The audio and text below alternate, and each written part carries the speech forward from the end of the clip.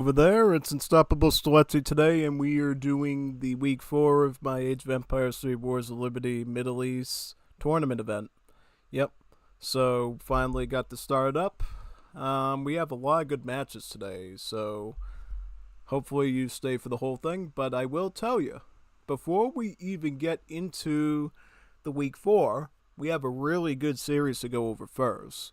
We have a series from week 3 that carried over because if you remember correctly, one of the participants, baadw, vanguard, couldn't continue with the event, so we found a replacement, Samurai Revolution.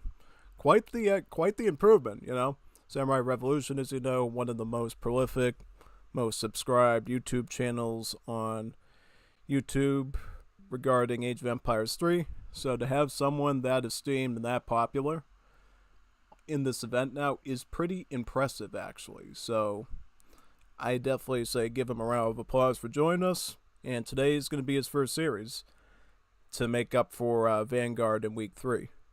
Now, I could already hear him talking today in our Discord about maybe getting week 4 matches done today too against Elsmore Hosmore. And if he could do that, maybe we'll get to see a second series from him today. Who knows? We'll definitely be seeing 2 series from his opponent, week 3 opponent, Codefender, today. So that is definitely happening. I'm still waiting on the Jeff series from week 3 and 4. That's still pending. And then the Rolecki versus Fufi series. But everything else I got right now. And from what we did last week, I could definitely tell you that we definitely got 6 series done with the length of a whole stream. So we should have an action-packed, almost 12-hour streaming day today. So that is very good. We'll have plenty of stuff to show you, which is really cool. And we got some pretty good matchups. Kaiser versus Goemistan, obviously the Codefender versus mrev one. The Nathan versus Bondar series also looked like it was really close. And then we have some other series too to fluff it up a bit, so it should be pretty nice, honestly. So hopefully you stay for the whole thing. We got a lot to go over. That's all I'm saying. We will be doing the Codefender versus mrev series first, though. That's the one I put in the title of the stream. If you're seeing this stream link on Discord, they don't show my stream titles for whatever reason. It just says Unstoppable Stiletzi because, I don't know, Discord's being Discord, I guess. So that should be pretty cool. Alright, well, I'm just going to share the stream with a couple of Discord servers before we begin, because we want everyone here for this. It's going to be a really good showcase. I don't have anyone here to co-cast with me today, at least yet. We might have someone a little bit later, like what happened with last week. If that happens, I'm pretty happy. I'm pretty stoked about. But if we don't, I can keep the show going for another 12 hours. So that is definitely very, very good. 100% good. So yeah, today was a pretty crazy day, I'll tell you that much for sure. A lot of unexpected twists and turns, but sure enough, we got here somehow, and I'm going to do my best to put on a good show for you.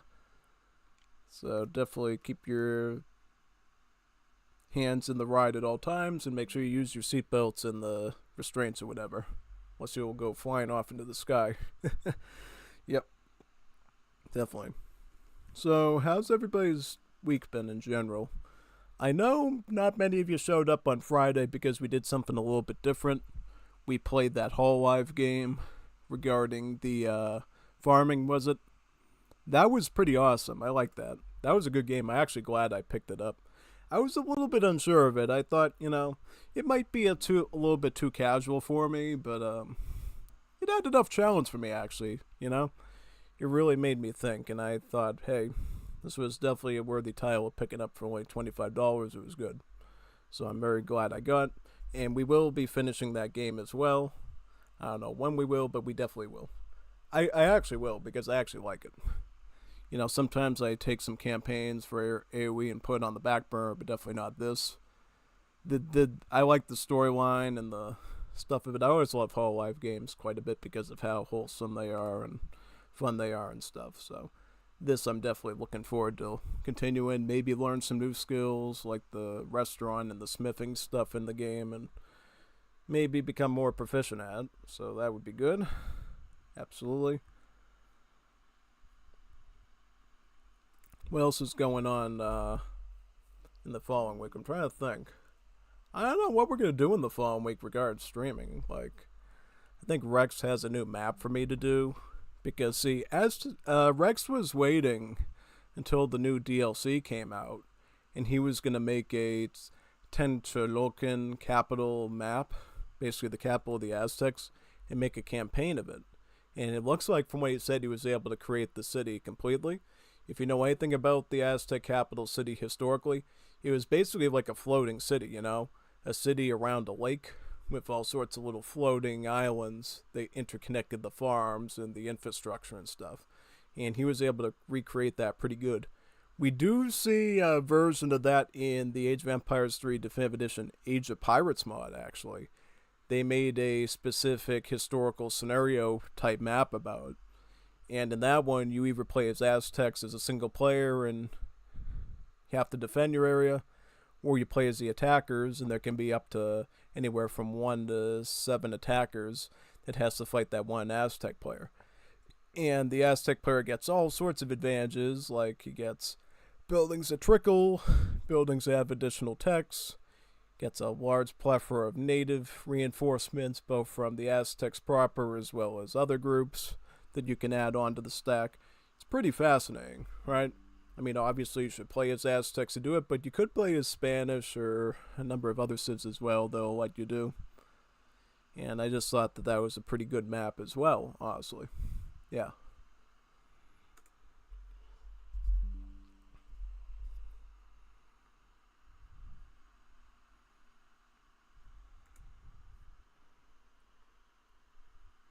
And I'm trying to think what else before we get started with the stream. Oh yeah, good news. I did actually make sure I download the games ahead of time. The only exception will be is if Claymore hands me the Eldor Husmore series, if he gets that done during the stream. Then I'll obviously have to download that one, but all the other ones I have under my belt at this point. It's pretty good. Yeah.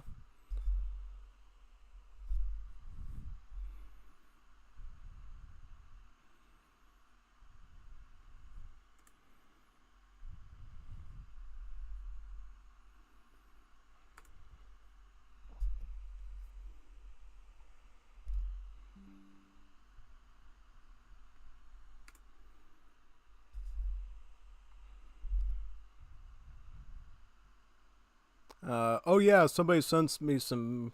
Did I talk about somebody sent me some weird poll in the Sunbros Discord when we were doing Whole Life farming last night? They sent the survey about how many sandwiches we eat in a given year, either 10 to 10 million or 50 to 50 million. And it's like, okay, well, the math problem's pretty simple. It's a pretty simple riddle. Of course, you eat more than 10 sandwiches in a given year. At least in Western culture, that's the case, because most of the foods you eat are sandwiches, right?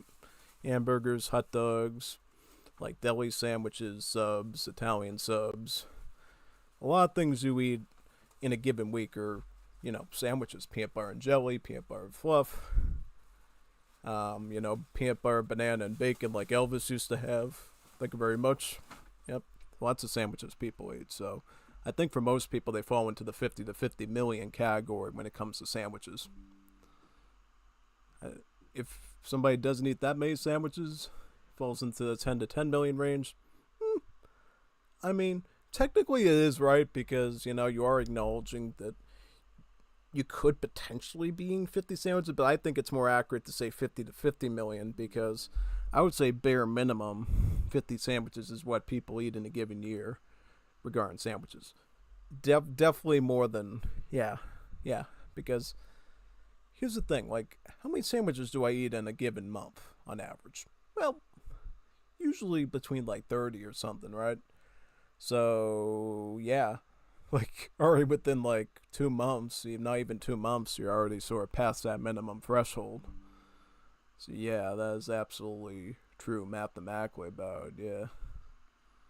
There's one more server I'm going to share with, and then we're beginning this thing right away.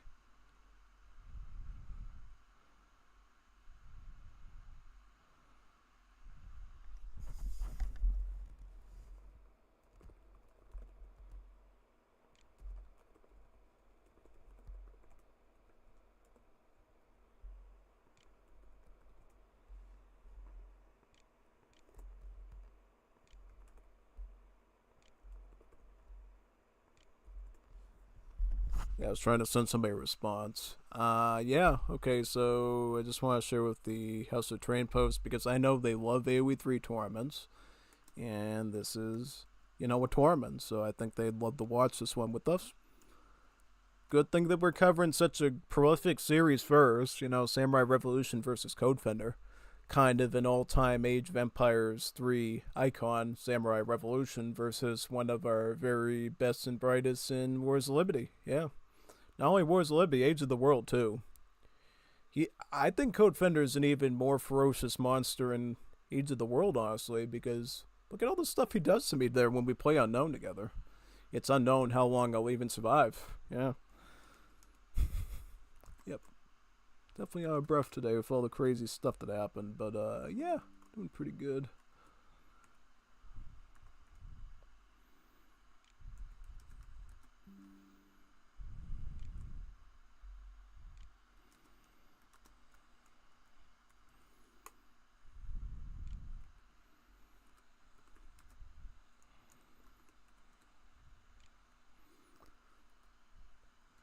It's funny using a keyboard sometimes, trying to get the keys in. Almost week 4. Very good. Okay, this should be solid. Alright. Who do we have today with us, sir? Do we have anyone here? Anyone here around lunchtime? Nobody here for the Liga? Ooh, that's very strange. Nobody coming to watch the Liga games. That's unfortunate. Looks like 2 people popped in, but nobody else. Oh, that explains it. They're all playing matches right now. Okay, that's cool. That's kosher. I respect it. Yeah, so let's try this thing out, shall we? Okay, let's give it a go. Very good. Let's get ourselves some good matches today, shall we? All right, perfect. Codefender versus Samurai Revolution 1. Let's see how this one is. And it looks like it went all the way to 4 games, so should be a pretty entertaining watch to say the least. Yeah. Alright, here we go. It's loading up now. Get ready for anything, people. This is going to be pretty good. It's going to be pretty sweet, actually. Pretty awesome. My mic's working, right? Let me just make sure it is. Maybe that's why people are bailing. I'm just trying to make sure. Okay, where's my little mousy? My meesy. There it is. Perfect. Okay. So here we are. This is the first game in this. Wait a second. Who is this?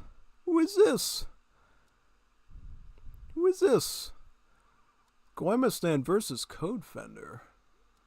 Am I in the right series? That doesn't make any sense. Did I click the right one? That's very strange. I thought I clicked on mrev. How about this one? Is this the right one?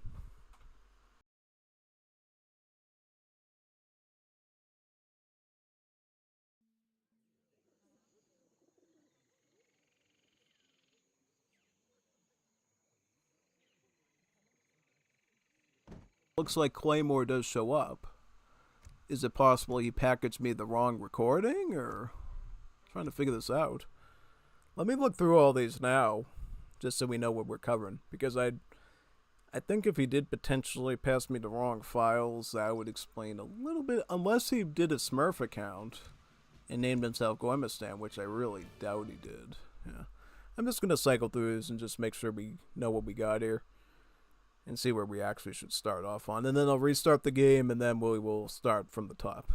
Okay, so this is Claymore. Okay. Because I thought this was a 4-game series. It might be only a 3-game one. I mean, I'll still check out that 4th game, unless he did decide the Smurf is Goimistan somehow. But, okay, so these are... Alright, okay. Let me restart this real fast. We'll start with game 2, and then game 3, game 4, and then we'll cycle back to game 1. Just in case that's the real Goimistan and not a Smurf account. Yeah, no. I did a little bit of an unexpected surprise. Yeah, unless he renamed the file wrong. But, okay. I think the first one we're looking at is actually Middle East Civ, so that is definitely something I'm pretty pleased with. That's what this whole event was supposed to be about, Middle East gameplay. Even lend people use them twice in the event.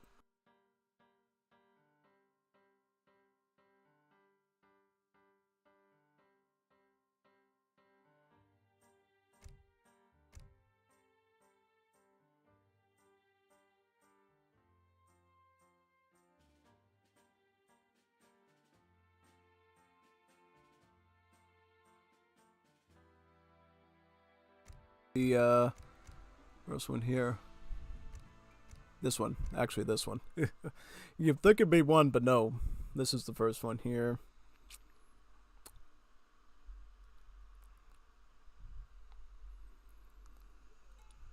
Alright, so this is the first series. We got Codefender as Afghans.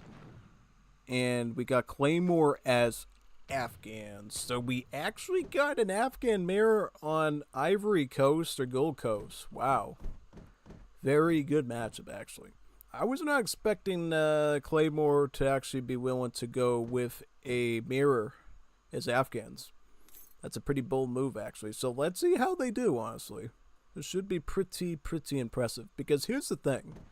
The new mrev we got, Claymore, the one that replaced the original mrev, this guy's a pretty good pro, actually. He's, like, really consistent. So let's see how he does against Codefender, who also is a very solid player. I don't know who's going to win this one, TBH. Now, the only thing I will say that the Wars of Liberty players have over Claymore in these matchups is the fact that we have years of experience and he's just sort of jumping into this whole thing. Because if I remember correctly, Claymore has only played Wars of Liberty on only a handful of occasions.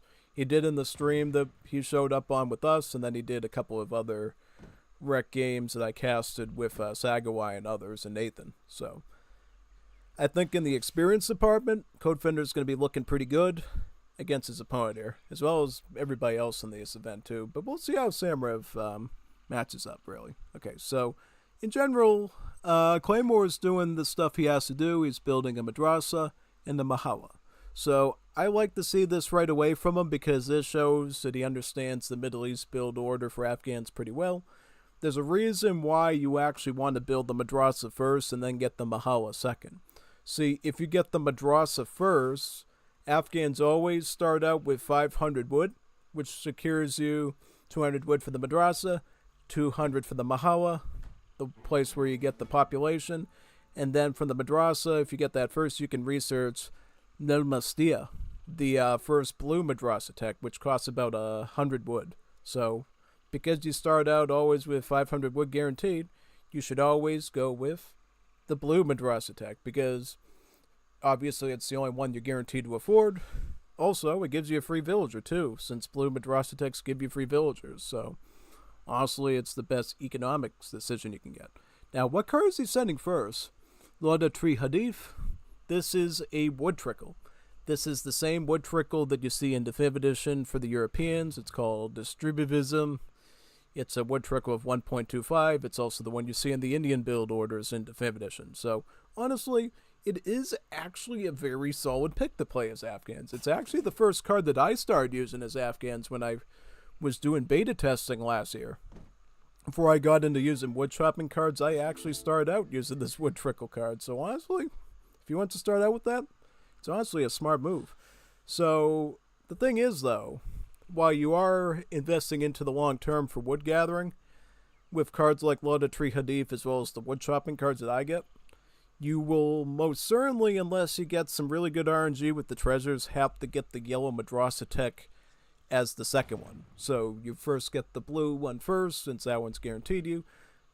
But because of the way that the hunting rate works and wood chopping and stuff, your naturally second one is always going to be the yellow madrasa tech, the one that costs 250 food.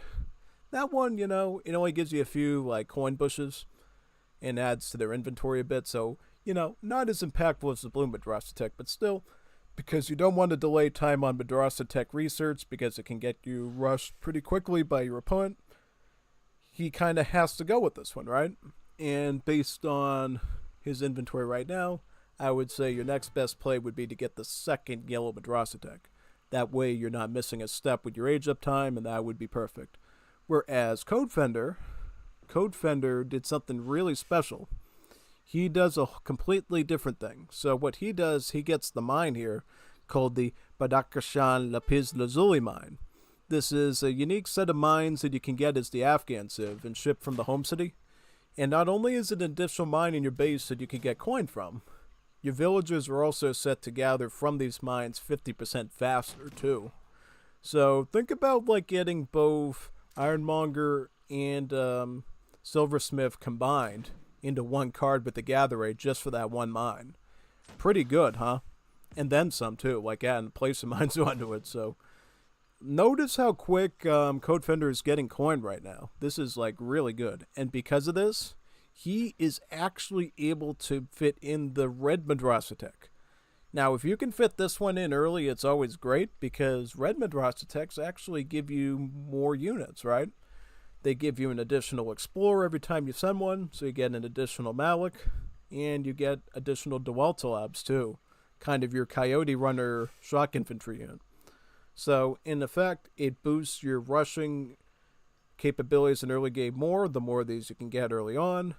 It also acts defensively too, because if somebody's coming to rush you with skirmishers, you'll have a set of Coyote Runners there, ready with their pulsar swords and their shields to sort of fight them off, which is great. And it looks like Claymore got into Age 2 first through the second yellow Madrasa tech, and he's going to be shipping in some wood. He is currently constructing a second Mahala to maintain his population, but that wood should allow him to do a few things. He can put up a gunsmith, put up a forge, put up a foundry, potentially get another Mahala. This gives him a lot of flexibility. And honestly, for most Afghan players, you're going to start with Jazelchi since it's such a long-range skirmisher. So, honestly, save some of that wood for that, maybe. That's what I would suggest. Now, he's getting his own first yellow, his own red Madrasa tech, because now he is mining from his gold mine. Well, not as fast as what Codefender is benefiting from the Lapis Lazuli mine. Definitely adding some vills onto that coin will affect his age up time to the Fortress Age a bit better. Because as you know, with Middle East, doing things like Fast Fortress and Fast Industrial are not as simple, right? Instead of a single age up button, you have to research about 4 additional Madrasa techs from that Madrasa once you hit Age 2 to get to that Fortress Age. It doesn't matter what order they're in, which ones you get, you just have to get 4 of them. So it looks like now this will be his first one to add to the stack, and he's going to try to probably straddle the red Madrasa techs at least for the first 2 to 3 of them, which again, it gives you a bit of security since they'll give you some free Dwelta Labs and additional Explorer Maliks, which themselves are skirmishers. They have multipliers against heavy infantry and dragoons, so honestly, that is a very secure setup if you're playing Afghans, is to rely on those red Madrasa techs. As for Codefender, he is shipping in some Dwelta Labs, going for a bit of a raid, because not only does he have the Dwelta Labs from the shipment, he has the ones that he's acquired through the first 2 red Madrasa techs that he's already researched, right? Because of how good that mining rate is from the Lapis Lazuli mine. Because honestly, he's gotten so much coin from that 50% mining rate from the card over here, the Lapis one, that he already has enough for like the 3rd red Madrasa tech, and he could get like 3 more Dwelta Labs added to this stack too. But looks like he is going to go for the yellow one, because he didn't want to miss a beat with his age up time. And then he's going to throw in baadw, the blue Madrasa tech. You want to fit in blue Madrasa techs whenever you can, because they give you free villagers, yes. They're actually a minor booming mechanism. But, oh, wait a minute, no. He actually decides to get the 3rd red Madrasa tech first, and then get the blue one afterwards. So he is going to take more of that aggressive pressure and trying to cap on all the extra coin he's making on that special mine that he's got. Once he runs out of the Lapis Lazuli mine, he can actually get this, the Badadarishan rubies. It's a ruby mine that works much the same way. It's a mine that lets your villagers gather 50% faster from it, and unlike the Lapis Lazuli mine, there's more coin inventory in the ruby mine, so he'll be able to mine even more coin from that in reality. Alright, so what Samrev does is very remarkable. So he actually goes with the royal courtier shipment from the home city to get some sepoys, which is something you can always do. An Indian mission, yep, it gives you about 8 sepoys off the bat. Pretty interesting choice, actually. We don't see a lot of people do that, but if you're willing to macro for it, it could be a powerful play. Sepoys are pretty strong, India players going for sepoy rushes out of the aggro for it. The fact that you can ship 8 of them in for, 500 coin, can sometimes throw somebody for a loop, actually. Yeah. Now, he does have 8 sepoys. He's also been training some of the Sarbazan, too. These are the Middle Eastern musketeers. So he's got his own domestic musketeers and the sepoys have been working in tandem. And because Afghan player doesn't have anything other than sort of coyote runners, he has an inherent advantage running full musket against shock infantry, as you might know.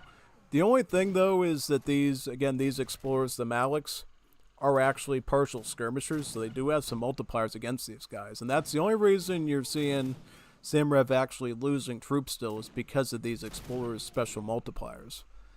And from what it looks like, these explorers are being knocked off pretty quickly there.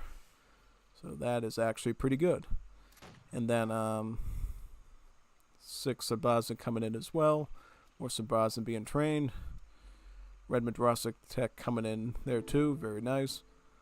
This is the third one, right? So Claymore is now again the third. No, that's the second one, actually. He hasn't even gotten the second one yet. That's the second one for him. So he will get 2 Dwell Tlabs and another Explorer from that. So he is stacking up a bit too. Let's check on with Codefender, though. Is he again? Okay, so he is now getting that blue Madrasa Tech that he was planning to do before. But I think because he saw the rush coming in from Samrev, and he thought, okay, if he's coming in with all these muskets, right, he might need a forge for later to get some of the no-Kara cavalry to be able to kill those. So he wanted to get a bit more infrastructure up, I think, before he continued with Madrasa research, but I think it was a safe move. Right now, though, he's just trying to stall for time because he currently can't take a literal engagement. His opponent is pushing him pretty hard with Sarbazan as well as the leftover sepoys and Dwell Tlabs. So right now, Samrev has the bigger striking force, but thankfully because you're Middle East, it's hard to crack that base, These Mahalas, for what they're worth, have more hit points than the barracks. The Citadel has more hit points. Also, the Citadel can shoot at enemies even if there's no Vils garrison in it.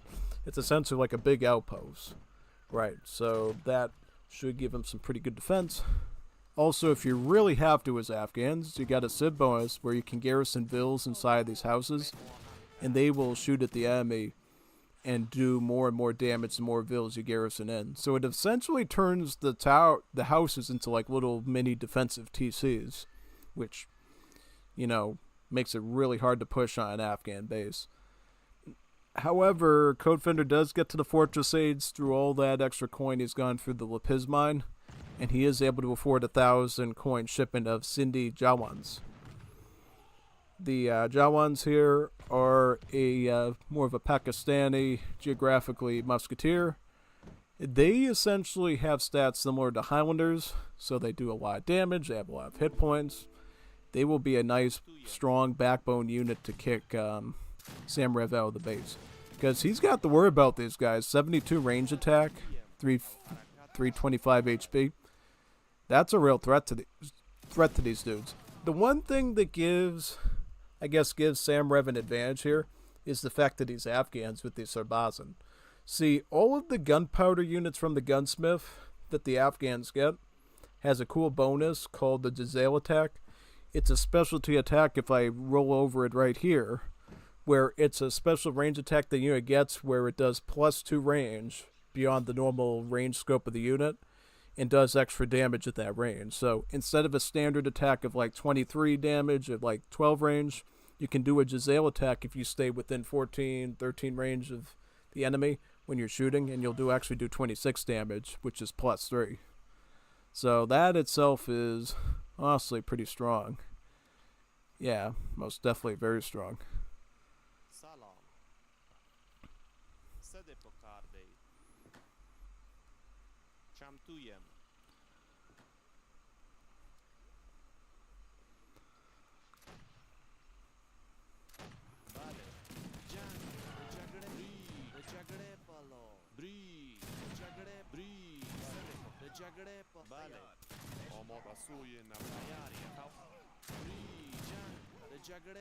Okay, so those muskets are being right through the dual tabs, right?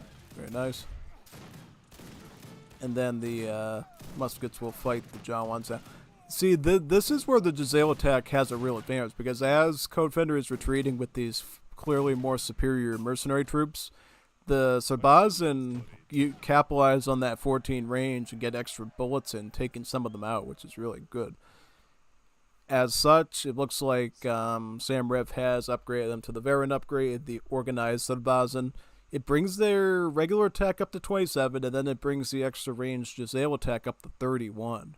So, as you upgrade units more and more with Afghans, you'll see a bit of a gap in damage between the Giselle attack and the regular attack become even further apart, really. So, yeah. 31 damage from 14 range for a musket in Fortress Age is pretty good, honestly. That's like way above average. Not only that, he's sending the Indian expedition in, so this will give him about 11 sepoys for about 750 coin. What a beautiful shipment that is. But oh no, look. Codefender saying in the snow leopards. It's a shipment of about 10 of them. Since these snow leopards don't belong to any sort of like normal unit tags, really, they kind of act like a hand cavalry unit that doesn't suffer from anti-cab multipliers. So he's able to actually pressure these infantry troops with the snow leopards like you could with like a hussar, but because they don't have those innate, hussar cavalry tags, the bayonets of these guys does diddly squat when they try to fight them. So it's kind of interesting, yeah. Look at how much he's been able to meet you with these snow leopards. It's such a really overlooked shipment for the Afghans is the snow leopards. And look at what he was able to get done with that. He was able to meat shield all that, and now he is going to be able to... Okay, now it looks like Codefender's forced into a retreat again, because now mrev has the big boy shipment of sepoys. Shadow Tech to Varan, by the way. Royal Courtier units from Middle East do get Shadow Techs, so they upgrade automatically when you age up. Plus these Sarbazan that he upgraded himself, too. So it looks like right now mrev's plan is going to be to just spam musket, and cap on that extra range that they do get with the Giselle attack for the Sarbazan. But even just having the reinforcing sepoys there that have the normal range is going to be good too, since sepoys are also a pretty consistent troop. 32 range attack to 34 HP. Sepoys are nothing to scoff at either. So yeah. And guess what? You can send another shipment of them too, because Royal Courtier Expedition and Intervention cards like this, they are infinite cards, so you can send them again and again and again. Kind of similar to like the immigrant battalions of Latin America, right? They're kind of the same idea, except you have to pay coin from them and they're at the home city instead of a separate building. So good in a way because you don't have to worry about the building getting killed, but also kind of scary if somebody blockaded you, obviously. Yeah, so from what I could tell in mrev's deck, he has all 3 of the Sepoy Expedition cards in his home city, so yep. Looks like he's doing that. And it's kind of fascinating because for someone that doesn't think a lot about early game with the Afghans, I often overlook those Sepoy shipments that you can get. I often go for the Cossacks because I consider them the better long-term play, because then I can synergize them with the Russian courtiers to give my units more HP.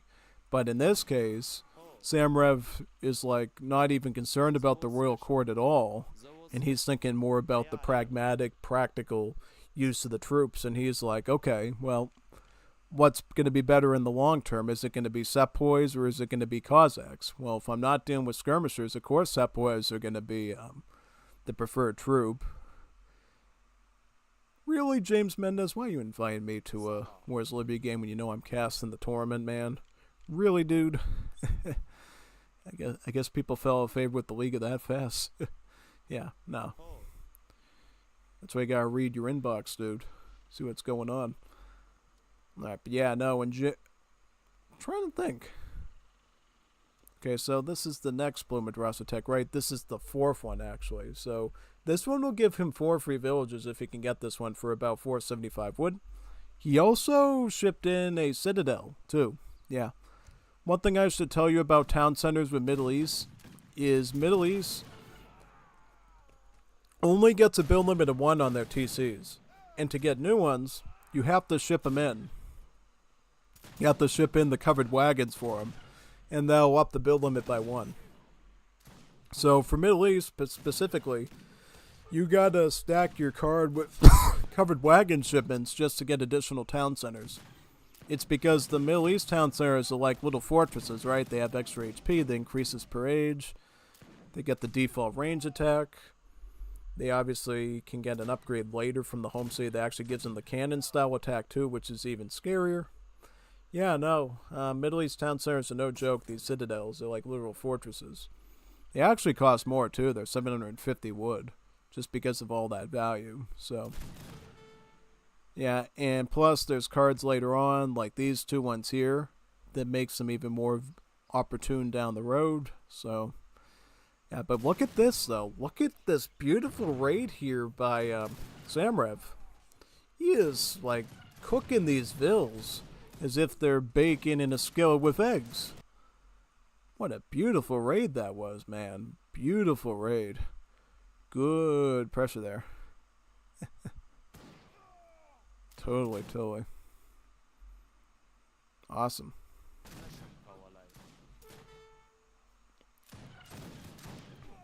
Oh, definitely liking that one so far, for sure. Yeah.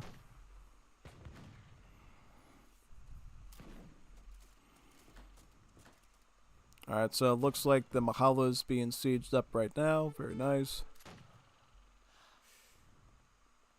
Yeah, honestly, I think mrev has the better initiative right now. Like, he's definitely getting a lot done. He is also going to be getting his own citadel, too. So he's going to be shipping in one himself, which I think is great.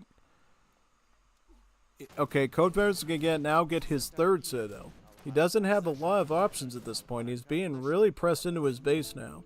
So all I can really do is just forward up with the citadels and somehow get enough resources to get his Madrasa gun and get into the Industrial Age.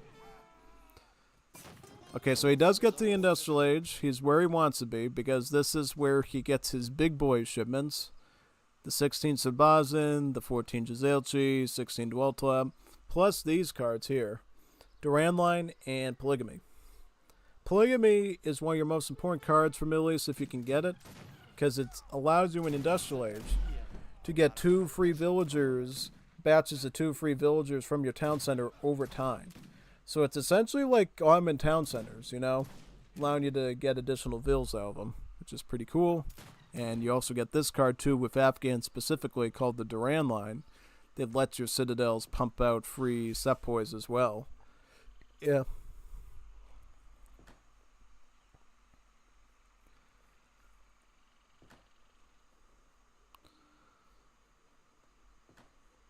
چی نیاز دارید؟ آری علوف جمع کن.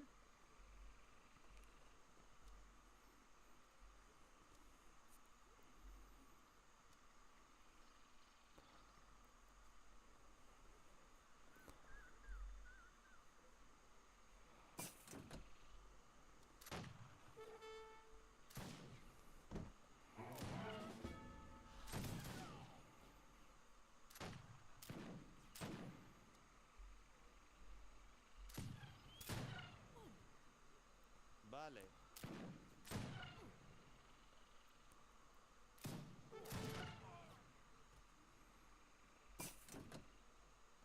Okay, right now, because he's got 3 citadels, he's in pretty good shape, actually. And not only that, who is this? No, this is Claymore. This is Claymore getting his 3rd citadel. Okay, so he's getting his 3rd now, too, right? Yep.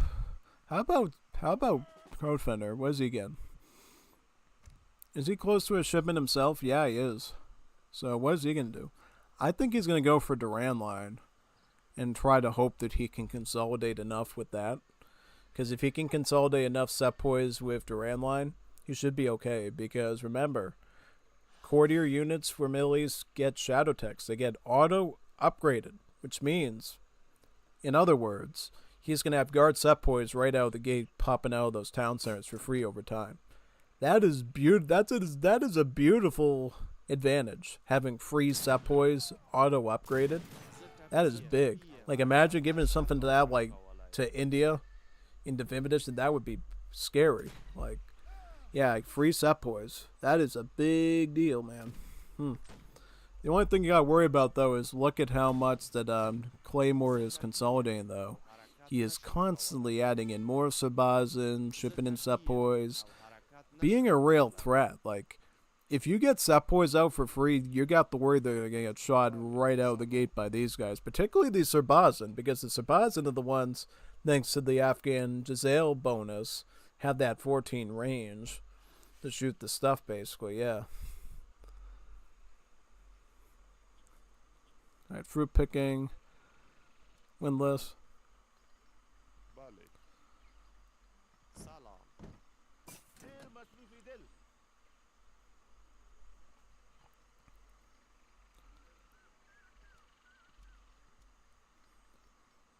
Alright, and he's going to add Giselle cheese in now. See, this is, I think, the step that you want to do. Not only do you want a big musket mass there, since you've already established heavy infantry, combine it with the Giselle cheese. Giselle cheese are the Afghan skirmishers. They also get that Giselle attack. For them, it brings their range up to 22. So, really, the Giselle cheese for the Afghans are, you know, basically longbowmen is for the British. They have the same range, really, which is really awesome. And for the Giselle Chi in particular, because it literally has Giselle in the unit's name after all, not only does it get more damage with the Giselle attack range, but it also gets more multipliers too. See, normally the multipliers are 1.5 against heavy infantry, but if you get it in the Giselle range, it goes up to 2. So like a real skirm. And thus, Giselle Chis are both an early and a late game skirm sort of mixed into one, really. You know, it's like if you took the longbowmen and the Rogers Rangers from Definitive Edition and made them into one, like, cohesive unit. It's kind of the way they operate. Oh god, this is what I was worried about. He's gonna sit right underneath your citadels now, and you're gonna have to deal with that garbage now. Tell me about. And he's got Giselle mixed in too, right? Or did he cancel them out? I'm trying to figure it out. Yeah, oh, he has a few of them. Alright, so now he's gonna just go for more raw damage with the Sabazin. Yeah. I'm assuming eventually he's gonna pick up the guard upgrade, the regulated one too. Oh, and yep, he's sealing the deal with polygamy there. Once you get that, free villages out of the citadels. Essentially, they turn to Ottoman town centers, right? It does shut down your ability to train villages yourself, though, so just know that. It's literally turning your TCs into Ottoman ones, where you no longer train villagers, you just receive them for free. Which obviously is great for your food stockpile, which honestly, in this situation where you're doing so much pressure with the Sabazin, kind of a good thing, actually, yeah. I see Codefender going for his 6th and final Blue Madras tech, the one that gives him 6 free villagers. Voila. Or Wafa. Not voila. Voila! Like, you know, like a French magician. Voila. No, it's Wafa. And yeah, that should allow him to get some good stuff done there, basically. Yeah. Wonderful. Very nice. شمتویم. بریجنگتا. آماده.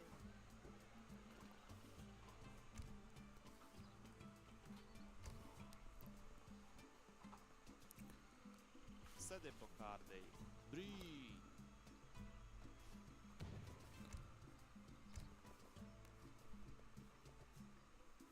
Alright, so free set poise. So he did get that Duran line. I think that was probably the best step to start with first. Because whatever he ships in next from his industrial age arsenal here of unit shipments is going to need a constant supply of additional reinforcements to make it stick, right? What a better way than to have guard set poise crawling out of your citadels. And I think personally that's the one thing that probably Claymore intentionally or unintentionally screwed up. Not having Duran line, because while Claymore, mrev for now can maintain the army presence and advantage, let's just say, you know, Codefender for whatever reason gets up a foundry. He does have a foundry, and he's going to do cans. So this is exactly what I'm saying. He's getting midfizz up. Let's say he gets the midfizz up, which are the Millie's Falconets, get some good volleys in there. kills off that army advantage, and you have to retrain that army. Now you got a situation where Codefender has the economic army advantage over you because he's going to have a constant supply of like 3 sepoys every few seconds in total from those citadels where you don't. So just making a better home city deck with stronger cards might actually serve Codefender well here. And this is what I was saying. Well, obviously Claymore is a very disciplined, skilled opponent. Codefender has the experience, so he's going to know all the good cards and doodads that are going to give him the advantage. That being said, though, look at what we see here. We see the Ardali. The Ardali are the ultimate unit of the Afghans. They're the only Afghan unit that doesn't get a Giselle because it isn't even supposed to be a ranged unit anyways. It's an Afghan Highlander trained by the British. And what they do is they shoot their gun, and then they pull their band out, and they run at the enemy and try to run them through. It's like, sort of like a halberdier with like a charge attack. Kind of like the trad bands from DE. So, kind of think of them that way. Oh, but look what he's got now. He's starting to train up the No Karaz, the assault cav. These guys are very dangerous because not only do they have multipliers against musketeers, making them particularly good against the thing that normally kills them, but they have an extra range on their spear, since it's such a long lance, that they can damage units in melee from range. So they're essentially meteor hammers are actually good against infantry, if that makes any sense. So they have a super long spear that can thrust musketeers from long range and kill them off, to the point that, you know, particularly if you're using muskets, they're not going to be able to use that bayonet without manually moving the troops up to their face. So it's just a really good, strong, swell unit. Oh man, look at these Nokaras here. They're doing a pretty phenomenal job, actually. I'm kind of getting worried for Codefender now, because he's actually doing these Nokaras, these guys will do the necessary multipliers to kill any sort of Codefender sepoys that comes out of the base. Essentially, mrev has effectively out-macroed and out-microed his opponent, even though Codefender has the better experience. So this I think, is a very cool thing here. It's kind of reminded me back in the day when I was a university student of the AoE2 matchups when I used to see Leary fighting Viper. Leary was like the shining new star that had all the micro and macro skills and acrobatics and stuff, but it was Viper that beat him because he had the years of experience playing in the AoE2 realm to do it. But in this situation, it's looking like the Leary is being the Viper, you know. The one that has the experience is getting short chumped by the guy that just has raw potential with his stuff. And that's what I'm seeing right now. It's real fascinating. Because I don't know how much Claymore mrev has played Afghans, but he seems to have a good mastery of the Giselle attacks, of the Madrasa, how to leverage it, how to leverage Royal Courtier shipments. He is doing everything right by every metric. He has also gotten his Giselchi up to the Varen upgrade, the organized one too. He has Sarbazin, by the way, your guard right now, regulated. Organized his veteran, regulate his guard. And then there's another one for the Imperial. So, yeah. You got this big problem as Codefender now where your opponent is essentially running his army underneath your TC to the point that you can't get out the stuff that you want. Yeah. Has Codefender gotten his polygamy out yet? Yes, he has. But does he have anything to sort of clear out the stuff underneath his base? He does. He's got infinite shipment of Dwelt Lab, so if he does have to use this multiple times, he can. And he's got one of Giselchi's, and he's got one of Sapazin. Yeah. He's got a Sepoy one too, but he's only got the early game one. And this is for a specific reason, because honestly, if you run Duran Line, once you run Duran Line, all these sort of like mission cards sort of become useless, because it's much better to get your Sepoys for free than actually to spend legit money in shipments to get more of them. So that's one area where Codefender's deck really jumps ahead. He might need this one in the early game in certain situations, but once you get to like sort of this space here, Duran Line should really just take over at that point. So yeah. And it essentially allows you to put more spicy cards in your deck, like the Jawan, and the Snow Leopards, and all those powerful ones. So I mean, I think if you give Claymore, some logic of how to build his decks better in alignment with the other Wars of Liberty players, you're going to have a pretty sweet demigod of a player here. Looks like he's already showing his potential, honestly. He's going to get more midfas too, right? Yep. By the way, midfas are like a cheaper, weaker Falconet, so they only cost 300 coin instead of 400. And they're also cost less pop too. So you can technically spam more of these guys out than you can standard Falkies, giving them a pretty distinct advantage. Because this is one way, if you're a codefender, that you can break out of this situation. Just run the midfas from your foundry and just use the free set poison you get through Duran line to essentially kick the opponent out. The only thing you gotta worry about is if said opponent gets the mortars from a foundry, or if he just stacks all these no karas and spams them on you. I see Codefender going for the aggressive idea, trying to legit push back his opponent's base, taking a siege at his forge. This is where you build these hand calves, is the forge. Set boys have to jump up, provide some much needed assistance. He's gonna put them into melee, which yeah, I think he's desperate enough that he has to do that. Okay, so yeah, no, this is the problem with assault units though. Assault units in this game have hand armor, so they're actually resistant to the musket bayonets, which is really scary for you. Yeah, and look at what they do. They cause such a disruption that he lost like 5 cannons, and now he's got more Nokara coming in. Now he's forced to like recede these midfas deeper into his citadels so he can get maybe 1 or 2 more pot shots on his infantry, and hopefully, keep his presence down enough that he can eventually kick him out. Yeah. Now Codefender, look at his coin count. He could get another 4 to 5 cannons right now, right? But he has to play it safe and he has to be strategic. Like, he can't just keep wasting shipments. He can't afford to waste his Sarbazin or his Gizelchi shipment. He can get dual tabs, but obviously because of the masterful way that Claymore is running his army here, he has effectively made it useless to go for any sort of dual tabs because they will get butchered right away by these set boys.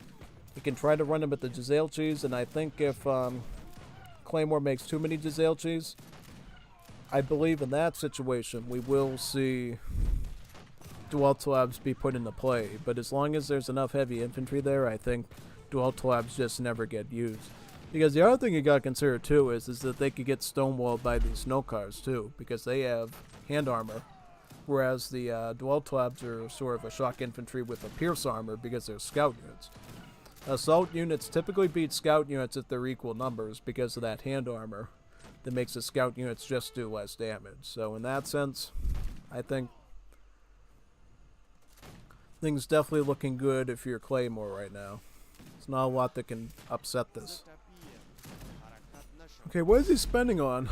He's getting more midfas. He's shipping in dual tabs. There is enough like Gizelchis there. I think you could justify running it in a loop. He's almost ready for another shipment too, so he could totally get like 28 quick dual tabs here just to clean that stuff under out from his base there. Plus did he get some from like Madrasa Tech? I see some over here too. Yeah. I guess the one good thing about the dual tabs is on top of their normal stats, they get this thing called Lethal Strike. Once a unit falls within a certain amount of hit points, there's an RNG on the dual tab that will instantly kill the unit once it falls within that HP range.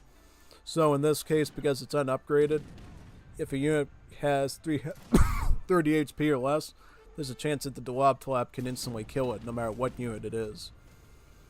That RNG could be very critical here for Codefender. Yeah.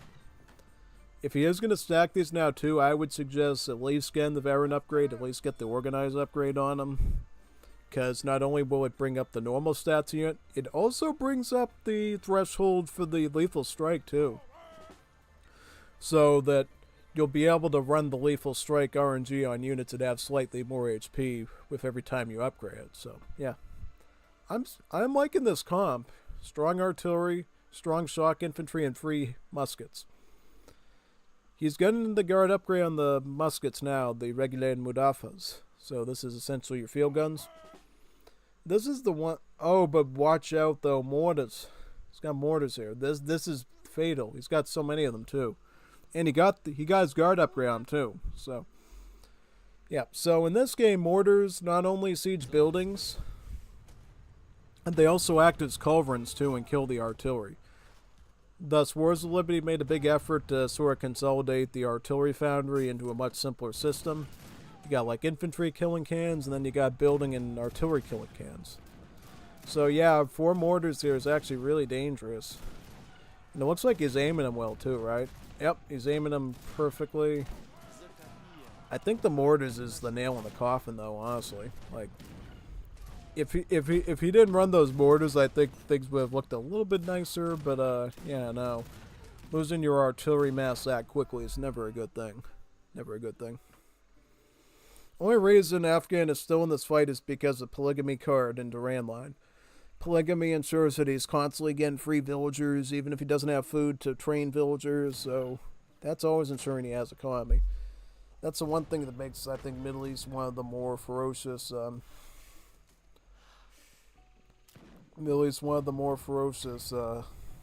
cultures, particularly with the ones that get the polygamy card.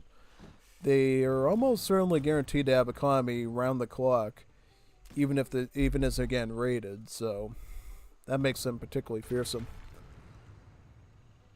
All right, so dwell clubs are out. Mortars are now sieging on the citadels because, as I said, not only do the mortars act as culverins, they also act as siege units too. So they will be able to sort of lob their siege attacks at the citadels, just like Trebs in AoE 2, and slowly grind them down. Since he has so many of them, look at what it's doing to his citadels. It's evaporating them. And sad part is there's not much that the man can do, right? He is trying to get his mortars out himself because, while he would prefer to get mitvas to gain a real foothold, he's gonna have to get mortars. But guess what? Look who's around the corner there. The Nokaras. Okay, so... Alright, well... How many mortars did he get? He only got 1? I thought he had more of them. I swore he had 4 of them lined up. Yeah, 1 mortar unupgraded. It's not gonna clean that up, unfortunately. He might get 1 pot shot out of them, but... Yep, he's gonna get 1 pot shot out of them if he's lucky. And then the heavy infantry is gonna clean that up. Yeah, now you can see Codefender in a disadvantageous position. He's dealing with units that are under upgraded and not the exact fit, and in not enough numbers. Claymore has done a masterful time here, running a very hard campaign against his opponent there, which is really, really good. Look at the pressure that Samrev has put on him. This is insane. This is masterful Afghan gameplay here by Claymore, by the way. It's very rare we see Afghans are this well attuned to early, mid, and late game. It just puts all the pieces together. It's kind of the way Zelda Verde does them, but clearly Claymore has much more control of his hunts, his mines, his unit decisions, his micro. He's just putting all the pieces together and just giving Codefender a real stirring here, I think. Yeah, because, well, I would say definitely in this match, Codefender clearly had the better build, the more researched and effective build order. Was surprised for a sec when I read Samrev. Hola, Carlos. You didn't expect Samrev to be in my event? Wow. Yeah, no. Things have definitely upgraded since Chorizo Zarate has done his Ligas, man. We got Samrev, we got some other big names here. My league has got some pretty elite players in it, and I'm hoping if this league is successful and we do good with it, maybe we can have Alucard and others join on too. They're good. Maybe we can have people from Definitive Edition 3 whose Saga why I think is like contact and jump on as well, you know what I'm saying? We could run some pretty good tournaments for Wars of Liberty, and it'll like sort of also push the devs towards like doing more balance changes too and making it more of an official sort of esport like I think we all wanted for the game. So I think it's good for everybody involved, honestly, that we have these tournaments and bring it out to the people. I'm actually running a tiny bit of an ad campaign now for the first stream I did for this tournament to see if, if people would be interested in following this event and maybe watching more of it, you know? Because I want to see, like, Age of Empires 3 blow up like a fish, you know, like a flower. Blossom like a flower. That's what I mean. I want to see people around the country, America, Europe, whatever, just love Age of Empires 3 and love watching the events of it. And I think Wars Libya is a great way to do that. Because it's the one place where the civs that you would never expect to be in an RTS to show up. And it just is sensational and awesome. Yeah. And it's kind of funny, you know, even with the discontinuement of, like, ESO Online, that we're still capable of running these Age of Empires 3 tournament events. It's pretty remarkable, actually, and it's something I always appreciate doing and supporting.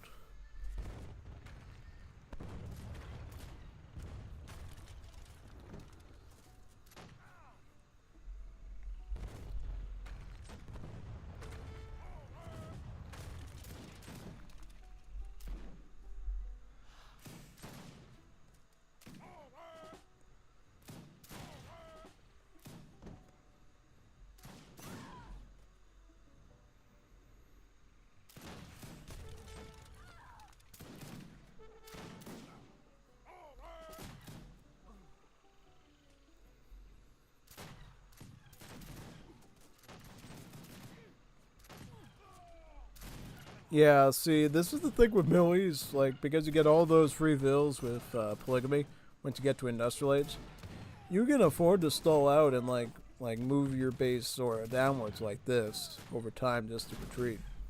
And that's exactly what Codefender did. He's like, I'm not giving up just yet, son. Brings in his Gizelti ship, man. Still has Duran lines, so he's getting free sepoys. Now he is getting housed a bit, so the free sepoys is going to end, sadly, but it was a good little run. Good little attempt to sneak on his opponent there. He's also trying to pick up vet upgrade on the Gizeltis, which, I don't know. You may as well, since you can't train squad right now, but, yeah. Pretty impressive stuff, yeah.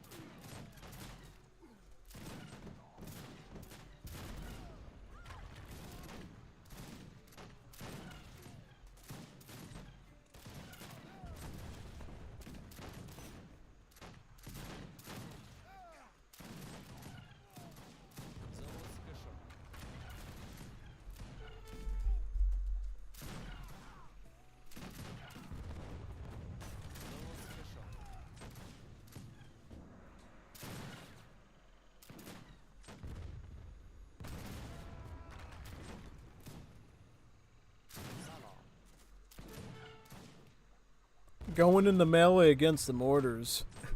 The last hurrah. How beautiful. How beautiful. Yep. What a good match this was. What a good match this was. I definitely like this one quite a bit. That was pretty impressive to say the least. Oh yeah, no, this is a really good matchup actually. I'm really stoked that we got to see this one first. Pretty solid. Picking up tribal combat on his Gizeltis, just, you know, trying whatever. How many he's only got one citadel, yeah, he's screwed. But look at all the vills he still has though, because the polygamy has got like 48. Not a bad number actually. And is he gonna build another citadel in the back? He could build another citadel, yep, he's just gonna keep building more of them. Janji, he's got Lashkarga here. Yep, all the citadels are named according to the country that they belong to, so kind of similar to European town centers where the Brits might have Boston, the Germans might have Berlin, or, you know, Bavaria. Yep, same thing. Nokara coming in and raiding those vills. Yeah, no, you can definitely tell Samrev knows his way around the Afghans. That is definitely for sure. Doing a pretty solid job, actually. Yeah, totally, totally. You definitely trained up for this event, which I appreciate. That is absolutely true. Now, let's see how the second one looks. Let's see how the second game looks. If that was the first game, I want to see what the second one looks like. Because remember, in my tournament, you can play Middle East. You can win with the Middle East Civ twice in a series. So if one of those, if Samrev did want to play Afghans again, he could. He actually could. But let's see if he does, or what civ he has in mind next. Because I know he was practicing United States, practicing Argentina, practicing Bulgaria. So he's got some interesting civs under his belt. So let's see what he's got exactly.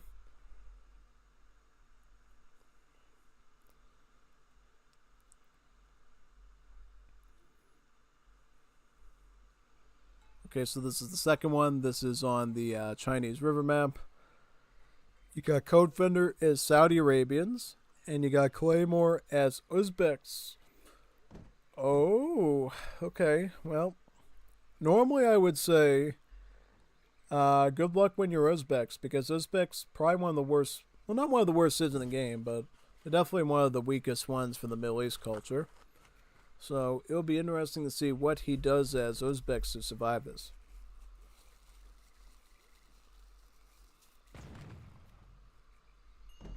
Yeah, this should be a pretty fun matchup. Now, I don't know if you're Uzbeks, how do you survive a push of Saudi Arabians? Right, because at this stage in the tournament, I think we banned the Delhi cards, and we banned outlaw rushes in Age 2 for the Saudis, just to make sure people weren't laming them too much. Yeah, but this match is going pretty quickly, progression-wise, so I don't know exactly what tricky stuff Codefender's thinking here, but it's looking a little worrisome. Yeah, but still, well, this time it looks like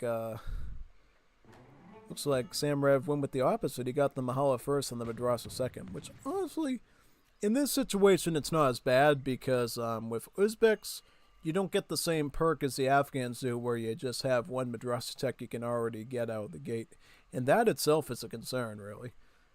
That is absolutely a concern, because now you're in a situation where you have one of the most fastest age-up civs in the game right now, the Saudis, versus one that kind of has to pick and choose their battles when it comes to aging up. Right, also he's got a Vil there. What's he going to do with that Vil? Is he going to hunt with it, herd with it? What's he going to do?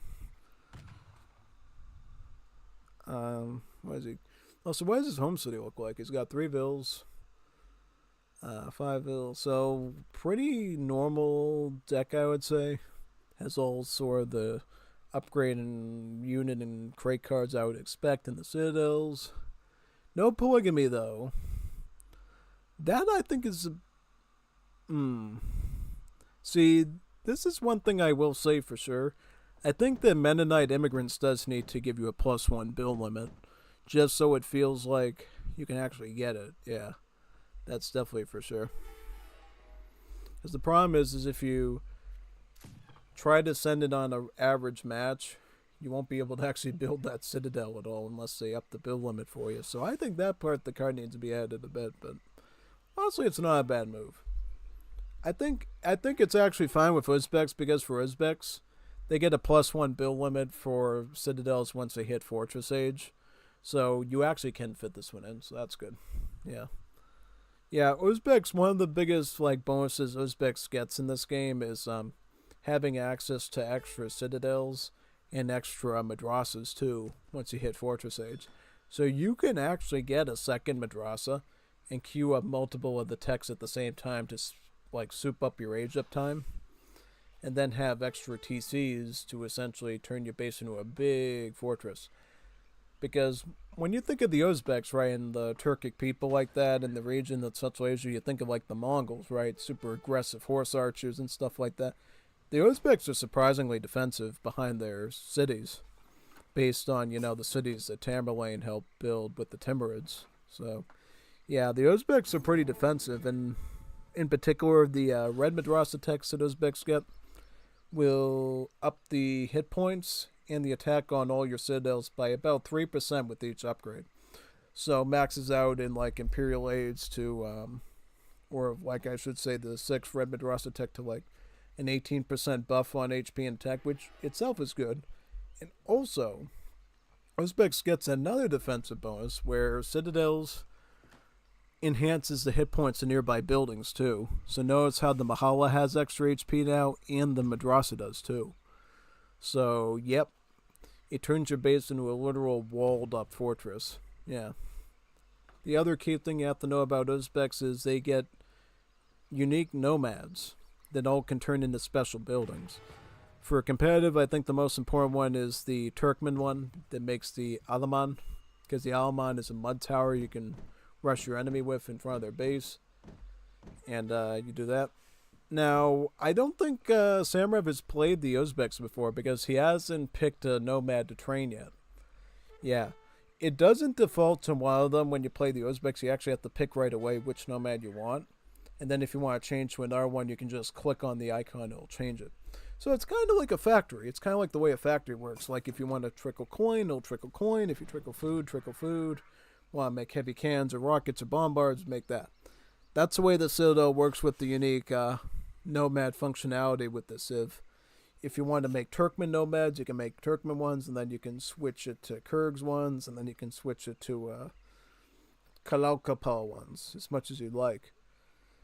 Though, I will say the Turkmen one's really the most important one.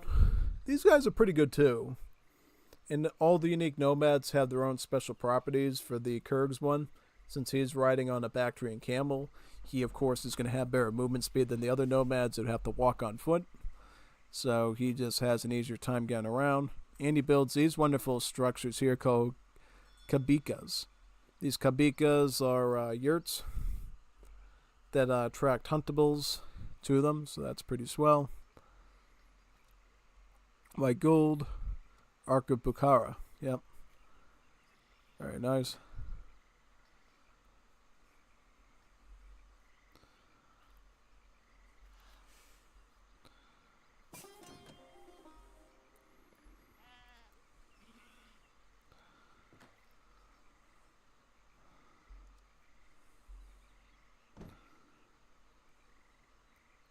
$700 wood.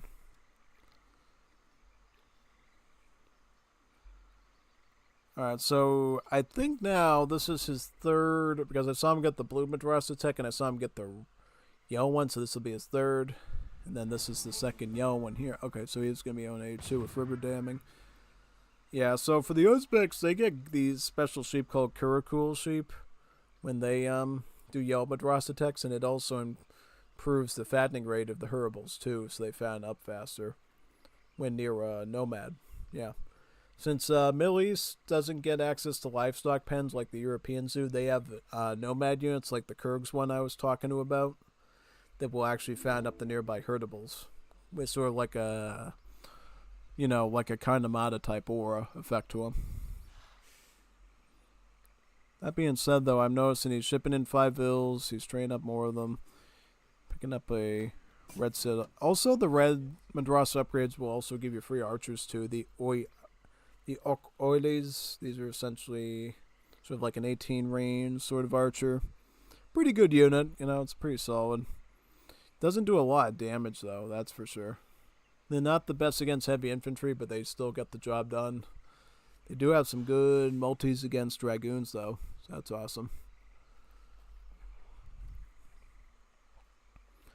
I think if you get to Industrial Ages Uzbeks, that's where you're really shining. Yeah. How about Codefender? What is he going for? So he's going for a gunsmith caravan push. With the Saudi Arabians, on the other hand, you don't have access to normal buildings, so you actually train citadels from your citadel to go for a push there. Yeah.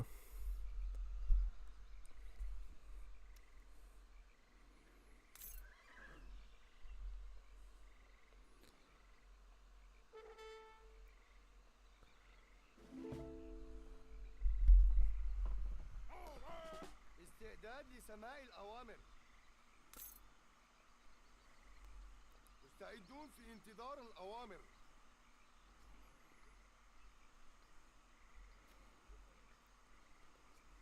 أجل سيدي. هيئة اللواءات.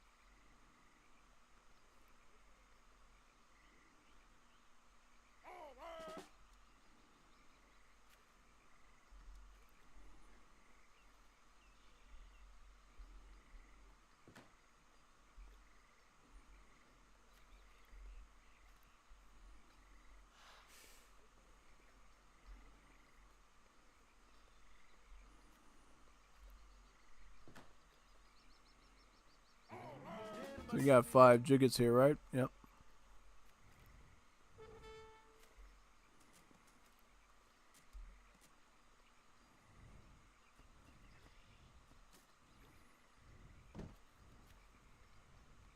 عسكر الله أكبر إن شاء الله. And notice how much damage they do to skirms. It's 3 times 20. So they do like 60 damage to skirms in age 2. So effectively they're doing like Imperial Hussar damage just to skirms early on. Yeah. So what he's going to do is just going to spam Jiggets out and probably ship in some Sarbazin or something. Yeah. So it looks like. I think he wants to like find an opening though to go for the push. Because unfortunately he's also training up the Jundi as well. These are the Saudi, or I should say the Arabic musketeer units. Yeah, there's 2 different unit rosters with Middle East. You got the Arab one and then you have the non-Arab one. Since Saudis are obviously an Arab civ, they get Jundi instead of Sarbazin. So, yeah. The more you know, I guess, right? Yeah. Let's see if we can sneak those Jiggets in somewhere and get a bit of a quick raid. Yeah.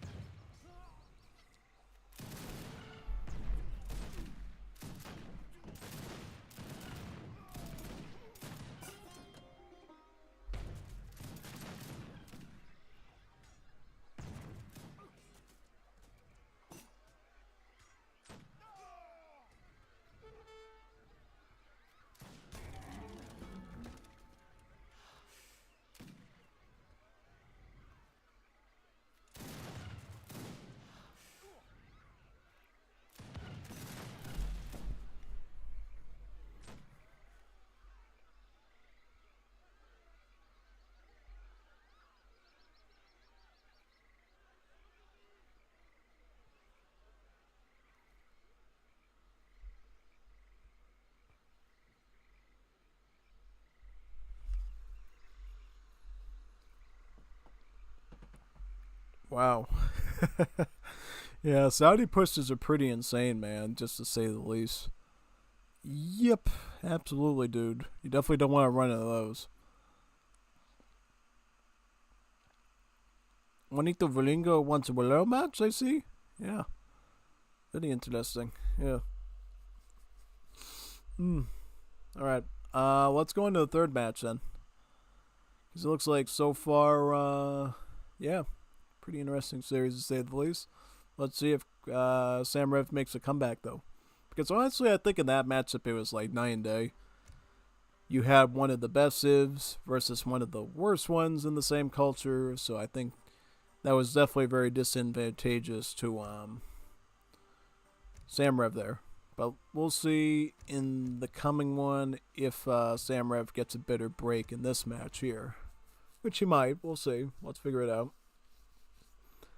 Load up. This one will be on that Latin American map with the hills and the trees on the coast side thing. Codefender looking to make momentum with his last game. Decides, you know what? I am going to play Saudi Arabians again and try to push the envelope with them a second time, yeah. This time, though, Claymore's like, let's play Iran, let's play Persia, Iranians. Much more robust civ, I would say. Even without the Al-Jari abuse mechanic that I banned, Iran is a strong civ. They got good trickles with the madrasa, they got good military. I think in this case, if you're Iran, because of the general map size and different factors, I think Iran might do okay here. As long as he knows what he's doing. Because here's the thing: when you get Yo Madrasa Texas Iran, you get resource crates and trickles with those crates. So it helps you in the short term and it helps you in the long term. And I think that's one thing it definitely gives Iran a pretty good advantage. Now he's gonna have to know how to leverage that right away. Maybe send some Eljari batches out of his Mahalas too. We'll see. Overall, should be a fascinating match to say the least. We'll see. Okay, so looks like his explorer is looking to get that food there from the treasure, right? Very good. Awesome. Very nice. It's about 40 food. Any food you can get as Iran is probably the most important thing, I would say, for sure. Because, honestly, you want to focus on the yellow madrasa text, the ones that give you the crates and the trickles. So focus on food treasures if you're playing as Iran Persia. Get those food treasures. If you see a wood one and you see a food one, grab the food one first. Wood and coin are kind of meh early on. You definitely need the food. Now, how does he run his age 1 as Iran? So he gets 3 vills, but he also has Mijlis. Yeah, Mijlis. This is the one that lets your madrasa text research faster by 30%. Okay. So, I think I've seen some people like Sagawai run this before too, which I think is good. You can totally go for a Vil shipment if you want as Iran. I just prefer harem photography because it cheapens my yellow madrasa text more, and it makes it more likely that I'll at the very least get the 5th one done within a short succession. But you could totally justify 3 Vils as well. That's always a fine option. Now, as far as Royal Court is concerned, it looks like Samrev plays heavily into that with this deck. He's got both Great Game and Sphere of Influence. And he chooses to go with the French troops, right? The Zouaves, French Mission, French Expedition, and French Intervention, right? French Interference, yep. So, Assault Units. He also has Citadels. He has Polygamy. This, I think, is an okay Iran deck, honestly. He runs Ansar as well to improve the train rate of his infantry units, which I think is solid. There are some cool upgrade cards that I think he's missing here, but you don't technically need them. They're just helpful to have. Yeah. But overall, I think this deck gets done what it needs to for Iran, which is great. So what is he going to get for his Madrasa, though? I don't know. Okay, so he's going to go with the yellow Madrasa decks, right? He's already gone the first one. He's on the second one now. The Ardabiru carpet, and then he's going to get Persian blue. So I think he talked to Sagawai about this and maybe watched some of my stuff, so he knows for sure yellow Madrasa decks are the most important. Whereas Saudi Arabia, is going to go for a quick succession of Madrasa text from yellow to blue and then to red. Because in this case, Codefender is getting a lot of mining done, so he can fit in the first red Madrasa tech as well, which is always good. I think he should pick up his Mushahideen Minuteman batch from his TC, though, just so he has them as extra range support. But, I don't know. That's something I always like to usually do before I send a red Madrasa tech, but if he wants to do that, that's probably fine. Yeah, I'd just say if you want to be, like, extra mega greedy, I would suggest players do that, but whatever. Yeah.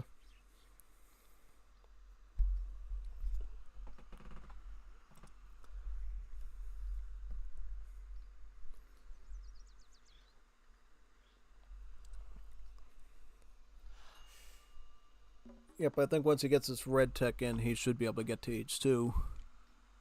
Either go Forge or Gunsmith and then set up, probably. Yeah. Yes, yeah, see, Aladdin, really? You're, like, pinging me for, like, hours to play with you and you don't even know I'm casting the tournament? God damn, man. Pay attention, dude. Gotta support this tournament, man. As many views as possible. Humanly possible on him. That's definitely for sure.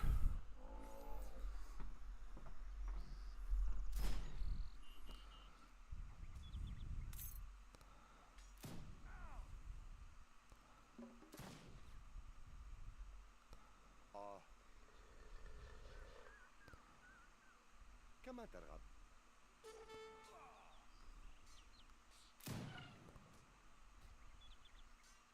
خیلی متاسفم قادر به انجام اون نیستم.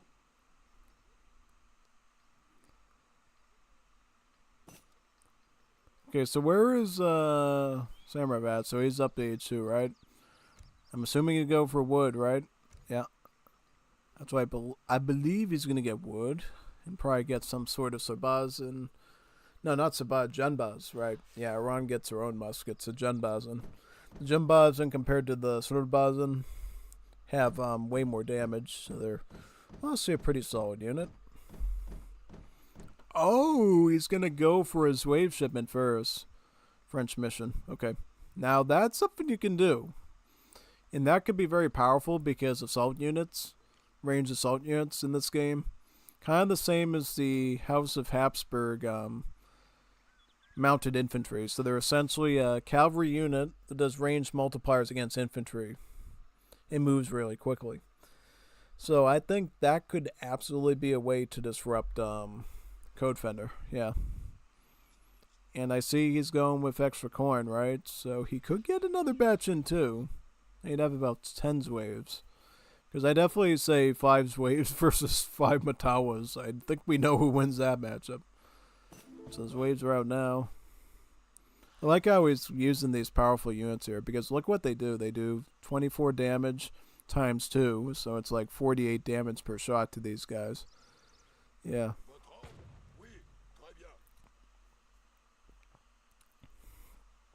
احساس میکنم که قدرتمندتر است. Je le ferai. Chargez!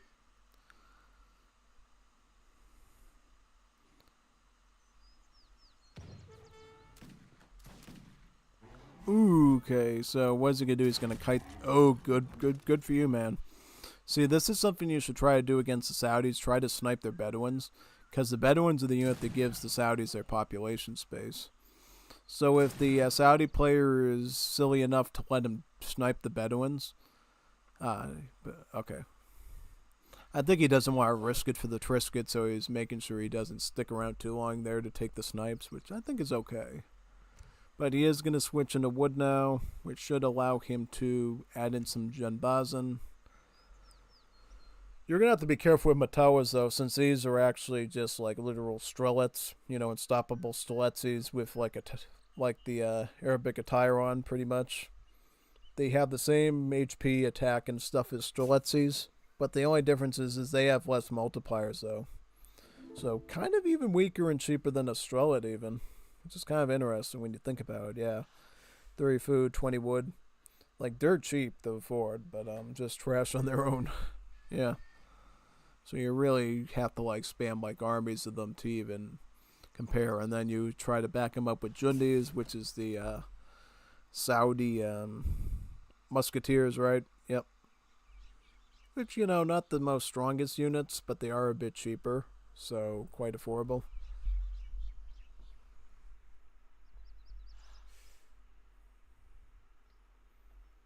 Votre ordre? Oui.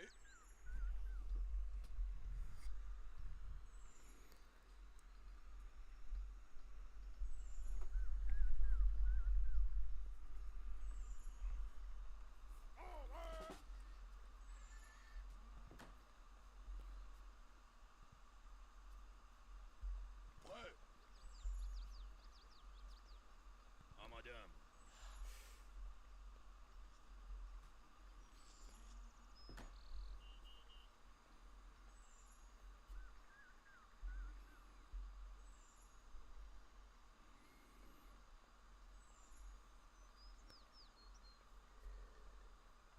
Now, the Genbas and opposite are actually more expensive than the average musket, at least when it comes to coin. But they do, like, extra damage and stuff, so they're a bit more dangerous, yeah. I also see he's put down the Mahala as well, so he does have a bit of line of sight here and something to, you know, distract his enemy with, too, which is nice. Look at these Saudi pushes, man. Crazy. I'll say that his Iran build was a bit slow on the slow end, though, so that might have, you know, been a factor, but yeah, I don't know. Saudis. قادر به انجام اون نیستم.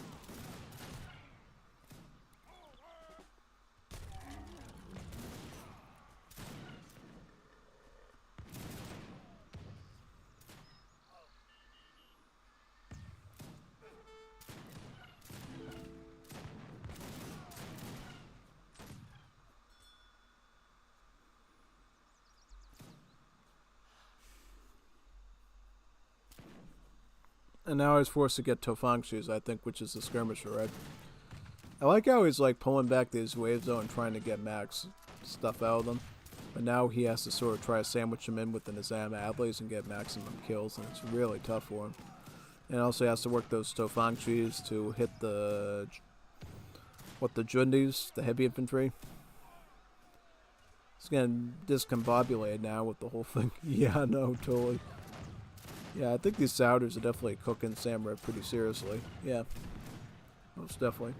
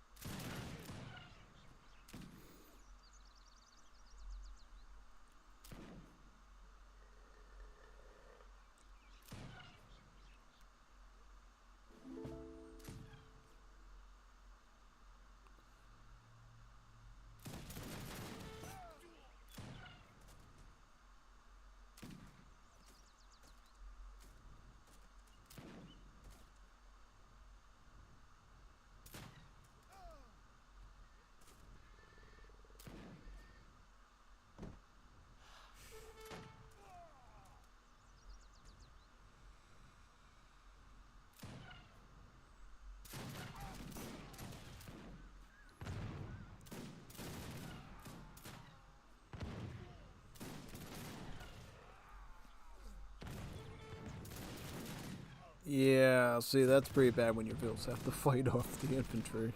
Even if they are Matawas, I mean, Matawas are not that strong, but it's just he's got so many of them, and he's got the reinforcing Jundi batch in there, that he really cannot survive that.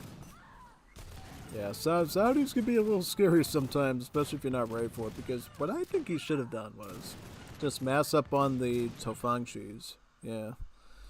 Mass up on the Tofangshis, get the Tofangshi shipping in, and do that.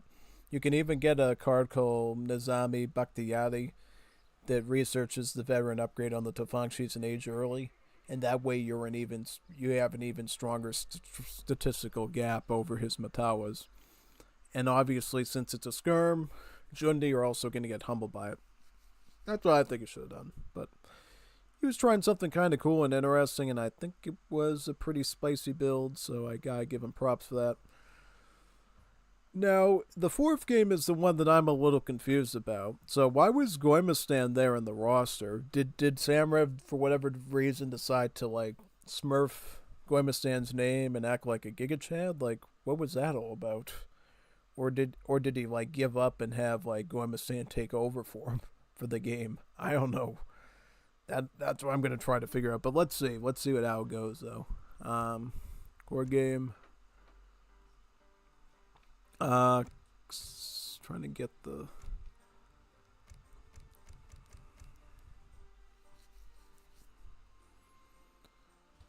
I'm trying to get Code versus mrev. This one. Alright, so let's see how this one goes. I don't know if this is the real Goymastan or if this is a pretender under mrev's name, but we'll see. It's loading up now. Okay, so what map is this? Arkansas. So Goymastan and Codefender did a 1v1 on Arkansas? Okay. So this should be a fascinating one. We got Goymastan as Central America and Codefender as Haiti. Yeah, this is kind of a scary matchup because what we've learned in more recent times is that the Central America Civ is actually a really, really bothersome Civ. Like, we always assumed Haiti was just, like, peak, like, Latin America gameplay because of their Russian capabilities in different units. But more and more, we're learning Central America is just a Godzilla of a Civ because they get really good natural resource potential with all their Civ bonuses and cards. And then they couple that with either the ability to go in different units effectively or to go outlaws. And I think the outlaw build of Central America is, like, their most lethal weapon so that they can leverage into other units later. So yeah, no, Central America, like, really powerful Civ. Even more powerful than we used to think that they were. Because initially we thought Central America was kind of mad because people tried to play them the more traditional way. And it just felt like they were a bit slow. But once we sort of really got the outlaw rework and started to see how that works, no, Central America is like a really ferocious, dangerous threat in early game thanks to those outlaw pushes. So we'll see, like, matchup wise how this goes down. I think if Goymastan gets a really powerful outlaw push early on, he'll be able to win that point back for mrev. Yeah. So that's pretty good. But we'll see. Because Haiti can throw him for a loop too, you know. Haiti gets a really strong potential Machitero Gallego push they could use as a response to that. Because your biggest danger when you're going up against Central America is going to be the Cochaliku Outlaw. It's essentially a Central American Renegado. That once you get Codissimo, they go down to like 2 pop, so you can like spam them. And then in Fortress Age, you get Livingston Code, and then they go down to 1 pop.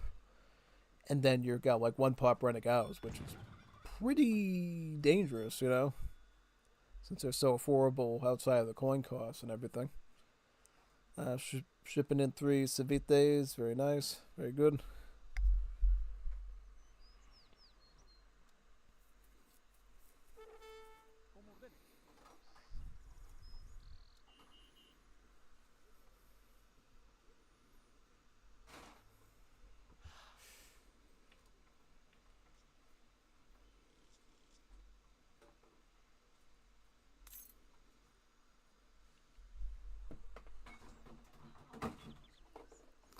So 3 Honaros shipping in now. Does he have both of those cards? Yep, he has Livingston Code, he has Codissimo. He's got both necessary cards to go for an outlaw push. And one thing you'll notice about these Central America decks, they love to run natural resource cards because for the Central American villagers, the Honaros, they have this cool bonus where they yield more resources from natural sources, which means they could be sitting there and hunting, mining, chopping wood, or like gathering berries, and they'll be able to gather from those resources for longer before they deplete. So essentially you get a really long-term natural resource-based economy, which, as you know, in like competitive 1v1, natural resource economy is always stronger in this game than farming until you hit like, you know, like Imperial Age upgrades. So that ends up giving Central America like one of the better ecos in the game, as long as you can, you know, not let your vills get killed off early.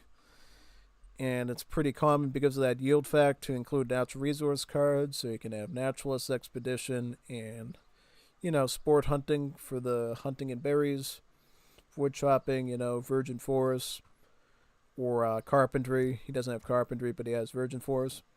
Also, of course, extractivism's eco theory, so that benefits everything. Even, you know, refridge and Casa de Moneda and Fortress Age, you know, your Royal Mint and your refridge. That too.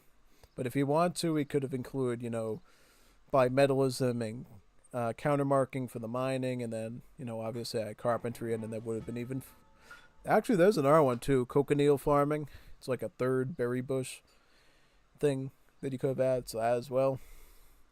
Because here's the thing with Central America, not only do you have the Honaros, you have another ville too, the Carretillero. The Carretillero is your second villager. It's the one that you have to ship in from the home cities, so if they get killed off, you kind of lose them. Basically, they do two things. Number one, they boost the gather rate of the nearby villagers, right? So they kind of act as like a little mini Carnamata. But they can also construct natural resources. So they can construct gold mines, they can construct tropical trees, and they can construct banana plants to act as berry bushes. Because if you didn't know, bananas are actually berries. In the realm of like botany and plants, bananas are actually a form of berry. Yeah, a big berry, but a berry. So yeah, no, pretty much, essentially, we're probably going to see an outlaw push here from Guillermo. Okay, he's going Scandinavian immigrants just like Alucard would, right? Picking up the barracks. I don't know. I mean, he might go regular units. I'm trying to figure it out. 700 coin. Okay, where are we going with this? I don't know where he's going with this. Going for barracks and then 700 coin. Couldn't be a fast fortress, could it? No idea, man. That's all I'm going to say. Yeah. Because you see the Scandinavian age up only gives you explorer dogs. So, kind of just extra explorers in a way. Now, if he went with like CSA, he would have gotten like some silver coin and then a town hall, and that would have been obvious he's going for outlaws, but okay, he's going Los Altos roster. You get to pick different unit rosters with Central America that give you different units and different Royal Guard upgrades. And you can always switch them out later if you don't like them, so that's pretty interesting. They also give your Explorer a unique bonus, too. Kind of a tutti frutti sort of system, but it's pretty okay. Starting out with Conscripto, I see. I am a little worried, though, when you start out this way with Central America. This is the Central America setup that Haiti is licking their lips at, because it's like, if I'm a solid Haiti, I'm going to either hit you Escapatero, Mushatero, or I'm going to do something crazy with the Outlaws like he is now. Because what he's doing, he's getting Codizimo, right? And he's spamming out the Kuros. These guys, the Kuros. The Kuros are essentially high siege sort of pikemen. So they have like a siege attack of like 40. Which is pretty big, actually. That's a big siege. And then they obviously are an anti-cav too, so they do 15 times 2 against cavalry. Obviously, nowhere as good against cav as a pikeman or something like that, but the siege damage on these boys is very big. Yeah, and that's really what they're used for. You just spam them against buildings and they just siege them so quickly. Also, a tech at the town hall as well that actually gives them a building multiplier too. So it gets even worse than that. It gets even scarier than that, man. Absolutely. You gotta be very, very careful with Kuros when you're playing against Haiti. Most definitely.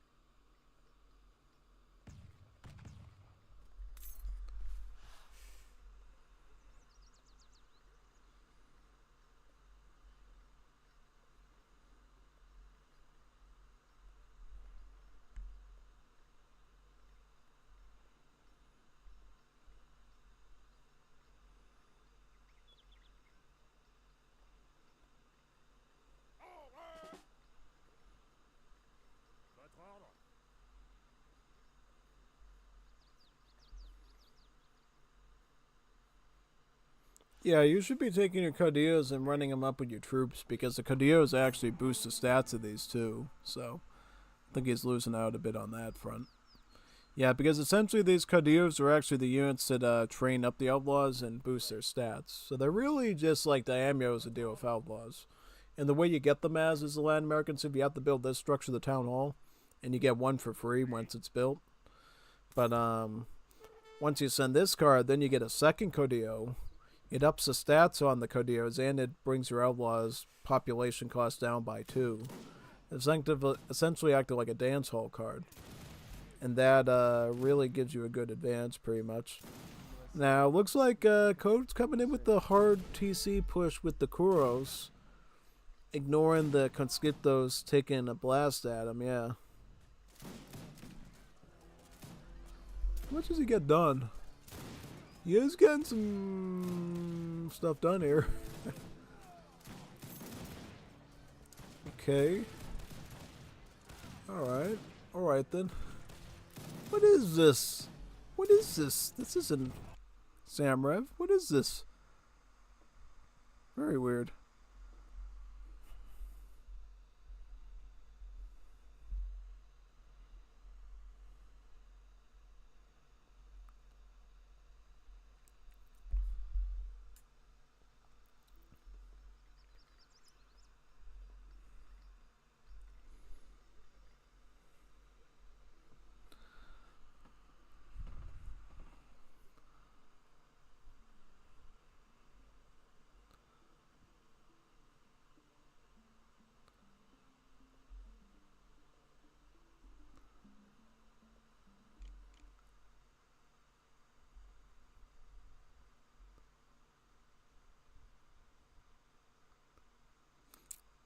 Well, I'm assuming for this one, he might have handed me the wrong file. I'm going to make the, assumption that it was a 3-1 win for Codefender there. And I could confirm that with Code later. But, yeah, no, because that doesn't make any sense to me. You gave me like 3... Yeah, no, that would have had to have been a...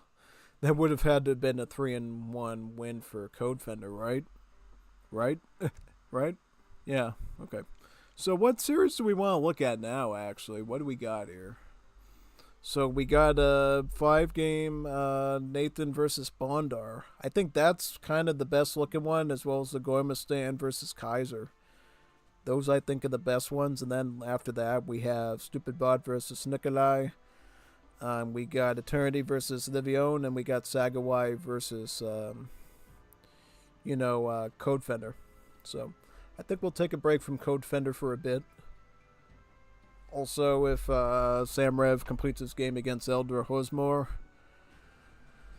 that would be something we could watch as well. But let's look at the Nathan versus Bondar one, because that one looks to be a best out of... That appears to be the full 5 games. So that one was like really, really close from what we can tell. Okay, so Nathan...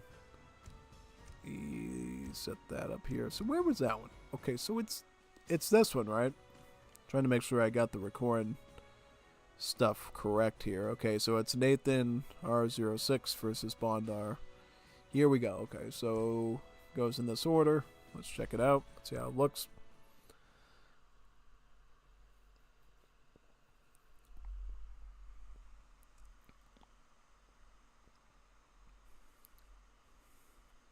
Okay, so we got Nathan as Iran, and Bondar is Japan. Iran versus Japan. That's a matchup we don't see a lot of, actually. I wonder about that one. What map is this? Dinarades, right? Okay, so this is the first series for week 4 officially. No longer in week 3, we're in week 4. For this one, we got Bondar, of course, using Japan, and then Nathan doing Ron. This is a matchup I'm very fascinated by, because I think, in essence, if you play the Japan really right, you could be a real problem for the Iran player, because you could just run your special skirms against their Genbas, and it would, kind of force them into an uneasy situation. But we'll see.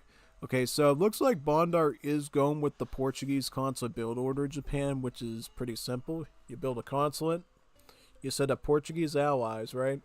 And then once you get Portuguese allies, it will actually cheapen the cost of your Wonder Age Up's food costs by about, what is it, like 10% or something like that. So essentially your food wonder will go from costing 800 food in H2 to 680 food, effectively allowing you a faster age up because the food cost is obviously less. But the thing is, when you go for the consulate build order, you don't actually build any shrines right away. But what it does is, it actually allows you to get easier production of shrines later, because not only can you send Heavenly Kami to cheapen your shrines, the Portuguese alliance will also cheapen your shrines, because that's what the Portuguese Consulate Alliance does. It cheapens your building construction costs, the wonders, the shrines, all that. So, yep, essentially you get super cheap shrines that you can spam on the map, put on all these hunts, and farm up a ton of resources between them all. Okay, so, yep. Okay, so he's fighting a hoop thrower here, right? So once he's done with that, I'm assuming he's going to try to set up a shrine somewhere. He could try to build one with his vills, too, if he wants to. That's another option. Okay, so he is going to build a shrine right... Oh, this is scaring me, man, because he's trying... Does that splash attack hurt the shrine? No, it doesn't. Okay. It's a one splash attack. Okay. I'll look at the stats after he's finished building it to see if it... It did not damage the shrine. Oh, okay, I was worried about that splash attack on that treasure guy doing that. Okay, and he also just picked up a 150 food treasure, which is a beautiful treasure to get. A pot of rabbit stew. Heavenly Kami coming in right now. Once you get this, the shrines will be even cheaper. So right now, with Portuguese on, shrines cost about 107. Once you get Heavenly Kami, it goes down way more than that. And thus, you can start spamming shrines in really, really big numbers, right? Obviously, it's Japan. You can't eat hunts. So, guess what you have to do? You have to eat cherry orchards, right? And the cherry orchards you get on the map varies, but in general, the less berry bushes you get at the start of the game on the map, the more cherry orchards Japan will get to start to compensate for that, right? So, yep, most definitely. It's got like 2 berry bushes and about 2 cherry orchards. Does he have additional ones too he can send? Yep, he does. It's always a good thing to go for. Oh, this one got taken by Iran there. 70 food Turkish delight. Basically, old school candy. Right, so Nathan's going yellow Madrasa tech set, right? 3 vills, so he's shipping in 3 vills. We've seen a bit of a shift in the Age 1 gameplay of people with Iran. Some people go harem photography, some people go with Geeka food trickle with the goat. It's a goat on the icon, it gives you like a food trickle equivalent to Colbertism, and some people are apparently now going 3 villagers, so that must be the new kids on the block type thing to do.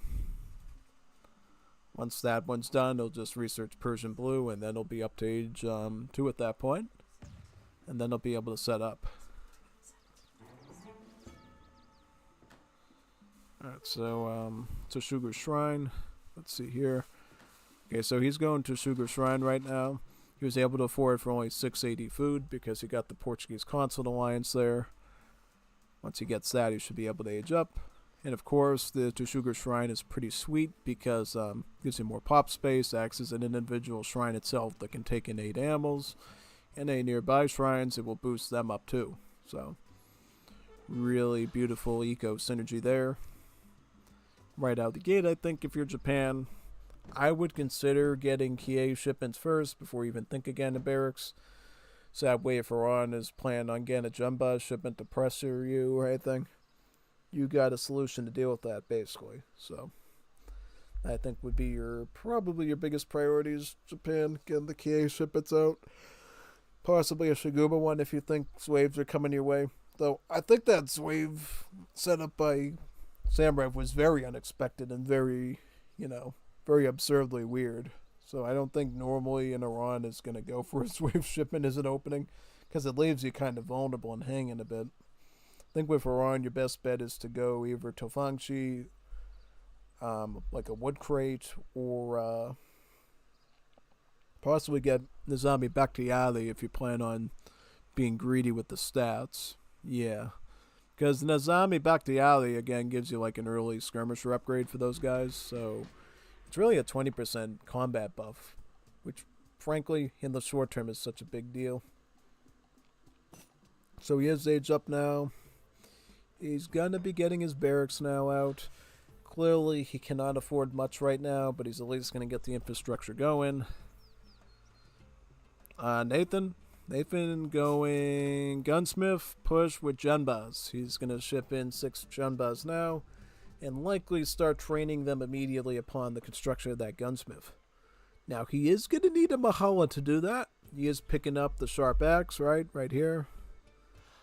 And the falconry. Falconry is your second hunting upgrade, so thinking about getting his Mahalas up, and then getting the hunting rate up as well. Yeah, basically.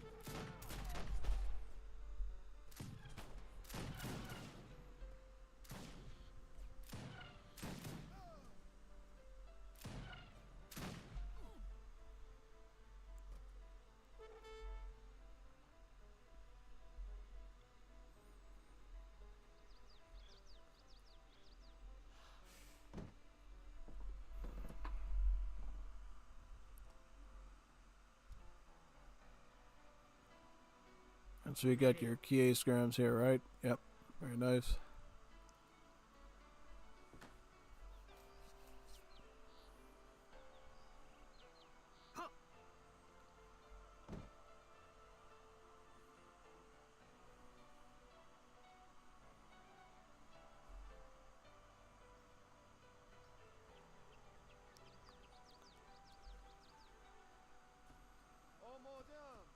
So he's going to go for a mix. He's going to go Junbuz and Tofangshi. He shipped in his Tofangshi shipment, right? And then he's going to train in some more. I suggest you pick up your Nizam-i Bakhtiari now. So that way you can get the Tofangshis up to veteran. Because the thing is, Tofangshis statistically are nowhere near as good as these guys are, the Japanese dudes. The Japanese ones have a range of 18. They do 19 damage. Armor-wise, let me look at the armor values. So yeah, no less armor. Kids have more armor. So yeah, no, you gotta really consider getting the zombie Bakhtiari now in your skirms. Because if not, you're gonna get beaten back really hard by a Kiev spamming Japan. Just telling you, unless you have a follow-up plan. That's what I really suggest of him. Okay, he's gonna go for Vils instead, which, you know, okay. So he's assigned to propel himself into maybe a Madrasa Fortress Age. By adding some Vils in, which I guess is fine. He thinks he can apply enough pressure with what he's got right now, so we'll see if it works. I think Bondard is just... Okay, so he trained some Shigumas, and then he's shipping some in. He wants to round out his bases because he's never too sure if his opponent is going with Nizam Adleys. Again, that's why you try to scout a bit, so that way you can sort of gauge that information early, because I think if you scout him out and knows he doesn't have a forge, you could probably just keep spamming Kie, because they don't get any cavalry shipments in Age 2, right? Nope. Alright, he's sending a batch of Academicos in from the Portuguese consulate. Essentially just, really just crossbowmen with rifles. Yeah. 16 range, 1.25 against heavy. Really just plain old crossbows with firearms. That's about it. But obviously a great troop when you're going up against Iran. because they'll obviously dish out some okay damage against the Junbaz, and in particular, and act as a good range support. It's also picking up his first berry upgrade there. Hanami parties from the market.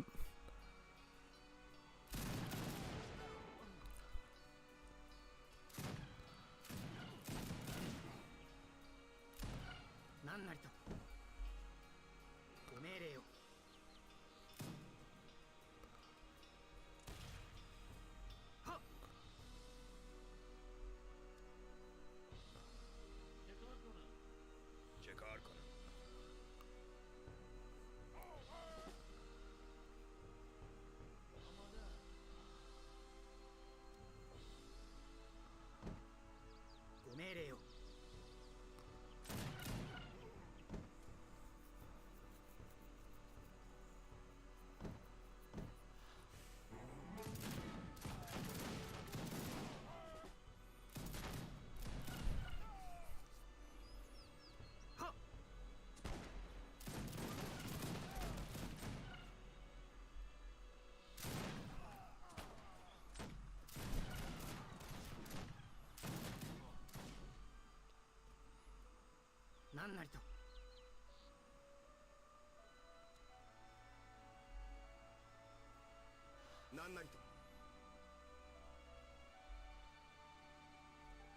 Train some more vills, right? Yep. Very nice. Shipping Kie, I would suggest just add a little bit more roughage on that side. As for Nathan, he's just going to add more vills. Alright, so he's gearing towards getting an age up in right now. It looks like if you want to, if you're Nathan right now, Nathan, I would suggest maybe sending out your Jari batch from the Mahalas now, so that way when this one comes in, you'll have some extra reinforcing troops to cover some of the bullets, personally. But if you don't want to do that, that's fine too. I'm just saying strategically, that's always something I do when I'm around.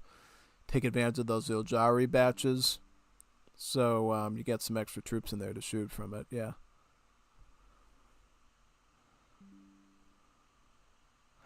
Oh, man. Oh, my God. Oh, my God, man. Wait a second now. Codefender just messaged me. He said they did do a real fourth game of the series, and it was the best one. Wow. Yeesh. We'll look at that right away. Wait a second. Should we look at it right away after this, or should we save it till afterwards? I don't know. What do you think, people? What do you think? We could stop this right now and look at that one if you want. It's up to you. No, I wouldn't stop this one. We'll just look at the rest of this, and we'll gear. It puts me in a bit of a pickle because I want. If he claims it's the best game of the series, we gotta look at it in depth and see how good it is. But yeah, no. Let's check that thing out, man, and see how good it is. Yeah. Alright, so now a blue Madrasa tech. This is the first one, right? Chador for Iran. So yeah, right now all Nathan's doing is just holding a line of mostly Tofangchis here because he knows he's fighting Japanese skirms with the few Jimbas and he popped out with at the start. The good thing about Shigumas here is that they do have a better movement speed though. They have a movement speed of 4.5. So, as long as he's like Michael, and he could actually use these in this sort of skirmisher fight, but he has to be able to come in, shoot, and pull out really fast. It's kind of tough because he's using the tree line to cover him too, so it's a bit complicated.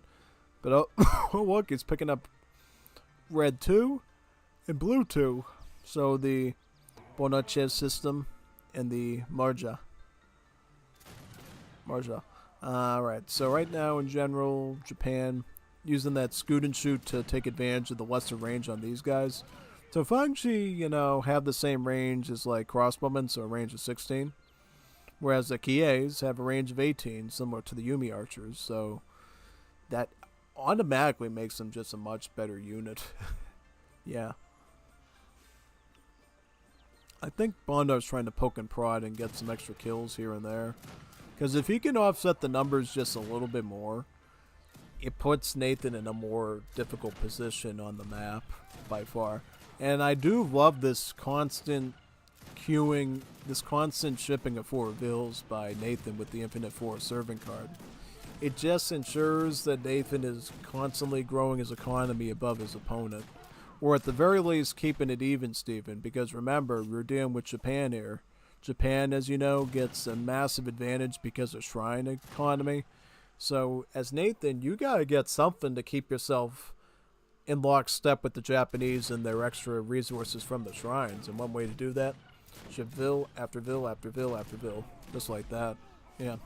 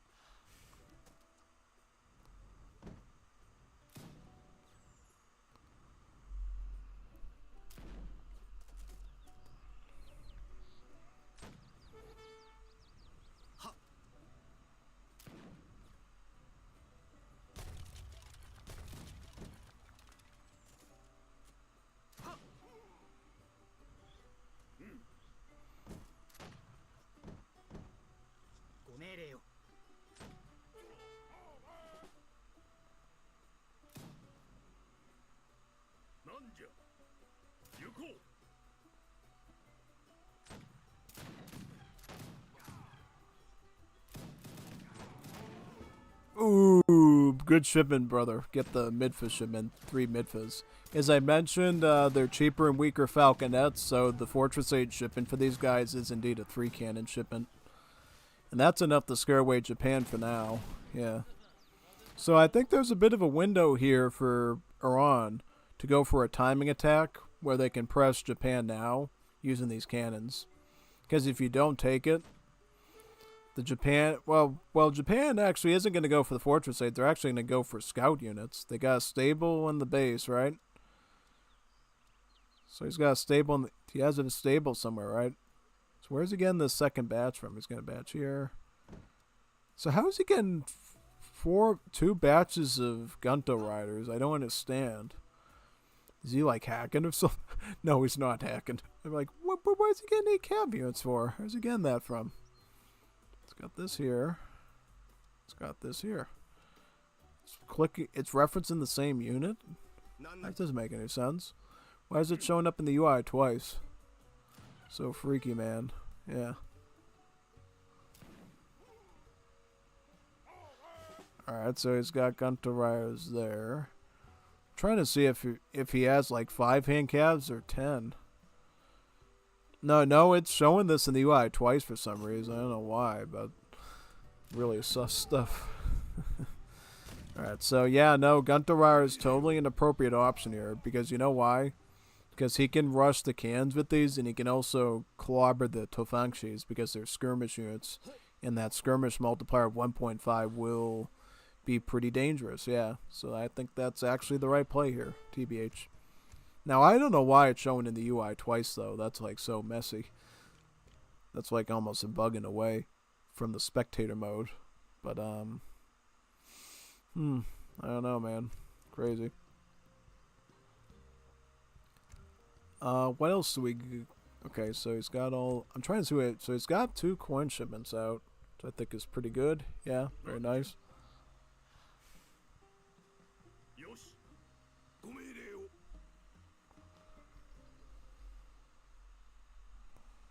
なんなりとはっなんなりと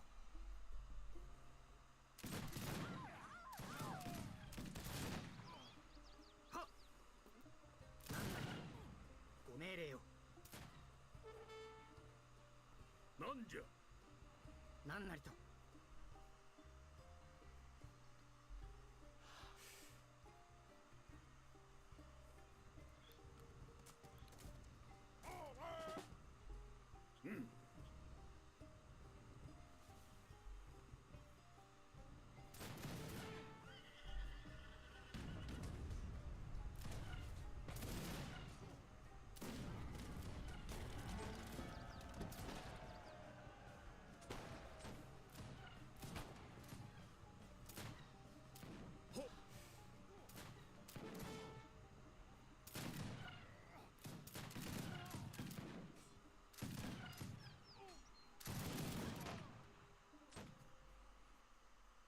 なんじゃ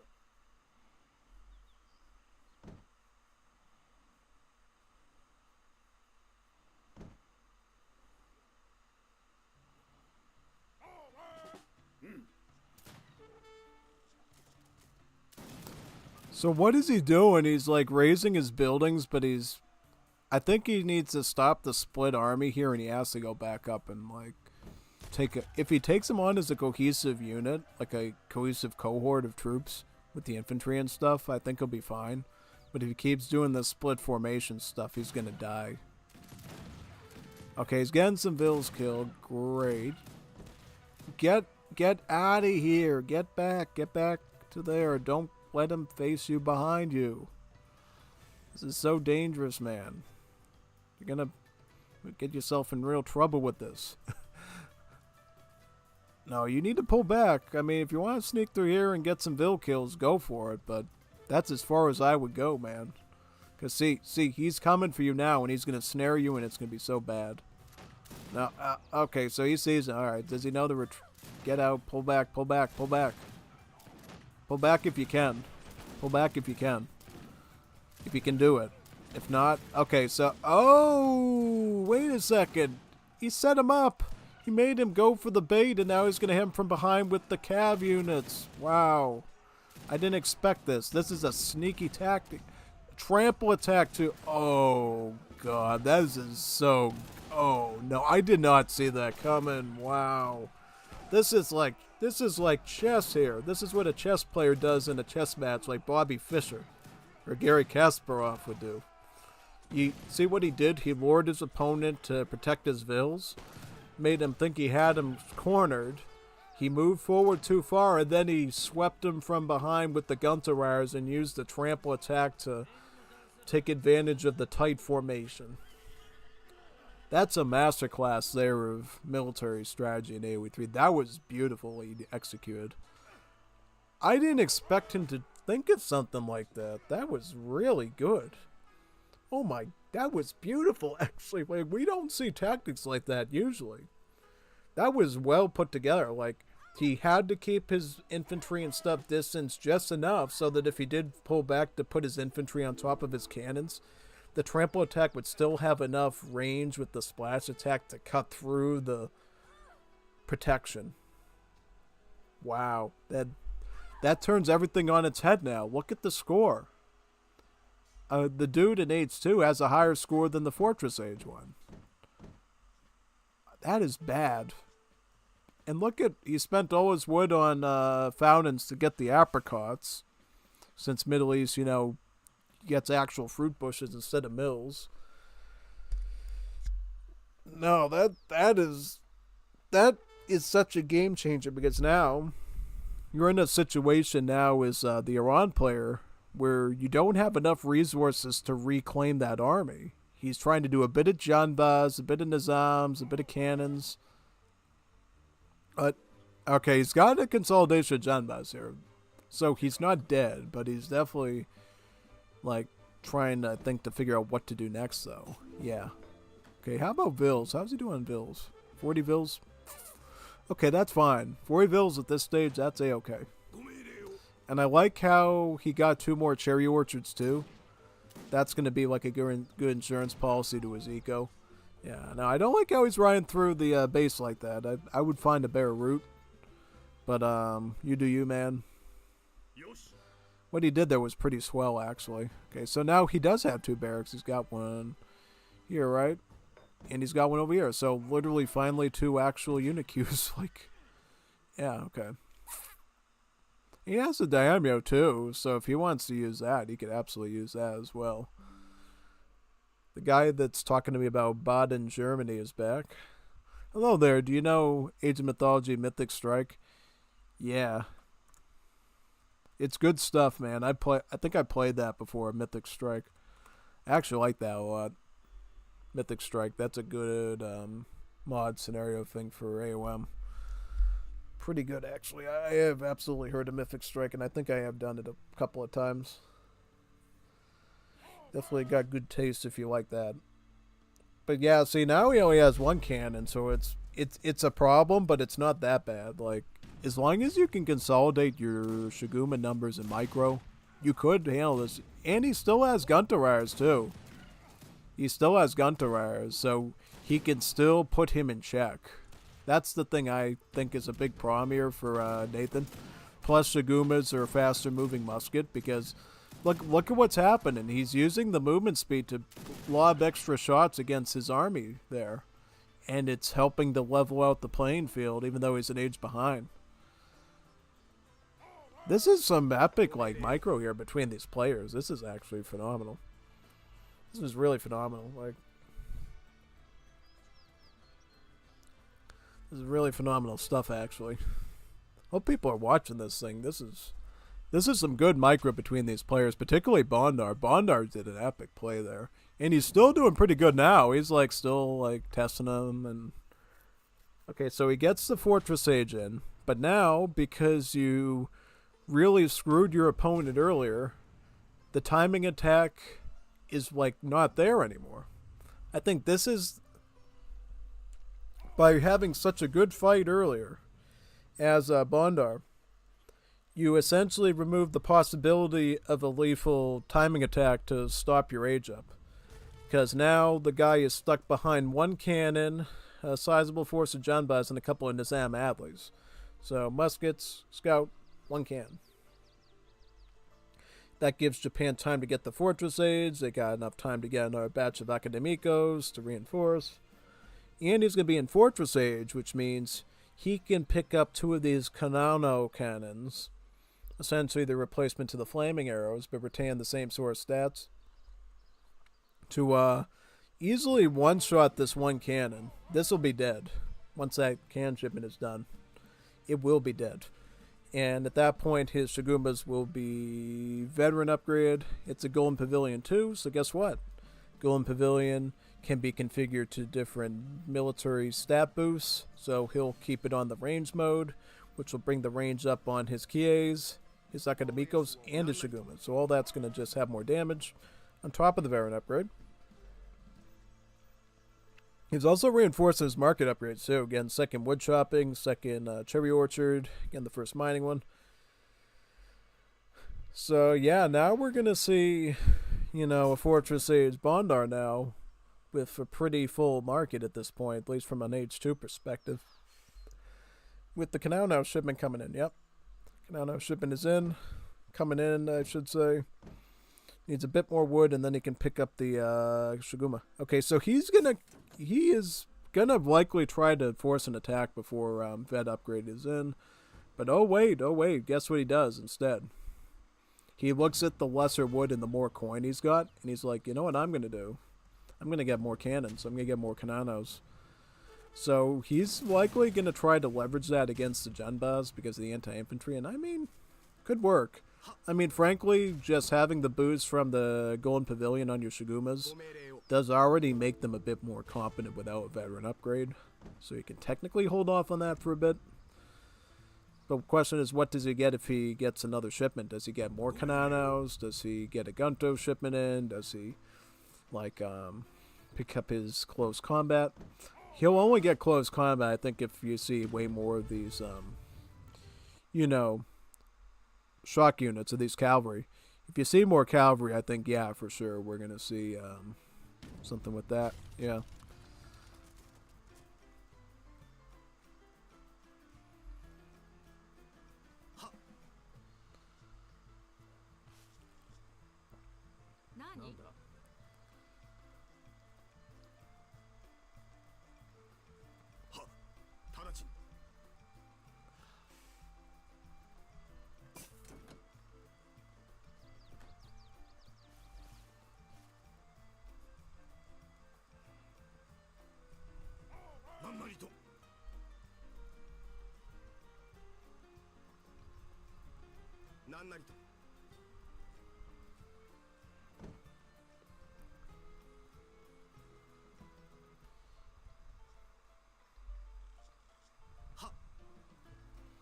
I'm assuming he will get the Shiguma Veteran upgrade, the Discipline upgrade before the fight. Or is he going to even wait for... He doesn't even really need the... Oh, we got one more cannon, but honestly, who cares? Who cares at this point?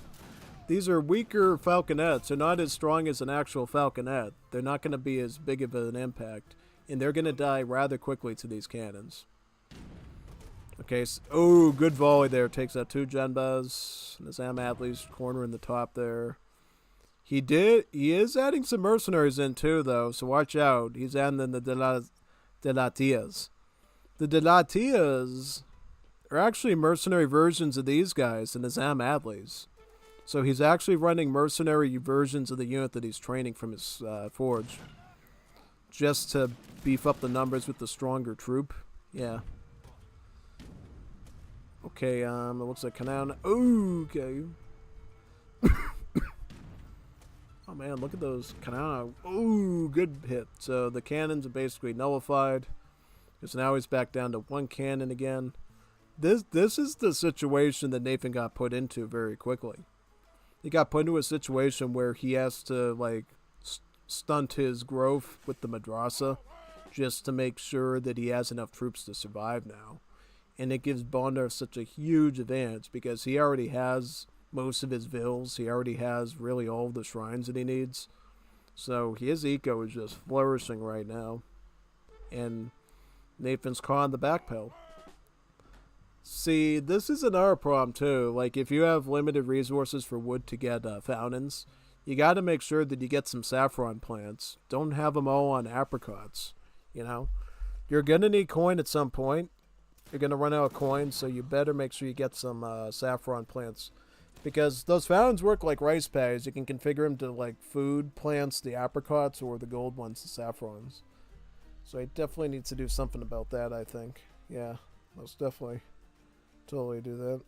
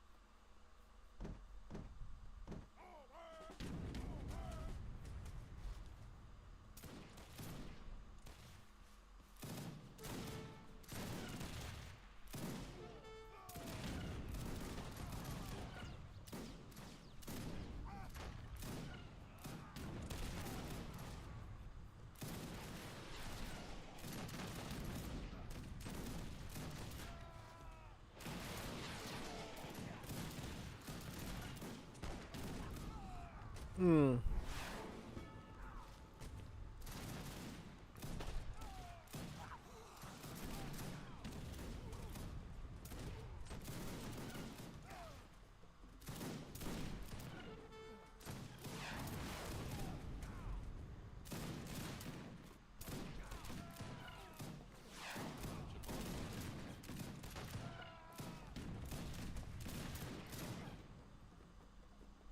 Wow, that was such a page turner there, actually. Ugh.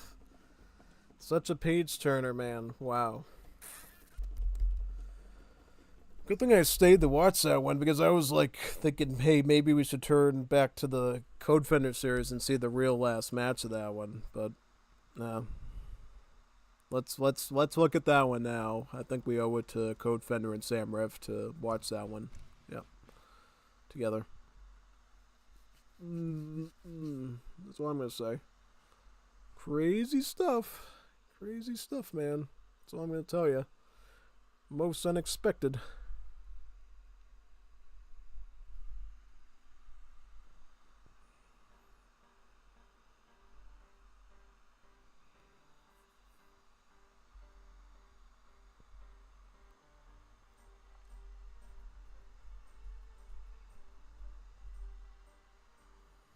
Alright, so let's download it first before we check that, right? Yep.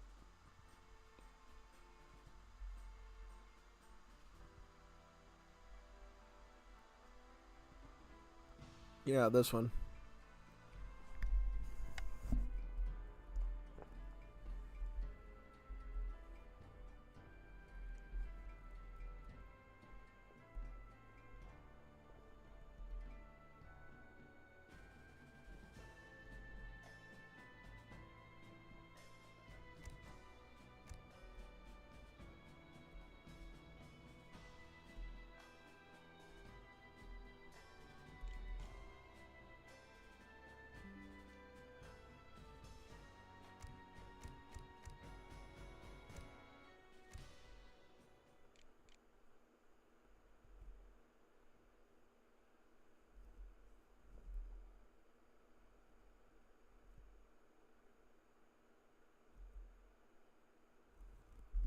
Okay, so Codefender goes Almond, so they do shift. Okay, so so Claymore goes Saudi Arabians this time, so he's gonna try to do it himself, and then Codefender is Almonds. Almond versus Saudis. I think, in all honesty, that's a pretty fair matchup as it's gonna get. Because the thing is, while Saudi gets the strong initiative at the start, very early on, Almonds can definitely pull back with like nice, durable Janissaries and Abyss guns. Yeah, we'll see how this one goes. It should be pretty fun, though. We'll see. Alright, so in this one, we got the Madrasa Caravan coming in for mrev. Bringing in some vills as well. Very nice. Very good.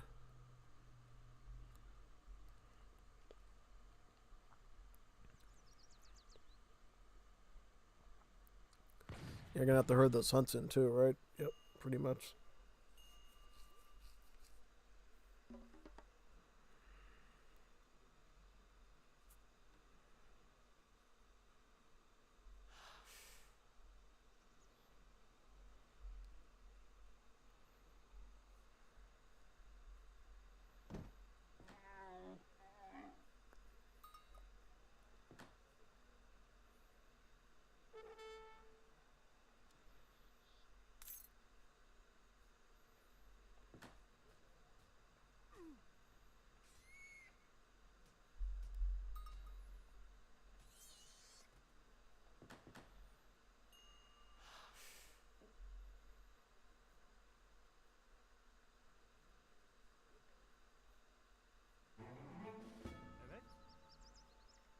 Muhammad Fasil.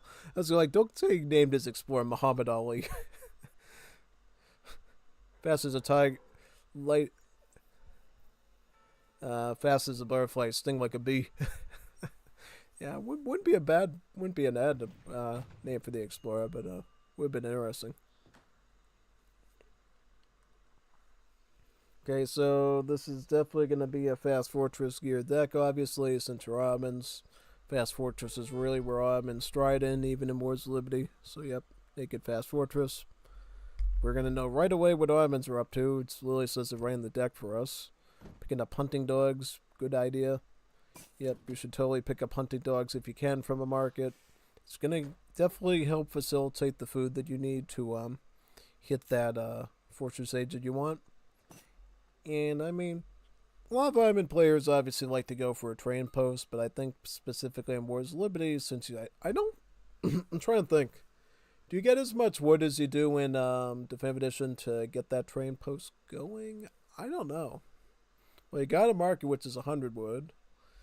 The house is 100 wood, and the mosque is 200 wood. So, in practice, I think you just skipped out the trading post part and got the house in the market instead, which, you know, technically is easier to macro for, so I think that's fine. Artisan, 400 wood age up. I think that's fine. How about Claymore? Where's he at with the Citadel? So he's on the second yellow Madrasa Tech Bedouin provisions. If he's gotten his first blue one out like you're usually supposed to do, this should have gotten to age 2.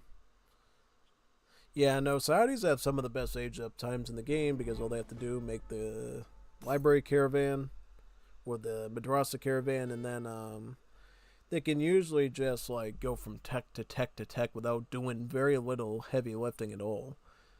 I think the blue Madrasa tech you do need to get some coin for, but usually there's enough coin treasures on your immediate area on the map that is like no problem.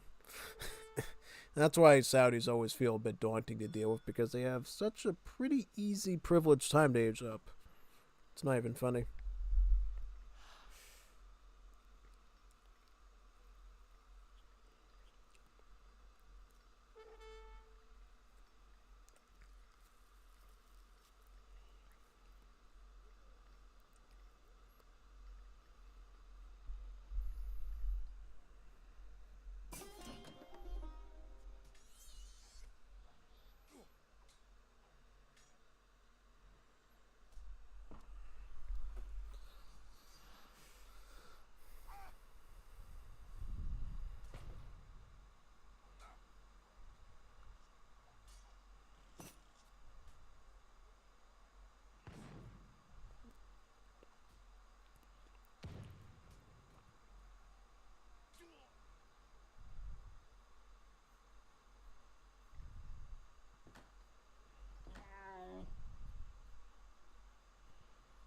أجل يا سيدي.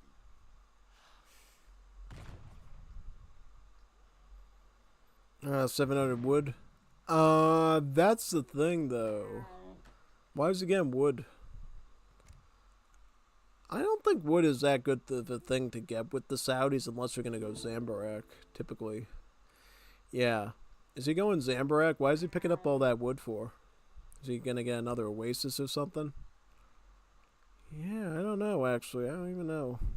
It's tough to say.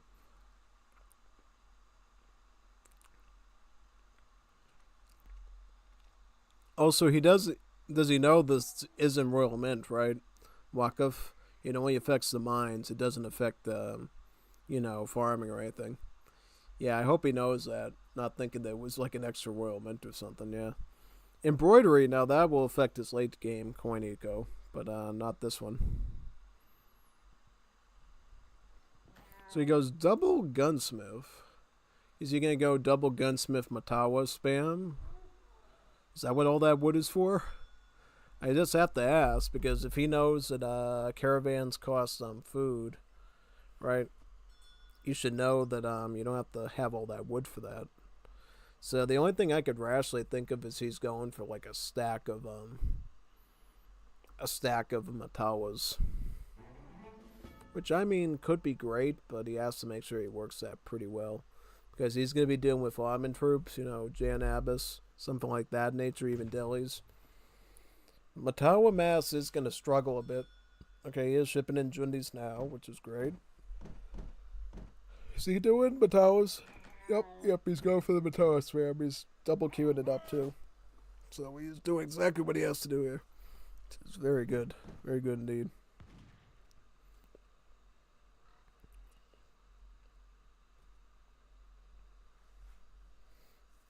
Yeah, should I put a timestamp on this stream after it's done, so people know to, how to like navigate around the Nathan in the no, I don't know, dude.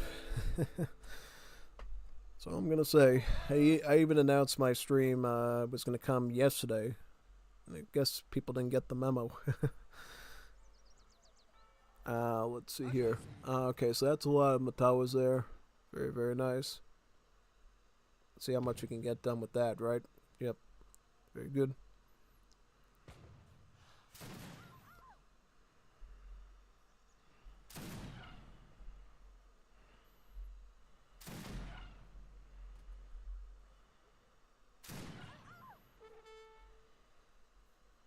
مستعدون في انتظار الأوامر.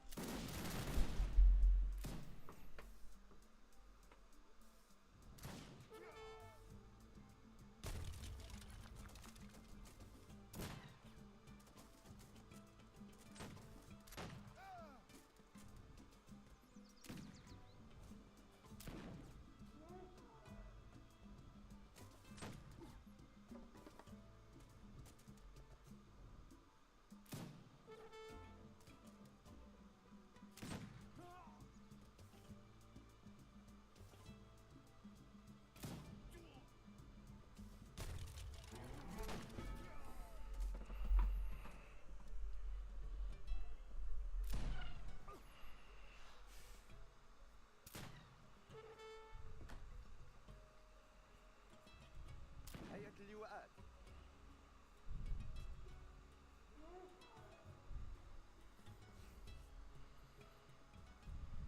أجل سيدي، استعداد لسماع الأوامر. اللواء وهيئة الأركان هيئة اللواءات. أرفعوا الراية.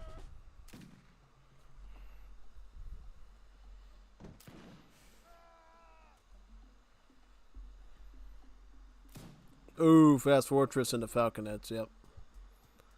That is definitely going to be a problem. Let's see if...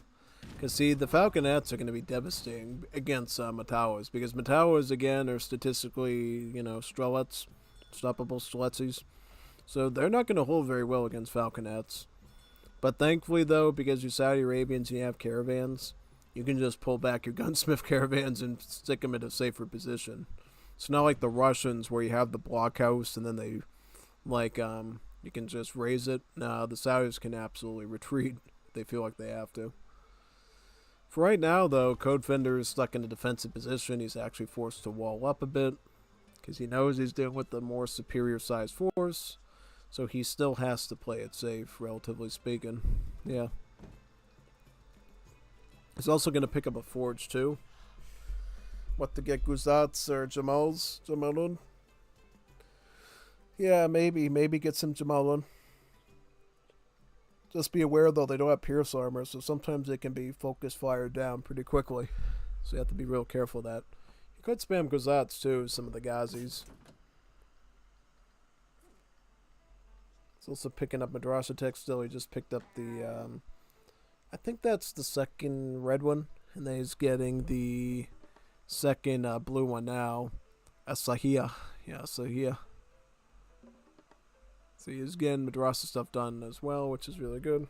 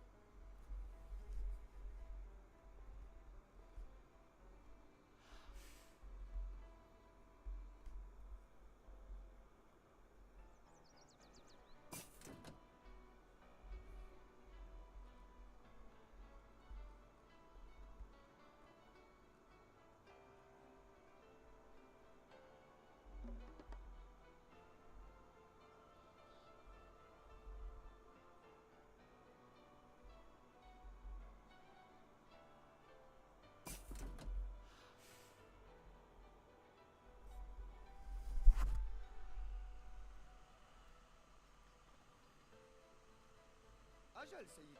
نعم سيدي. هيئة اللواءات.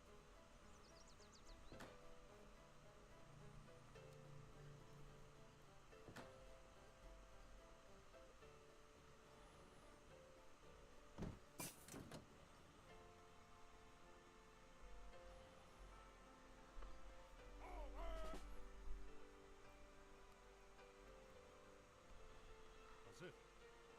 Evet.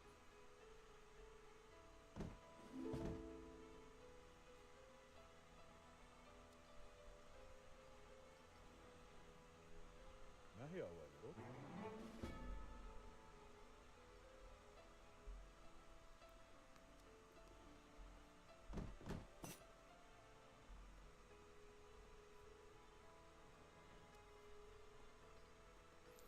Oh, Claymore got to Fortress Age. Now that helps his position out quite a bit. Because I was going to say, if he just kept trying to, like, infantry spam it out in H2, I think he would have had some problems. But the fact that he's in Fortress Age now and he's got the Forge, he is going to do Faris, the Faris, or the Forsan. I think singular they're called, well, plural they're called Forsan, and singular they're Faris. In general, these assault cabs that the Arabic militias get the Faris to the Forsan. Really strong unit. So essentially what they got is some pretty high HP and attack. But then they get a really good charge attack too. As you can see here, charge attack of like 67. This is what makes them deadly. They get that beautiful charge attack. That goes up to 73 around the Warlord or whatever. Yep. Very powerful. Yeah, because you know the Nokarav, the like Persianate civs, they have like the long spear and the multipliers against heavy infantry, which makes them better consistently. But these guys are kind of a wild card because they can get some really good hits in. They can be an absolute like sniping tool when it comes to taking out cannons, critical targets, just general units in combat. Yeah, the Faris are probably one of your strongest assault cabs there. Yes, you need time spams, Kirlos. Kirlos Carlos. Yeah, definitely. I'll definitely have to get that set up after the thing, for sure. I could definitely do that after the stream or in the morning. I think I'll need about 4 of them. I actually should be doing that for my other ones too, so we can keep track. Yeah. Streletsy homework. Streletsy homework, yeah.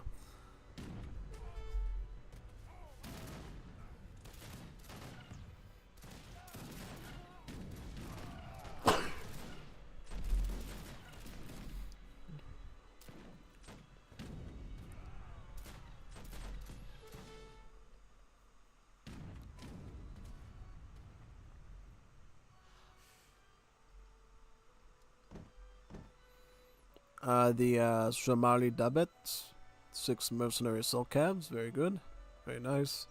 See, these guys, the Shamari Dabets, are actually mercenary versions of the Fursan of the Faris. So they're essentially like an Imperial upgraded Faris, basically, in terms of stats. So for them, the charge attack is actually 140. That's like brutal. That's like more than like double the hand attack of a Hussar. And then the standard melee attack's like 62, which still more than an Imperial Hussar. I mean, it's a pretty fearsome unit. HP is almost 1,000. Scary troop. I think Claymore has his own shipment of them too, though. No, he doesn't. All right, because it's pretty common for a Saudi player to run the Shamari Dabets themselves.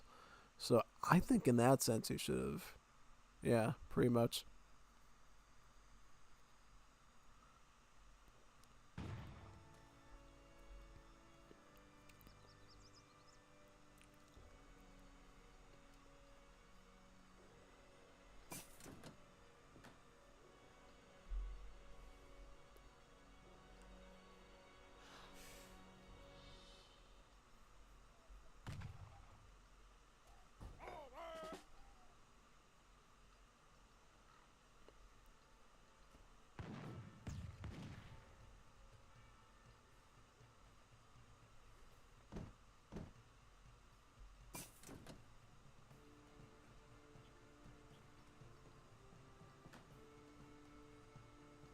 Okay, so he's just gonna spam Jans, yep. It's probably the best thing you can do, just get a strong backbone of Janissaries. Since Janissaries, compared to normal muskets, have a lot more hit points. And that'll actually be able to keep you alive against Faris a lot longer. Also, this base structure is very sound. Putting walls up here, housing. This is like a sort of a base you would see in like Age of Empires to Arabia. It's a really good fortified setup. Whereas Claymore is shipping in about 8 vills. That's a pretty beautiful shipment there to get ahead. He's getting mortars though. So Samrev is getting a counter to the artillery, so he doesn't necessarily have to throw his Faris into the fire, you know. He is sort of setting it up so he can get a clean snipe and then go for an engagement. Yeah. Is he gonna... I suggest he picks up I suggest that he picks up the Jazair arsenal tech from the gunsmith, though. Because he's going to want these Mataween to be 2.25 multiplier against heavy infantry instead of just 1.25. I think that part's a big mistake. Like, he's going to have to make sure he gets that multiplier on before he engages. Because the Matawas on their own, you know, basically like Streletsy crossbows, so that's not good. The least he can do is add a multiplier on. So it's at least slightly better than a counter infantry rifled skirmisher. Yep. How many vills is he on actually? Just for perspective. So he's got about 57. How about Codefender? Codefender is on about 28. And he has 2 TCs. That shows you the messy side of the Ottomans, folks, because they had to research those technologies through the mosque just to get the build limit up on the, you know, settlers beyond the 25. That kind of put Ottoman a bit back in eco. So I think in this sense, Saudi is definitely growing the better score. They're going to have the better long-term economy. And obviously with Saudis, you have that starting oasis, so he already has backup food in his base in the form of those date palms that he can eat at any time.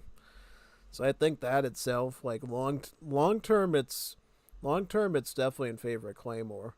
But with Ottomans, of course, you got the Dabet shipment, you got the Safahi shipment, you got the Massajans, you got the 2 Falcons. Does he have an abuse gun shipment? Nope. I think in general it's going to be a really hard push, a big fight by Codefender, and if he wins the game, or if he gets him in a disadvantageous spot. Yeah, no. Okay. So he knows he's hitting him now, so he's... Okay, so he's going to pull back. But is he ready to fight? That's the thing I am wondering. Does he have the troops to fight? I don't know if he has the troops to fight this, actually. We're going to have to watch this pretty closely, folks. Alright, so the mortars are on him. Great. Mortars onto the falconet there. Very nice. Very good.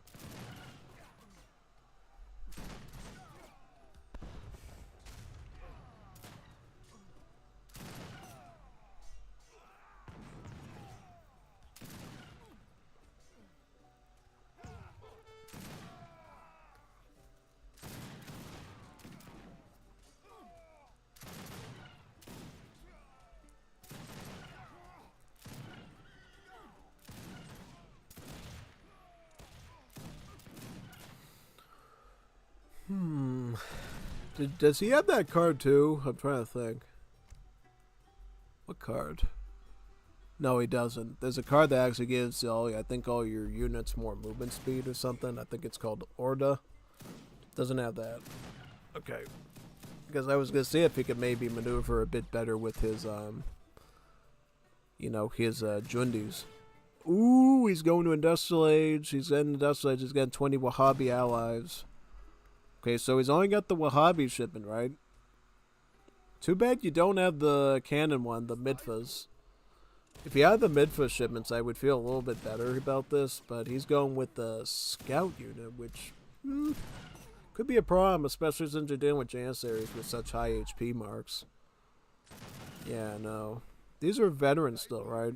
Okay, so he didn't get the guard upgrade on him yet either. Still, I mean, he's not dead necessarily yet. He could still do something. And that's on the assault units now. Not even killing the targets. That's how insane assault units are. I'm just gonna send the Wahhabi shipment out.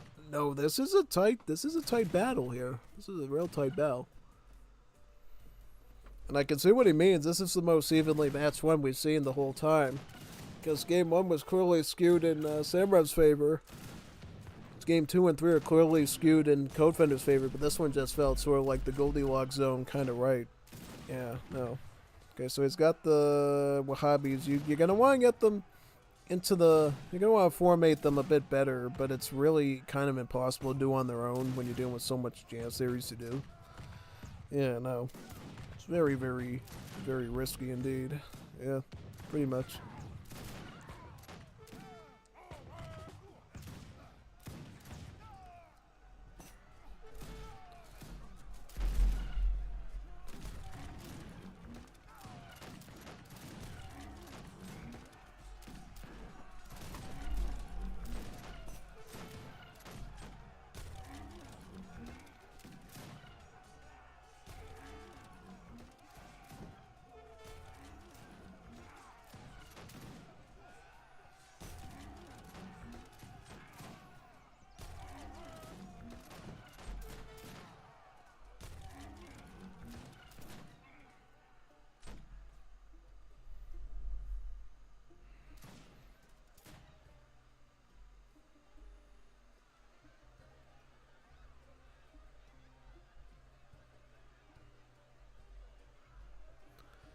Well, there we go, folks. That was the real last game. Definitely much better than the one we saw against Gormistan. I was like, man, is that the last one of that series? That's pretty bad. I can cast with you in 1 hour, I think. Neat.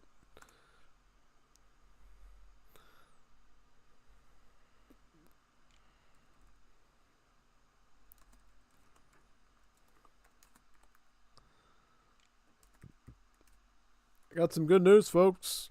Sagawai's volunteering to do some co-casting for us in an hour. That would be pretty sweet, actually. I would love to have him on with us. Would be a fine addition to our collection of wonderful casting times. Yeah. Let's get back to the series that we were supposed to be doing now, the Bondar versus Nathan one. If you need a bit of a refresher, you're just coming in now. Game 1 of Nathan versus Bondar was a beautiful Japan versus Iran match. You should definitely check that one out. I couldn't believe the unit tactics that were used there. I mean, really, the level of like pre-planning of like unit formation, micro, and stuff was just really well put together by the opponents there. So let's look at game number 2 of the Nathan versus Bondar series. If this is anything like the first game that we saw from that series, this is gonna be really good stuff. Yeah, really, really good stuff. Yeah.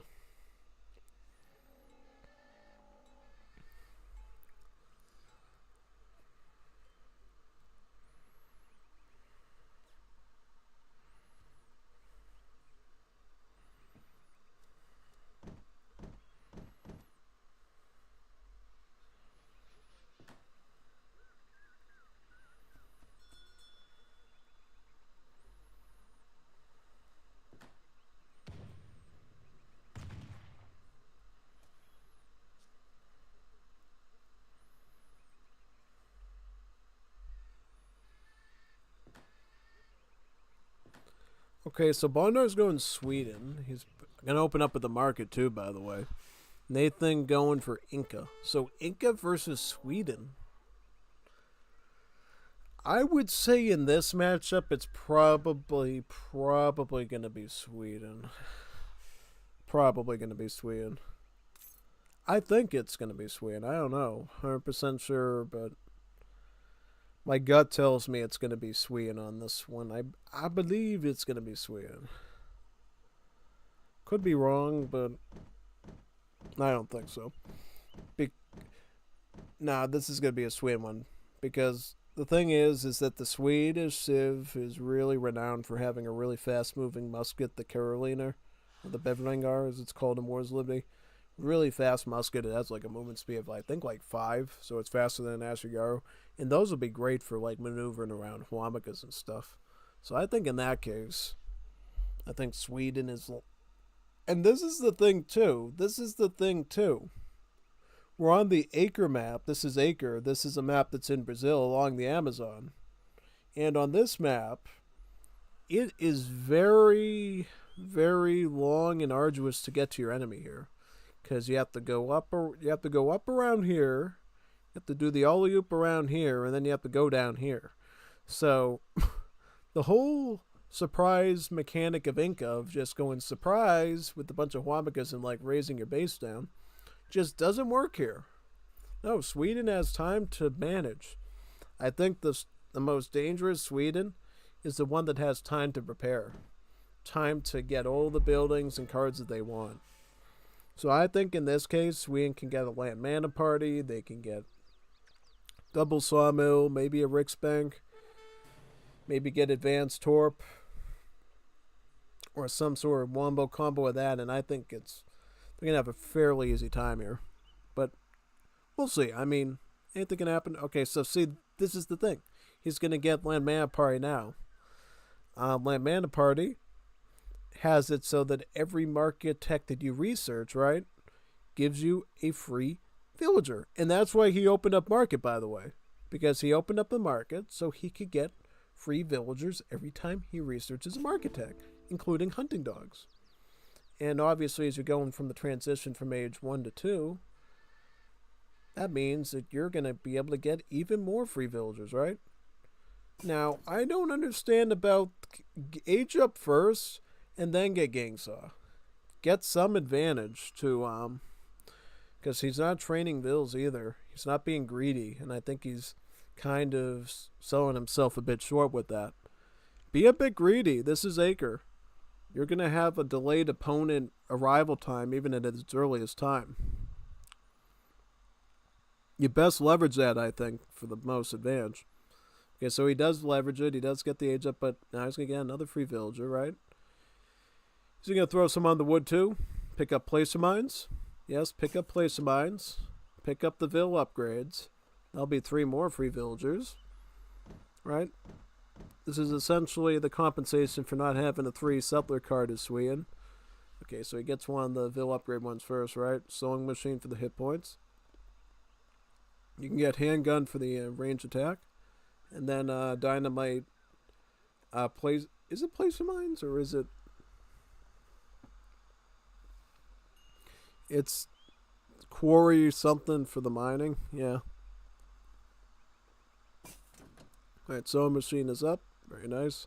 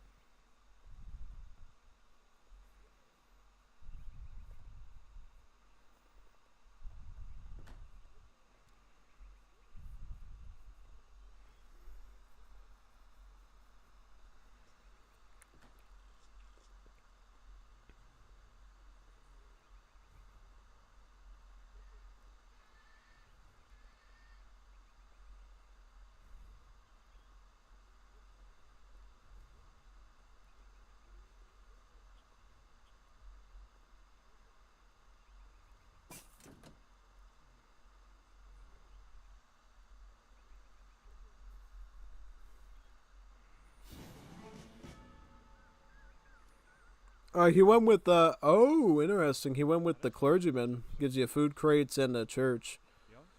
Kind of a more greedy age up option because the church will obviously trickle you XP. So that is a pretty fascinating option. Yeah. He also has the royal decree option too. So that could actually be something interesting. Yeah, totally. He's going to open up a Norn logging though, which is usually the preferred card to go for upon reaching age 2 if you can. It gives you a +1 build limit on the sawmills, and it makes sawmills cheaper so you can actually afford them a lot easier.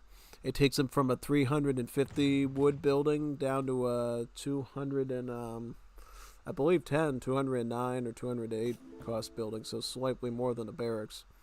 And that's important since sawmills are really the most critical building for the Swedes, because they do 2 things. They trickle wood, and they drop off wood crates around the base of the building over time. And if you can get them both done right away, you don't even need wood villages, really. You can just let the sawmills do the work. It's almost like having a factory working for you. Or even then some because of the wood crates it leaves behind, yeah. In this case, double the wood crates it leaves behind, yeah. It's pretty good, yeah.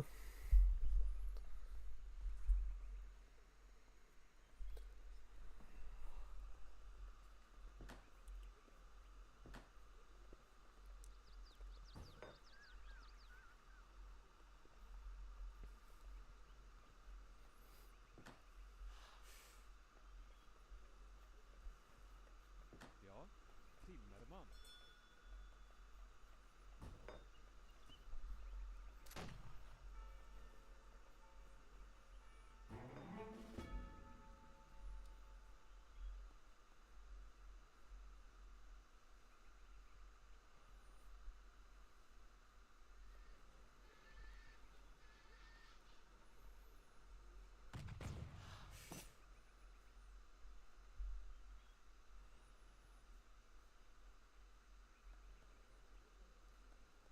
Vad är din befallning?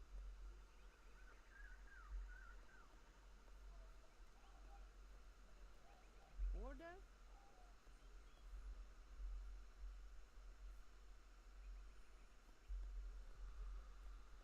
Ska ske.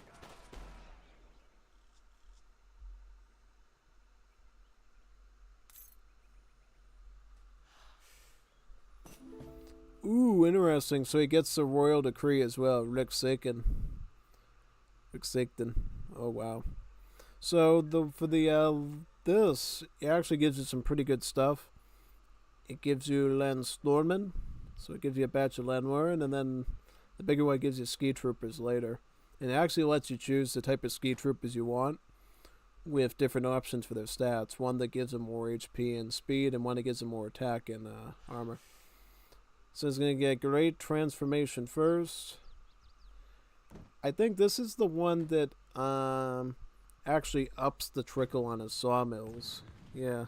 So it's actually a trade-off tech. I think it sabotages his wood chopping rate for his vills, but it makes the sawmills trickle a lot more. Because now the sawmill wood trickle rate goes up to 3.5 per sawmill. Thus he's getting 7 wood per second without even counting the wood crates.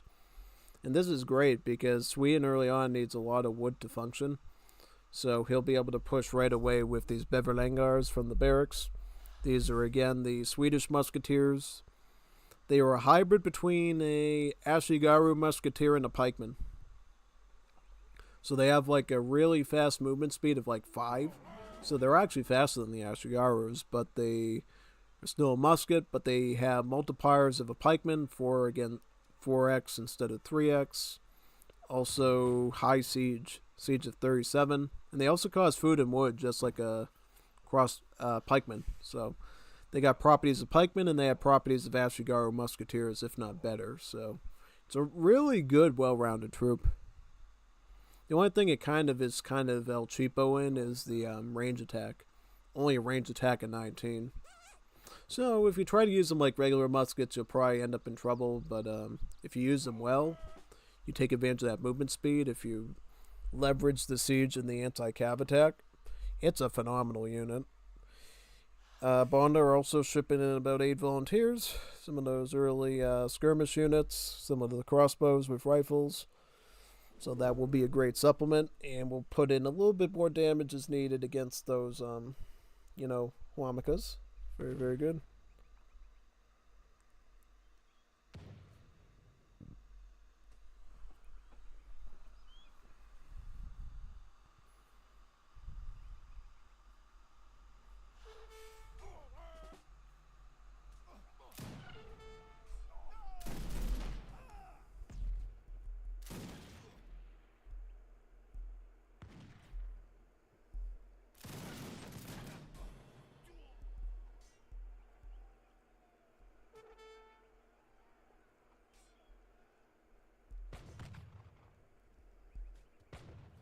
Redo.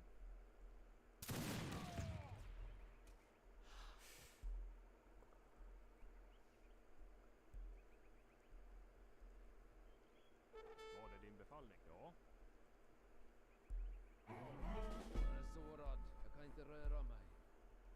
Var det din befallning? Order? Ja.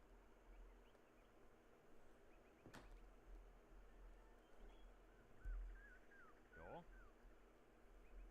Ja, min herre. Ska ske. Redo.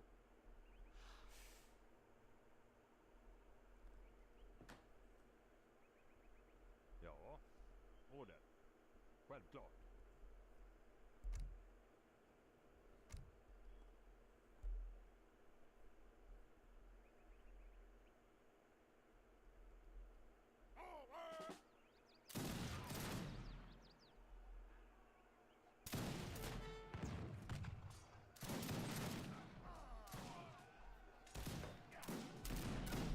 This is like a really 200 IQ, insane, like, micro tactic here. Building an outpost on the front lines to sway the battle.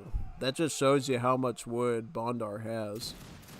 On top of, like, making regular army and stuff, he can actually leverage, that's actually insane that he can actually plan that out.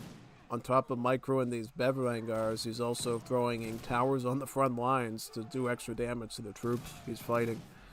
That's a lot of, like, tactics right there. Honestly impressive. It's a good usage of that royal decree and making the most of it, honestly. So I think the fact that he's run that, pretty solid actually, yeah. Most definitely.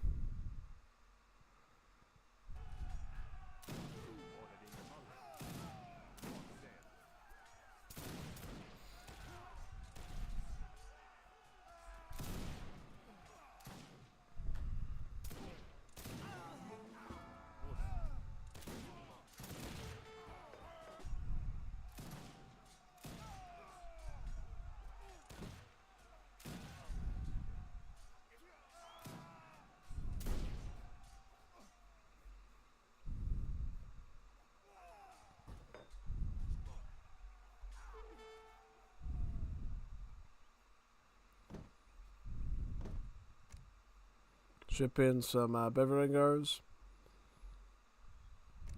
He has the infinite shipment of. Oh, this is just an iron shipment. Okay. I know they get an infinite shipment in Fortress Age. I was thinking, like, maybe you should put that in. But, I don't know. See, when he's playing just the Okarunas here, his multipliers are actually quite good against him. So he'll get a lot done. Oh, no. Look at that. Yeah, no. That's a good melee attack there. And he does scare him off. He does scare him off, so it does make a bit of a difference, actually. Yeah.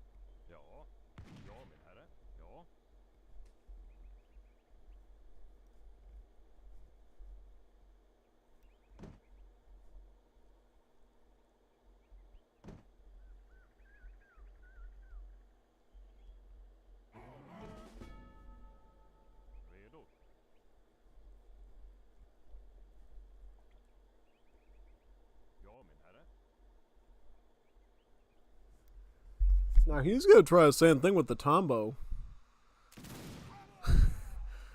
What did he get? How much gold is Nathan Sin on? Okay, so he's sitting on a bit of gold, right? Does he have any cards boosted up or not? He just has a good surplus. Okay.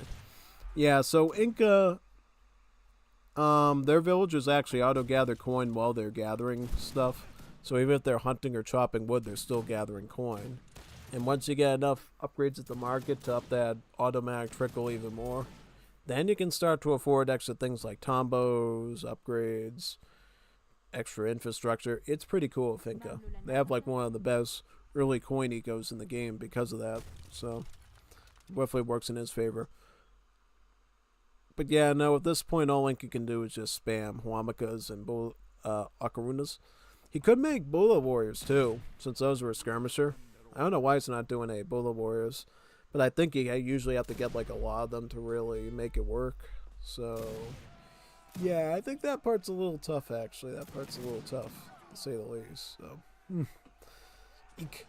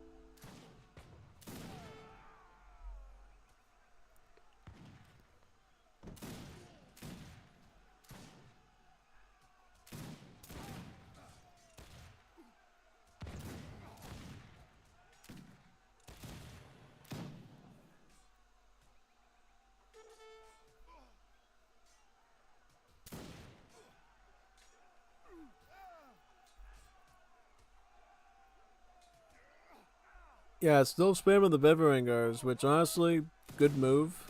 Because not only can he screw and shoot because of their good movement speed and stuff, but since they're heavy infantry, of course, and line units, they have hand armor. So that hand armor actually gives them a bit of resistance to these spearmen attacking them. Going after his hunt. Oh, Jesus, dude. Oh, God. Going after his hunt. Must feel pretty confident with that move, huh? Huh? Yeah, because if he gets a good mass, can micro it, I think he'd have some problems there. Well, what's he got? He's got the bank, he's got the coin. Could add some HP onto his line units. Yeah, I know. I get some HP onto these guys. That's what I'd do. Some HP onto them. Make him a bit more beefed up. Yeah. Because what happens if he gets around and starts hitting your vills? Like, would that be devastating? I guess. I'm kind of surprised Inca's making this work. Okay, he's picking up his fencing school now. I saw Sweden already got theirs to get their training right up. That's going to be a bit more tit for tat once they both got it, yeah.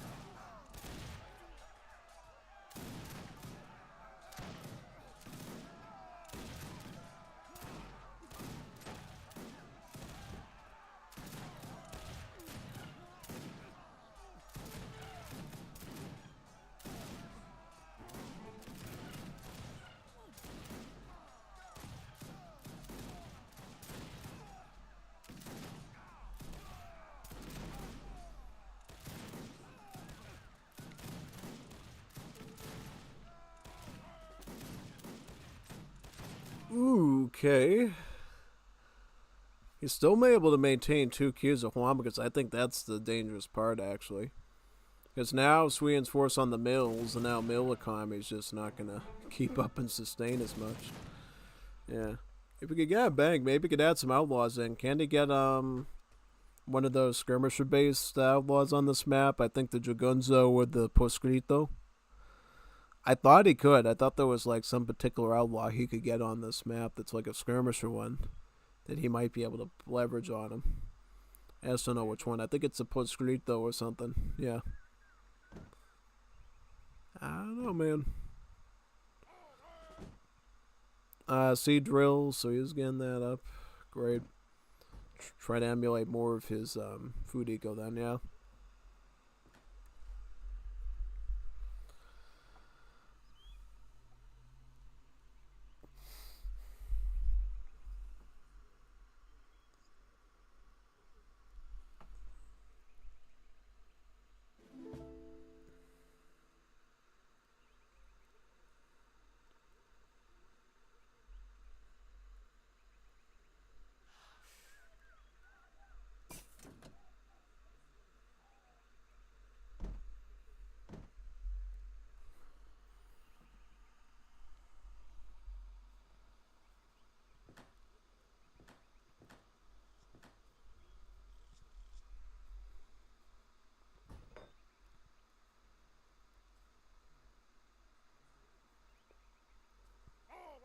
Ja.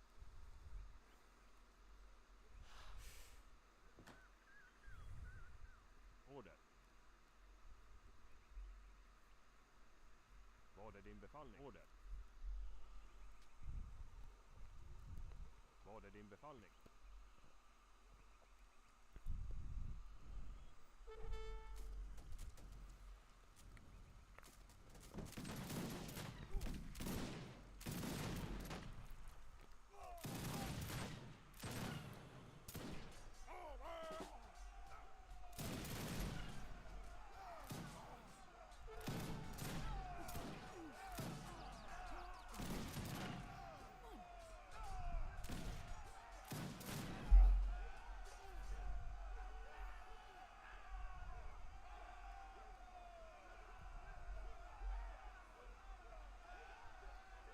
Oh, GG. Good one. I was just trying to see if there was eventually going to be a point where Bondar could break through his thing there. And I'm like, I don't know. Good match, though. I mean, I honestly was pretty impressed with Nathan's resolve in this one. Because I told you at the start, I was like, I think it's going to be really hard for Nathan to do this one because you're going to give Swain all this time to get a proper setup, and then the Bev Vanguards would naturally win out, but I guess not. I guess Wamagers are just that good. Which, I didn't know. I didn't know they were just that good, but I guess they are, so. Yep. Let's check out the next one now. Let's see how game 3 goes, honestly. Because right now it's 1-1, so we still don't know who's winning this series by and large. Nope, it's Nathan. Oh, nope, we gotta go to the right? This one, game number 3. Let's check this one out now. Should be pretty fun. Pretty fun.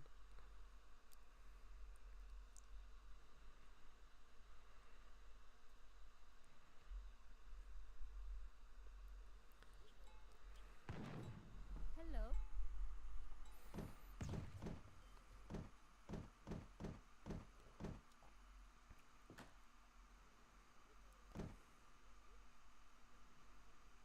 Ooh, Saudi Arabian. Bondar Saudi Arabian versus Nathan India. India versus Saudi Arabia. Now that's a coinky dink to figure out because honestly, both civs are actually pretty peak in this mod. India, of course, has a really strong incline to their economy. They're great at booming on this mod. They get some great unit options both from vanilla as well as a revamped consulate. Plus, with the Indian cards in Wars of Liberty, the free villagers increase with each age up for the given card. So, like, if let's just say you send a Fortress Age ship into India, you're going to get 3 free villages instead of just 1 here. So, yeah, no, India's in really great shape in this mod. Saudi Arabians, as we keep mentioning, I think for the past 2 or 3 instances of them, one of the fastest age ups in the game, as long as you're clicking quick enough at your Madrasa caravan. They have a really quick build order to get going. Very good with offense. They can quickly set up a gunsmith caravan and get those Jundi and Matawas out right away. Really strong offense. So, yeah, no, I think in this situation, we're going to see a really tight matchup. One thing I will say, though, on benefit of India, is on this map, I think it's Alberta, you start the game with 2 towers, 2 outposts. Those 2 outposts effectively can supplement, the strength of your agri-fort if you choose to go agri-fort. If you want to play more like Goimistan and Codefender and get a Karnamata, now you don't need an agri-fort because the towers themselves will sort of kind of cover the need for the agri-fort. So you either get a really fortified turtle-like base or even more justification for going the greedy route with the Indians, which I think really works in their favor. Likewise for Saudis, of course, having 2 outposts in their base is always a good thing because honestly, it helps you protect the vills. It even helps you to protect the Bedouins too, so you don't get pop capped. So that's great. And obviously, you can't take a snipe at your Madrasa caravan, which I have done before a couple of times, and it's really hurtful because it forces the player to have to spend 300 food to get a new one. Yep. So again, the first Yo Madrasa techs moving along pretty good. Nice.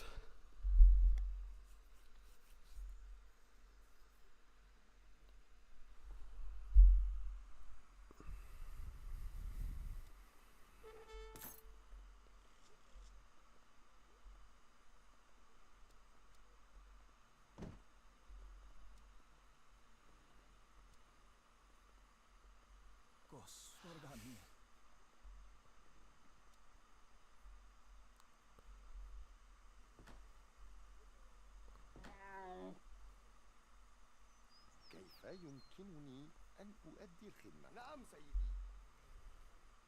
استعداد لسماع الأوامر. ما هي مهمتي؟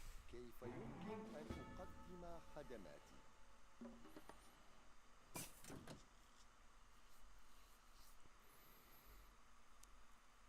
So what cards? Okay, so you sent 3 bills first, right? Yep. I think getting Advanced Oasis is kind of a waste to get unless you're getting all 2 Citadels, the one in Age 2 and the one in Fortress Age and the one in Industrial Age. So I think Advanced Oasis is a bit of a waste here, TBH. Not to mention, he doesn't even have any sort of like fountain upgrades. He went with all mining stuff. He got Wakaf in Fortress Age and then Nielo in Age 2. These are mining upgrades. These aren't fountain ones. These aren't ones for bushes. So why is he getting a bush early start if he's just going to go for mining anyways? I mean, it's kind of a contradictory setup. So I think if something goes wrong here, that could totally be to blame. That could totally be to blame if we see like a real messed up situation here for Bondar. Yeah. It's absolutely true.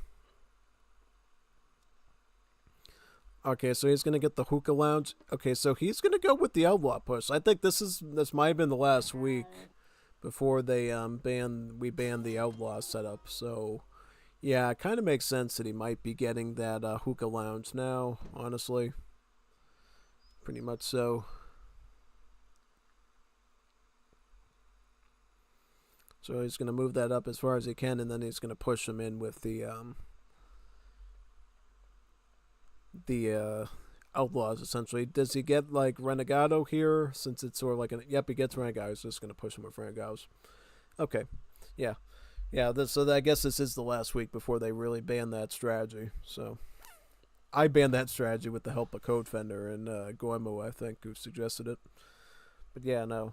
This should be a very dangerous play if he's running it. So essentially what you do here with Saudis is because with Saudis you get so many Bedouins that essentially act as like, free pop space, right? Every Bedouin gives you 10 pop. Means you don't have to worry about houses, chopping wood at all. So you can literally just throw all your vills on the coin, right?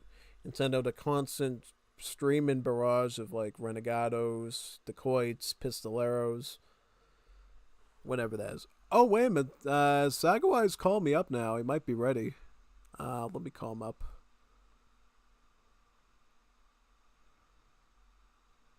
There he is. Let me get my settings set up correctly.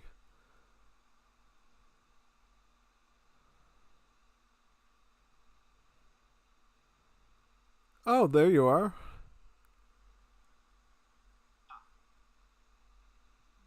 Just have to add my OBS for a second here.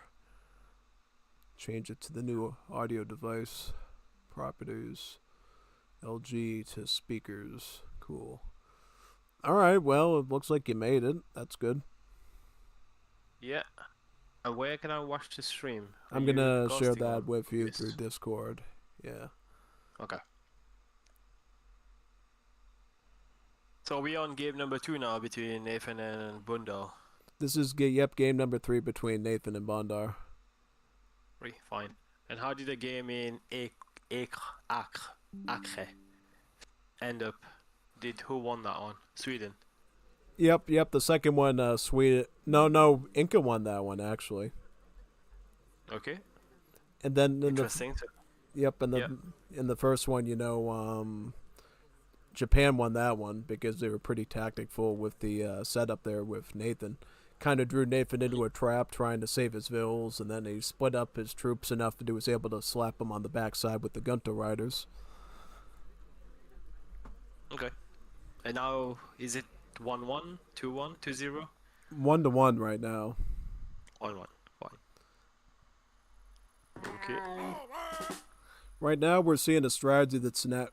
I think we banned it for games after this week. The outlaw push with the Saudis.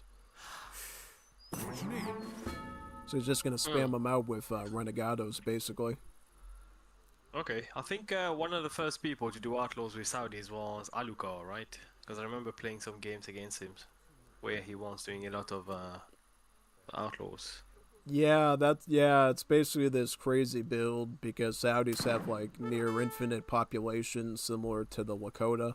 They can just throw all their vills onto coin and H2 and just keep running in more and more of the renegados in a constant stream. And since renegados, brutal unit. I mean, look, it has like 18 range, 40 damage. That's a dangerous unit even without the multipliers. There's not much you can do to counter it if you can constantly stack them like that with very little pop limits.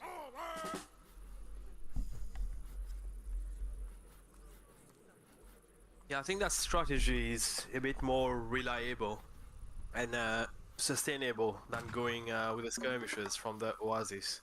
Yeah. Because at least you have like an all-rounder unit here. Yep. And do they still cost 90 coin? Right. Yeah, and also he just added in the Wahhabi shipment too, so he's adding natives in as well. They're pop free. So he's got 14 vills on coin at the moment. Okay.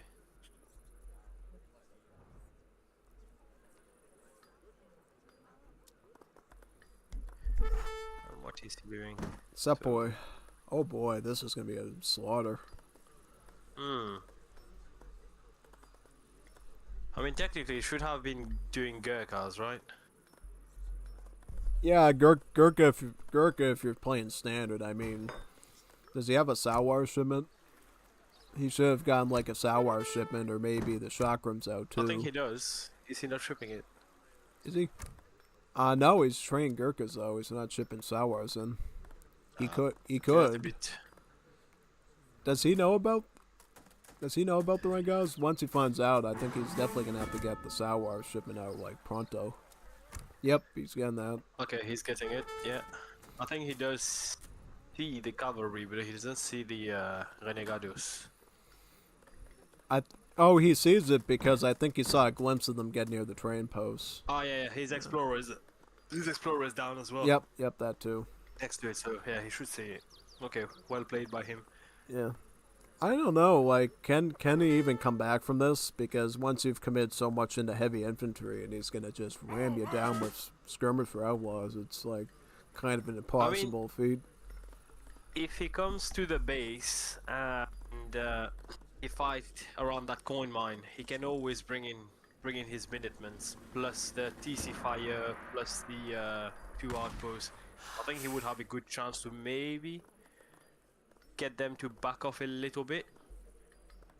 Okay, so he's diving in with the cavalry now. So he only have 5 sepoy.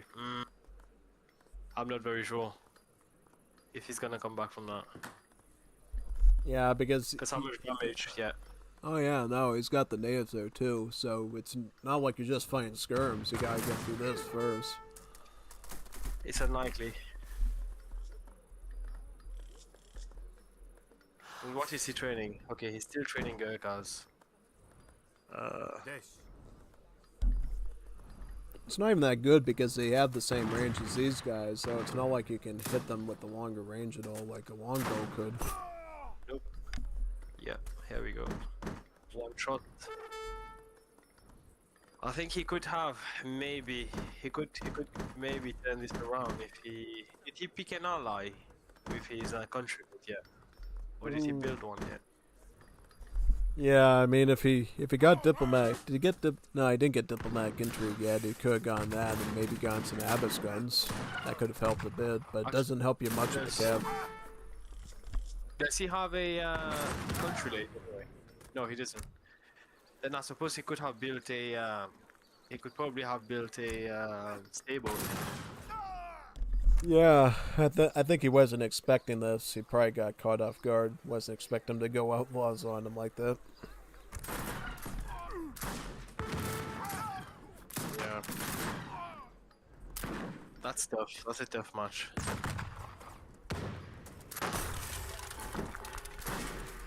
Yep.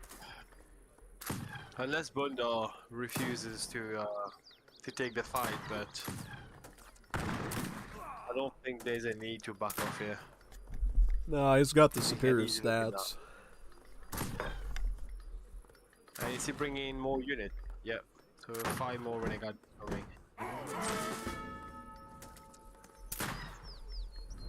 So these natives that he shipped, Saudi ship H2, are they what are they good against? Are they good? Have they got good siege as well on them? Or? What, the Renegados? No, the cavalry. Oh, they have a siege of 33. They're actually better than the Renegados in siege. They got more siege than the Sepoys, so that's pretty big.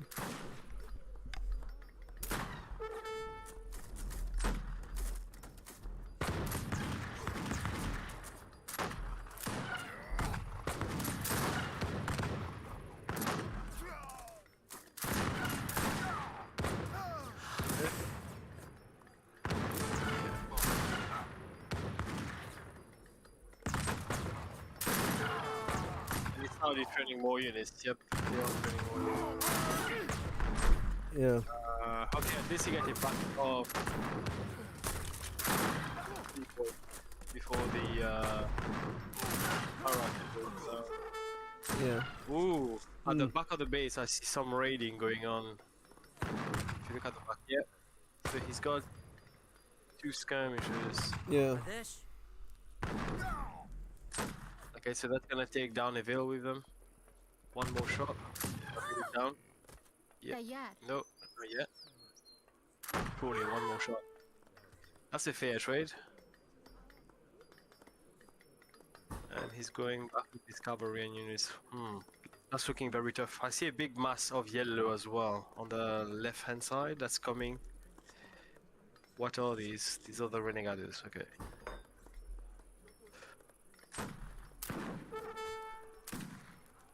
So he's gonna lose potentially 3 kills there.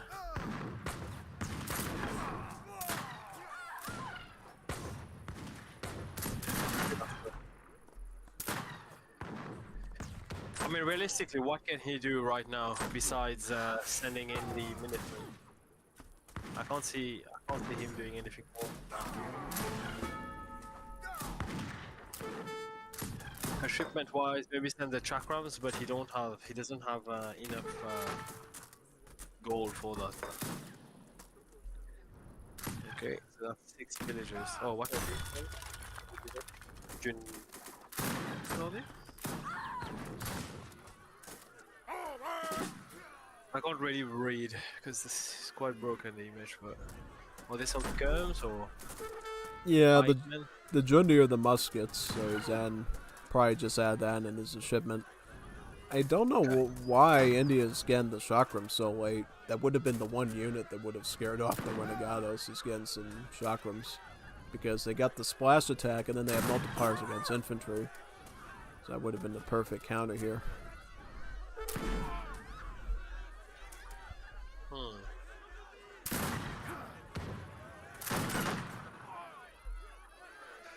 Ooh. How about the cavalry? Loot these cavalry, Saudis. I mean, if the chakrams come out, and then he dives in with his little bit of infantry that's out, then maybe? Because it doesn't look like they have more units, but Nathan is not really trading any more units from his barracks. How much hit points has the DC got now? I'm gonna go down before the chakrams come out. Okay. Alright, not obvious. Let's gather room. Everything. That's all we're here.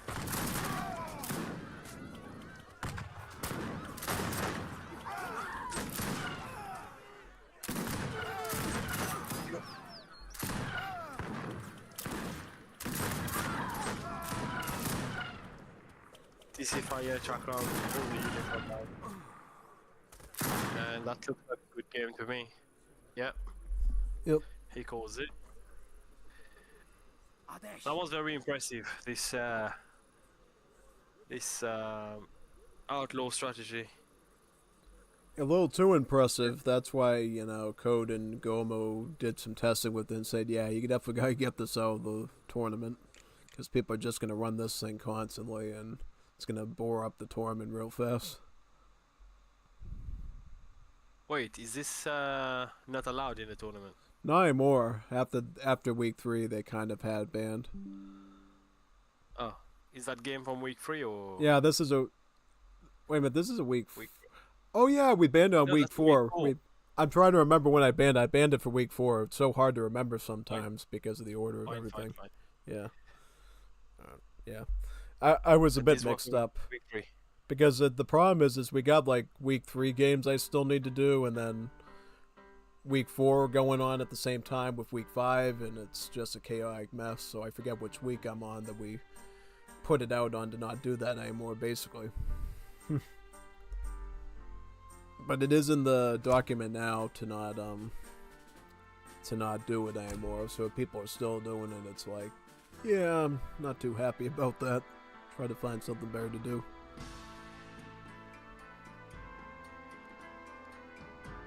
I think I announced it before, but I don't know.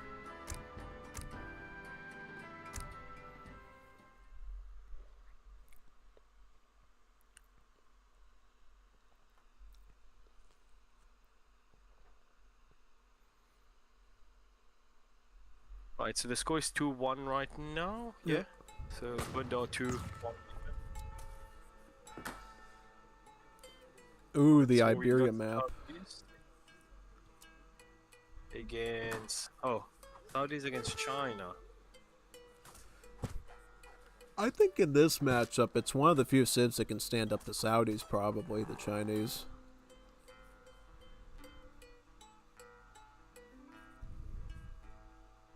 I think against China, one thing that should be banned with them is that card, not a card, but that buff they get from the consulate where the units shipment are 30% cheaper. I think that's overpowered.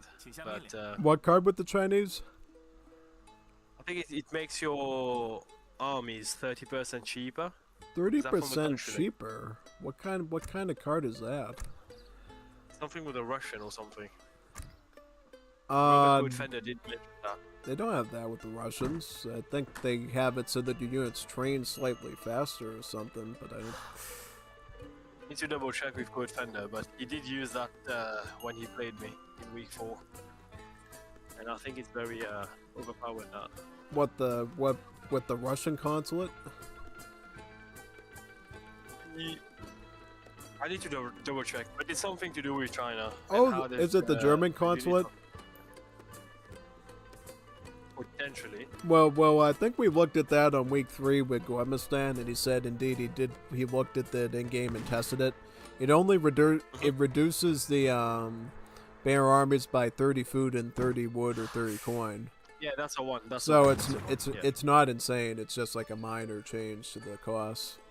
Because he thought it was like 30% cheaper, and he thought like, wow, that'd be insane. But he looked at it, and it's literally just 30 of each resource, which is a fixed rate, so it's not that bad. Okay. Well, technically, if a unit costs 100, it is a 30. Oh, actually, no. I think he found out it was only 15 food and 15 coin. It was like 30 resources total that it pulls off. It takes 15 from one and 15 from the other. So, yeah, okay. It was even weaker. Yeah. Yeah, because I would be pretty surprised at the vanilla, because it's a carryover from the Asian dynasties. I'd be very like flabbergasted if a default vanilla Asian dynasties consulate effect was like busted in Wars of Liberty. That'd be pretty insane. Because you'd expect the more Wars of Liberty introduced stuff to be the problem. If something from the Asian dynasties is getting banned, I don't know what to say at that point. I mean, again, I don't really know China at all because I've never played them, neither in Legacy, neither in D, and neither in Wars of Liberty. But it's one of the seeds I tend to ban when I play my game. Right. Just because of that. Yeah.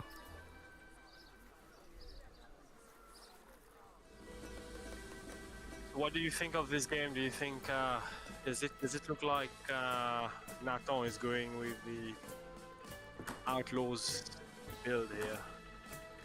I mean, honestly, if your opponent does it to you, you could do the same thing to them, I guess. But I just don't know if, since it's a European map, like what is the Outlaws app? I believe that the European maps give you the North American Outlaws. At least they used to. But if he does it, if he goes through the trouble of that and finds out, hey, it doesn't, you got a big problem to deal with. So he might. The safe bet would be to go Jundi Matawa. But if you know, because we're playing on non-standard maps, I think that's the big thing you gotta realize. If you're playing on ESOC maps where it has a fixed set of mercenaries that's predetermined, I think, and it tells you in the description what the Outlaws are, and you look at that ahead of time, yeah, you could absolutely run that. But if you don't know what the actual Outlaws are, you could get into big trouble right away going for a Thugi or Renegado-based build on a map that doesn't offer you either of those units, or even dacoits or anything. And how promising is it to go natives outlaws on this map? Do they know, is that a map with a lot of gold mines? The natives don't work yet. These are placeholders from like 8-9 years ago that have never been updated. Yeah, as in, are there any gold mines? Is there much gold mines for outlaws? Sorry, not natives. Yeah, you got gold mines on this map, like full-blown gold mines, just not a ton of them. Okay. You do also have a water-based trade route too, so that's an option. And it's kind of neat because, unlike a traditional trade route, it's on the exterior of the map, so it's out of the way of the enemy that's rushing you, so you're more likely to keep those trading posts up if you get them. And have they got whales as well on the water? Or is it just is it just fish? I'm trying to look, actually. I think it's just fish. I don't see any whales here, so it's just fishing. Would that be, I don't think it's a very smart idea to go outlaws here, but let's see. What would fish have to do with outlaws? No, I'm saying I don't think it's a good strategy to go outlaws since there's no whales on the map. Oh yeah, oh that's what you mean, alright. I mean, even so, I mean, to introduce fish into a game, you have to make a huge wood investment into that, so that would kind of be the... Because the thing is with Saudis, remember that you have an oasis right away, so you wouldn't even have to think about whales, just switch it to coffee plants, and then you could just get coin that way. That's what Alucard does.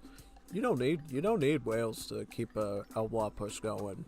You really just shift the oasis over to doing coffee plants by either going to Fortress Age or get an advanced oasis to get them unlocked in an Age 2.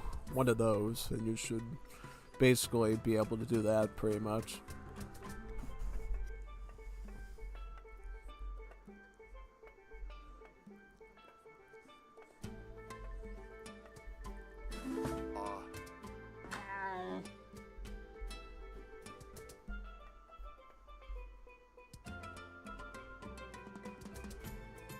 And are there normally any benefits of using the Bedouin to support any attacks? Because I know they house population, but do they do any damage? Yeah, they have about 200 hit points. They have some hand armor, and then they do a melee attack default of like 10. So they would essentially be like weak hand cav in terms of tags. So you can use them to like raid pressure vills, pressure artillery, and pressure skirms. You just have to make sure that the numbers and the math and everything is right, because if you do it the wrong way, you could easily get ambushed pretty quickly. Okay, so this is what he's doing. He's going the Kalasi route. So what you do is you ship in your boat shipment, the Sambuks, your light boats, and what you do is you double queue up Kalasis from it. These are the Middle Eastern sort of naval skirms or sailor units. And they have 16 range, 25 damage, some decent multipliers against artillery and siege troopers, and then they have a decent siege. So it's a really new type of rush method you can do on maps that have water on it, and it's been working pretty good for people. Now I've seen in Wars of Liberty people go with sailors, and then they would use the sailors to siege. Yep, totally. It's a strategy you see at Canada all the time, because that's literally what the Troupe d'Armée Marine is. It's literally a sailor unit. Okay, very nice range on that. That's 2 wheels, almost 2 wheels down the 2 wheels down the drain. Okay, I Yeah. see him using his bedouins as well, trying to chase off the cavalry there. Yep. He's getting into position. Also, with this missionary, this will boost up his range attack as well if he keeps the Bedouin near them as well. Because they auto have Okay. unction applied to them. But they start with a missionary on the map, right? You get a missionary with a church, temple. You get at the start that you get a starring church and a starring missionary on the Iberia map. Okay. أجل Yeah, because see what happens here, they go up to a range attack of like 27 once the missionary's near them. And how much does it cost to train these sailors? 50 food and 50 gold, basically. Okay. أي أوامر؟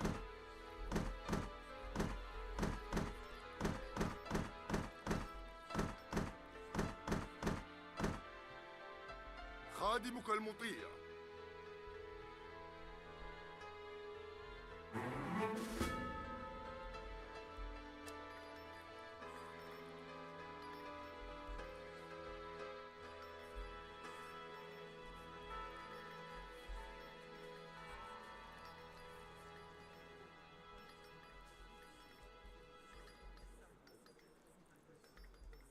Okay, so it's got the Chikunus. It's got some cavalry as well. Not a very big army, but plus he's training. Okay, he's training 2 more batches of Chikunus, I suppose. Okay, that's probably the best time to put in an attack.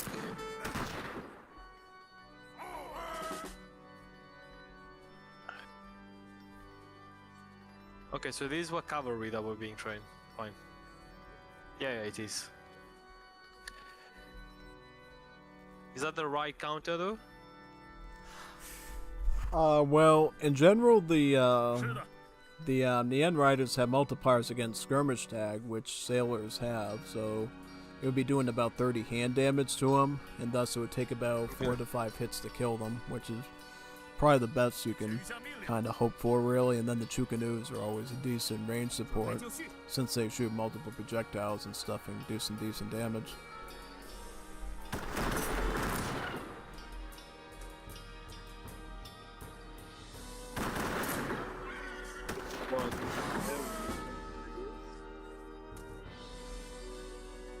And does Shana still have flamethrowers H2?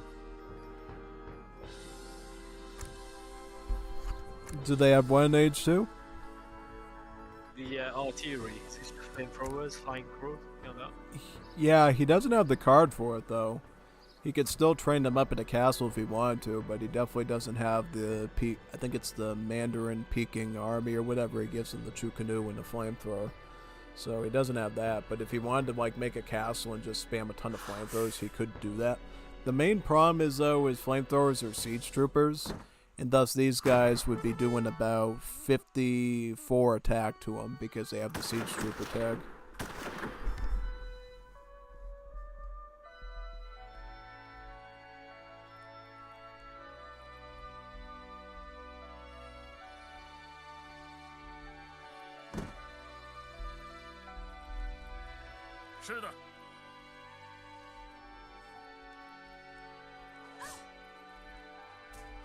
Oh, very nice, very nice raid happening there with the cavalry. Yep, good How many- targeting. Yeah, this is really big because But if he loses that many bills, he won't be able to maintain Calasis at the Sambuks, and that could definitely drain him pretty well. did he kill at least 10 vills there? Easy. Yeah, no, he's got him. Does he get I any think bills? he's gonna lose all these vills there. He could I potentially mean, why lose. was, Might get why was he one. gathering so far as well? That's and he will probably lose the skirmishers as well. Because he's pushing, but nothing to lose now. Oh, he's gonna hit him with the Bedouins first, and then he's gonna hit him in the back with all the infantry. He's microing well with the Chukanus, but he's gonna slap him on the backside with the Nien Riders, though. This is exactly what happened in game number 1. He got into a big fight with his opponent there, got all into it, and then got blindsided by scout units in his back flank there, and it wiped him out. Now, if he's smart, I think he can probably micro it, but I don't know if he can. He still has Bedouins too, which is a great sign. We'll see. Okay, so the Nien Riders We probably need to try and take as many benefits as possible here. At least that would be a fairly fair trade. yeah. I think that's not very good. I think if you can kill off the Bedouins, that's like a fatal nail in the coffin because he lost so much hunting villas, he wouldn't be able to retrain. Oh, he is losing the Bedouins. He's losing the Bedouins. This is what he has to do. If he can take those out. 3 more cavalry. Yep. Send in the Wahhabi cab too. That'll be his like last troops block. I think that Rattled prisoners have a good amount of sailors. Yeah, ooh, we're actually coming out winning this battle here. Yeah. Okay. Okay, very good. I'm gonna try to take some more vills. Are these the military? Yep, the Youngs, yeah.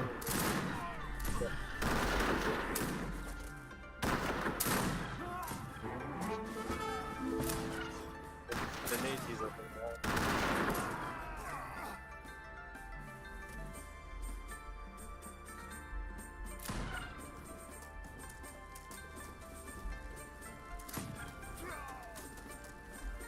I see Wonder collecting a lot of fruit there.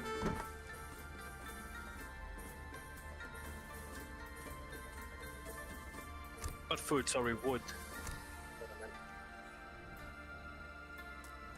Okay, very smart. Getting out of that TC range fire to get the siege on that barrack, but the amount of wood that he has, instantly he's getting another barracks out. Okay. And now the natives. I think Nathan can turn this around. Yeah, especially since he has the Wahhabi cav. These will add extra siege onto his force and allow him to hit through that village. Okay, so he just shipped 700 coin, I think. Is he gonna try to stand the monk with a blade? Don't know how do you say that? What's the name of that unit? But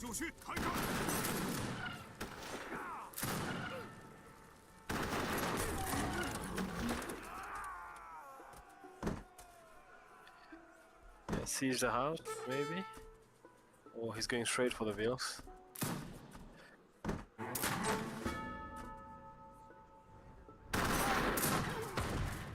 Interesting to see what he ships next after that. City. Yep, he's got Tigerman, and he's got, if he could get some more coin, he could get the rattan shields out too. Rattan shields, yeah, that's it. That's the name of it. But to be honest, I think this looks very difficult to come back from. It pretty much looks over here. Because the amount of units he has, and the amount of siege he's gonna get the barracks without, probably siege the house next. And he doesn't have enough really to shift the Rattan shield. Despite having his coin out, I think he did manage to make that 2. I'm gonna go with as a guess here. Okay, so he's collecting the gold now.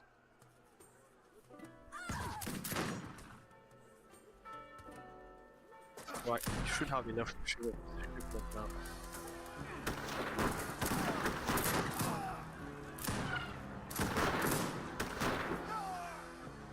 Wouldn't it be smarter here to start sieging the houses rather than the PC? Yeah, you could siege the villages, potentially.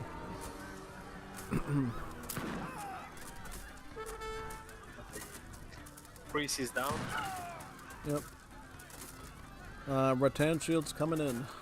He could also spawn them at the village too if the TC goes down, so he could still get those reinforcements in. Right, okay.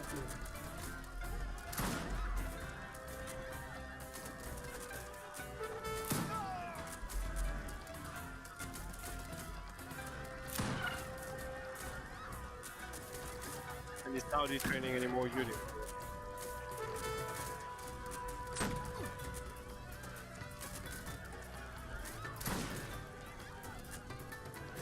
Yeah, he's indeed. The 8 more of these Middle Eastern sailors. The rocket sailors are here. There we go. Let's look at this battle here.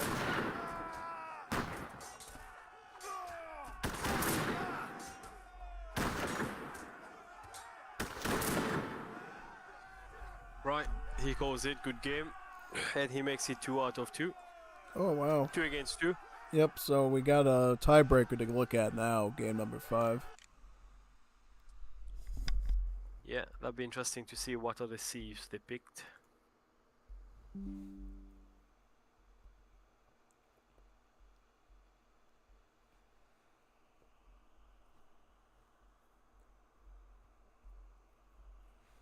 I mean, I haven't played against them yet, but isn't Bondar probably easily one of the top 3 players of the game at the moment?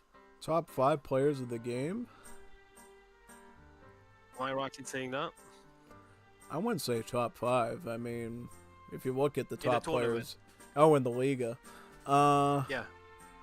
Excluding Alucard. Yeah, I know. I mean, he could be. I mean, the top ones would probably be mrev, since he got added now. He's very good. You got Codefender, Goemistan, Eternity, Jeff, and maybe Bondar. Yeah, no, that makes sense. I don't know how to categorize Nikolai. He's also pretty solid too.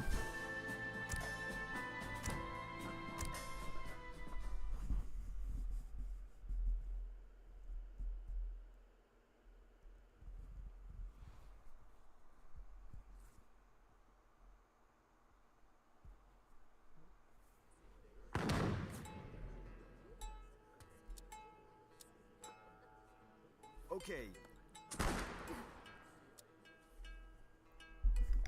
Almond versus Dutch on I forget what this map is called. It's the one in Latin America.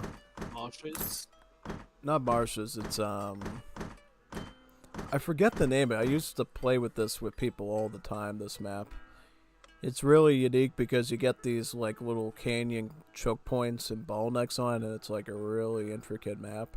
If you know how to wall good, you could actually wall here for a very long time and stall and stuff. But yeah, it's also got a lot of natives. It's got the Guayakuru, and then I think it also has the. Not many other names, but just the Guayakuru. I thought it had the Katachuman as well, but I guess not. Yungas. That's the name of the map. Yeah, Yungas, yeah, Yungas, and that's what it yeah. is.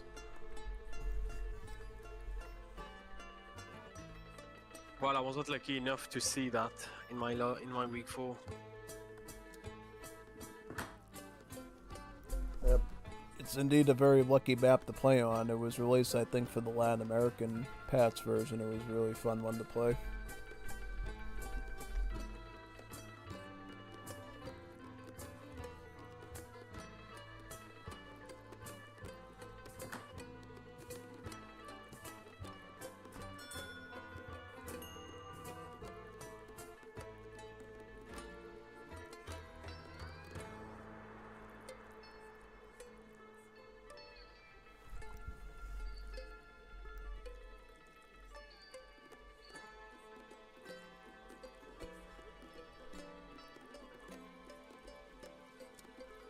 Patas pundi.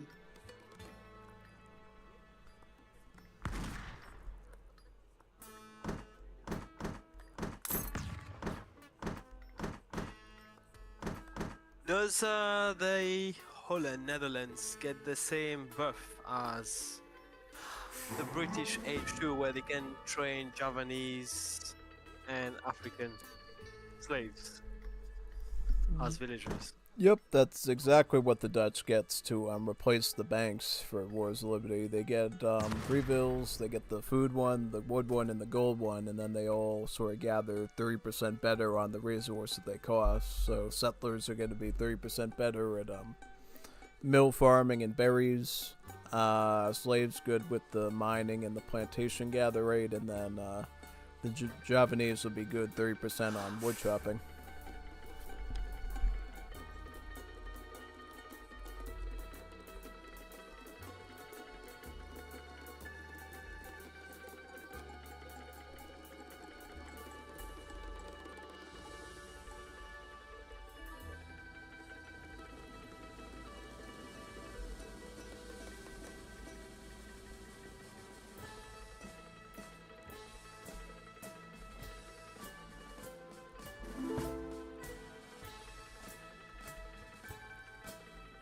What's the little circle around these villages? Not like a boost you get when they are on the PC. Hello? Yep, these are little color signifiers to tell the player what resource they should put them on. So if your vill has red underneath, that means to put them on food, yellow for gold, and then brown for wood. To pick up that 30% buff on the gather rate. So in age 1, what can he train? Can he already train the 3 different type of vills? Yep, right off the bat. Yeah, it's like literally the Civ's entire bonus, really. No more banks, just that. Okay. And does it work out? Oh, it works out beautifully, because as long as you're putting the vills on the best resources for majority of the game, you're going to have a 30% better economy and gather rate than your opponent. Okay.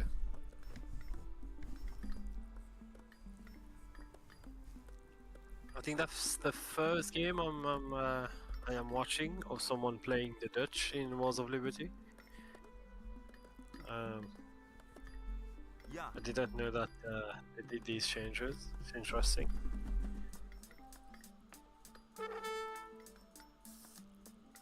Because the fact that them having no banks changes your gameplay completely. So Oh yeah, no. if I was doing, yeah, Yeah, no bank build order at all. You don't have to worry about getting a certain amount of food and wood in your transition age 1 to 2 at all. That's no longer a thing. All you have to do is just make sure that really try to let the settlers focus on the hunting if you can. Sometimes you have to let the other vills get involved too, like for aging up. But if you can keep the vills on their preferred resources, your eco is going to be 30% better, and it's going to just be better overall. Yeah. because again, playing as a as the opponent facing the Dutch, you wouldn't traditionally. You would just go maybe full pike, full siege to get these banks and the houses down. But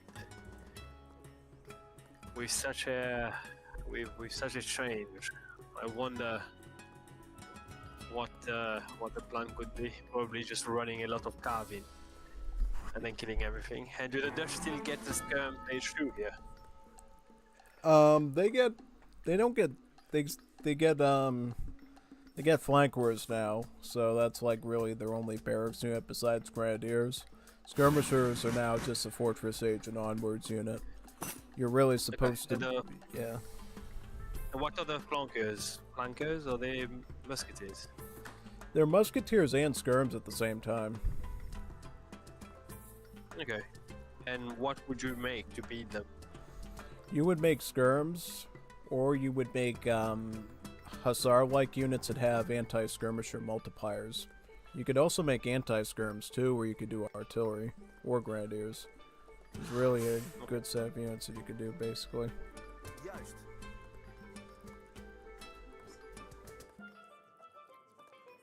I feel like Wars of Liberty is figuring out what units they are and what's the counter. That's like 90% of the game.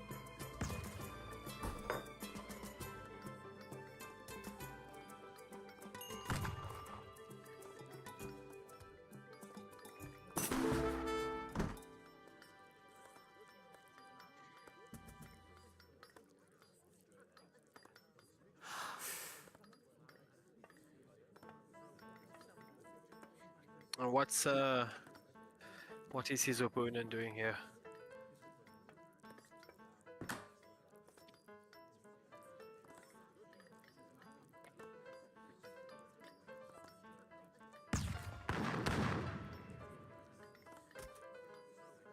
Let's have a look at red and see what he's doing.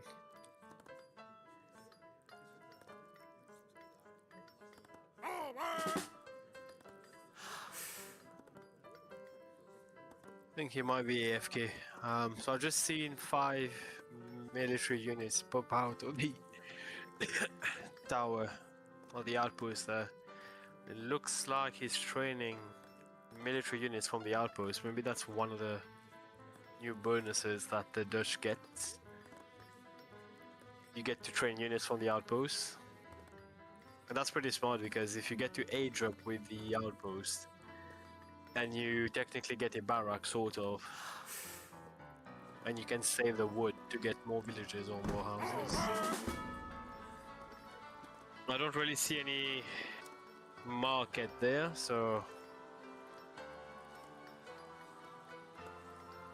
he's already on 40 out of 40 pop. Getting a house, now that's 40 over 50. I see some cavalry coming in from the enemy here. And that's gonna be 1 bill, potentially down. Oh. No, just hit the team. Yep. You back now? Yep, I'm back. Can we just see what's Red doing? Oh yeah, let's check out Armins. We haven't checked them out enough. So Armins are shipping in 700 wood. It looks like they're gonna. Okay, so they got they got Foundry with Abbot's guns, and they're probably gonna add a Barrison for Jans too.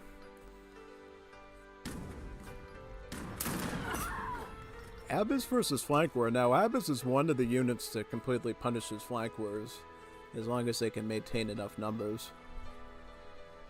I've seen Red ship 3 Delhi as well. Yep, he was killing a Ville with Going that. around the base.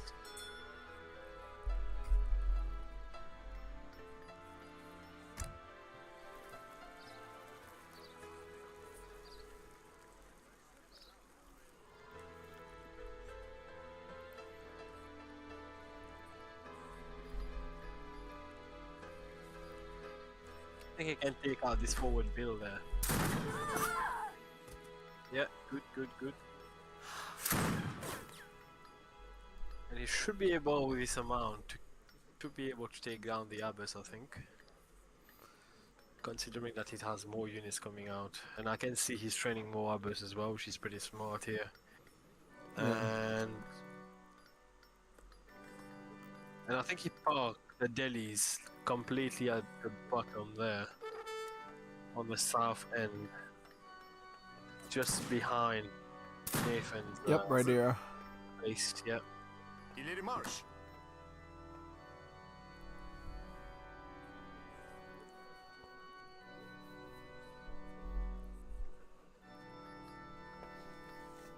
Wow, these Abus are taking a long time to train.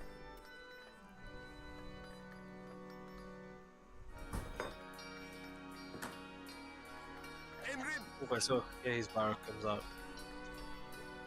And he's gonna have a shipment very soon.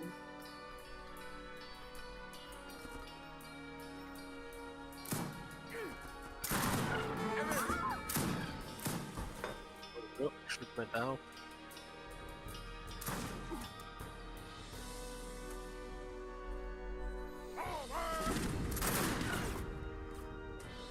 Okay, so he's got 5 Abus behind. Trying to go in melee.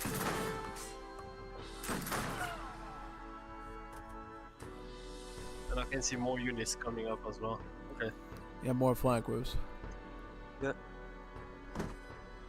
And are these flankers any good again? Any good at siege? Their siege is about 16, so it's not the best, but it's certainly better than a crossbow is. Okay. I can see he's shipping fine guns.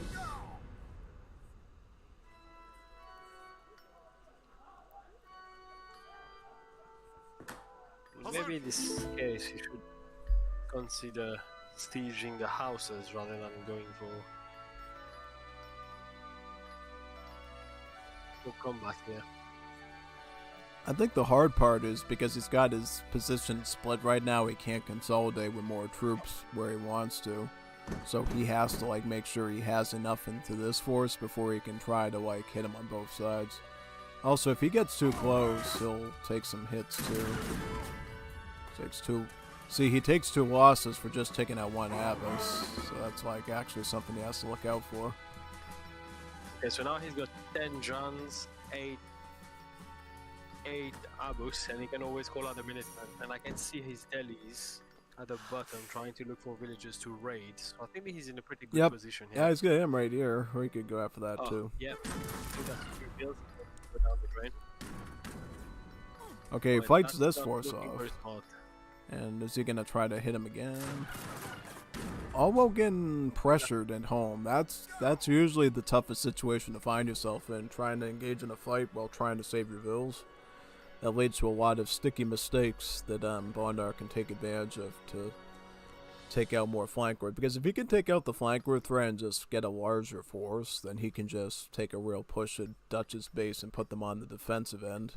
And then eventually hit Fortress Age himself. Because that's really the best situation you want to be in Ottomans is Fortress Age with those shipments. Before that, I mean, Jan Abbas, very solid. But it's not until you bring in the 2 Falconet, the Safahi, the Dabets, all those lethal shipments that he's not going to reach fully maxed out yet in terms of his total potential. I think is the smart idea here. Emrin.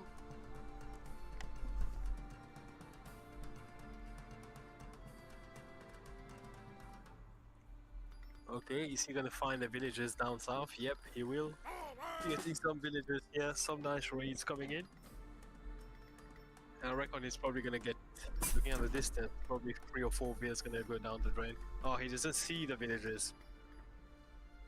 Okay, he does now. Does he see he's getting raided? That's 1 vill. 2 vill. Yeah. 3 vill potentially. Yeah, that's gonna be 3 vill. Is he gonna get a 4th one? Potentially.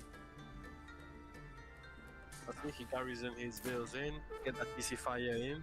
That's it. At least 1 cavalry should go down if he plays that well. Oh, that's 4 vills lost.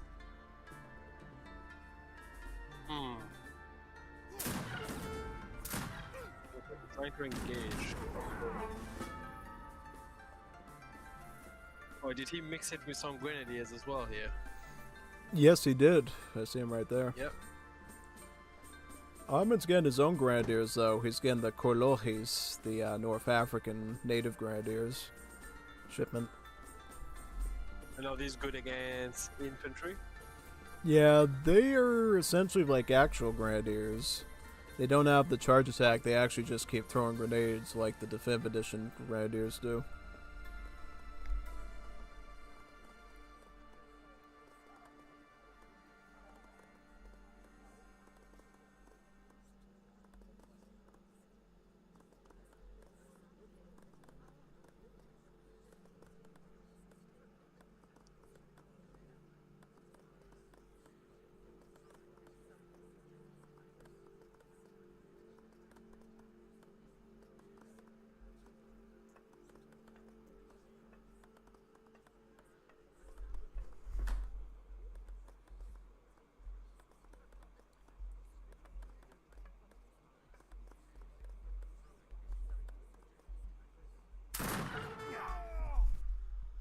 Okay, the Delhi is gonna go down the drain now. Wait.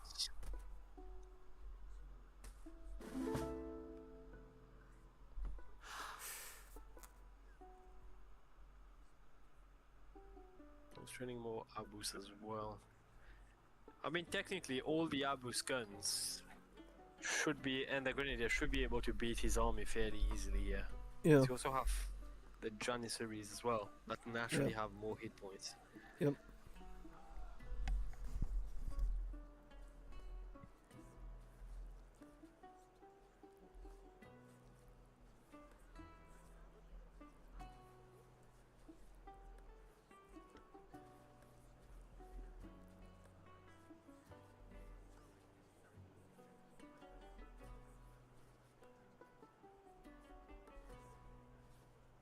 I mean, he's pretty far off from going H3 as well, so I think they're opting for an H2 gameplay here.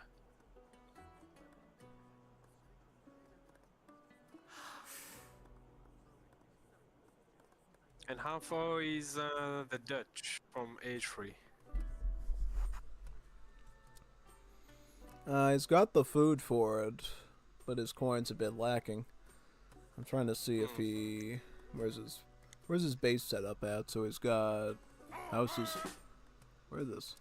Okay. Oh, he's trained him out. Oh, okay. So he went with I think he went with the statesman to get an outpost, and he just used Shooterage Mobile so he could train them right out of the tower. So he doesn't even need barracks, which you can technically I think that was do. pretty smart. Yeah. He also sent his natives into the Montans, it looks like. These are the native musketeers you can get as the Dutch from shipments. They're like really weak, but they arrive in like huge batches.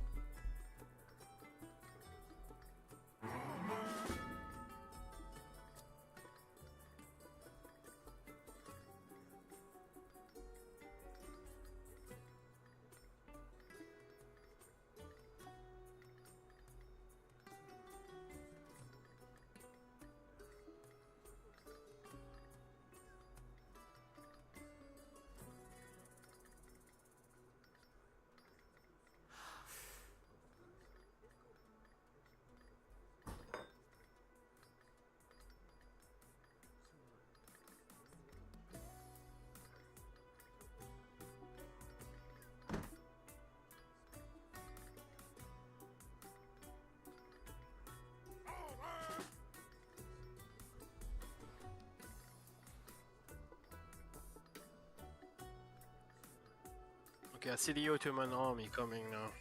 I think he's in a good position to force the fight, and he probably would win it.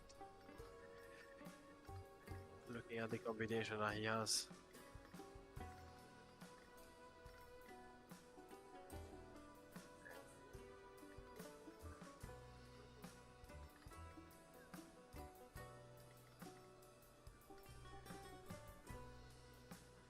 And here he's taking the fight to his base, and I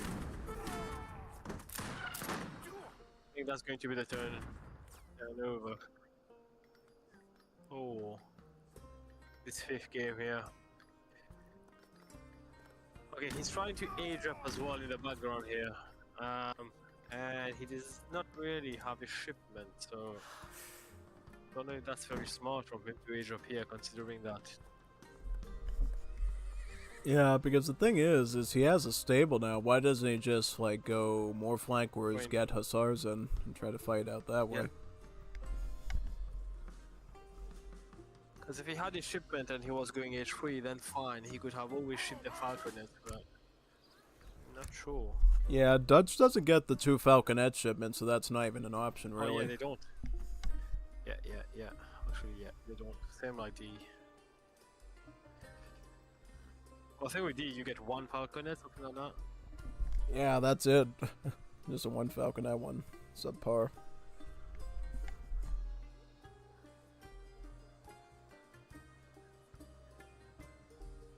I mean, knowing the structure of this map, I would have probably gone cavalry, maybe ship. I mean, he did ship the delis, but as the Dutch, I would probably make 2 or 3 hussars and then scout the different areas of the map, because I can see there are like gold mines pretty much spread out in like strategic points where you can easily choke your enemy.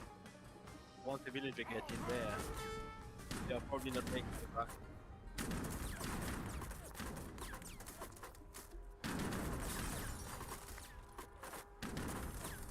They're pretty smart, sieging the houses.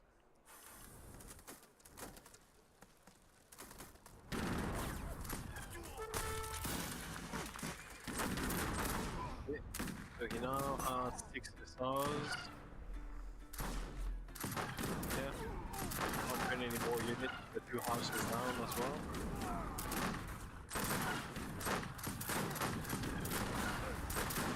Yeah, very very good.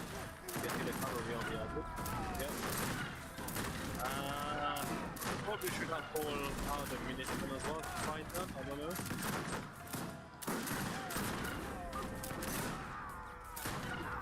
Okay, should be more result here. Very smart.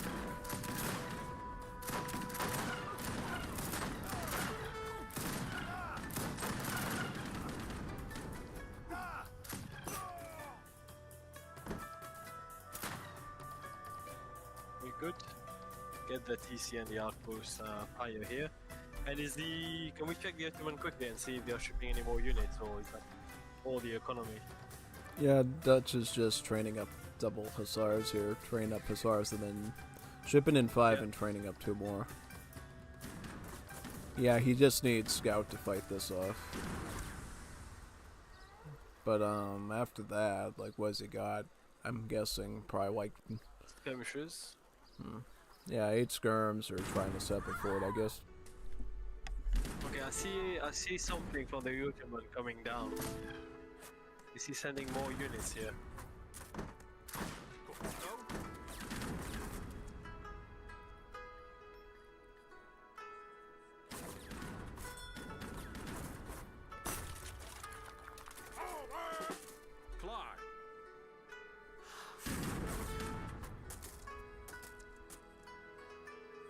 Well, I think it's just villages around the corner.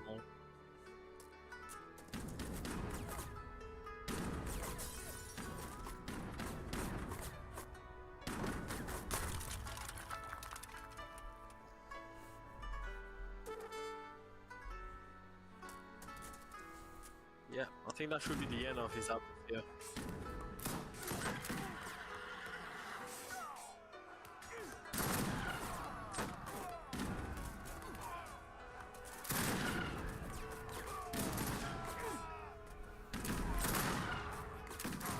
Yeah, very good.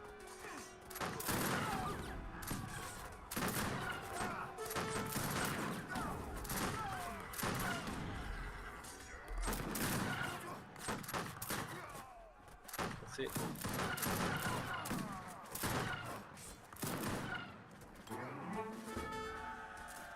Yeah. You can see he was sending some red units down, but now he's backing up to base here. So he had 5 Abus here and 5 Janissaries. Probably be smarter to age up. Alright, he's got coin to do it. The question is, does he take it though? Also, does he have enough food to hunt for this? Yeah, he does. You could get... Okay. Yeah, the taper's over there. See if he goes any other. Alright. Yeah, no. Get the Fortress Age and pick up your Falconets, Sifahi, Dabbits. Yeah. Yeah. Yeah, now he's going straight with his cavalry. Get some raising. I think it's smart.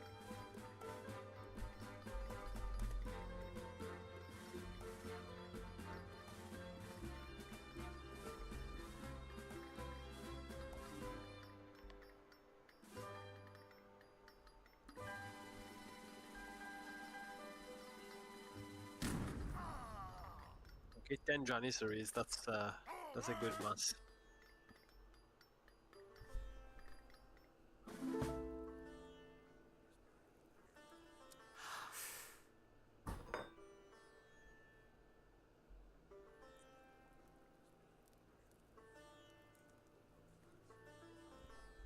I would say stop doing flanker and start adding in skirm. Has more range.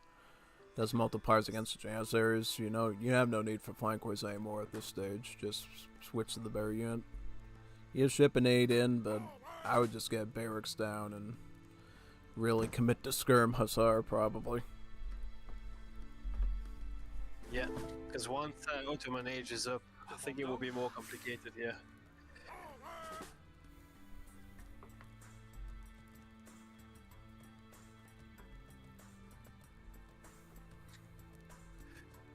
Okay, he's pushing. I mean, he needs to go in right now, I think.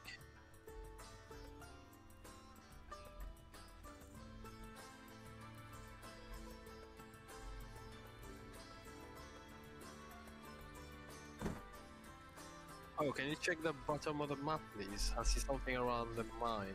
That on the bottom right, Right here?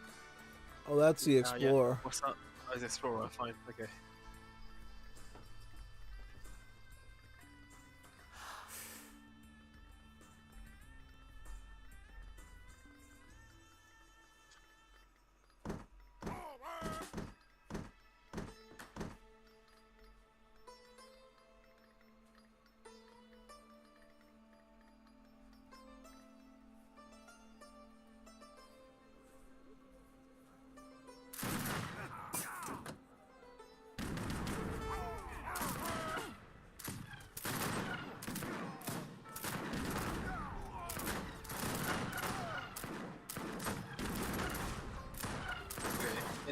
Interesting.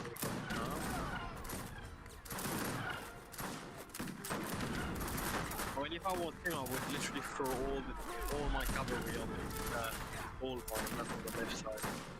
Yeah. All the way up. And that's really cool, but, get on the top of war. Yeah.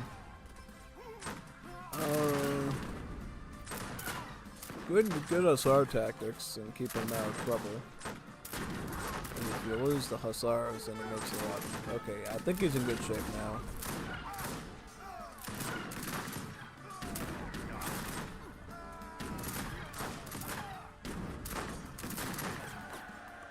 Oh, I'm gonna say, surely that will be the end of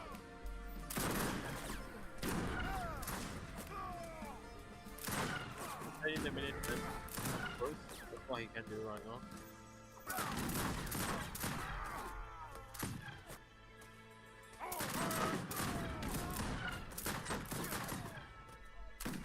He doesn't have any reason. Let me look at his resources. Yeah, he's got like nothing left. Oh. Tough situation. Also, He's can't. sending the advanced arsenal. It's probably run out of shipments. All he's just gonna run into the unit, yeah. That's Right. the, that's the, okay. Now would be a good time to pull out the Minutemen. Oh yeah, no, absolutely. Oh well.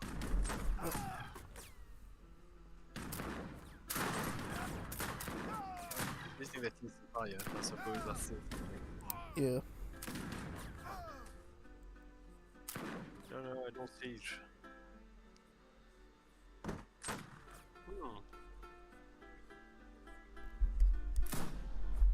Well, he survived that very well.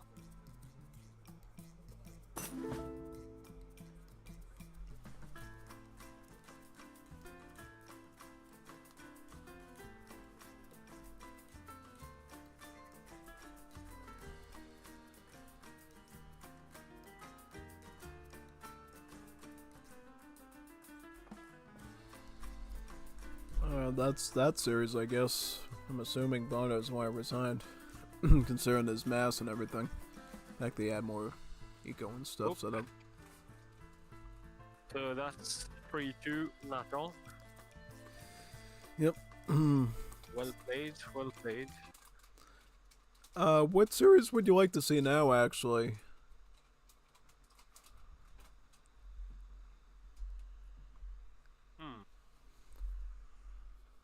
Can we look at Eternity's gameplays? Since you mentioned he's up there. Yeah, Eternity versus Livion, yeah. We'll look at that.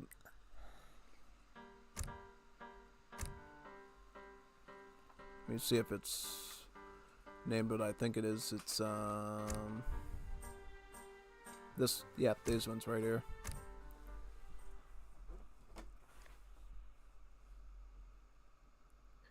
Yeah, I'm not very familiar with his gameplay. Besides the little messages we send each other in the Discord group chat, I have no idea what are his what's his play style and what are his top picks. So he's going with Afghans and Eternity. Eternity is going with Afghans and Livion is going with the Iroquois again. That's the first Civ he played against me. Let's see. Yeah. That definitely looks like a tough matchup here. Oh Because yeah, Afghan no. is Yeah. superior in all ways. I would never pick Hashani against some Afghans. It just doesn't make any sense to me. Because Hashani's all about the quick gauge 2 push, and it's really hard to do that against a citadel containing civ like the Afghans that can just snipe you off from long range with the Jazales and stuff. Hmm.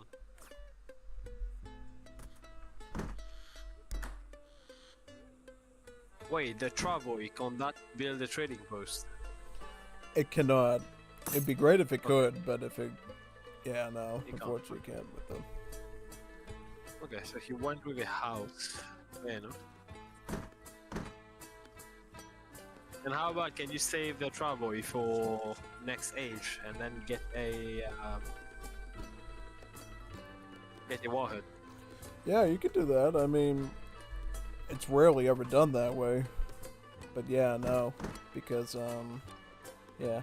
Would be an interesting play for somebody to do sometime, but I think it's just a bit risky to do because then you... Well, the thing is, typically in a typical Hadashani build order, you're actually supposed to get a trading post, so you kind of need that 200 wood to do that. If you weren't worried about getting a trade post, like say on a map it doesn't get a trade route on it, I would say absolutely try that out, but yeah. Oh, he's getting a fire pit early. That's interesting.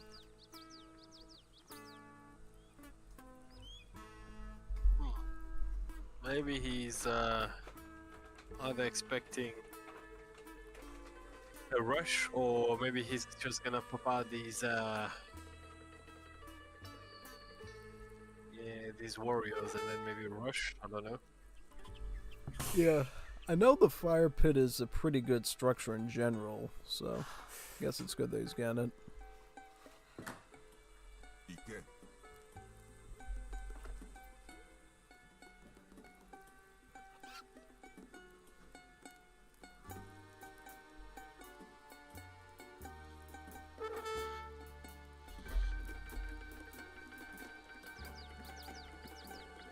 I'll be back in a minute. Um,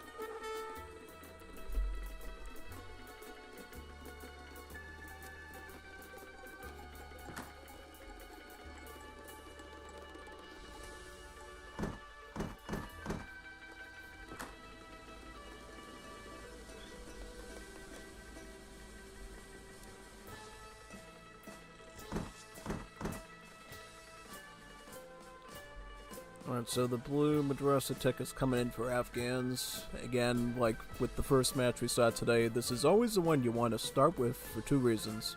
One, it gives you free villagers, and two, because the devs literally made it pretty obvious to you because they give you exactly 500 wood. 200 wood for a Mahala, 200 wood for a madrasa, and then 100 left over to get this, Melmastia. So it's always a good one to pick up.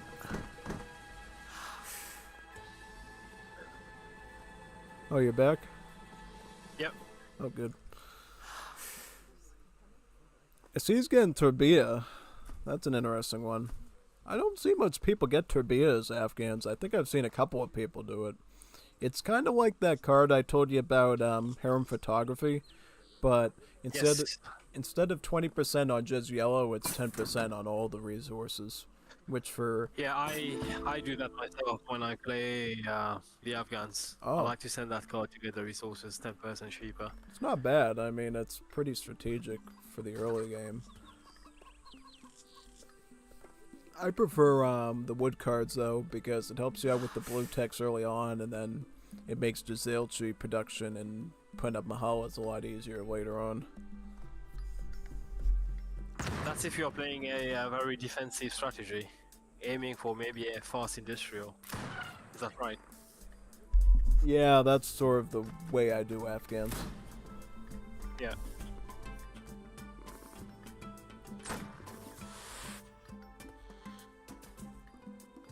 Well, it'd be interesting to see my gameplays from week 4 when I face the Afghans, because I would leave that for someone else to cast, but I absolutely hate playing against Afghans. Right, yeah.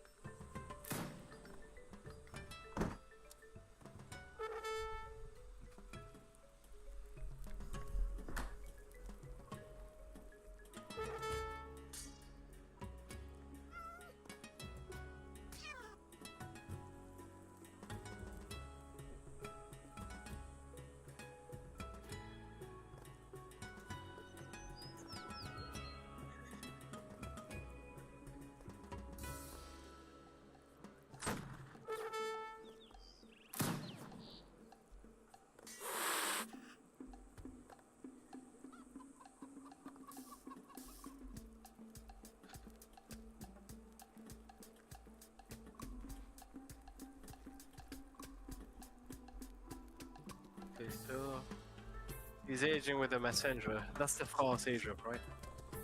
Yeah, that's typically the one you want to do with HUD, so you can get the early pressure going.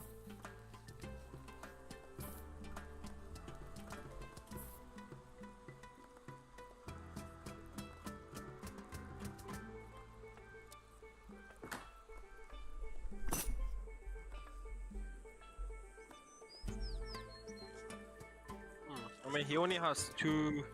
He only has one mahala though. No, two mahalas. No, one mahala, one madrasa, and one market.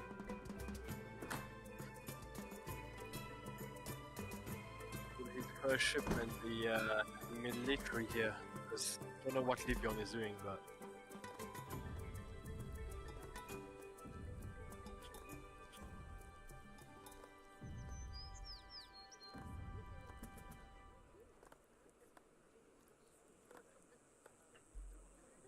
Well, he does have enough to build on the Mahala.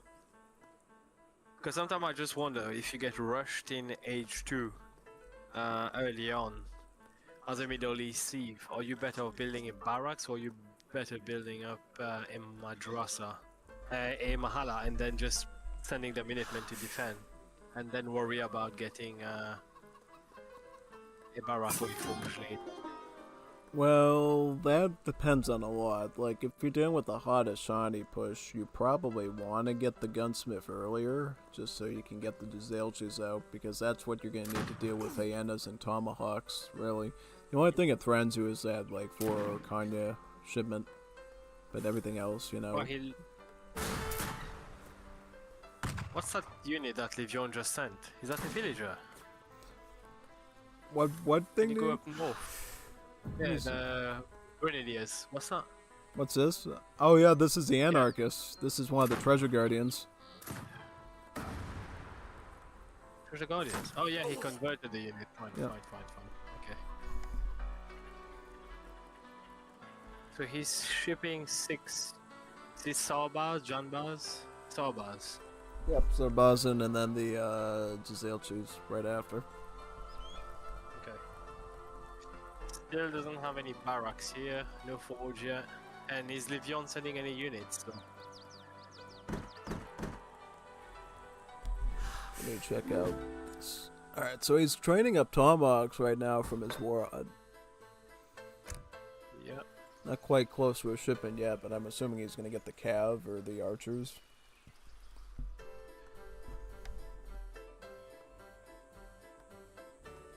He's very, very forward.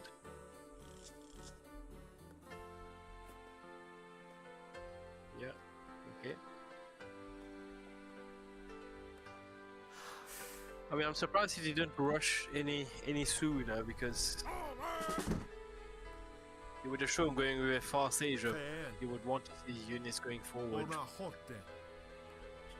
sooner, but now you can see eternity pushing, and he definitely have bigger mass backing off. Okay.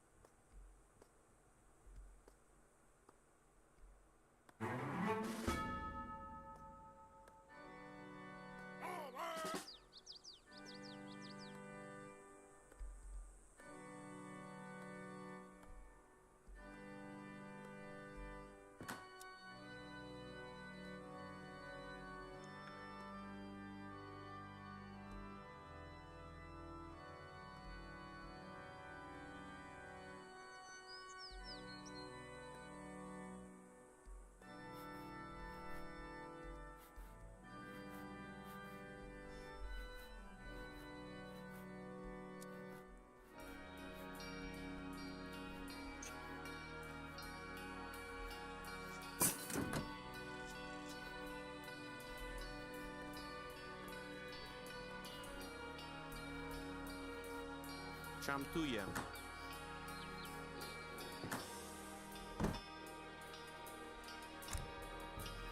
So now he's on. Okay, interesting. Yeah, he also goes with the Russian units there for the 5 Cossacks, for the 6 Cossacks. Something that I like to do myself. It's very cost effective.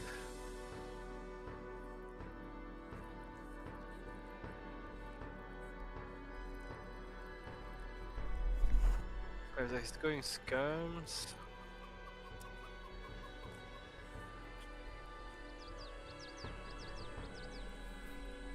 Okay, he's got a trading post up now. The game is going longer than I expected. I thought he would rush sooner.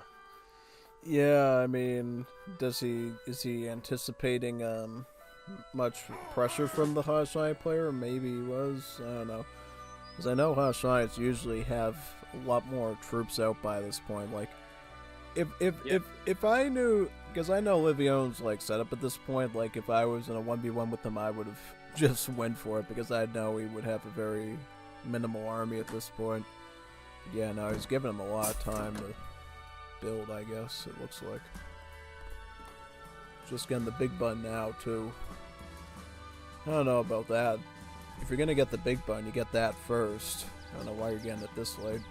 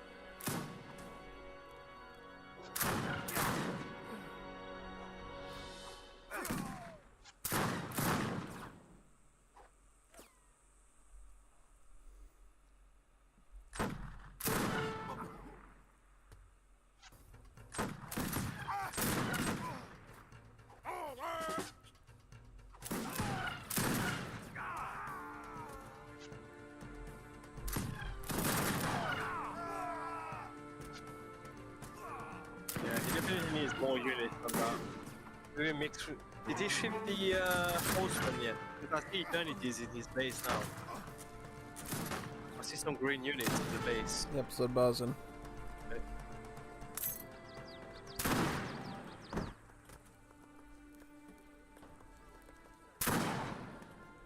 Don't think he sees that.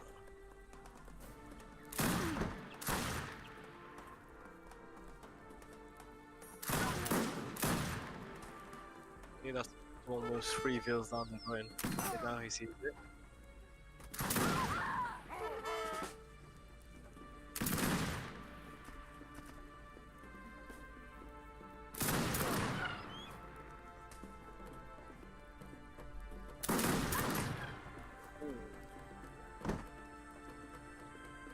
Not very sure he went to the right combination of units there.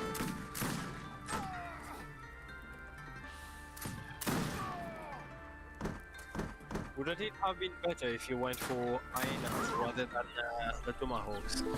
Yeah, he probably should have did that. I mean, honestly, I think, well, people go Tomahawk because it's the musket unit, so it's going to dish out the most damage and it's pretty affordable. But yeah, going into a full hyena could have been kind of good because it has more range, better rate of fire, costs 1 resource, so you just go full hunt. Yeah, I mean, I don't know. He just has. Even right now, if I was him, if he put up a community plaza, he's not really using it as he must be. If I was him, I would probably have put all my builds on it and spawn these warriors that lose hit all the time. If I get a good path and potentially. But Yeah. And he's trying to boost here. Right.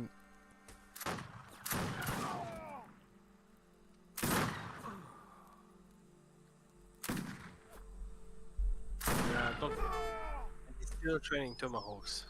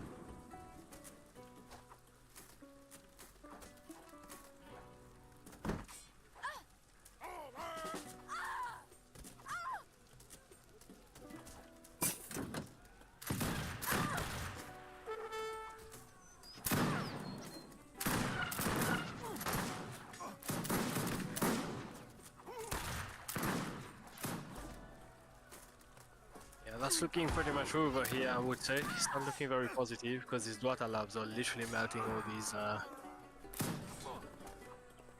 all these units, and he only has wheels. And that's one of the very, very rare gameplays that I see Afghans doing an H2 rush here. Yeah, that's the thing. If you can rush with Afghans, that means you're pretty confident you're gonna get the matchup good. I mean, you could totally rush with Afghans anytime, just because you get the Giselle bonus, so you actually get more range when you're going into combat. So it is actually good for you to get early pressure going. But yeah, no, they definitely play into that defensive boomy play style. So it's something they rarely ever truly touch upon to that degree. Yeah. Let's have a look at Eternity's base before we go to the next game. Alright, so he had a Citadel here, he had his Madrasa, his Bazaar, his Gunsmith. He actually had 2 Gunsmiths, so he went double. He had Mahalas. No Forge. Alright, no Forge. Okay. Let's have a look at game number 2 then.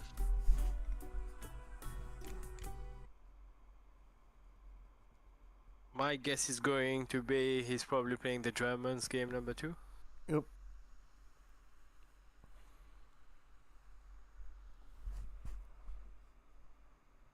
Germans, or he's gonna play potentially the Dutch. No, the Dutch.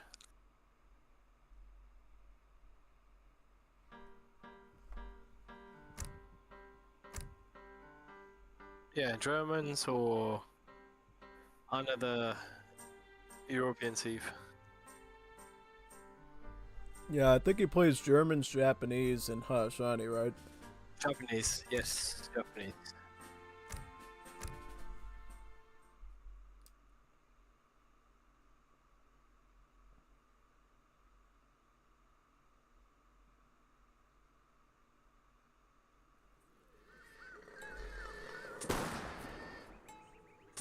Okay, Sweden, and we got Japanese, okay.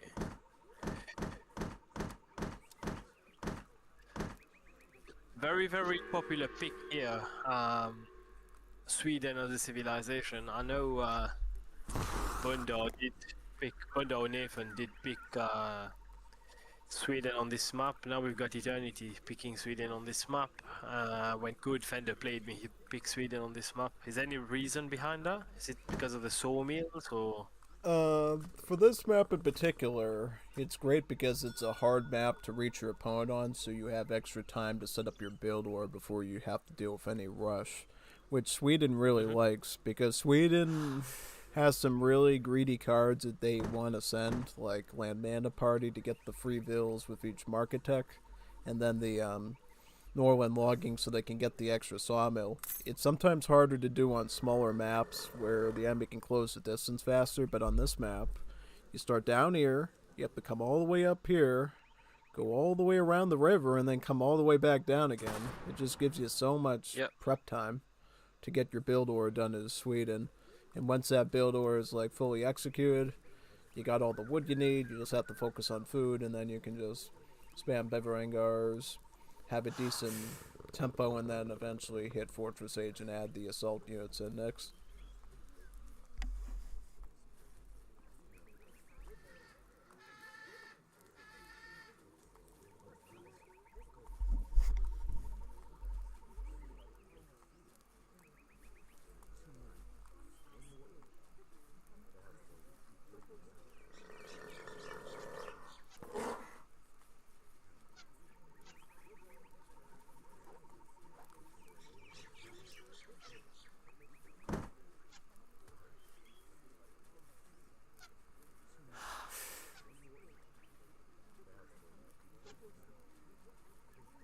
Yeah, well, having played this in the tournament, I can tell that this map is very, very tricky. Oh, it's a Bringo map. He picks it all the time just to hide in the corner so he can get his build going. Yeah, including getting his big barrel building in the middle.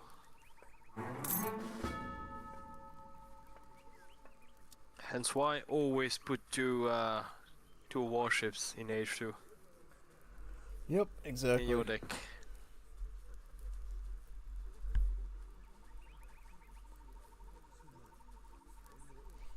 Probably good Varingo repellent. Just get 2 warships and then train up the sailors and just rush his Peruvian base before the Grenadiers get too massive.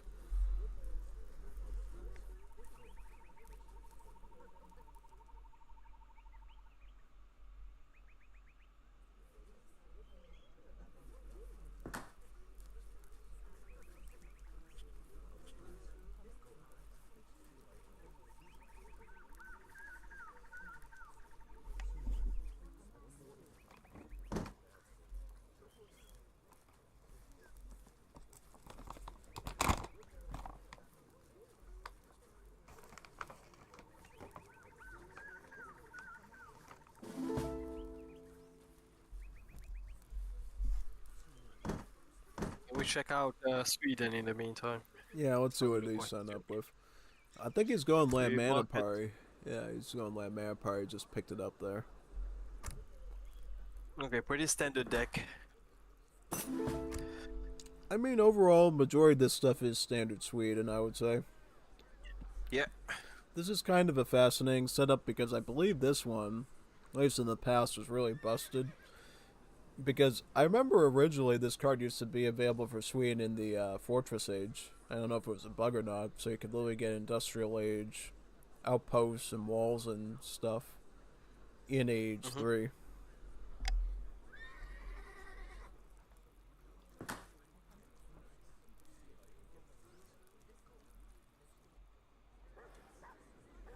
And Sweden's the only other Civ other than Japan that actually has this team cheaper unit upgrades card.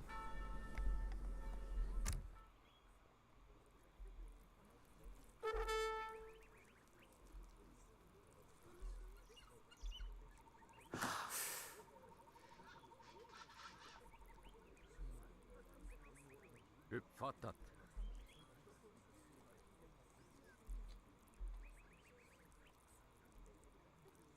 I think I did play the Swedes back in 2023 when I first started Wars of Liberty. Before I took a long break. Do they still get that little torp with the? They still get that little torp with their barracks and the stable where you can train like units in batches. Yep, they still have the allotment system, yep. And in fact, he has both of the cards for that. He's got the advanced Torp and the advanced Roost Hall as well. And to be honest, I prefer Sweden in Wars of Liberty because they are so much easier to play than the one in DE.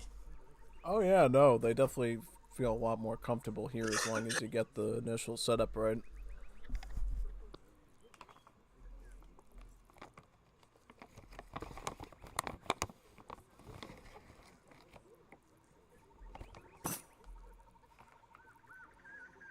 I mean, here probably Livion should do an H2 rush. Probably better off going maybe a lot of siege. Get the houses down early.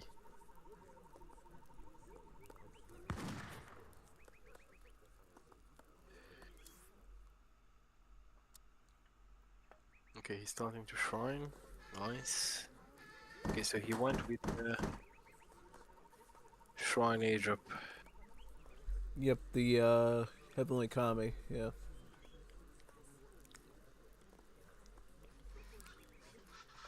I'm actually a bit shocked. I thought Livion typically goes for the Portuguese consulate one, but it doesn't look like he did that here. For the cheaper age up, of course, rather than water. He could have ran it because then he'd be able to use the export with Portuguese to get the fishing boats here and get some extra eco.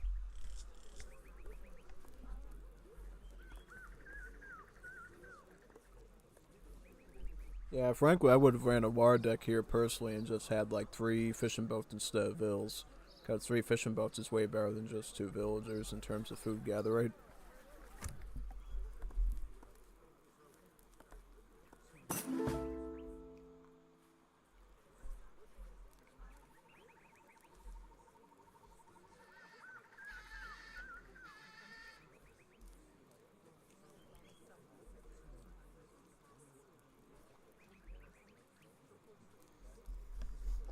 This is the thing I never understand about Olivier's gameplay. It seems like he's like getting very little done. He's not training vills. He's not building anything. Like, what is he doing? It's just like zoning out there in his base.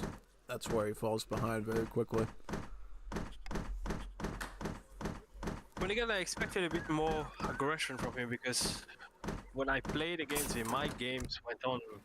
One of my games went up to like 40 minutes. Oh yeah, how's this going for so long? I was like pretty surprised it took that long. What the hell is he doing, man? He's angry button. Ugh. Yeah, sounds like music. Okay, looks like he's going. His ship, his gold. He's now shopping for wood. Is he gonna get a barrack or is he gonna get a stable? I see some activity up north. What does he have there? He has barracks. He's got a barrack, okay. He's going with the double greedy setup. He's getting the northern logging and he's getting Riksbank. So he's gonna probably try to go towards getting both of his sawmills out and then have that free bank as well. So both wood and coin trickle. Ja.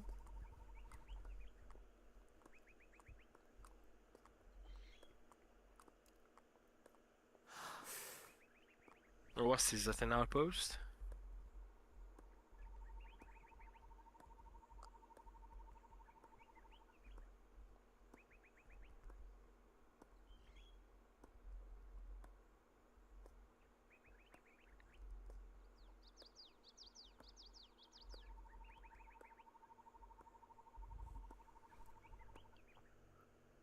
I mean, definitely the explorer does see what he's doing here. So I just wonder what his reaction would be here. So he's got the advanced outpost.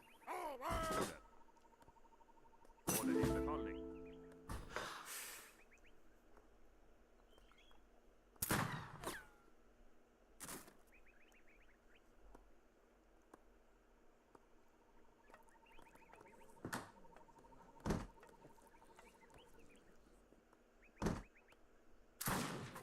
Ja, min herre.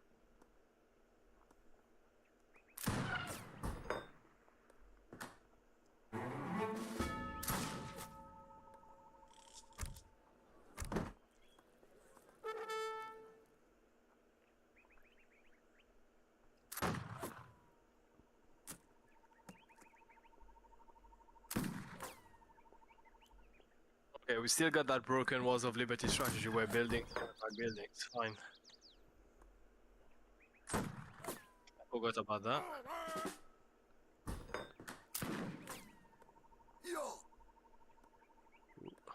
Can you hear me fine? Yeah, I heard you fine. I Yep. was just trying to observe what he's getting. So he's got 3 grenadiers here. Order. It looks like in 1 Beverangar. Ska ske. Shipping in 6 more and then train grenadiers.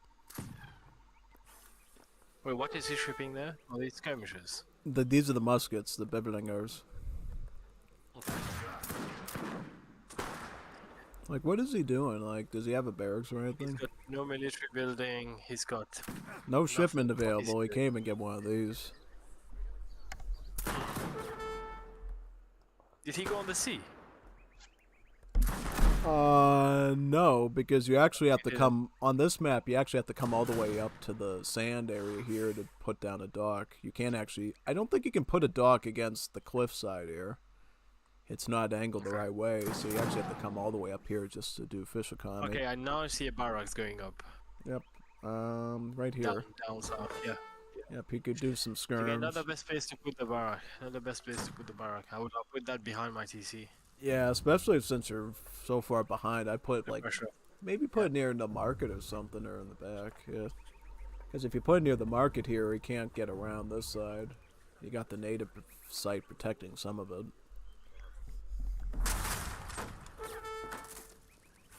I'll be honest. I think that looks pretty much over.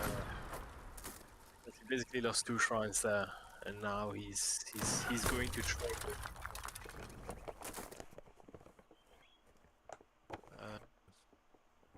And does he have a consulate as well? I think he would have benefit by going with a consulate here. He could have gotten some of the armies there.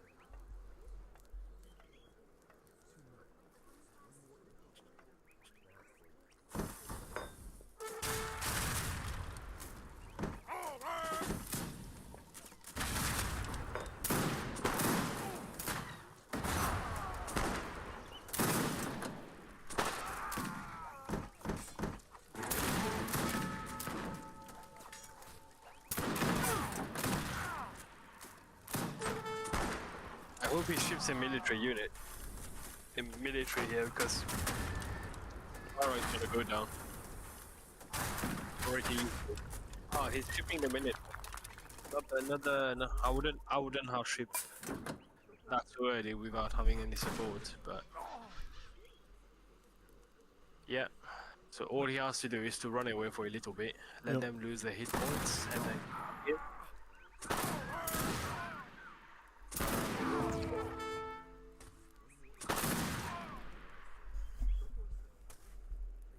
Vad är din befallning?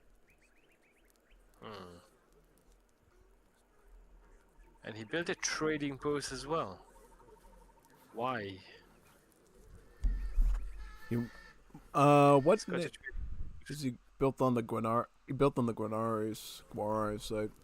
I mean, the thing is like, if you can't even afford your own military, don't get onto a nave.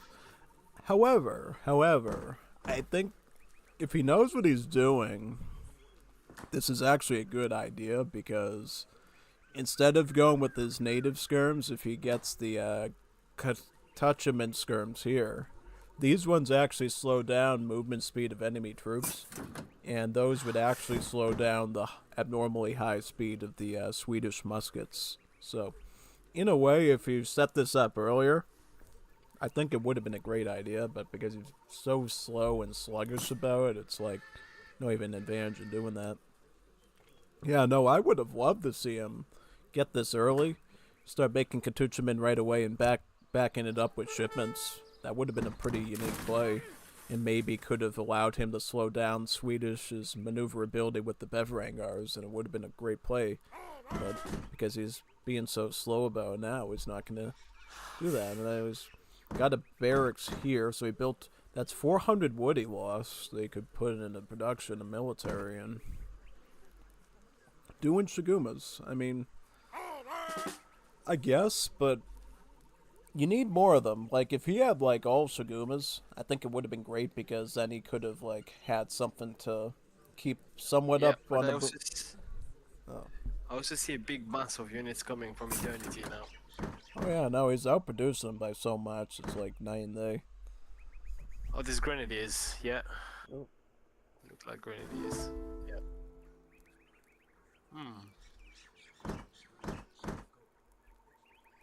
Wait, does this guy ever go to H3? All he does is rush H2. Yeah, I think that's the last attack of the game. Looks like now would have been a good time to call in the minute. I hope that's something he could do in the next game. I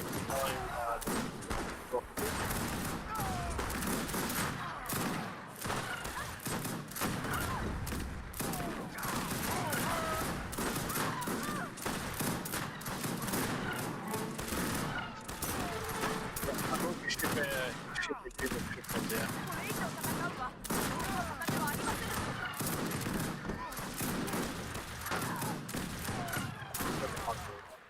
Yeah, good game, I think.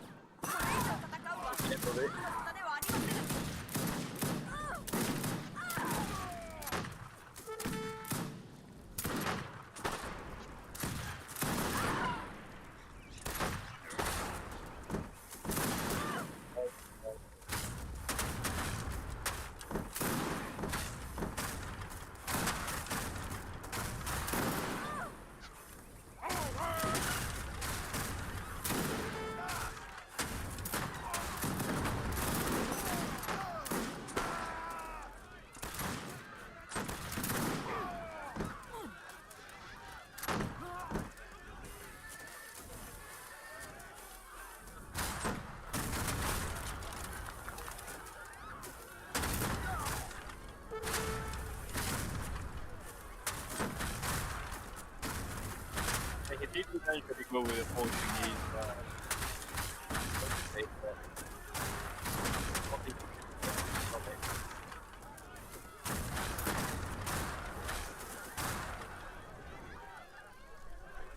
Yeah, and that's game.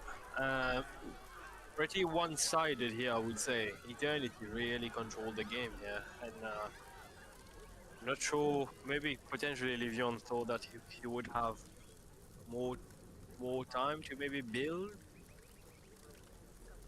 but Eternity didn't really wait. He just flooded the unit straight to the base. So that's 2-0 now to Eternity. Can we just quickly look at his base?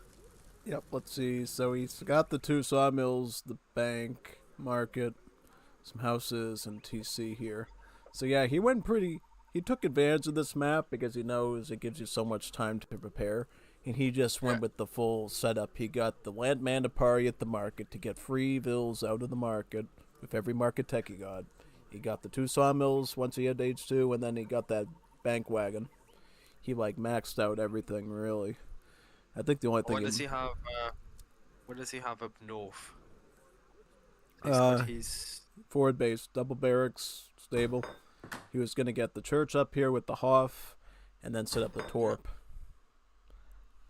And remind me, you get a free veil with every text research, right? With Sweden. Yeah, with this card, Land Mandatory, it does it for the market. So if you get Hunting Dog, Place of Mine, Gang Saw, and then all the H2 and Fortress Age, Market Text, plus the Vill upgrades. Yeah, no, it just gives you, in total, I think 9 to 10 free Vills. It's pretty impressive.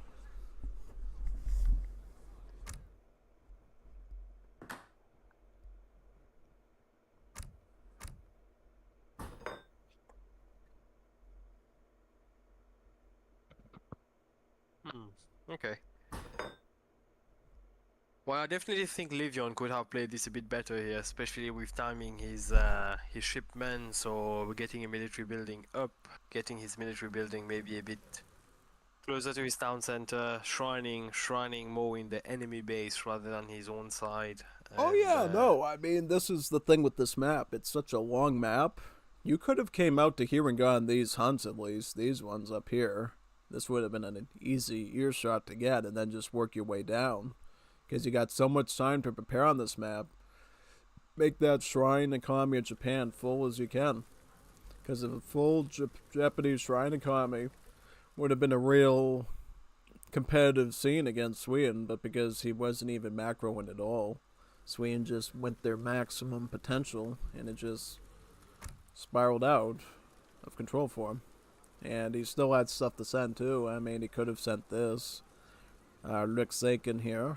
And then that effectively does something with the Royal Decree where it actually doubles the trickle rate on the sawmills and the factory for wood. So that would have been a pretty strategic setup there, yeah.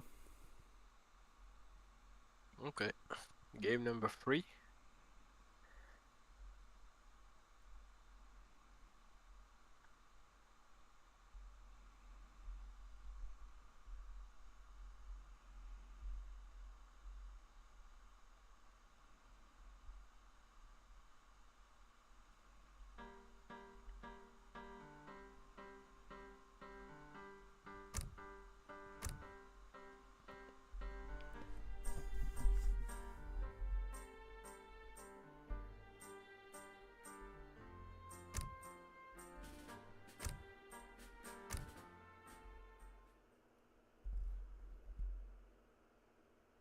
Okay, that's game number 3.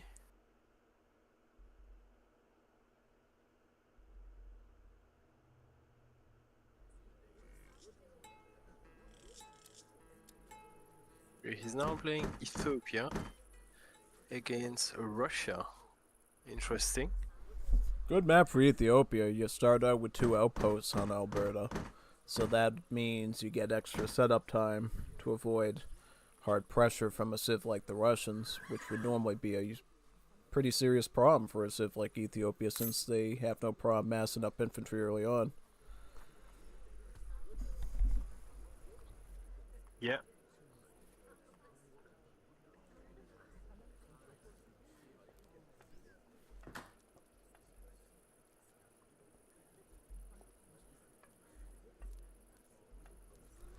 Where's his little spice trader?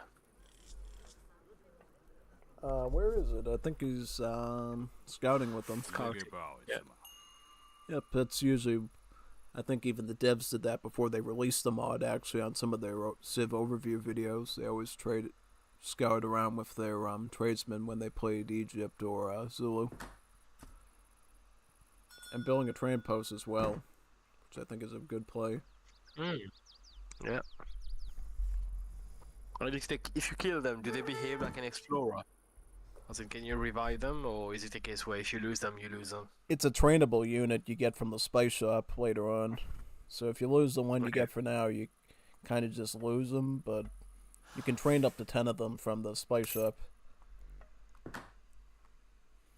And they're pretty good to keep on to because they're the only unit other than your villagers that can actually gather from the spice stalls here to gather export. So it really is essential to get all that export gathered up, really, so you don't fall behind on your regular build order with the villagers.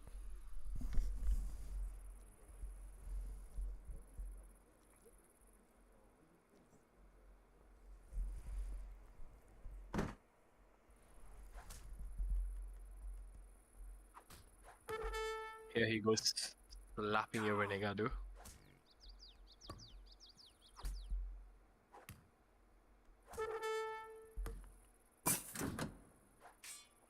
And normally, what would really be the counters to Ethiopia here? Because it would. You do rush. Is it the same with Wars of Liberty? Do you rush, I guess, freelets, pikemen, and musketeers, or do they have different units here? So the Russians in Wars of Liberty got the line infantry, they got the Ratnik, which is just the rename, reskin Strelet, and then they get the Partisans, which are just pikemen. So instead of being like the 5th edition that, made their own unique halberdier unit, the Polchik, Wars of Liberty just changed out halberdiers with pikemen, so you could make them in Age 2. Okay.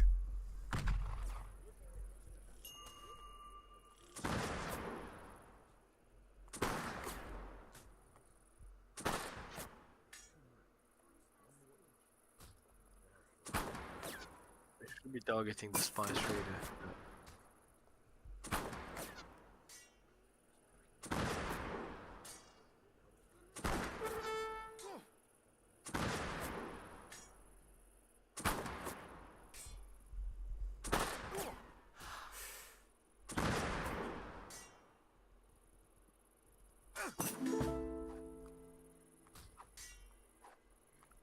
And can we look at his deck?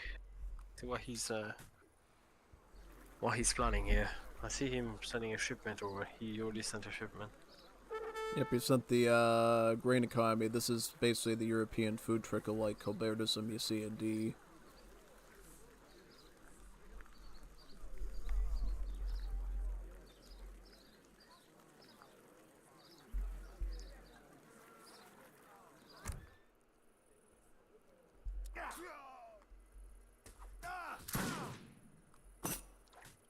Приказ? Готово.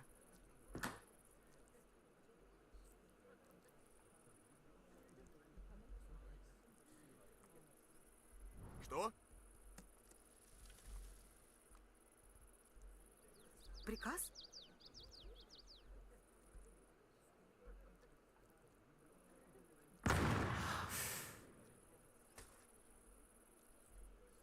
Again, he's playing with the Russians, so I expect I expect Livion to be a bit more aggressive this game. Potentially get an advance blockhouse maybe, and put in some early pressure because he's capable of doing that. I see Playing as Russians. He trained a platoon to help his explorer out to kill the enemy explorer, which I thought was pretty neat little trick.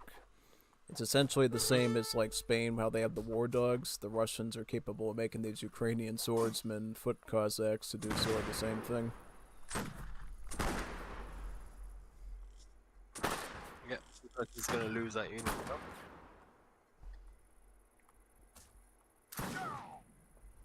Yeah, he gets a little bit. And then he just made 2 more of them. Pretty cool. Now this is a little risky because if you keep making these, you're never going to age up and you're just going to get killed very quickly in the match. He's got to be really careful about how many of those he wants to keep throwing into the pit there, basically.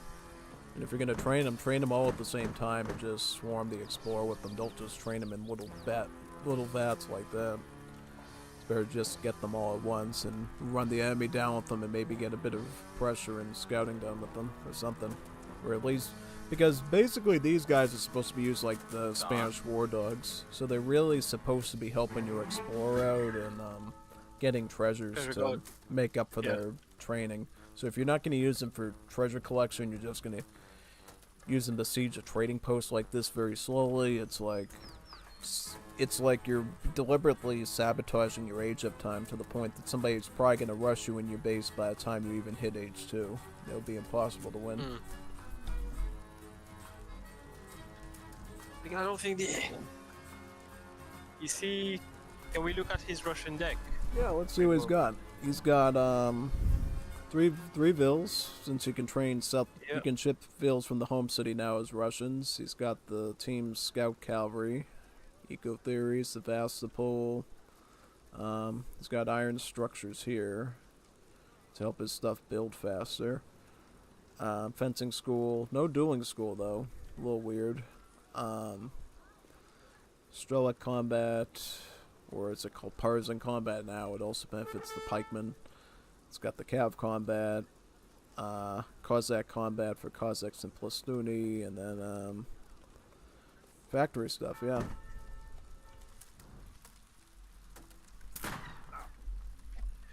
Yeah, I don't think sieging is the best thing here. He probably can we turn on the fog of war here to see what line of sight those moves are. Right. Let's see what he is up to. So he's already in age 2. So like, if he wanted to play full throttle right now, if he had like his first red library tech done, you'd be kind of be dead right now. He'd already be doing Neftanyas and yeah, you would have like no defense. You'd be capped in your base and he just trained more of those Plastonis, so he's following his age up time even more. It looks like. Oh no, he aged up. He's aging. All right. He's aging. Yeah, I was gonna say that would be really scary gamble with your, but still, like when it's time to actually train troops in the blockhouse, since they're so pricey in food, you're not gonna have that food to be able to send out, line infantry or a batch of Retniki. You're just not gonna afford it. Might get a Cossack shipment out, but that's about it for a while, and that's only gonna. It's not going to do much against Ethiopia since they can just garrison in the TC and get extra damage out of their town centers, thanks to the red techs.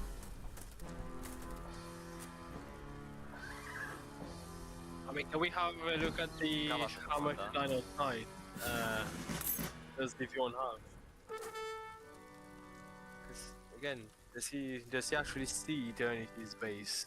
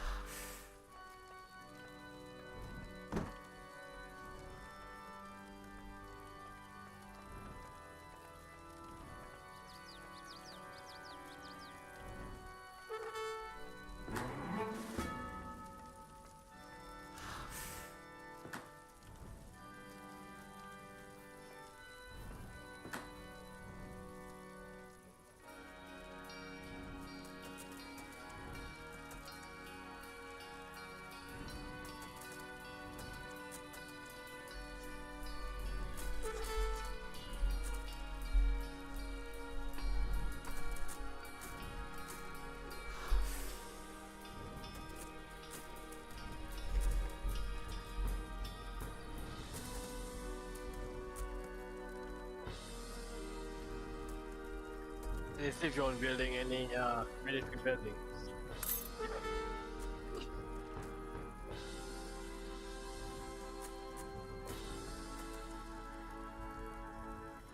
Oh, he's training more of these units. Fine, okay.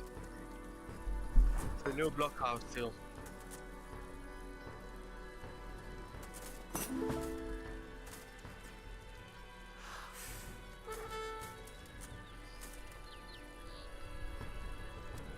Wait, what's that from the... You just got feudalism. This makes it so that every apartment gives you a free villager. Ah, okay. He got about 8 of them done, so now he's getting 8 free vills. Can we look at Davion's base? Does he have any military buildings now?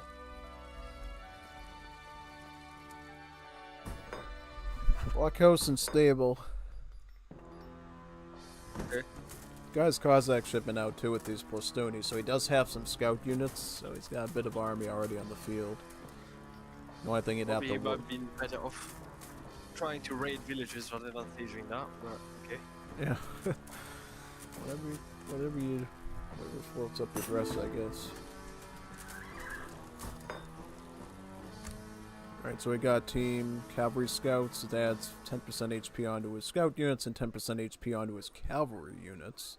So 20% HP to the Cossacks? It's actually not bad for the Cossacks. That's like a 20% buff to the Cossacks, and then a 10% buff to the Plastunis. So that was actually a pretty efficient card, especially for an Age 1 card. Get one bill. But he should be getting a bill. No, don't siege. Raid. Oh, he's sieging apart. Why is he sieging an apartment with a tower there shooting at his stuff?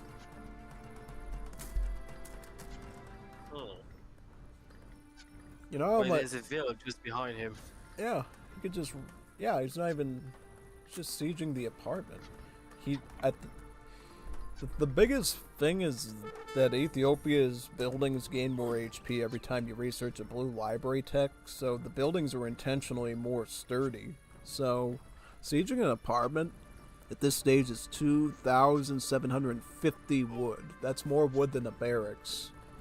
And he's sitting there like trying to siege down a literal barracks just to get down one house. Or more than a barracks, actually.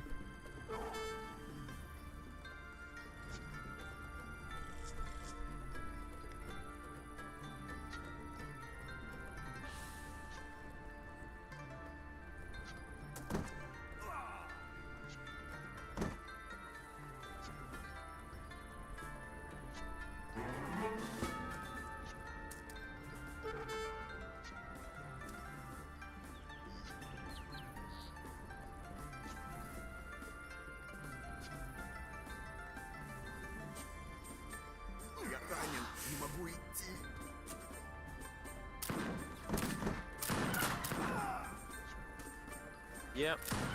And these 6 units should be able to do that whole army.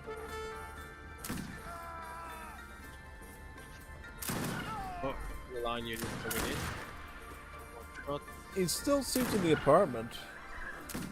Why is he still sieging the apartment? When you see that many houses in somebody's base, you're not going to make any difference by sieging an apartment down. Guy's probably got like 100 population at that point, even for a regular siege. He's leaving. No, he's leaving the house. He was nearly there. He didn't even get that done. Oh, he didn't get his project done. He's playing some AI strategy here. Yeah, I sandbox AI.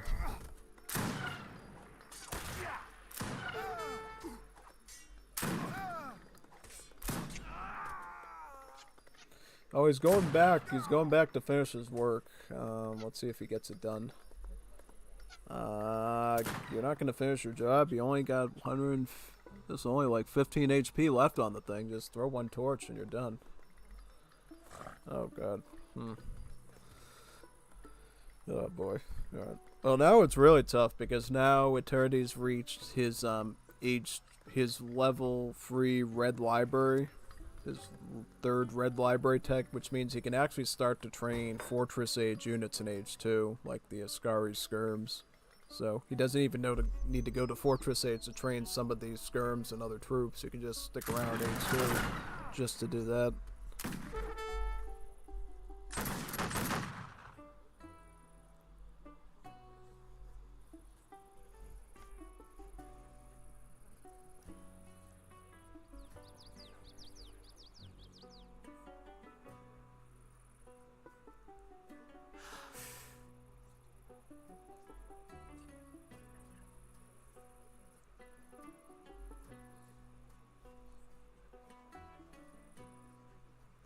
Let's look at his base. What is he doing?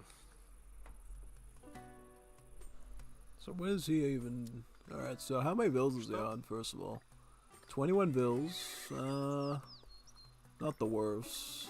I mean, should have a little bit more at this stage, but he's got market, so he is getting some market text, which is always great. Blockhouse stable, same as before. Eater getting blue library number 3. Slice box from the market. That one gives you a better wood chopping and mining rate since African market tax affect 2 resources instead of 1.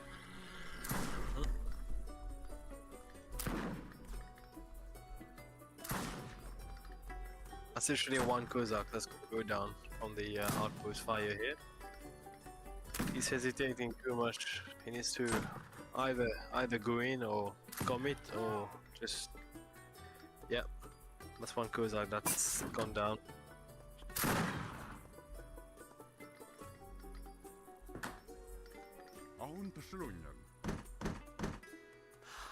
What's that thing that's automatically being trained from the town center there? Those? Yeah, what's that? Oh yeah, with Ethiopia they get this cool bonus where they get free porters from their town center over time. They're essentially like the Haudenosaunee Traveler, but for the Ethiopians, and they can build any building that you want. Yep. It's actually better than the Haudenosaunee because you don't have to commit any vills to a fire pit to get them. You just get them from the TC over time. And they get this card too, pink map, that actually improves the spawn rate of them too, so they come out more often.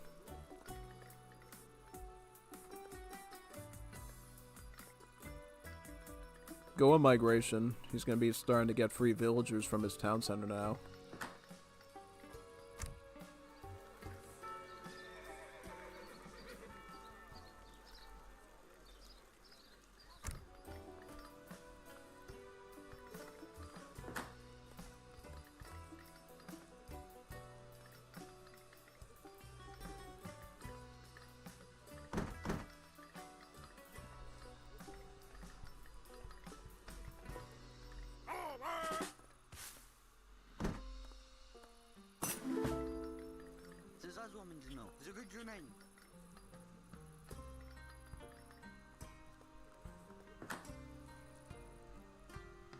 ምንድነው የፈለጉት ንጉስ ሆይ? ትዕዛዙ ምንድነው? ዝግጁ ነኝ። ምን ፈልገው ነው? አዎ። ትዕዛዙ ምንድነው?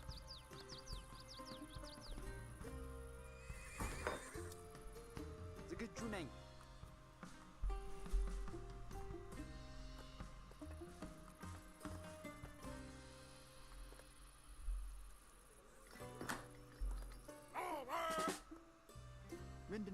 Okay. Oh, very impressive pikes there. Oh, these are wonderful. They have extra range on them, so they can hit you from farther back.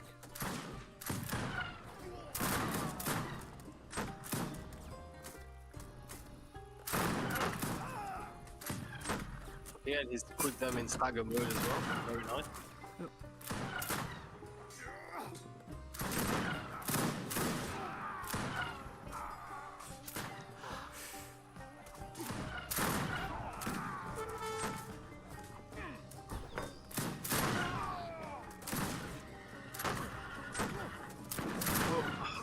Why he committed to try and get that castle down again.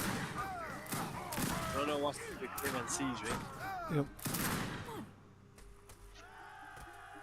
And he loses his whole army there. Yeah.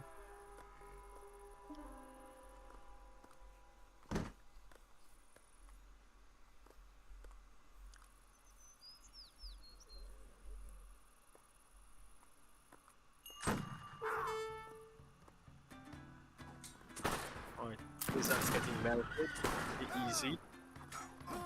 And Livio, is Livion trading any more military units? We look at his resources now. Yep, let's see what he's got left. So he is doing line infantry, he's doing Cossacks, and he has some resources left, but obviously barely. Yeah. How many vills is it? 25. 25 vills. Enough, I would say. A little behind, actually. That's not. Should at least be at like 30 or something, probably.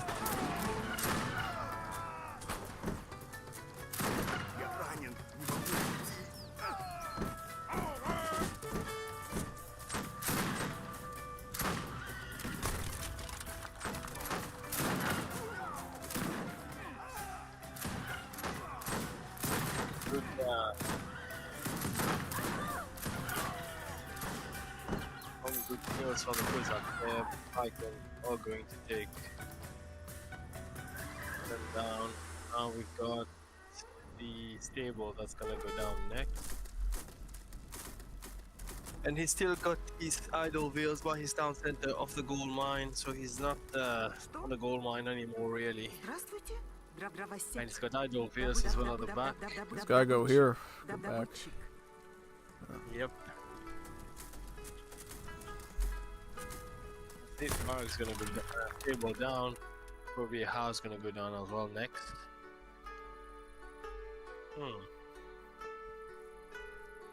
That's Russia's special ability, right? Where units go much slower when they're around a building.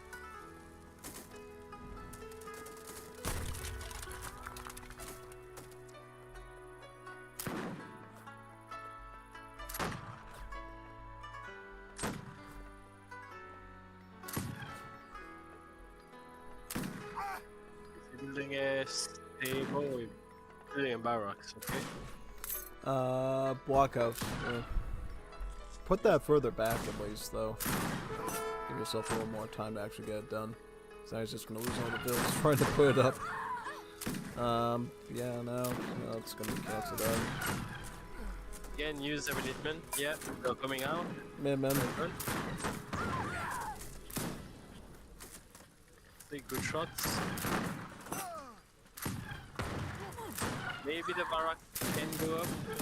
Nope, the bill is down. Got 4 minutes left. Getting the blockhouse siege down now. That's pretty much looking like a good game here. Yeah.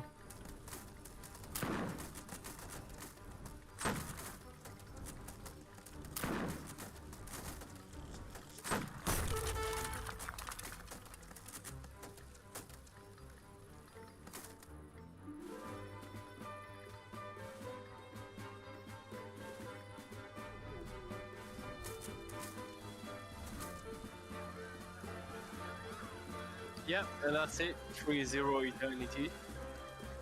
Who wins this series in week 4. Well played to both players.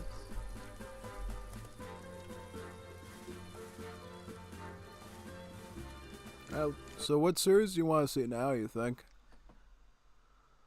Well, I think now, unfortunately, I'm gonna have to go for a little bit, and I might come back a bit later. Alright, so which one would you like me to save for you then, I guess?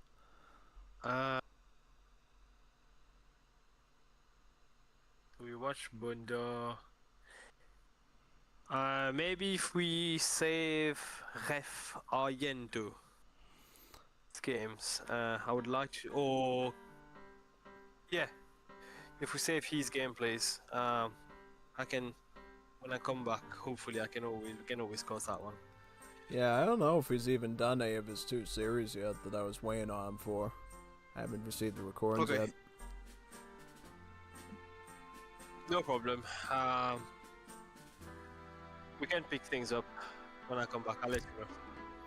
Yep, let me see what we got. I'll actually look right now in the file thing. Which ones do I have left? I got the Nikolai versus Stupid Bot one. I got Kaiser versus Gormistan, and then I have your series against Code still.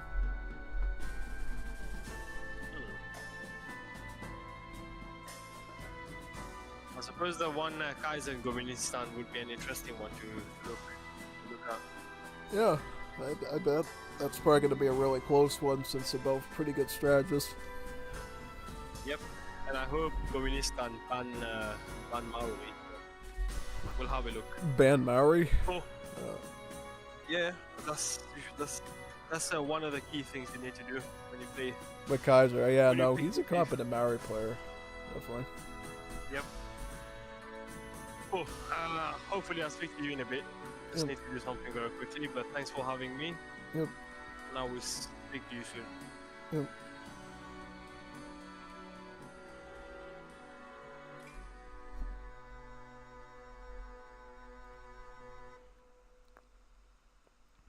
Alright everyone, let me switch everything over for the audio and stuff.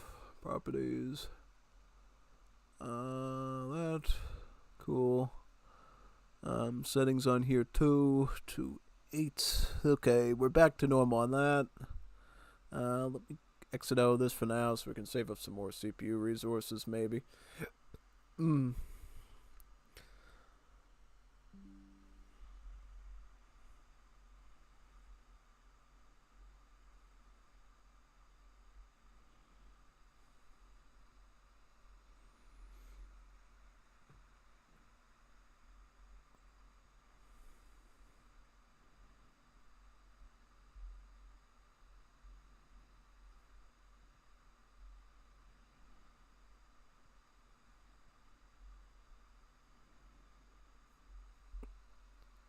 What are they doing in the Withero server? What are they looking at? Still playing matches? Oh, that's cool. Hopefully they save them so I can cast them. Love to have like 50 billion things to cast with. Yeah.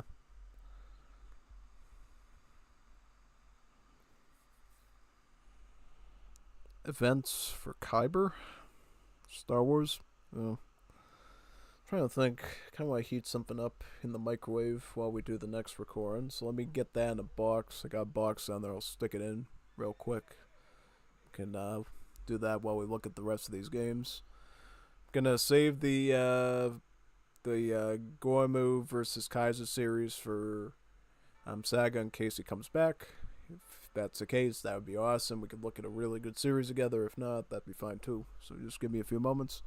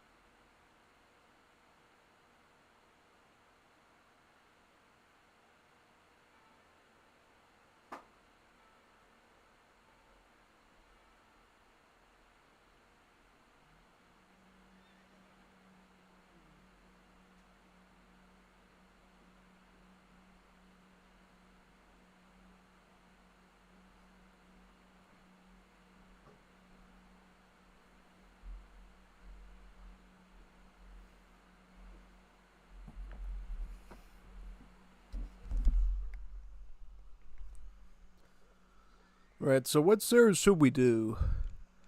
Sagawai or the stupid bot one? Which one do you think would be a good one?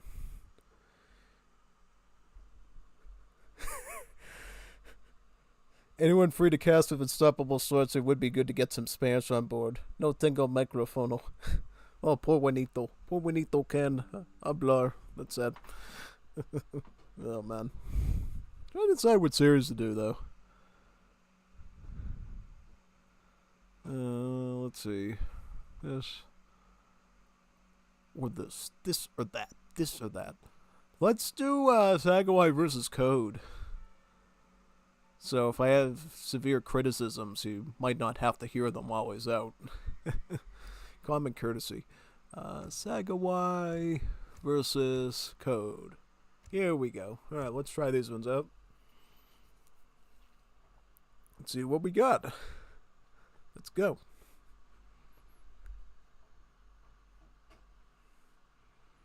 Yeah, that's Microwave's making a lot of noise over there. Scary. Alright, so we got Sagawai playing Australia. Codefender playing Afghans. I don't know about that Civ combination, Sagawai. You better have something good planned for that one. I don't know, dude. Like, you playing some sort of fast fortress with the fire sticks or something?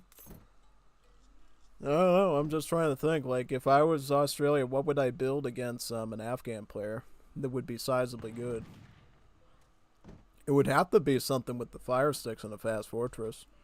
That's all I could think of. And I mean, honestly, I think I could see that actually working out, funnily enough. Because what happened, you could do is you could get the fast fortress out before Afghans get the fortress age, and then you'll have an army of fire sticks, and they'll only have, what, Chariks and, like, Sarbaz and stuff to fight them with. No, it wouldn't be a bad idea, actually. The only thing that would scare me is the Mahalas, if he has, like, 5 or 6 Mahalas up. And then he does those Iljari Minutemen. Yeah, because Fire Stick's one of the few assault class units that do have the Siege Trooper tag as well. Because they're high siege. So, yeah, no, I don't know about that combination, but we'll see. I'll focus on you and make sure you're doing everything up the code. Okay, so you build a barn. Good. This is the thing that some people always miss. You gotta build a barn with Australia. You know why? Because every time you train a villager as Australia, you get a wool sheep. Herdable sheep that fattens up with gold. So, yeah, okay. And you did the other good thing too. You actually switched the barn to fatten gold-containing animals instead of food ones. That's another one people totally screw up on all the time. So, good for you doing that. Because most people would screw that up and then they would be sitting there like, and looking at why their herdables only have like 1 coin in them. It's this hard-coded bug in the Wars of Liberty game that doesn't let you fatten different resource animals at the same structure. So, oh, but did you do that intentionally? Because look, your sheep is now fattened down to 1 food now. Maybe the sheep did on its own. I don't know. I'll give him the benefit of the doubt on that. But yeah, no. Switching the barn over to gold, best move you could have done. Because now the gold sheep will actually fatten there instead of just sitting at 1, just like that food one is. Actually, a good demonstration of it, actually. Yeah. But yeah, no, in general, I would say for sure you're getting it right so far. Also, with Australia, your age up is only a gold one, right? At 800 coin one. So putting all the vills onto the coin mine like that is actually the right play. Shipping into fur traders, good option. So build wise, you're doing all right. Okay, I see you're trying to herd over there with the convict labor on the corner of my eye over there. That's great. Good move. Okay, so far your build is looking all right. It's not as optimal as some of the more advanced players would, but you got the right steps. And I think that counts. Because I don't think I ever went over Australia with Saga before, so the fact that he's able to watch my streams and observe this stuff on his own and try to emulate it, that's actually good. Means he's eventually going to get some good Australia games in, which is very, very nice.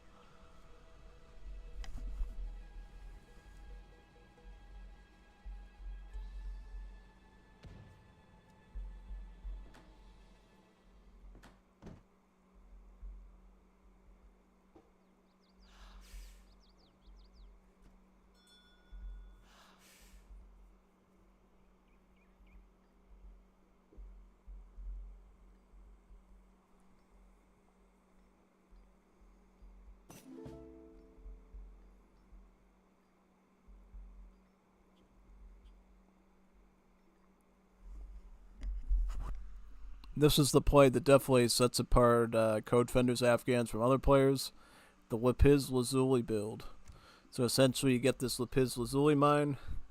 It's not only just a regular mine, it also allows the villagers to gather 50% faster from it too. So it's essentially, again, like combining Silversmith, Ironmonger, and perhaps even Placer Mines together into like one stats, gather rate stats boost, and it's like really phenomenal. Because then Afghan player can swap off of the coal and go on to the Lepiz Lazuli. And that will give him a pretty good advantage, yeah.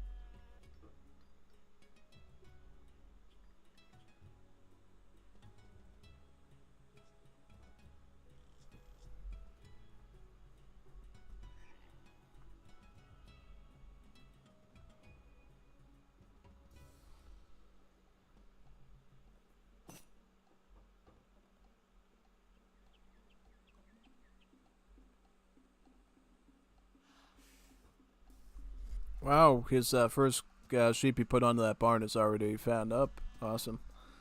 Yep.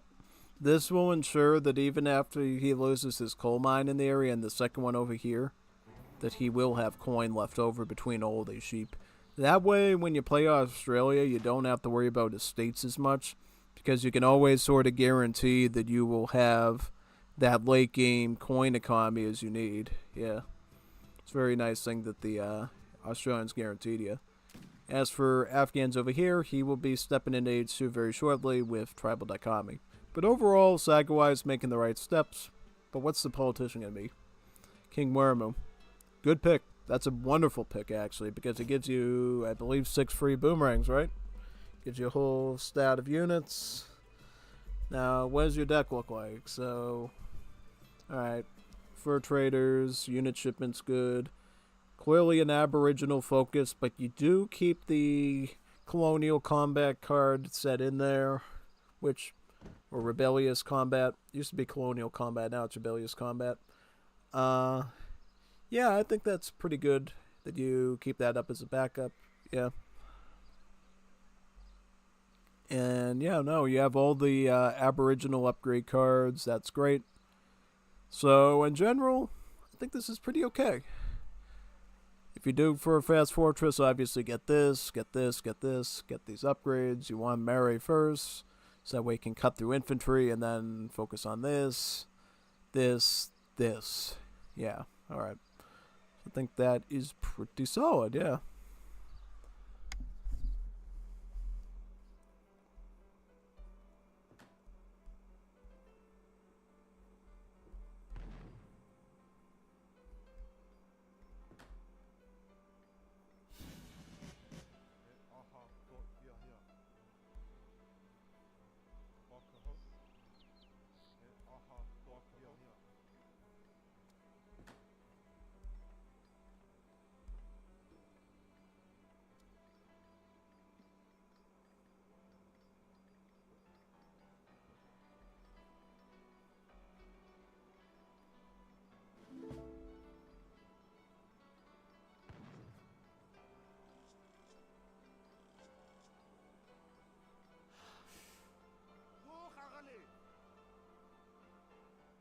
سلام. دير مصروفي دل.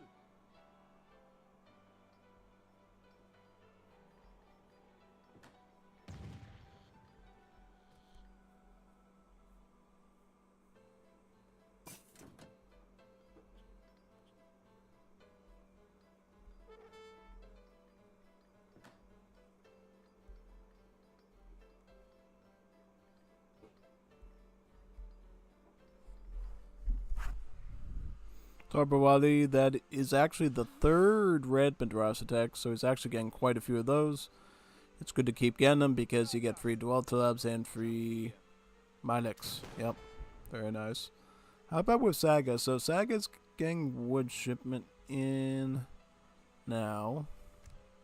So are you gonna go for a boomerang start or what? Boomerangs wouldn't be the worst idea. Because the one good thing about boomerangs is they do hack damage instead of pierce damage. So they do some okay damage in mass against some scout units. Not a lot, but a little bit. I think they would do about, what, like 6 to 7 damage per unit.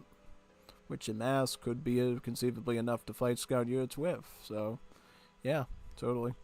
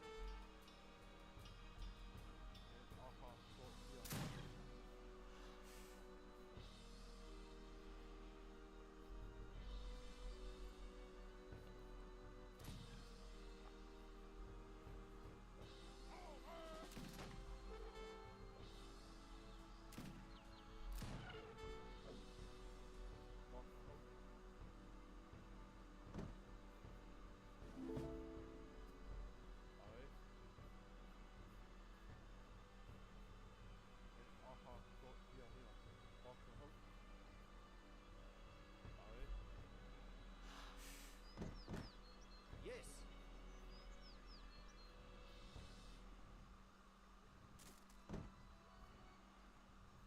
Commandament.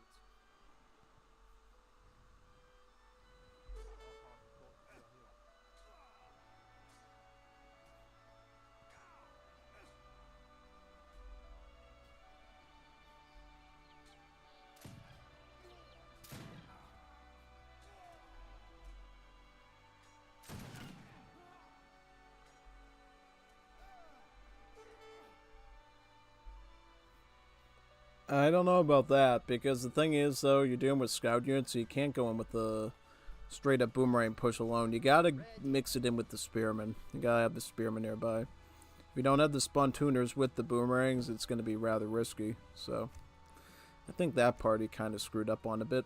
Yeah, totally. I'll be careful of that for the most part.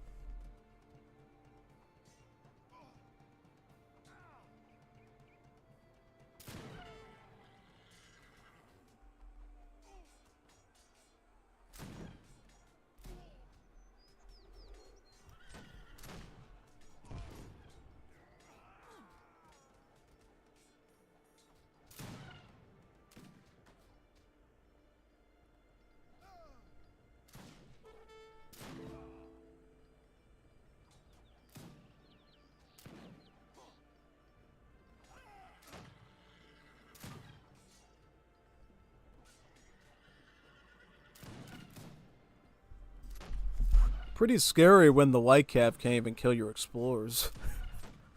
Tell me about... Wow. I didn't expect that to happen. Yep, those boys are pretty tanky there.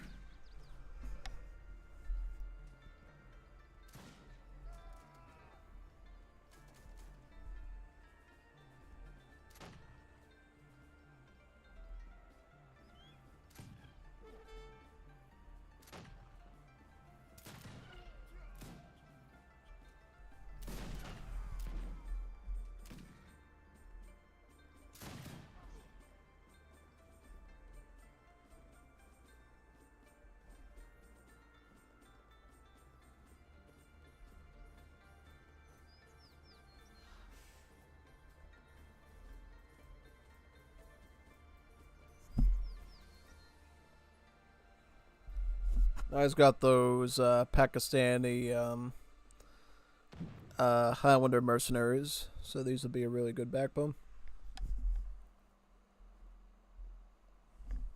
I see Saga picking up his second hunting tech too. We go back over here. Look at all the gold shape he's got though. He's also got some boomerangs, so he's getting that done as well. Yep.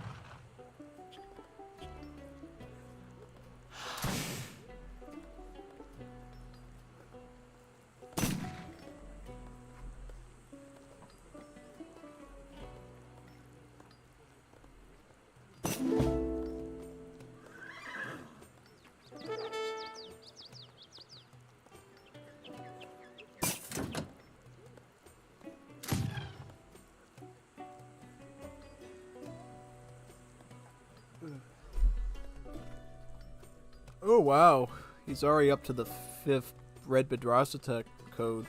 Pretty impressive. Yeah. Got some chicken parm here with spaghetti. Well, that while I watch this. I'll shout out anything if I see anything interesting here. Ooh, Fortress Age. Yep, see, this is what you want with Tokukinu. Get the fire sticks. Yep. He's the one who gives you 5 of them or 6 of them, and then you ship in 6 of them here. Well, I think he gives you 4 or 5, and then you ship in 6 here.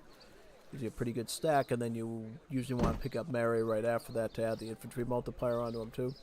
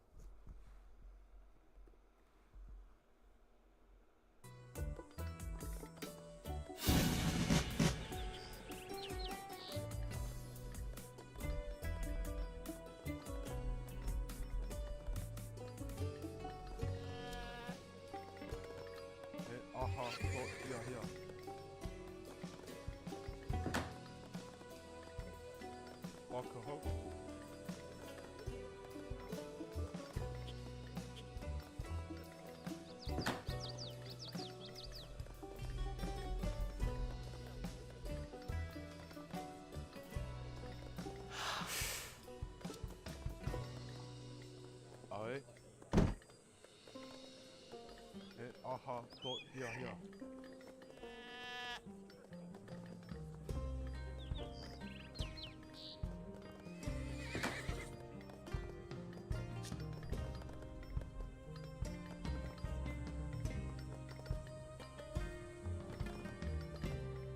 Baadw. Aye. Baadw. Aye. Aha, dot, yeah.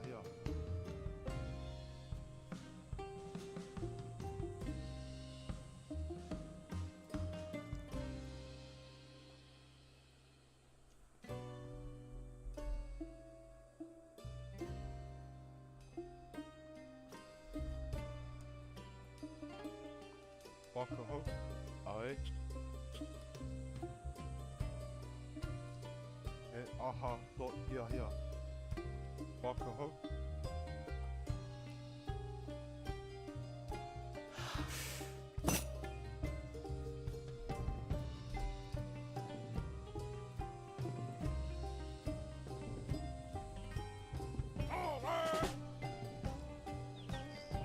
Aye. De pakanga. Aha, dot, yeah.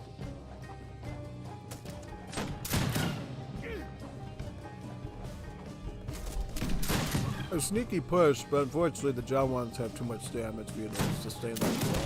Because assault units are pierce armor, they'll only go down to about 3 shots from these guys, so you have to be really careful.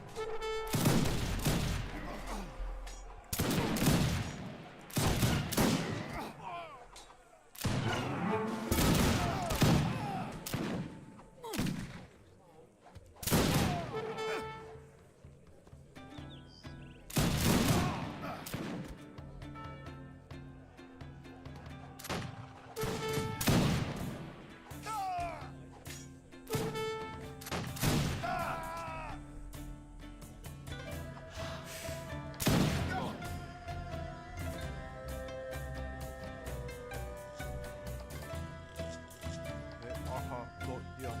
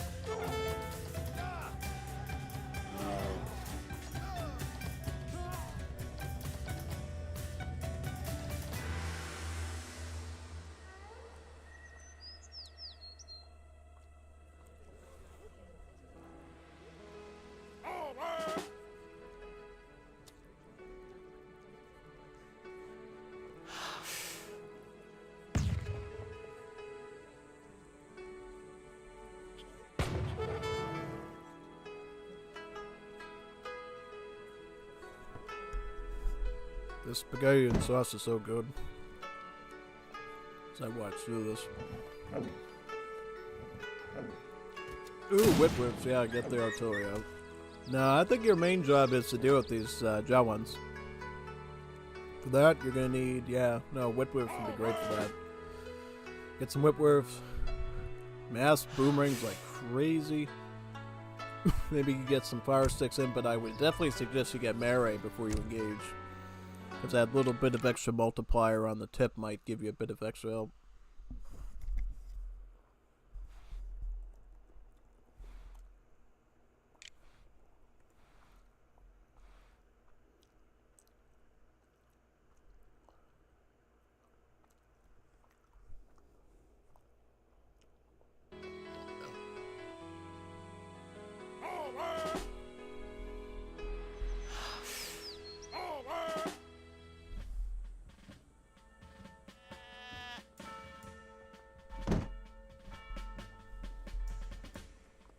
Baadw. Aye. Aha, dot, yeah. Commandment. Baadw.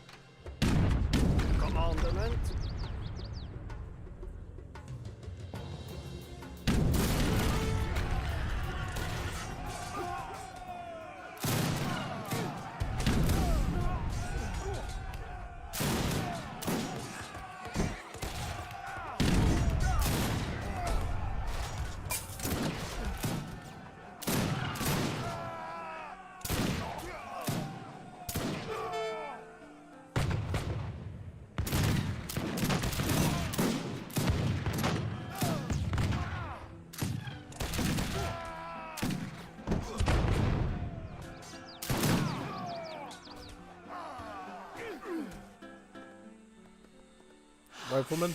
Not the worst idea, but be aware that their range multiplier only affects assault class. Yeah. It's got another TC. Oh, okay. You definitely want to point him this direction, though. I'm gonna go for that. Big time.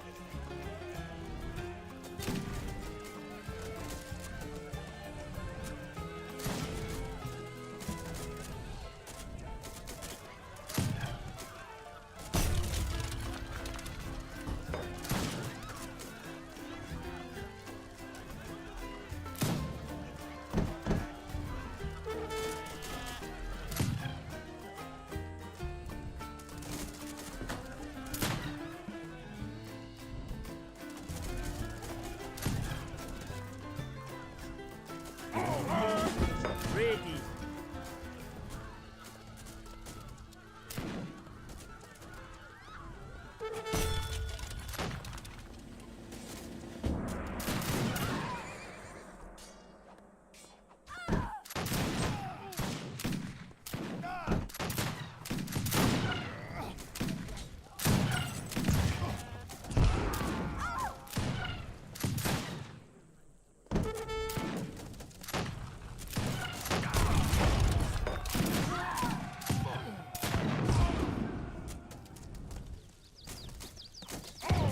Commandment.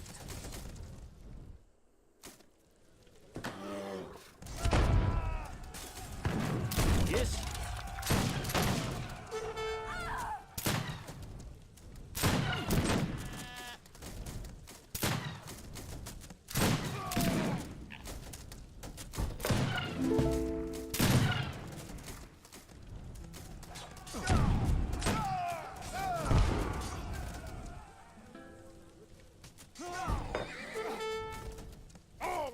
Ready. Jimenez, lay on.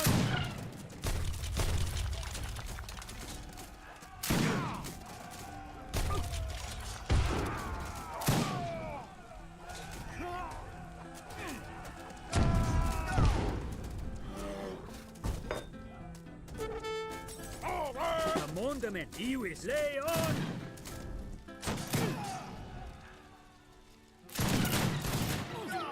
Ready.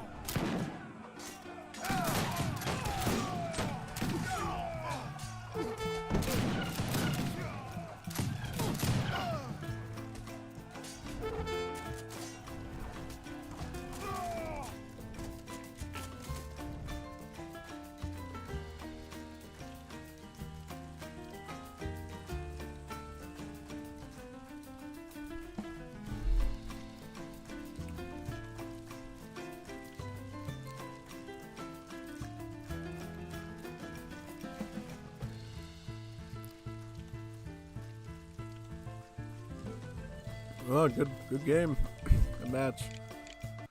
Gotta work on some of those skills of Australia a bit, but in general, it's a pretty tough civ to do.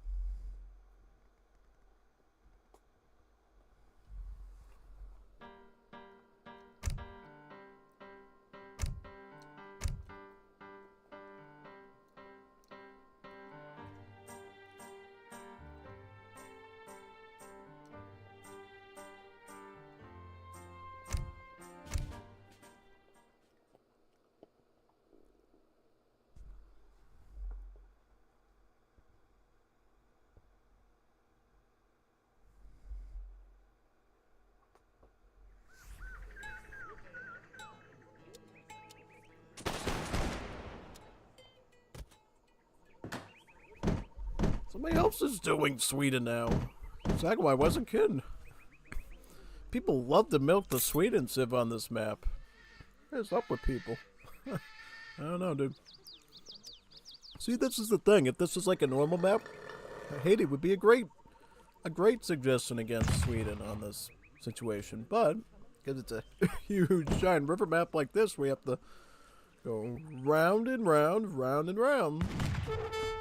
Haiti loses its aggressive spunk. I think in this case with Haiti, I would probably just go fast fortress and maybe go for their ultimate build. But I don't know. That's at least what I would try, maybe. Just maybe. Yeah. Probably what I would do if it was me, but who am I kidding?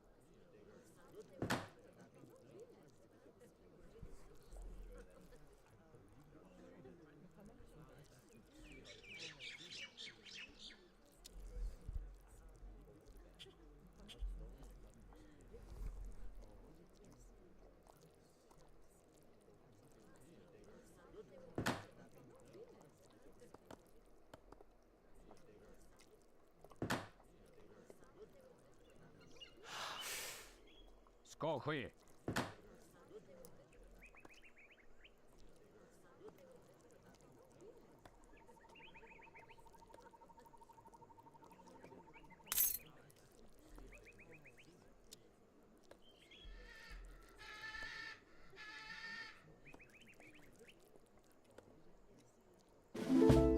What by qui sauve le chassé?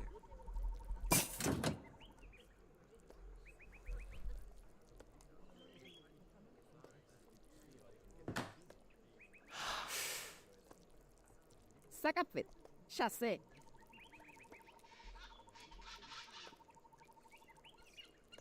Moi Paris.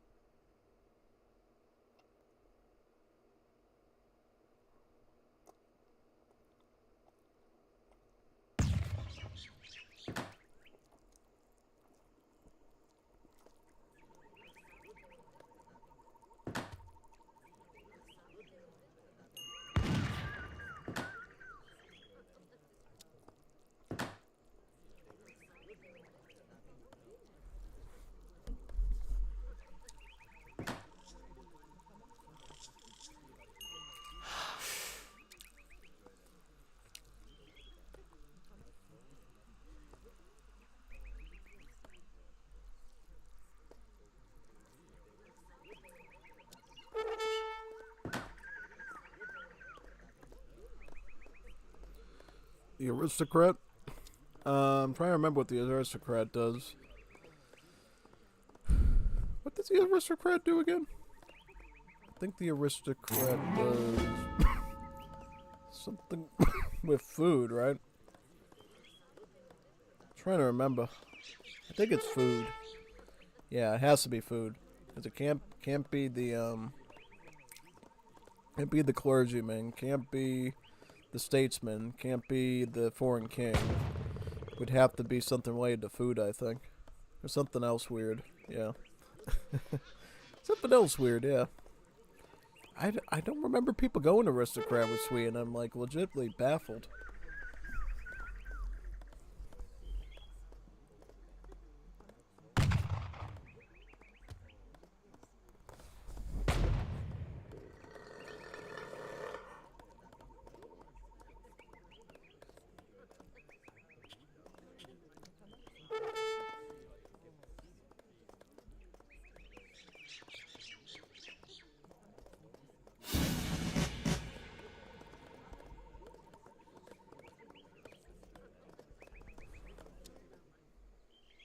Ja.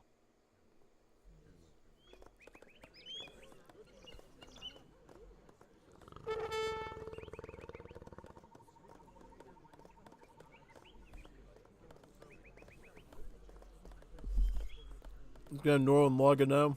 Yep, good idea. That's how you use this map to your advantage, by the way. Because you know it's going to be so long until you're going to get rushed. Pull out the good old Northern logging and get those sawmills early. It's like such a huge advantage, and then you can pick up Rick Spike after it. It's very powerful. Very bold move, actually. So, that I like to see, indeed.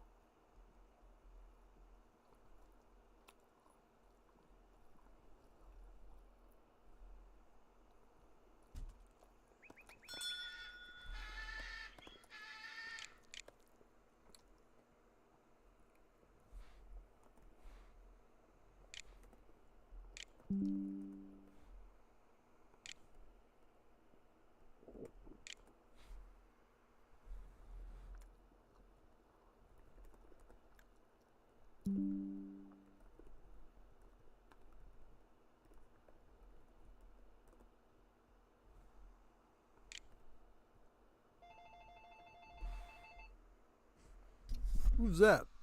Oh, let me see if this is.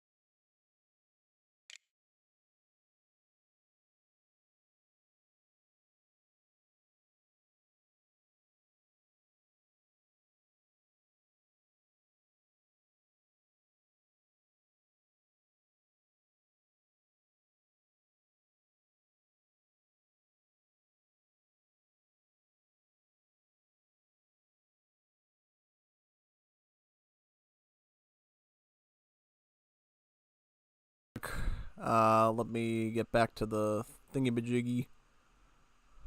Alright, let's get back in here. Here we go, folks. Here we go. So, from what we saw here, Sagwai's coming in with pickets. You could do that. Just be aware that the Swedish player at this point will have Beverangars waiting for you. So you have to deal with those pierce attacks. My best bet to you with the pickets, go for the sawmills if you can. Because this is what makes Sweden different than every other civ, is these sawmills. These sawmills are the thing that keeps their wood like a lifeline, so that they can keep making Beverangars, keep building outposts, keep defending. It's like a mega wood civ. So yeah, no. It's like the ultimate IKEA civ when it comes to like infrastructure and furniture. So, but what you're doing is fine too. I mean, taking out a barracks, that is actually pretty good Because you're wasting that. That's pretty nice. I like that. Now, you don't have enough pickets here to siege. See, I would pull back now. Maybe look around the base a little bit and see if I could, like, snip at anything else. But, you know, what you're doing is fine, too. Yeah, no. Or get into cover mode. I'm trying to think. Yeah, because, see, Minutemen are designed to kill pikemen. They have hand armor and pierce attack, so these are one of the units that the Minutemen are. And this is why Minutemen have hand armor, by the way, is to stop pikemen rushes. Because the whole point of Minutemen is to kill siege troopers. And since pikemen are sort of like an offhand siege trooper, they have to have that hand armor so they can, you know. Oh my. Oh, Lord.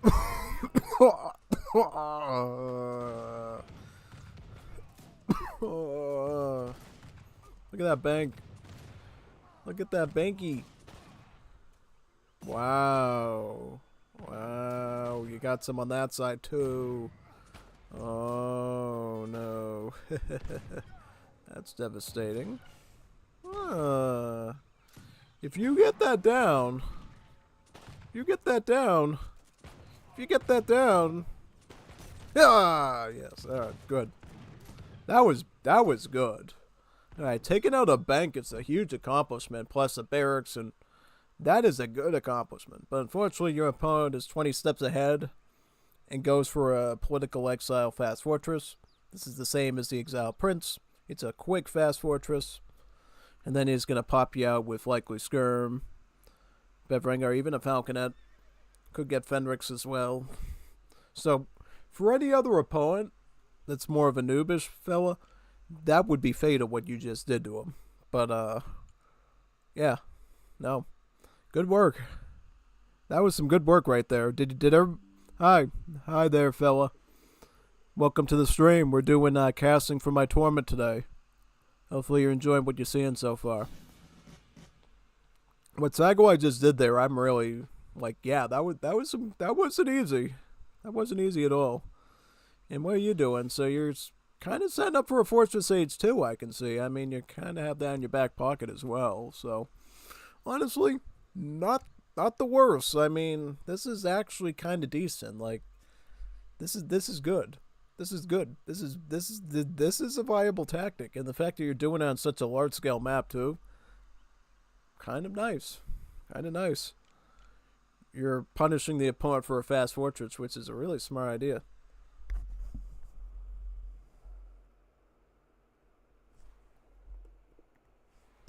Guess what, folks? Guess what? Guess what's happening tonight? Guess what's happening? We got Jeff Argento versus Zelda Verde happening right now in live time.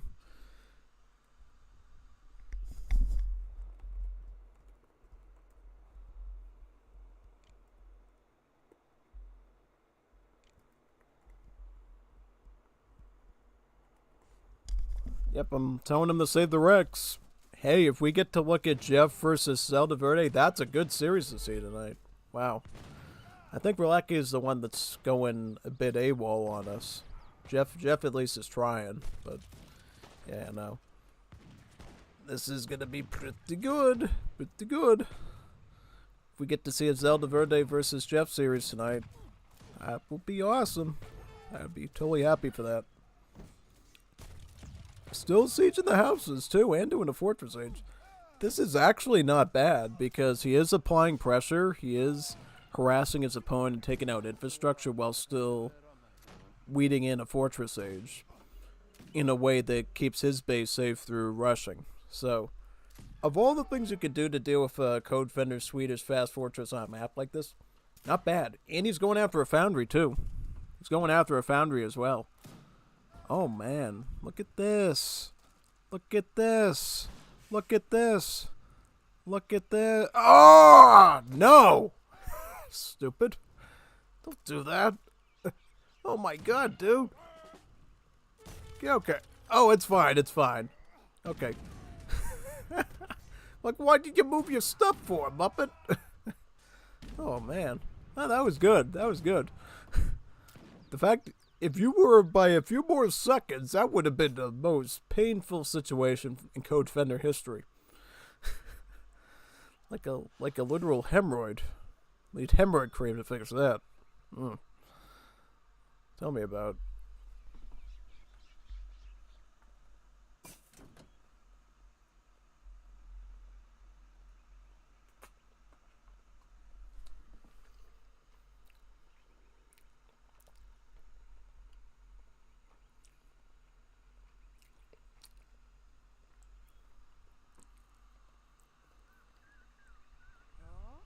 Livet vänder åter.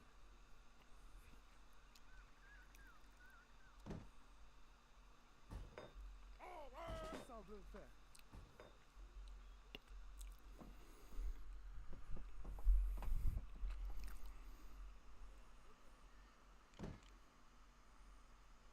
Man, eek.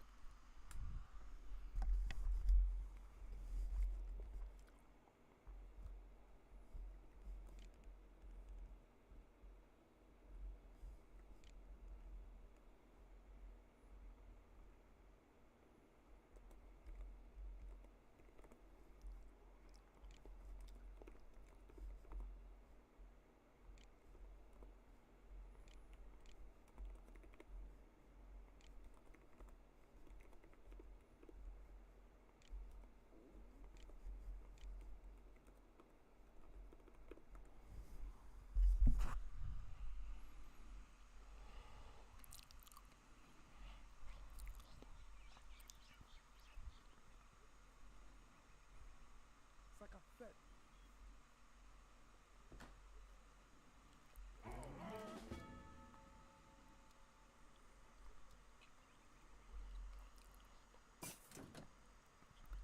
Alright, so we got Bevelengars and Mass with veteran upgrade. Yep, this is exactly what you want to use to protect 5 Falconets. Now, what does Zagwai do now? So he gets Moshitaro Mass. You could do that. Just be aware that Bevelengars have an abnormally higher multiplier against shock units, so they're going to cut into the assault units a little bit easier there. Yeah, totally. Just so you know. Just so you know, man. Yeah.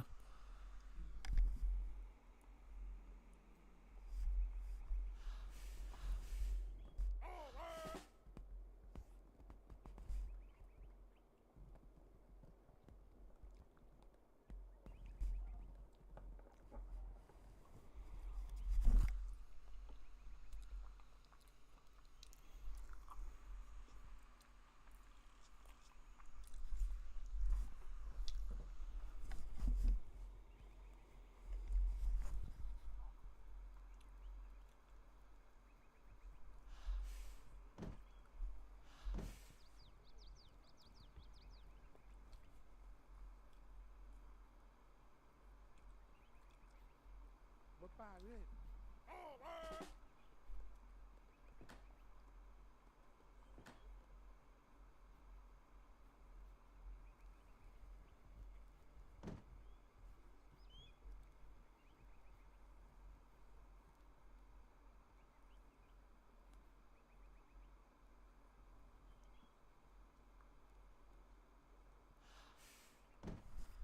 You want to get those Falconets first, though, man.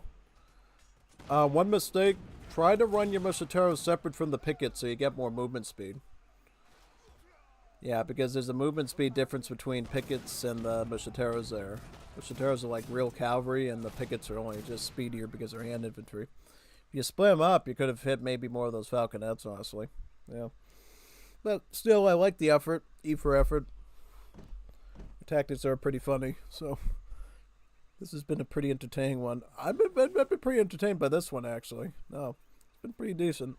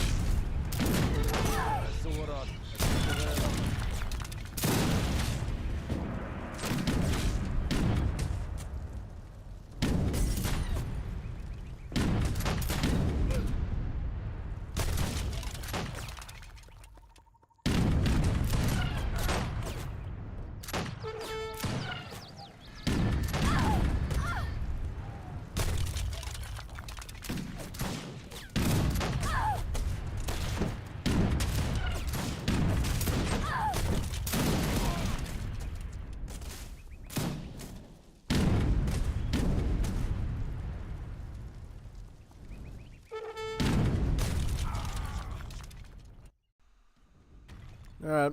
Well, looks like codefender finally broke through. Imagine how this match would have went if those Falconets didn't make it out. Quite the chaotic situation, right? Yeah, tell me about it. That would have been a total nightmare for codefender. He would have had to rebuild it, and God knows what Sagwai would have had at that point. What if he had Vivenderas and stuff ready? I mean, yeah, no, Sagwai's getting more tactical. He's getting more creative, you know. If you can do that sort of thing to someone like codefender, that's honestly pretty good. A nice breath of fresh air compared to the last series we saw, I would say. Big time. Okay, it's got some of those zombie vills there. You can tell if they're zombies because you see the little spinny stars around them. Means they're under the voodoo, purple, black magic trance. And there goes the zombies, yeah. Yep, it is a good feature of Haiti. If your vills die, you get to revive them as zombies for only 10 food, which is quite affordable.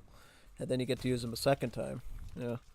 I think somebody, didn't Goimasan said he thought that they had a 25% nerf to gather rate within the first 30 seconds of being created or something? I was like, that doesn't make any sense. Like, where did you... I should have saw that on the unit description. Okay, let me read that now.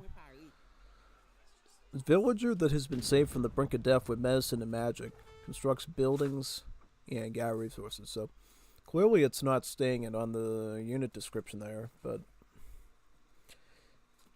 I know they have a really slow movement speed. Look at this speed, 2.5. It's like a little bombard in bombard mode, rolling very slowly with the guy pushing it. That's like an actual like Walking Dead sort of zombie. Yeah. Yep, alright, let's check out his third one. Yeah, no, that's what I'm saying. Like, you were one little inch away from, like, throwing him for a loop. Because if you got that foundry down, you would have went for the barracks, and then you would have prepped some Vivenderas in the back, and it would have been a huge upset. Like, I wanted to see that upset so bad. Like, you were so close to it. You did phenomenal with that. Actually, I was like, "Wow, this is what people should be doing in this Liga. Stuff like this, stuff that nobody thinks about and keeps them up at night. That's the type of stuff we should be seeing here." No, that was absolutely wonderful.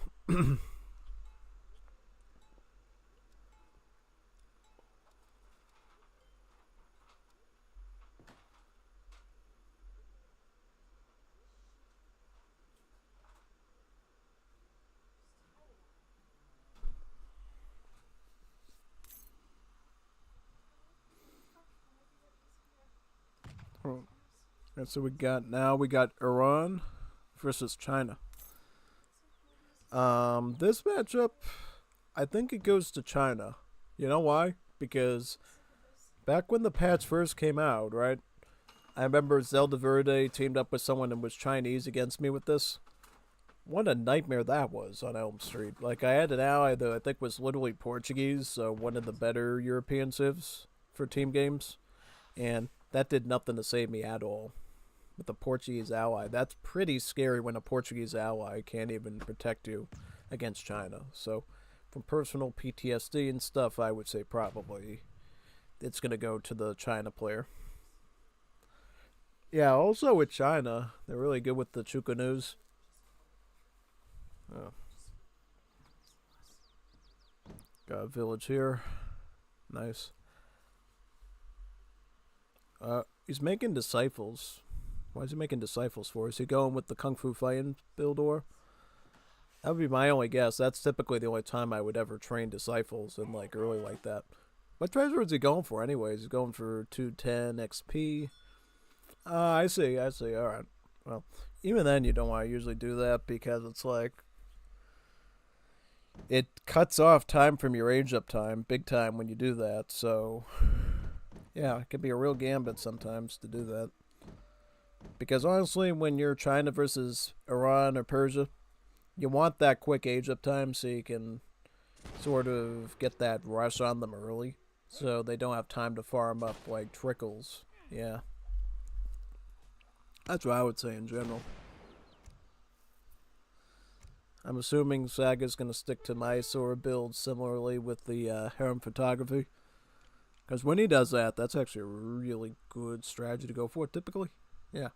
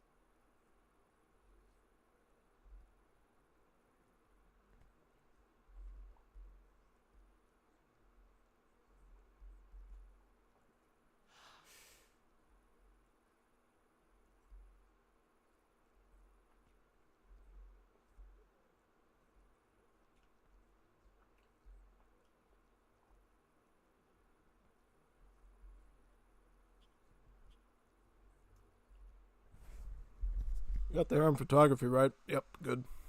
It's funny how you double dip here. You get harem photography and the food trickle. This is like a real greedy setup, actually. Like, if you can somehow manage both of those in age 1, more of the power to you, because that's like 2 solutions to Yellow Madrasa research chipped in one build. Nah, because usually one goes for one or the other. If you can somehow fit 2 of those in together, you're running something pretty spicy there, honestly. And once you get those yellow ones done, guess what? You got enough gold between the crates that you get from the 3rd and the 6th tech, and the trickles that come with them, correspondingly, to be able to get the blue and the red techs. That's, of course, when you have to, like, defend doing our stuff, too, but, yeah. Okay, so now you get an Arbitable Carpet. That's the second one. Now, I don't like this. Like, get on top of your hunt situation there, my friend. And then, yes, I know it's a casual map, and the hunts aren't hunky-dory like they are on ESOC, but you definitely got to make sure you keep those hunts under control. Because look at all the food you're losing right now. It's not good. You got to keep that food under control. Because if you don't, you're not going to be able to afford the 450 for Persia Blue once you get to that level, right? Because yes, harem photography is cheapening it for you, but still you're going to be a little bit behind there. And do you go for Ardabil? Not Ardabil, Akika, right? The goat thing? Because I see you have a shipment available, so if you want to get, I would say maybe get it. Because you got enough time in age 1, that you're not going to get something else out right away. Get that food trickle, because I can already see the XP moving right now. And by the time you hit that age 2, you might already have another shipment ready to go for like wood or something else. So I would maybe consider picking up that food trickle now if you're in this situation. I don't know. Just saying, based on the RNG of the XP and stuff with the treasures you got. Okay, so yeah, getting Persia Blue now. I see you decide to bank the shipment. Okay, that's good. That's appropriate. I was like, look at that, like, you know, maybe you could fit that in. I'm like, no, I guess not. I guess not. So yeah, get to H2. Put in that gunsmith. And then start doing probably Tofangchi. You'll need a Jambazan shipment, but Tofangchi should really be the primary one you use. You might need Chariks, maybe. We'll see. Yeah, no. I see you got the Cossacks. That's awesome. That can always be helpful.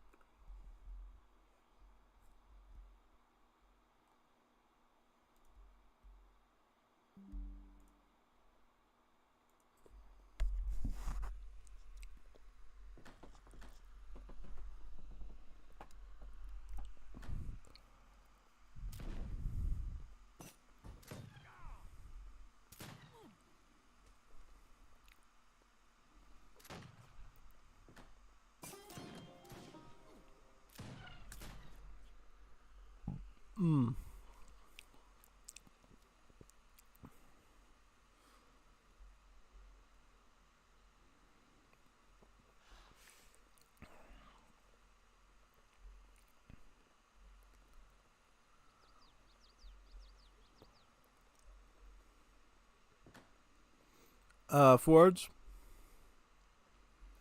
Are you trying to repeat the same thing you did last game, sir, with the Chariks? I don't suggest you pull that. Does he have, no, he does not. What is the card? Charik or something? Karacharik or something? No, see, you need that special card that Iran gets that gives the Chariks like two splash attack to their spearmen. If you're not running that, sir, I wouldn't go spearman. No, it's such an iconic card, and you're missing it. I'm like, just besides, like, not seeing that in there.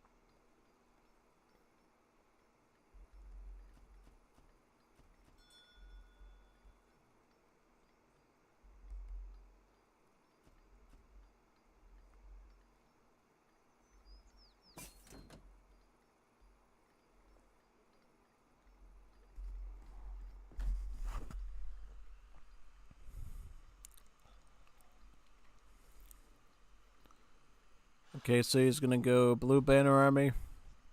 Nien Rider Chukunu. I think that's pretty reasonable. Saga's gonna go. Oh, Nizam Athlete Scout. Okay. So we're gonna combine Genbuzz with that. Honestly, Scout line units with Scout is a lot better than Scout and Skirmish, because basically the line units can cut through the Scout easier, and then the Scout can charge the Skirms. Yeah. As long as you micro it correctly, though, and do it defensively.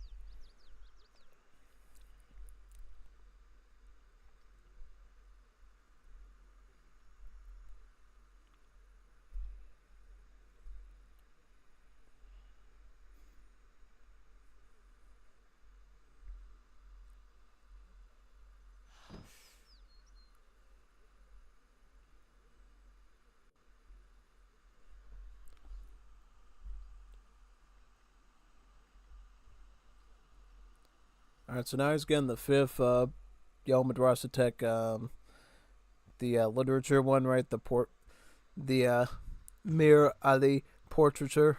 Yep. That one gives him 500 wood and a sizable wood trickle. Oh, to Fangchi shipment, more Nizam Atlas. And pickaxe with a coin. So we can keep it for Nizams. Alright, I'm liking it. I like what I'm seeing. What's that coin now, by the way? So 70 coin. Okay, makes sense.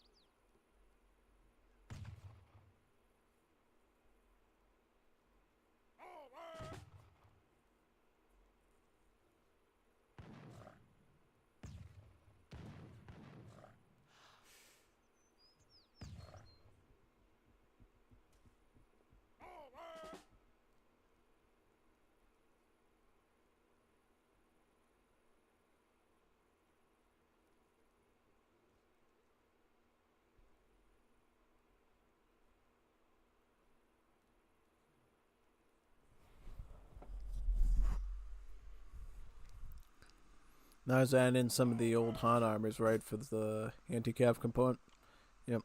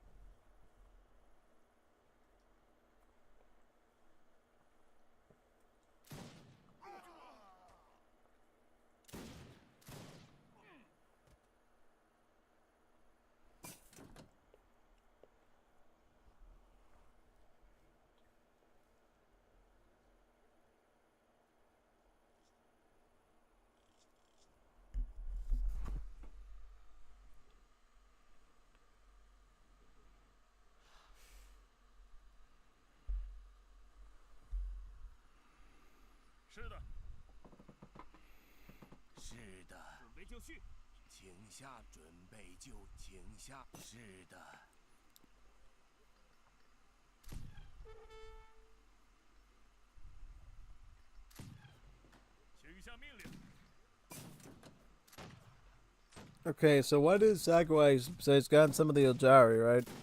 So to Fangshi there. Made some Genbas and he's got some Adley. He's got a little bit of everything. Sometimes that can work, sometimes no. So let's see what he's got. Saga's up to Fortress Age, but what did he get from it? Get the Midfa cans if you can, yeah. This timing attack by Code is so good because it's preventing him from getting the Midfa cans and from spamming out additional Jari batches. Because if he had additional Jari batches, things could get a little ugly here, but he's trying to avoid that as much as possible.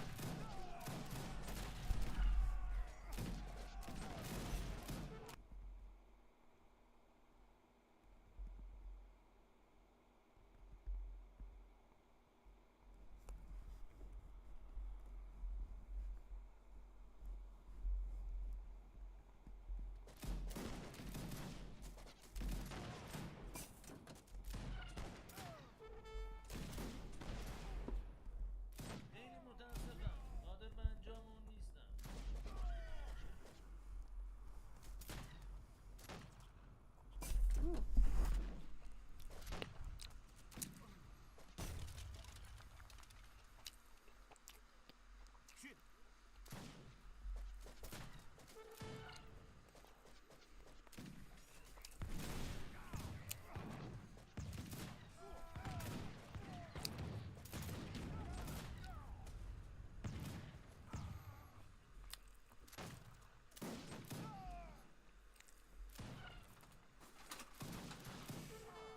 He's got the cans finally. What does he do with them though? He's got Eldari protecting them. He's just gonna cycle through those Madrasa techs, the red ones, and get more, or he's got food. What's he gonna get with it though? Okay, he's gonna get another one. Maybe do some Tofangshi or something. Get some troops out. Something at least.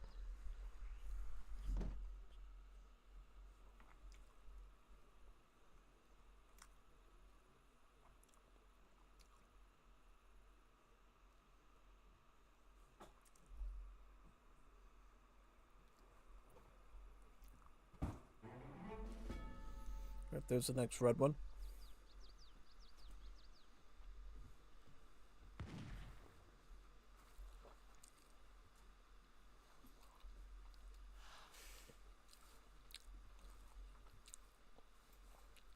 احساس میکنم که قدرتمندتر هستم.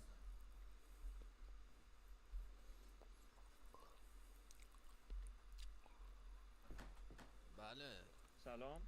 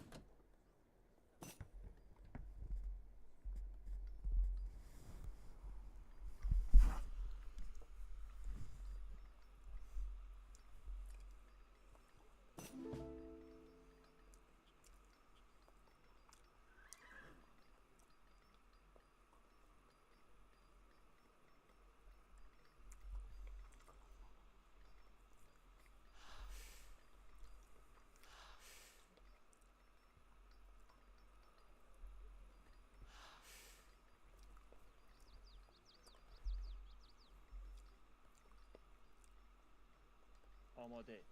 آری.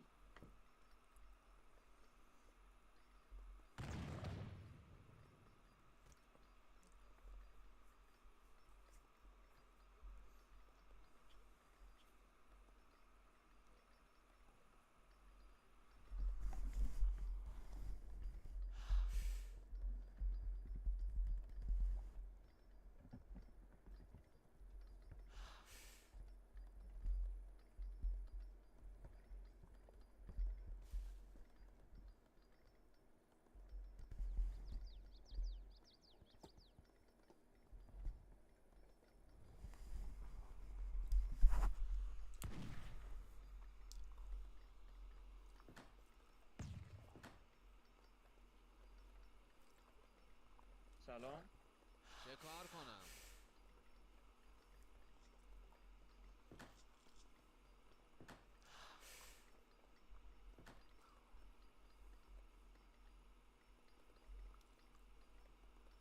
Just getting the last yellow one now.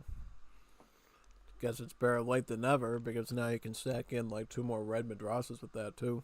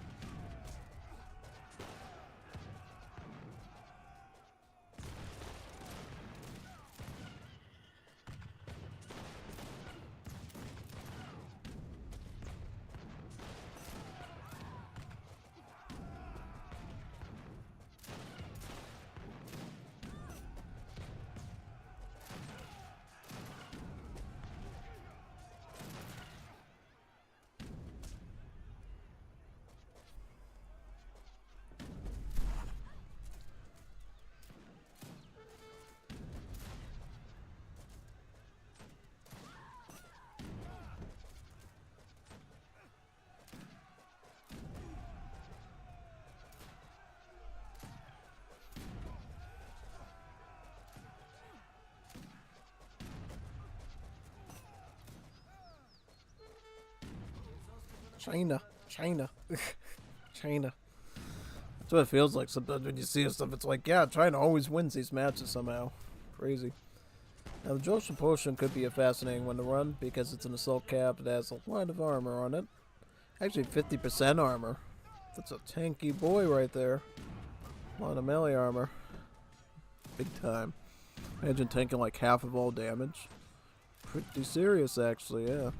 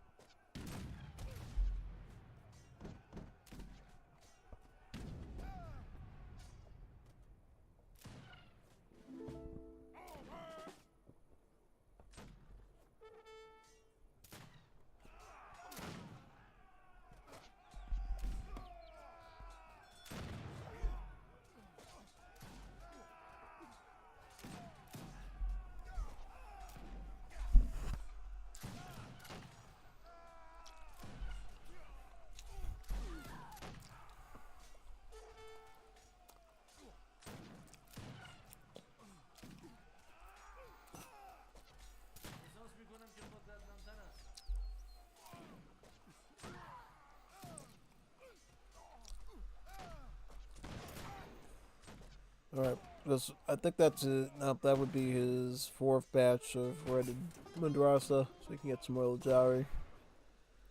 He's getting more Joshin Potion. I think he should barely be in this out. They can start pushing back soon, right? Okay, now he's in Industrial Age, right?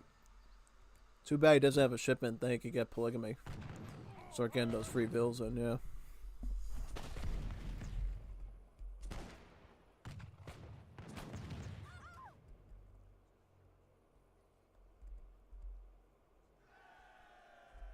Hurry.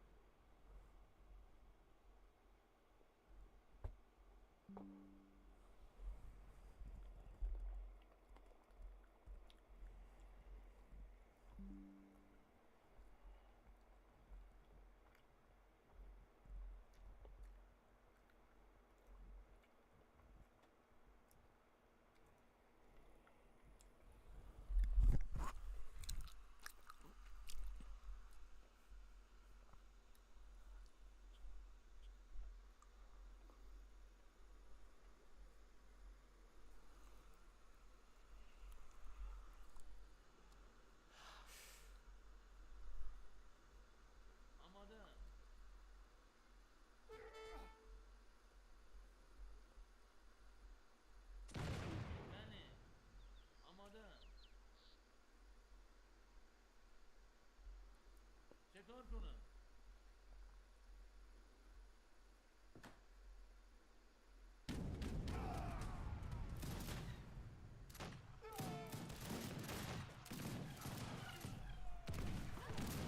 Yeah, no. I mean, if you don't even have Polygamy yet, you're kind of dead at this point for the score difference, yeah. It's kind of tough to come back from that at this stage.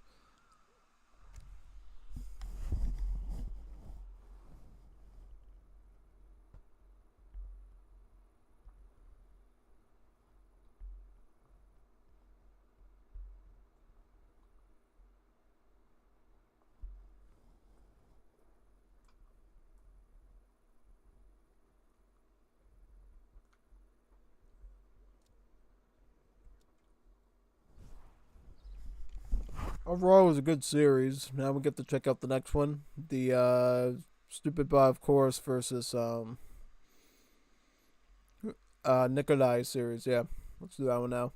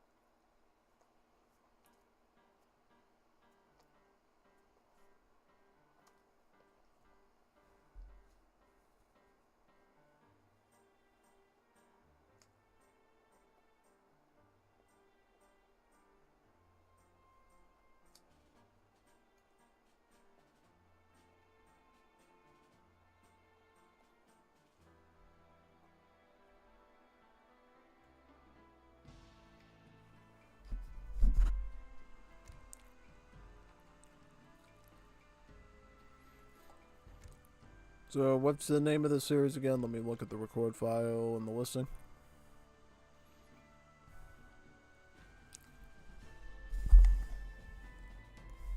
Lupule! Stupid bot game.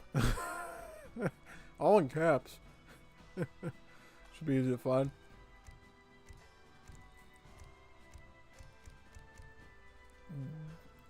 Not these ones. This one. Let's do these ones. This is the first one, right?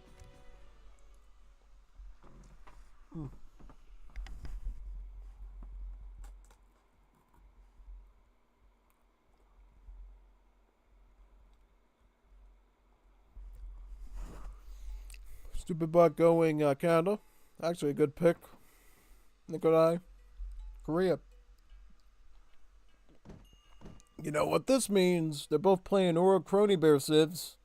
Canada and Korea, that's a Crony Bear combo. So it's a Crony Bear mirror. Should be pretty good.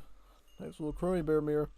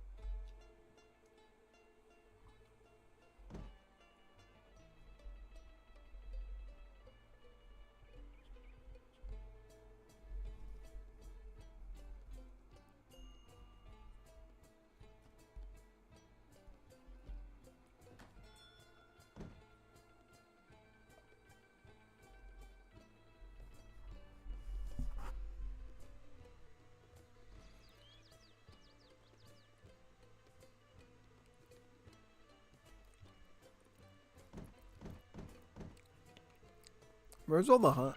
Oh, you know what he did? He thought these were food hunts. These are actually coin hunts. The chamois. They're a Balkan mountain dwelling antelope that has valuable hide for gold.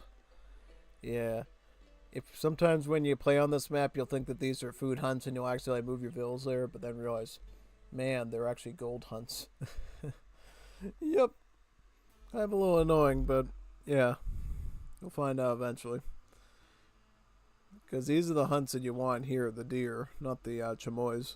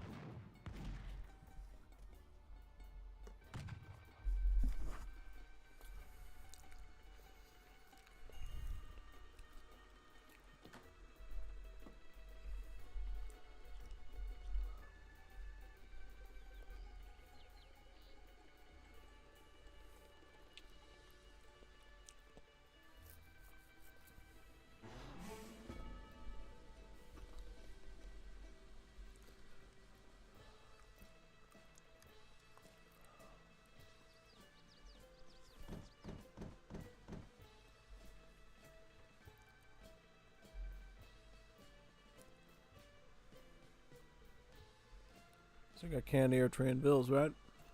And what's Nikolai up to? Shipping in 3. Bot got fur traders, right? Oh, he went with the okay. That's fine. This might be a hybrid deck he runs for team games too, so I don't know. I mean, as a team deck, this would actually be totally fine.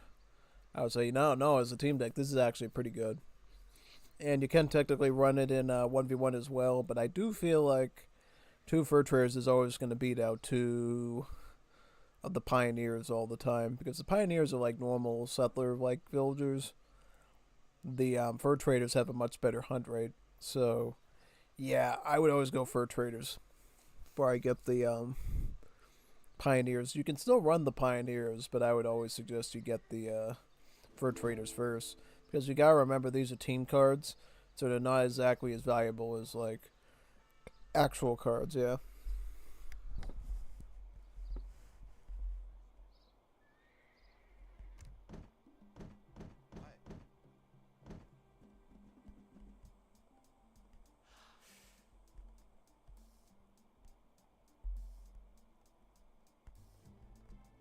Votre ordre?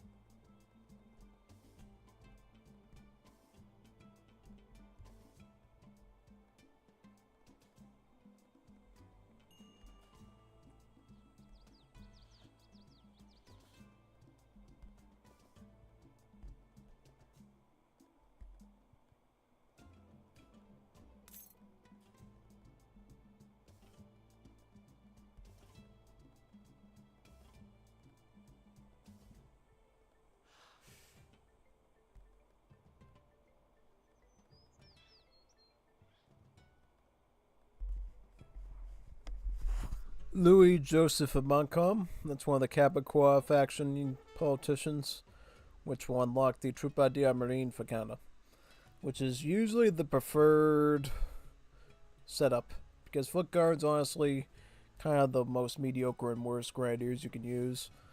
The Troubadour Marine is one of the best units in the game, honestly, for early game. It's essentially a naval skirm, so a sailor, but what makes it cool is it does about 32 range attack at the start, but has like a low HP of like 80 or so. I think it's 80 or 90. Thus, they go down quickly, but they do a lot of damage. Forget about if it's like a siege trooper or artillery. They'll do even more damage, yeah. Pretty fierce troop to deal with, yeah.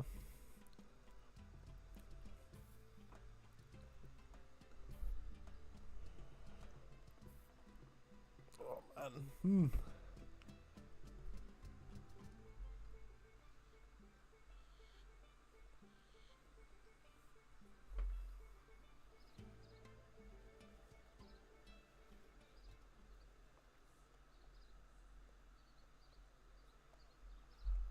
What would I say? Well, I would suggest for him to go 6, go get out 6 Troubadour Marines. That would be the first thing I would do, because this will be a pretty strong initial push. And then if you need to follow it up with Metis Rebels here, with Red River Rebellion, get that, or you could get Spearmen. Because you want to go very aggressive right away with Canada, I would say. Because you get so much wood from the log cabins, you can usually afford more pop and stuff without the wood shipment typically. So usually unit shipments are a little bit more handy, I think, when you play Canada. Just because the wood situation is usually the most easiest thing to deal with the Civ.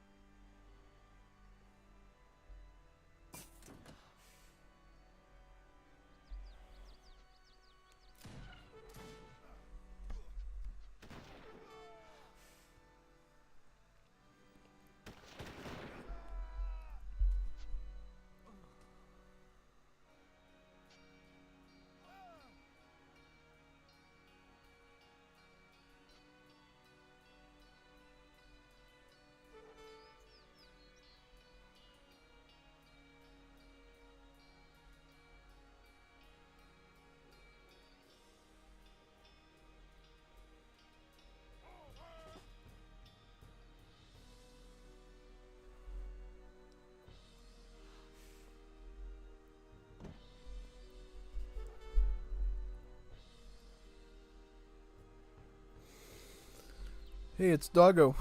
What's the doggo doing? Playing the villager? That's where you put your dogs on a leash, man.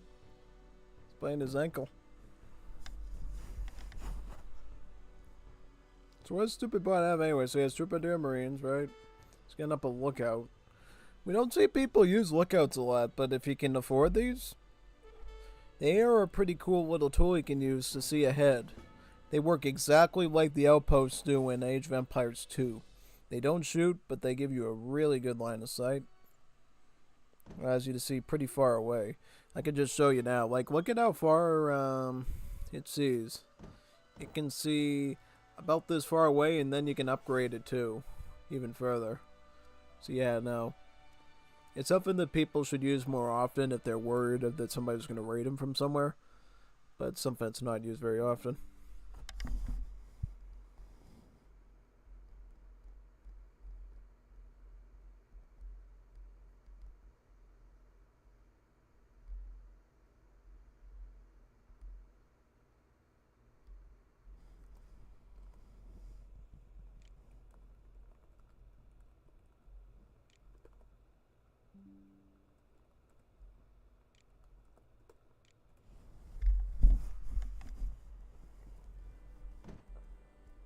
준비.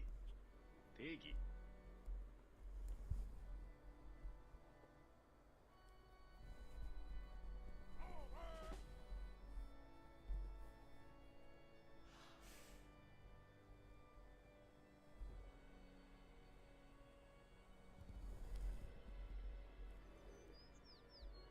예?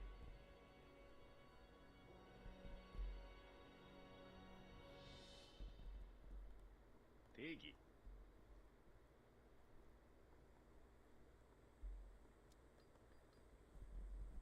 왜?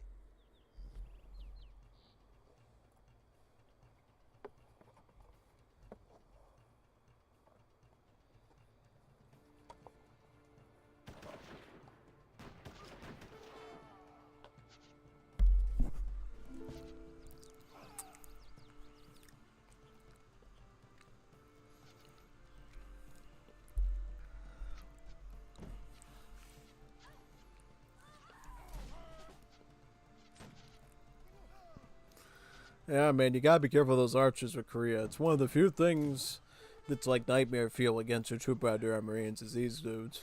Because they have some pretty scary range on them. Oh, no, they got some pretty fierce range, these archers. They got the rate of fire. They're essentially longbowmen. One you definitely don't want to run into, typically.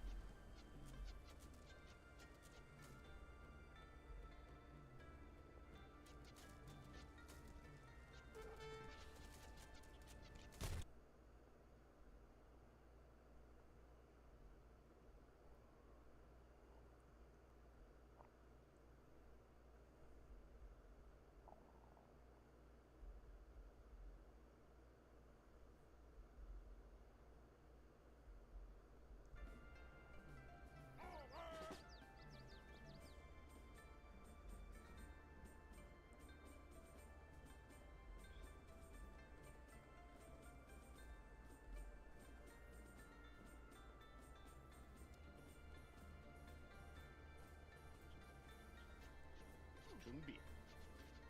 예? 준비. 대기. 진격 공격.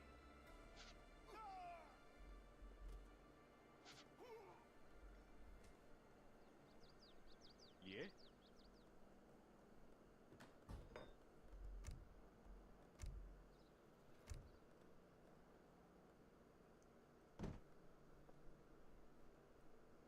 준비. 준비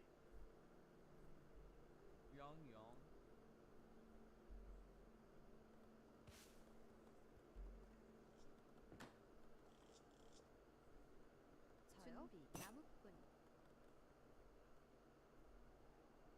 대기.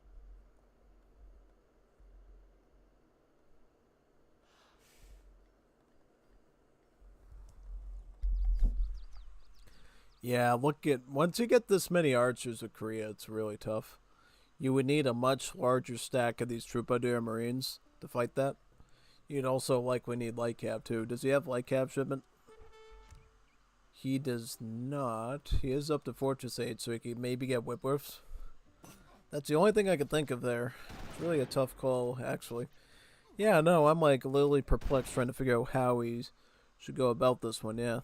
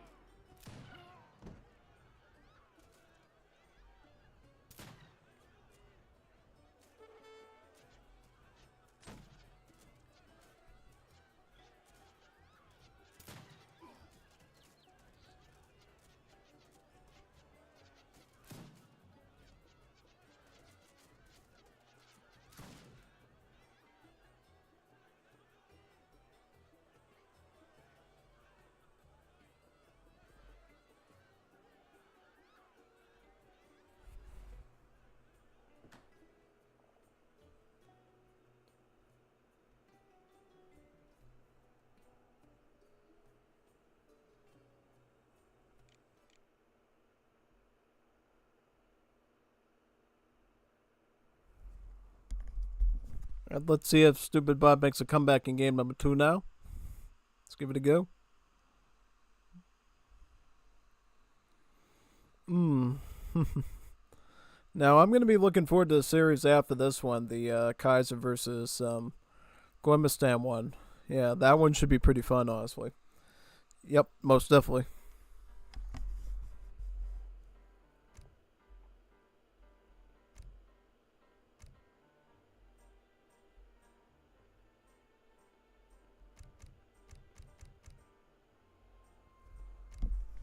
And then we do game number 3 after that, yeah.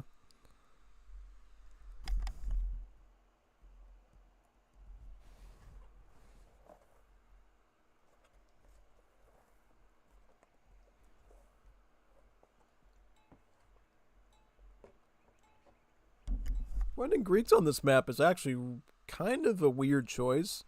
You can do it, but just be aware that when you set up your dock on this one, you're going to have to put it all the way up here, mid-map, which can sometimes leave the fishing thing vulnerable. I would suggest if you can scout out up here, find that. But it's right off the beaten path, so I don't know. Okay. This is where I think map knowledge kind of failed the kid. So he thought he couldn't really fish on this map, so he's like, you know what, I'm going to go for a hunting lodge, which, I'll be honest with you, if you're going to cancel out on going with the dock with Greeks, your next best play is always going to be to go market. It's not going to be to go hunting lodge. You want to go market. And there's a reason for that, because the market age up is the same as like Philosopher Prince. It gives you a lot of food, so it's actually not bad. And then you can follow up the market age up later with one that researches 2 of your wood chopping, 2 your mining, and 2 your farming upgrades for free. So I like to synergize that typically. But let's see what cards he's got. So he doesn't have the Patrine Olives card. Trying to see, does he have the one for the Fortress Age Market? He does not. Okay. That could be a problem.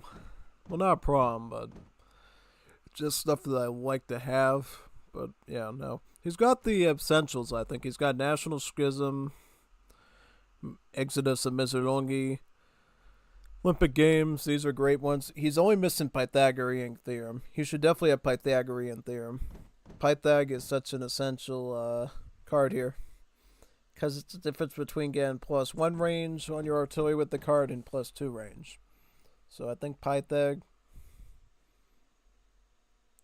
Well, actually, no. If you don't even have the card, you won't even get the +1 range. What am I saying?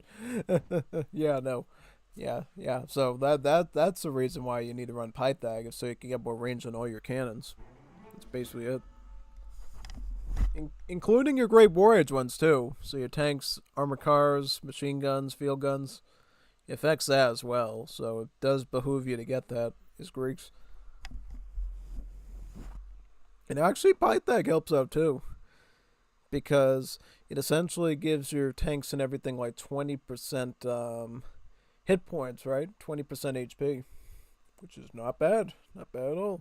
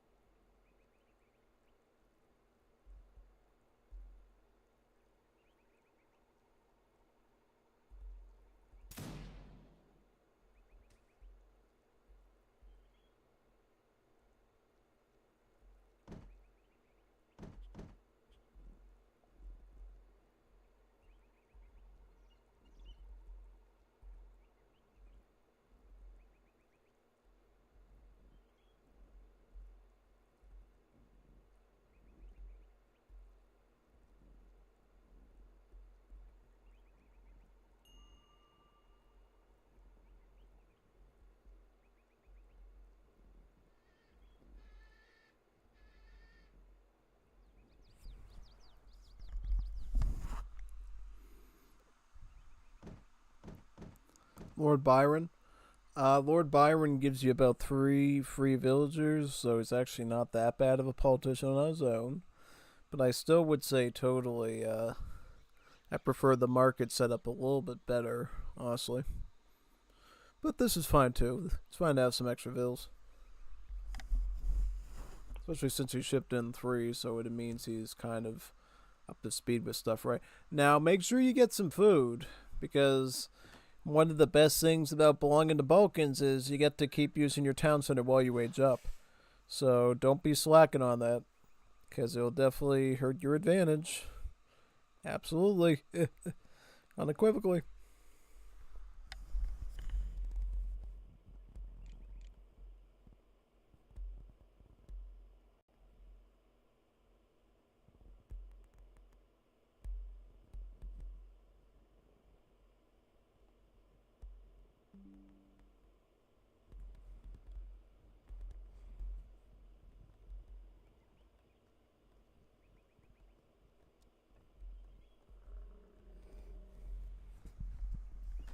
Run United States of America to the Republic. United States versus Greece, though.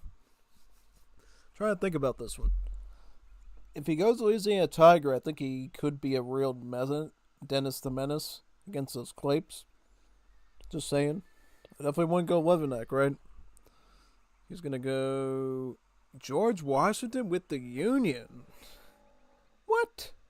What are you going with that for? Leathernecks are not that good. Essentially just rename European Marines. What are you getting Leathernecks for? I don't know, man. I think you're making a big mistake. You're making a big mistake, man. Just saying.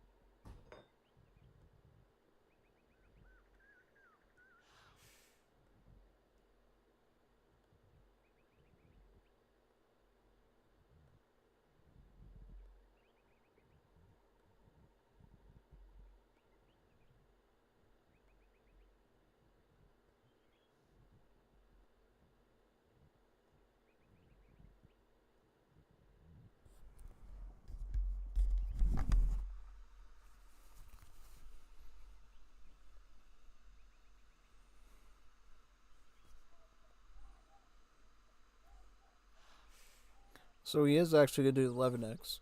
I haven't seen these in a while, so what are their stats? They got 16 range, 16 damage.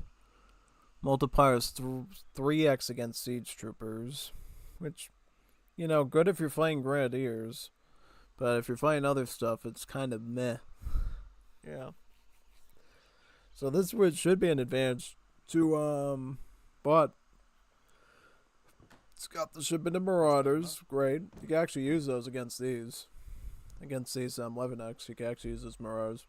But he is doing recruits now. Recruits, good unit. It's got extra damage. I mean, the HP is lower than the standard musket, but does more damage though, so it is a pretty solid troop.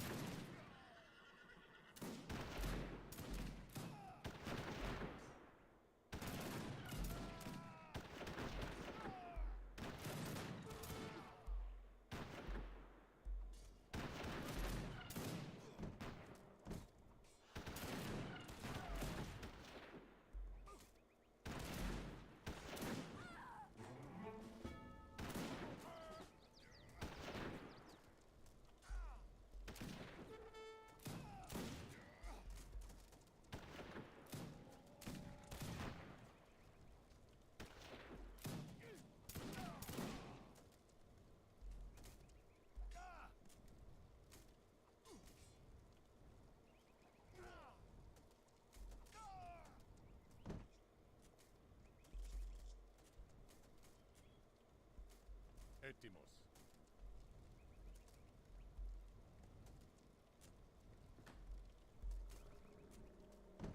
Πρόσεχε.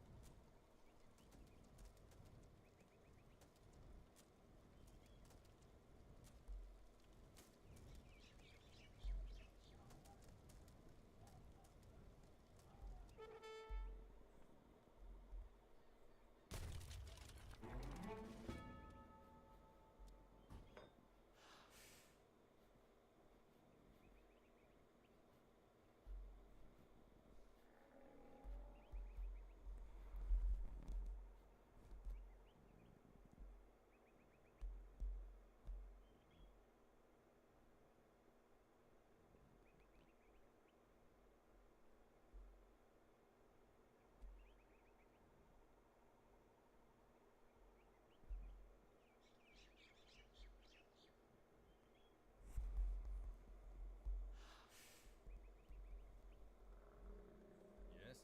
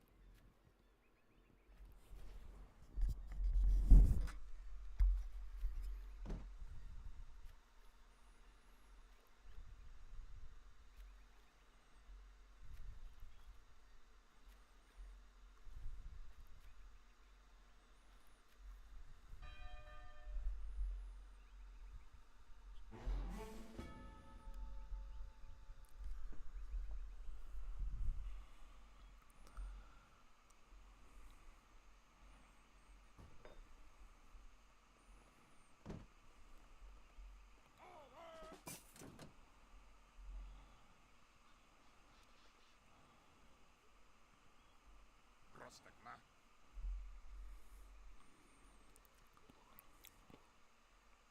Έτοιμος. Πρόσταγμα. Λέγε. Έτοιμος.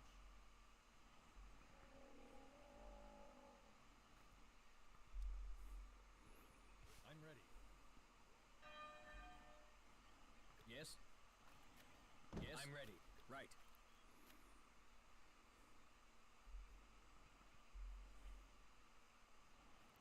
What is your command? Yes. I'm ready.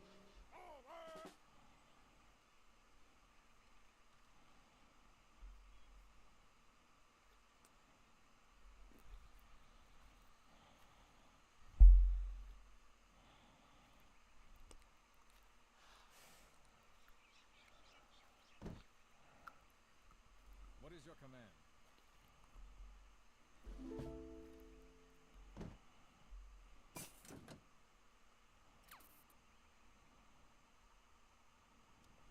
And here comes the light cav.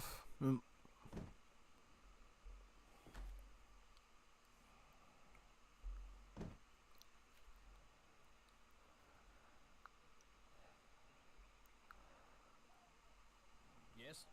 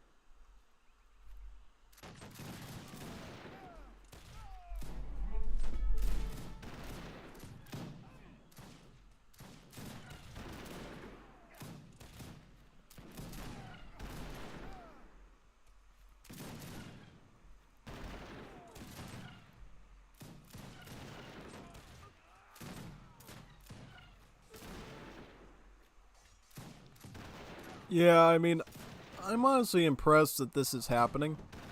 The main reason it's working is because I think Stupid Bot isn't mixing enough recruits with his clapes, and it's giving the light cav a chance to meat shield and let the far weaker troop mass up on him. Yeah. Yeah, that's what I think.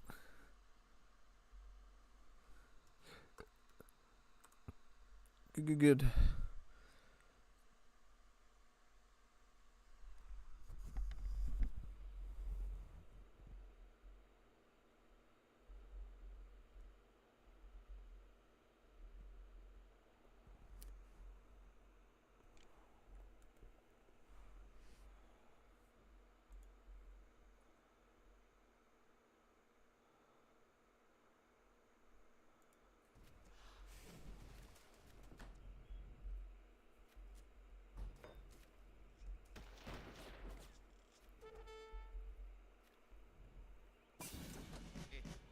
Prosesie.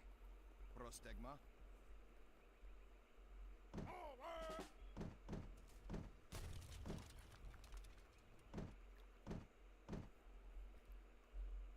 Etimos.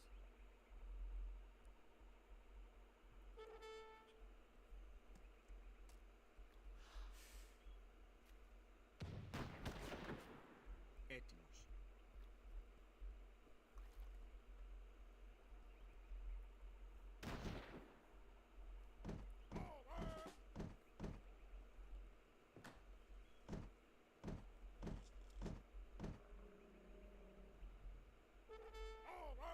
Prosesie.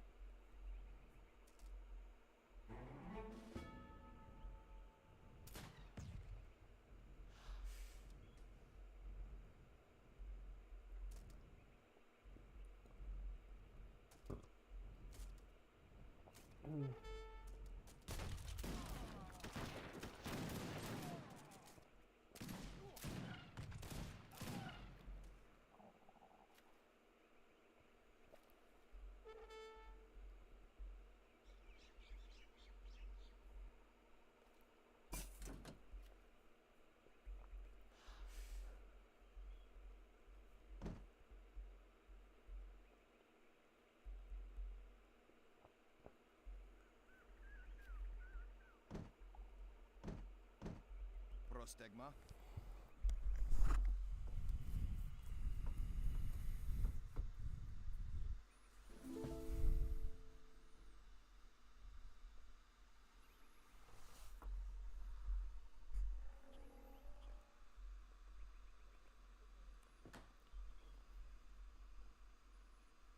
Etimos. Prostegma.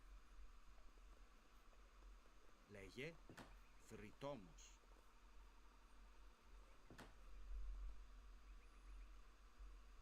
Prosesie. Etimos.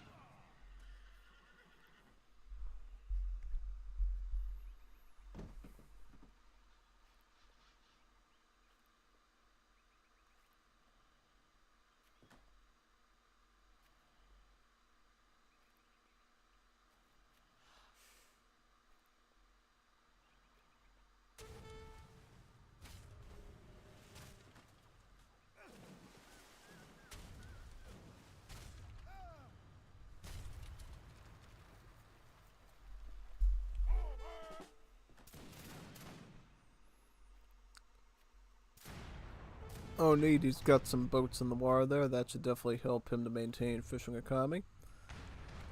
It's very weird seeing the United States on water, but not the Greeks. I think that's definitely one disadvantage to the Greek player. But still, I mean, Greece is still in Fortress Age, which is not bad. I mean, he's gotten the veteran upgrade on the recruits, right? You should get the... Yep, he's got the veteran on the Clapes, too. I would suggest maybe... Yeah, definitely ship in some sort of... Well, you don't need Carbonires, because USA doesn't even get Assault till Imperial Age, and that's only if they go for one of the factions. Yeah, pretty much.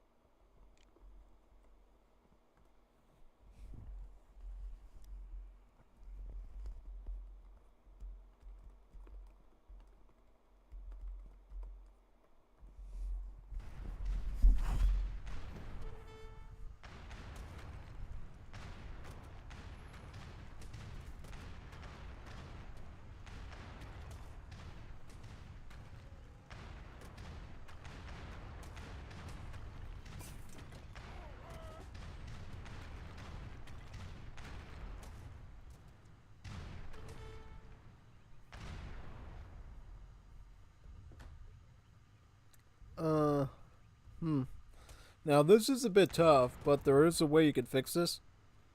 Get this shipment here, the mountain artilleries. These are sort of culverin type cannons, and they'll have a multiplier against boats, and you can run against these.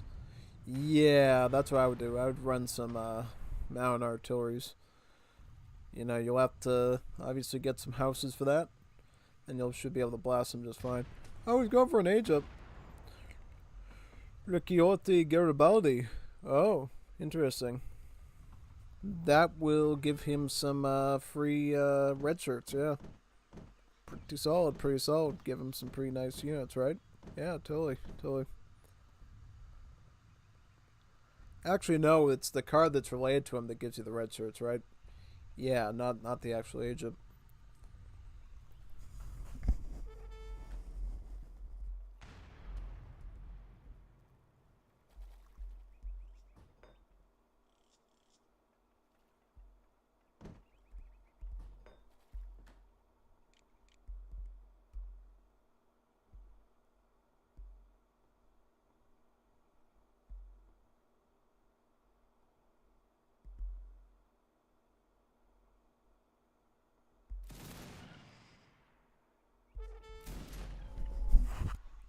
Yeah, this is pretty fascinating. Look at this. He's like camping the entire war with this stuff.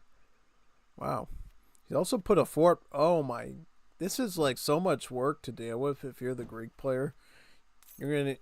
Yeah, it's good that he's going industrialize though. You know why? Because he's going to need to get these. And the only way you get the anti-building attack is if you go to industrial age for these troops. So honestly, he is making the right call going to industrial age. So when he does ship this in, he's going to be able to go after that fort right after he deals with those boats. Because he's going to have to do a lot of cleaning here to do that. But honestly, he does have the good army, though, as long as he uses the art. So, yep, he's doing the right thing. Yep, get bound artillery. Just put them here, just blast these guys out of the water. That's really it. And then siege this down next. And make sure you upgrade your recruits, too. Get your recruits at least up to guard. Maybe add a few more into the stack. Yeah, no, that's what I would do, personally. If he does that, he should be all set, pretty much, yeah.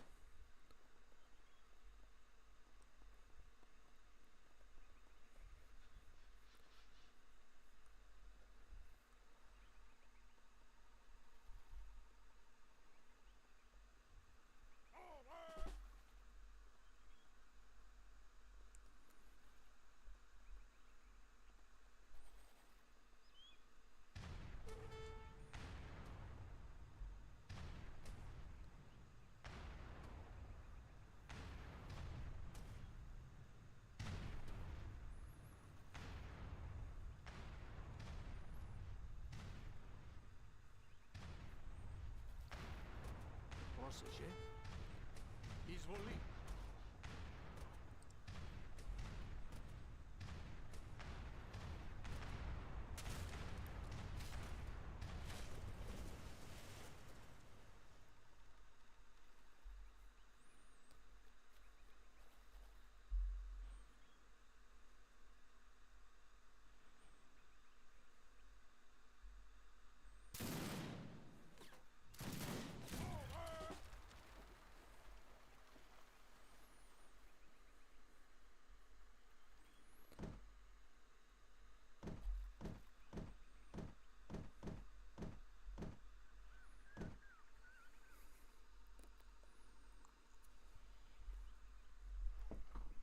Πρόσταγμα. Πρόσεχε. Πρόσεχε. Καλώς. Πρόσταγμα. Πρόσταγμα. Εισβολή.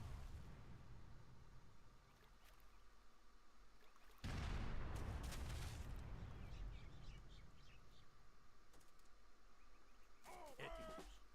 Καλώς. Εισβολή. Έτοιμος. Πρόσταγμα. Getting the guard on the recruits, right? Yep, Patriarch. Έτοιμος.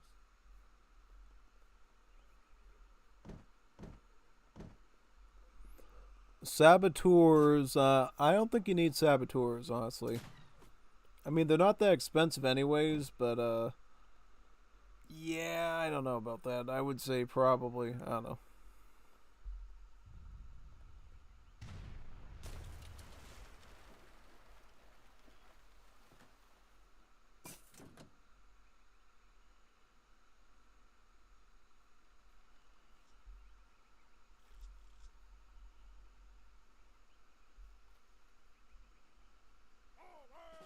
Πρόσταγμα.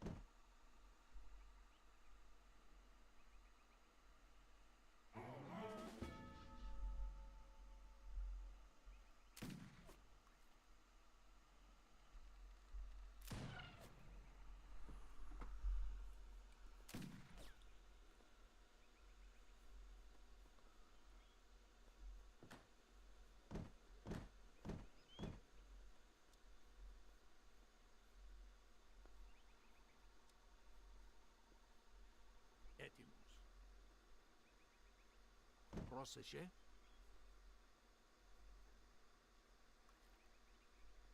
Prostegma.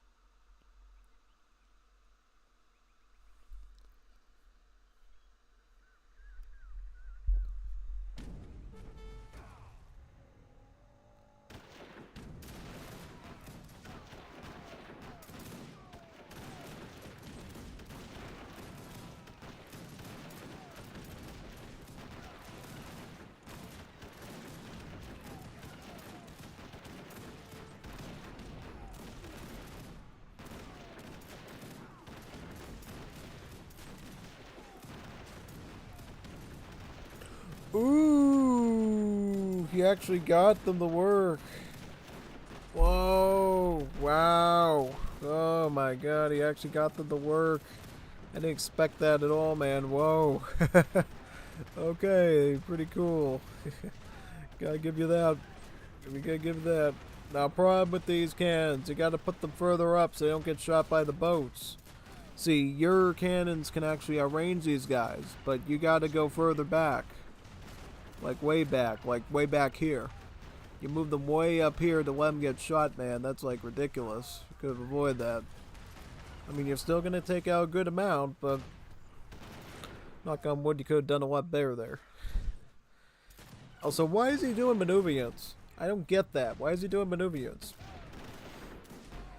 Guy's got no cannons. He's got no assault units. What are you doing dragoons for? Get marauders. Mass up marauders on them. That would be great. Get like 1,000,000 marauders and just slice them apart with those things. Or honor guards too. You could get honor guards since because he's doing naval scrims, right? So the mouse is the same for both cap tags. Yeah, no, get honor guards. Army of honor guards at their high like armorants and stuff. That would be a pretty good choice here because they'll be able to resist to melee and range. They're also a 2-pop assault unit, so you can mass them a little bit easier. Yeah, no. That's what I think would be the best move. What do you think? Yeah, that's what I think you should do.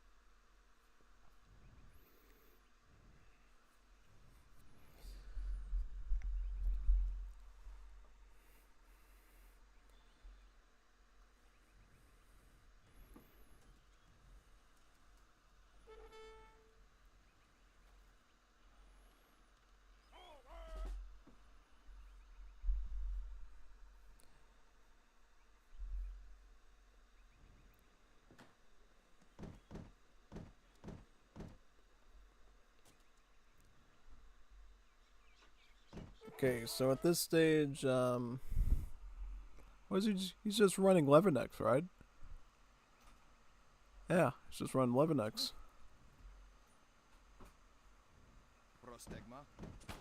But he's doing maneuver. I don't know why he's doing maneuver. I mean, in a weird way, I think this could work because these guys have like a rate of fire of like a rifle, right? So they shoot pretty quickly. But still, I think it is a little abstract. Because why not just do like high melee damage with Marauders or something? You know, instead of playing this funny little gimmicky range game with them, you know? But we'll see. I mean, maybe Baby's onto something. This obviously wouldn't work against any other skirmisher class, but Able Skirms have a mouse against all shock units, so you could conceivably find Dragoons that could fight Sailors. I just don't think it's going to work because it's like 2 pop versus 1. Guys like brimming with those things, and it's... No. Yeah, I didn't think that was going to work too good for him. Unfortunately. Yeah, no. No. Alright. Well, that was a pretty fascinating one, to say the least.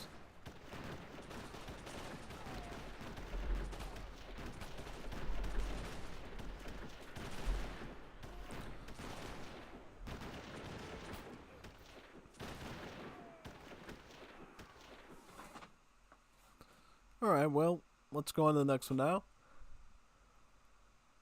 There's one more in the series, then we get to look at the good series. I shouldn't say the good series, but we got some pretty spicy ones after this. We got Zelda Verde versus Jeff. That one was submitted. And we got Guimastan versus Kaiser. Some really good matchups. So those should be pretty fun, right? Yeah, absolutely. So let's look at those next.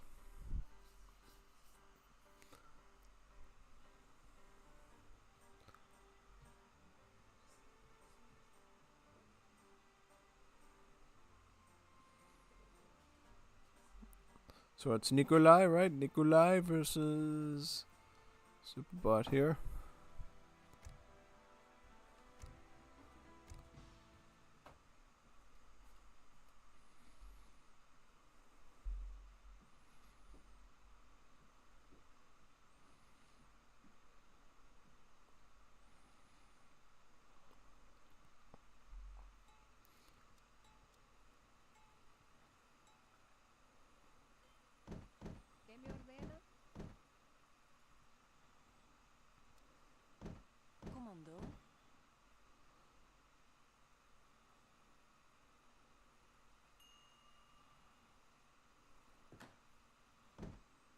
Okay, so Nikolai is doing Belgium and Superbot is doing Colombia. Alright, now this could be a decent map for Belgium just because there's a large stack of possible trade sockets. You got the trade route here, which can be good. You also have natives, right? You got Cree. So you got like a huge potential to spam skirms out here as Belgians. You're playing the natives. So honestly, this is a pretty good Belgium map. Obviously, building on the train post first is always going to be a good pick because obviously train posts over the long haul are going to give you more shipments and thus propel you a bit better. And then you can focus more on the native sites. I think that's usually what you want to do, right? Yep.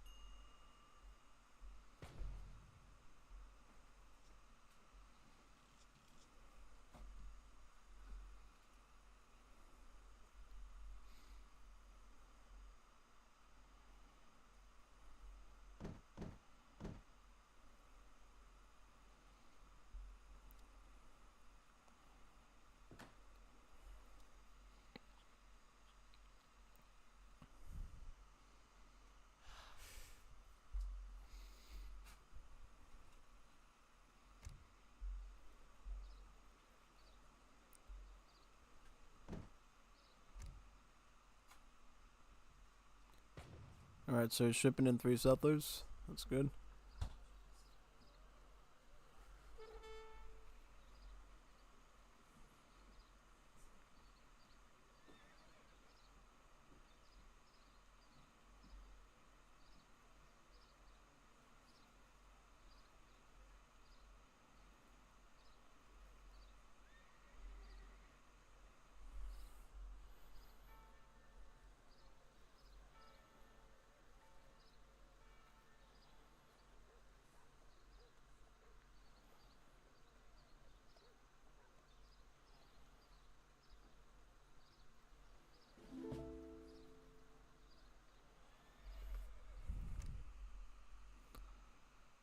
Oui.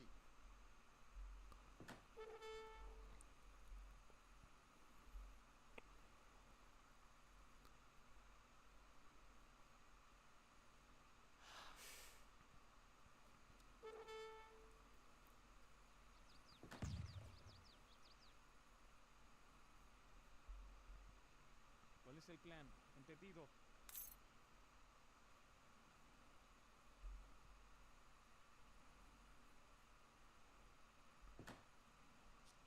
¿Qué me ordena? Cazadora. ¿Qué me ordena? Lo haré. ¿Qué me ordena? Voy a hacerlo.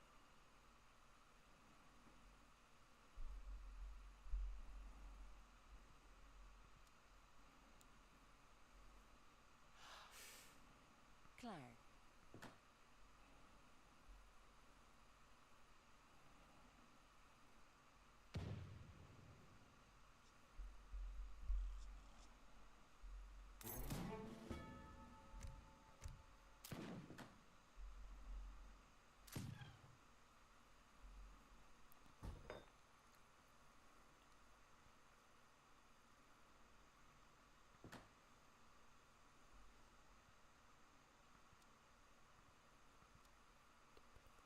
So where does his build exist? So, yep, so he's gonna get 3 vills, right? Yep.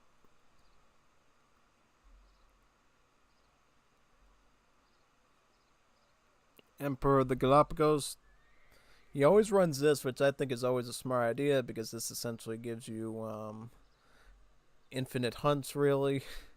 Over the course of time, you get turtles at your mills that you can essentially gather for hunted meat. So it's a much better gather rate than the mills. So that's pretty cool, right? Absolutely.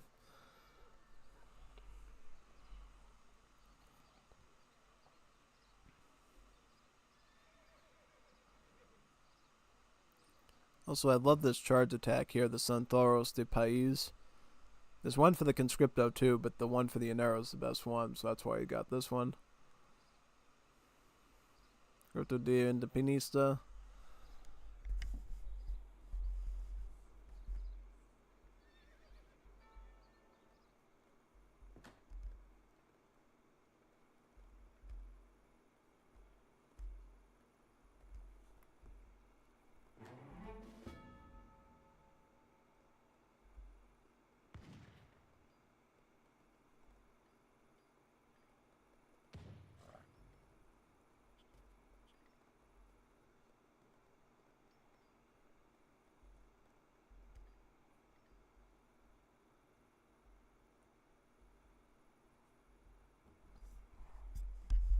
Scan is marking up now for the Belgians.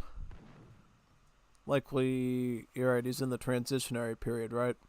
So, time to get hunting dogs, placer mines, possibly steel traps. Yep, hunting's coming in.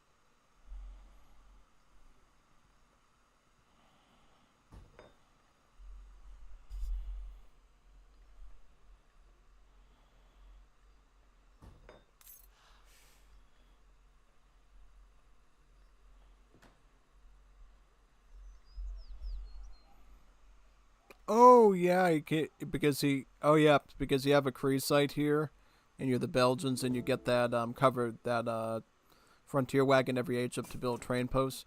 You can effectively get a Cree site, and then grab the CBDs from it, just like you do in, like we see a lot in the Definitive Edition tournaments when we see Saguenay or Dakota. So yeah, no, this is always a pretty good play when you're doing 1v1. Grab the native site since you can with that free wagon, and then essentially cap on the extra villagers with it. It's a really neat move to go for, actually. Yeah, especially if you have a bit of surplus of food to maintain both queues. And since you got a secondary Cree site in your base, you could actually get even more of them, too. And then ship in about 8 skirmishers. Very nice.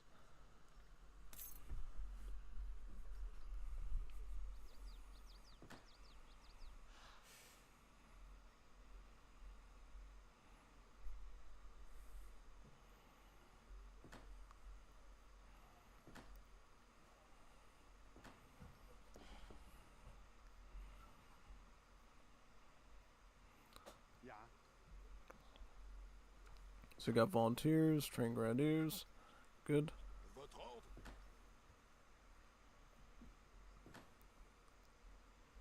Klaar.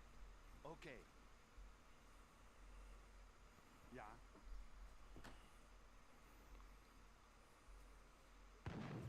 Hallo? Commando.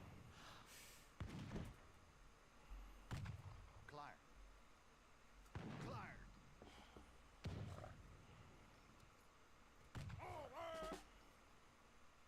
Oui.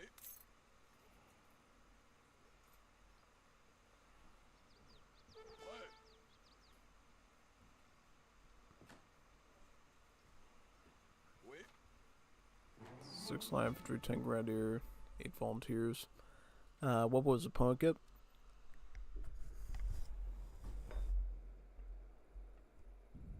See?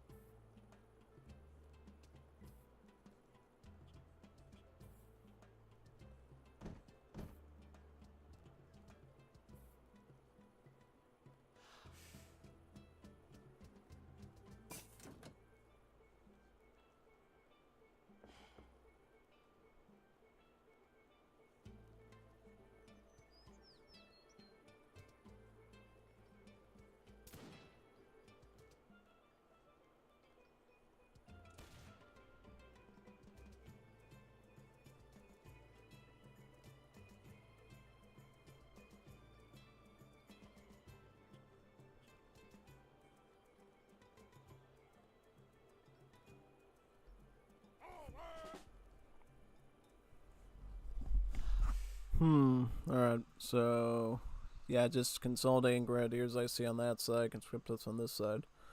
I would like if Stupid Bot did try to. Okay, so he's going more economic. Does he have any mills right now? He does not. Is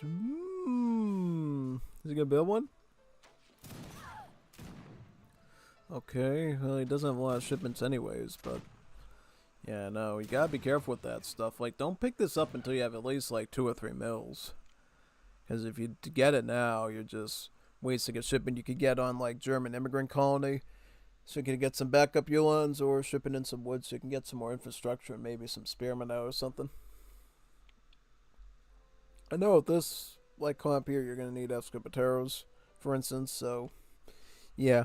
Because I don't think you're anywhere near Fortress Age, right?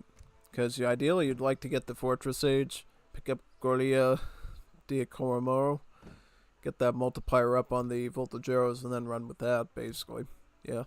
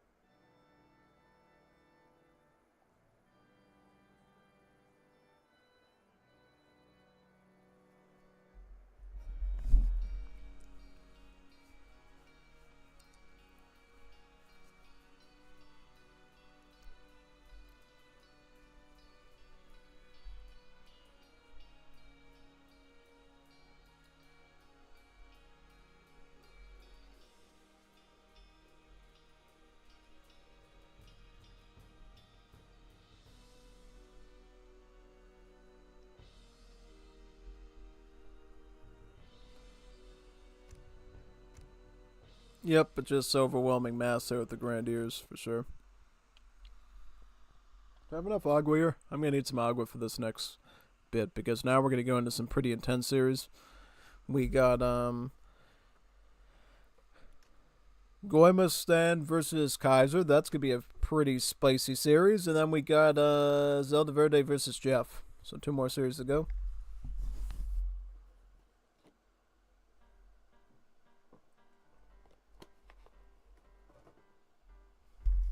Let me get the agua in the other room before we start, because I'm going to get a pretty dry throat pretty quickly on this stuff. these last two series were kind of a bit, well, this one in particular, this last one was a bit sleepy. But the one we're gonna see though is gonna be pretty big, so let's see how good this one looks. It's these ones right here. Just give me a moment.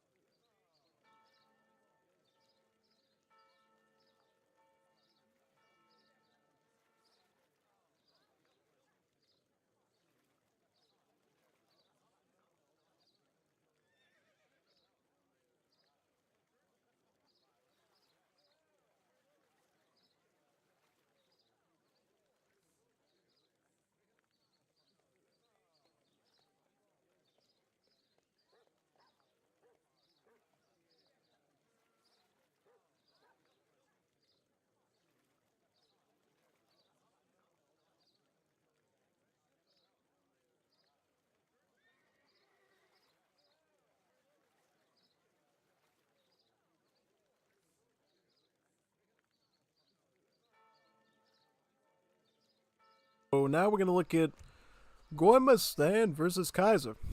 What a good series this is going to be. You all ready for it? Am I even...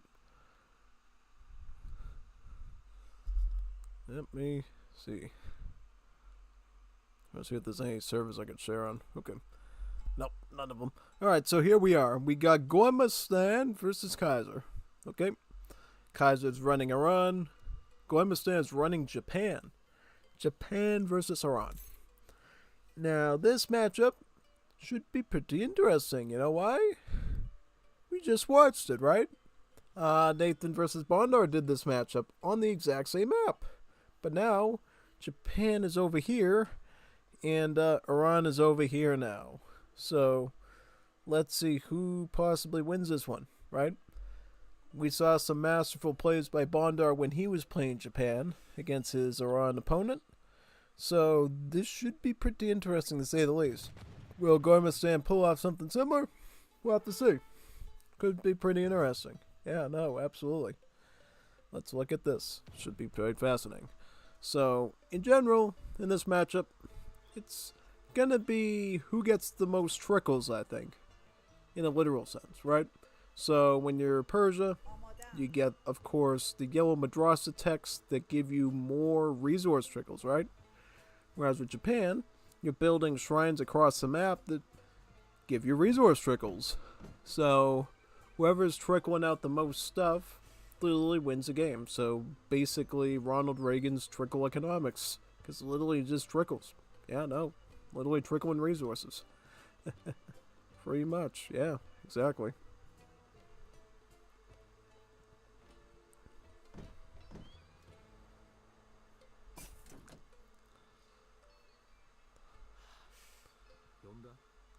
Alright, so Orchard Rickshaw over here, right? Yep.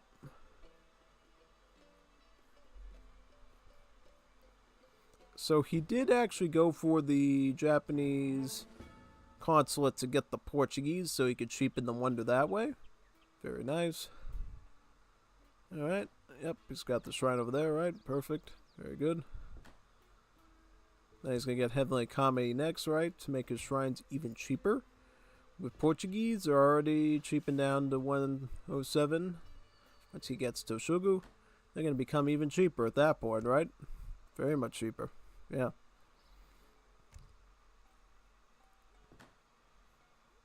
And there's a reason why he's using the berries right now and not the cherry orchard. It's because if you're a really like high elo opponent that knows how to like scout and stuff and keep everything safe, you can actually use these cherry orchards to scout the map with the rickshaw. And that way you get some good line of sight, because look at all he was able to discover in a short amount of time using both explorers and about 2 rickshaws. Basically the whole map, right? So he knows the layout, where the treasures are, where the trade sockets are, what his enemy's base looks like in the positioning. So if he does want to go for a rush, he knows where he's actually going. And that is the most important thing when you're rushing your opponents, knowing where you're actually going. Because if you don't know where you're going with your army, you give the enemy, you have too much delay time, and you give your enemy time to prepare before you even know it. So I think that is pretty good, honestly. Very, very good.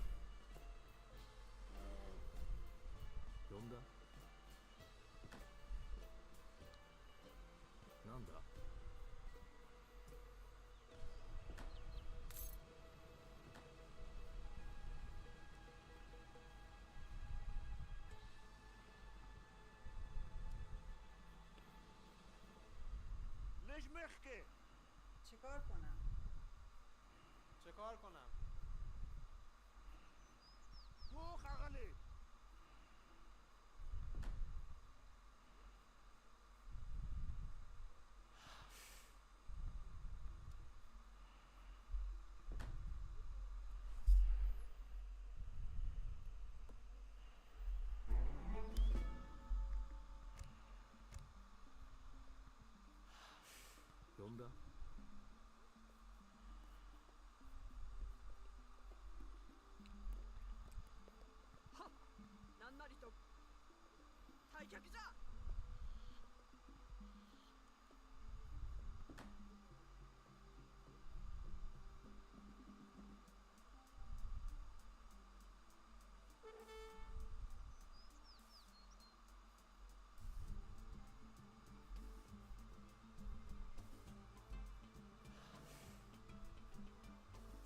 He's gonna get it to sugar, right? Yep, right over here. Good idea. Get in this spot. This encompasses the whole hunt, so you're gonna get some pretty good trickle off of that, right? Very much so.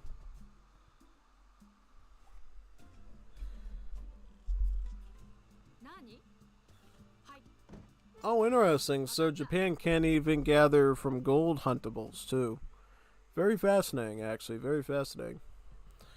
So I guess you have to build shrines for those too, right? Yep.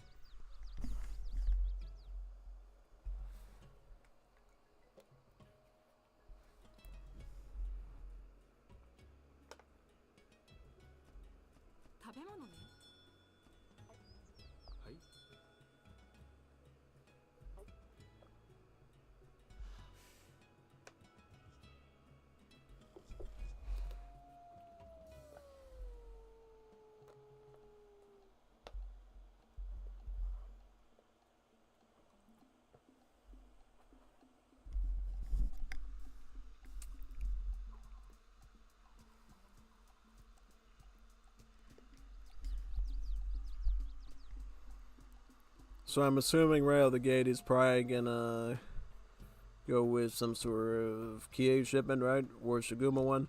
I'll go with the Kie one if I'm going against Iran, though. Picking up a market.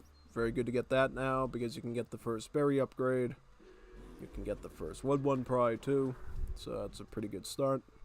As for Iran right now is on their third yellow madrasa tech, so they're already ready to age up.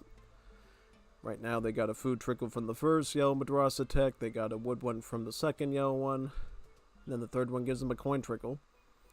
Also 300 gold. What steps will he take though, honestly?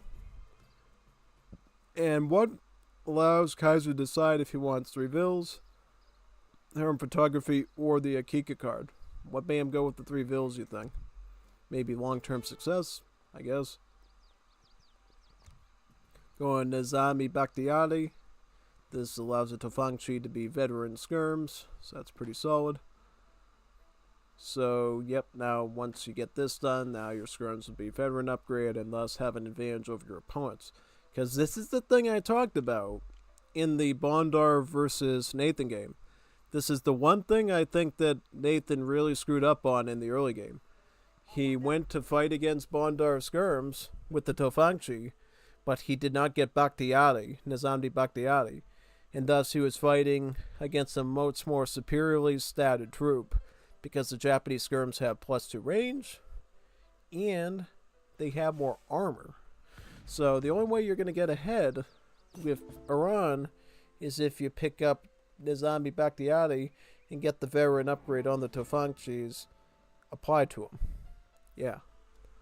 That's basically it. Yep.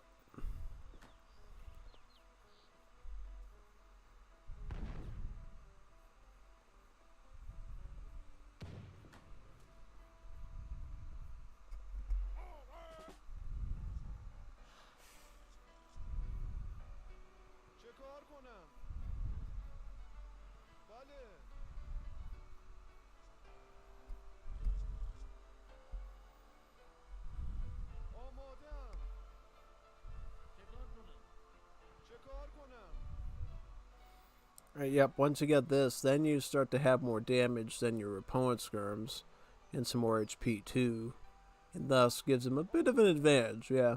Or at least makes him a bit more even Steven, which is good.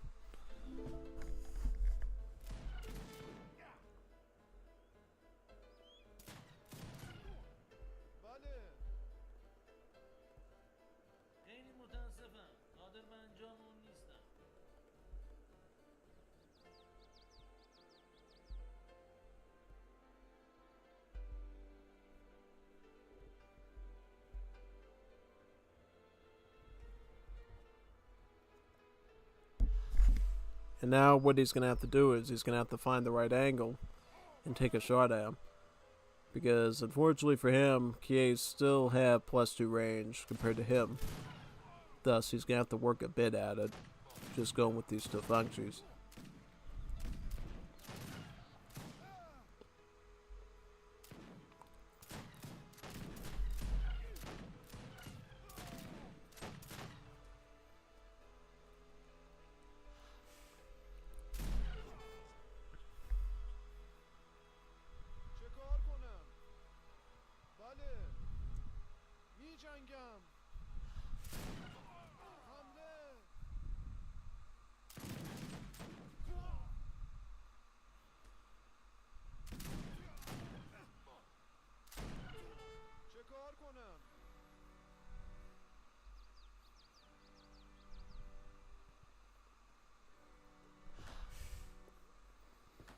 He's gonna produce more, right? Up, he must be busy. Yeah, he must be busy microing. I was like, yeah, now he's got in more. Yep. Very nice.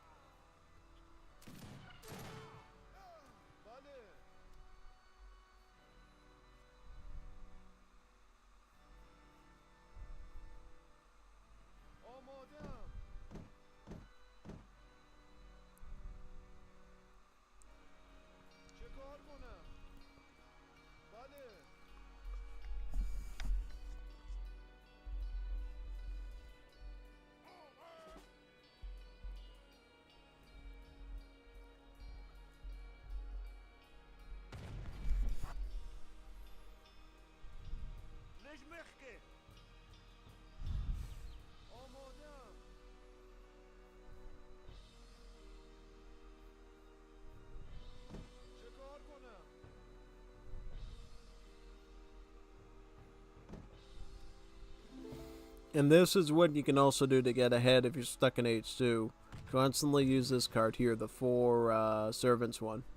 This will give you 4 villagers. It effectively booms you ahead of your opponent even though you're stuck on 1 TC. So quite a powerful advantage typically if you can pull that off.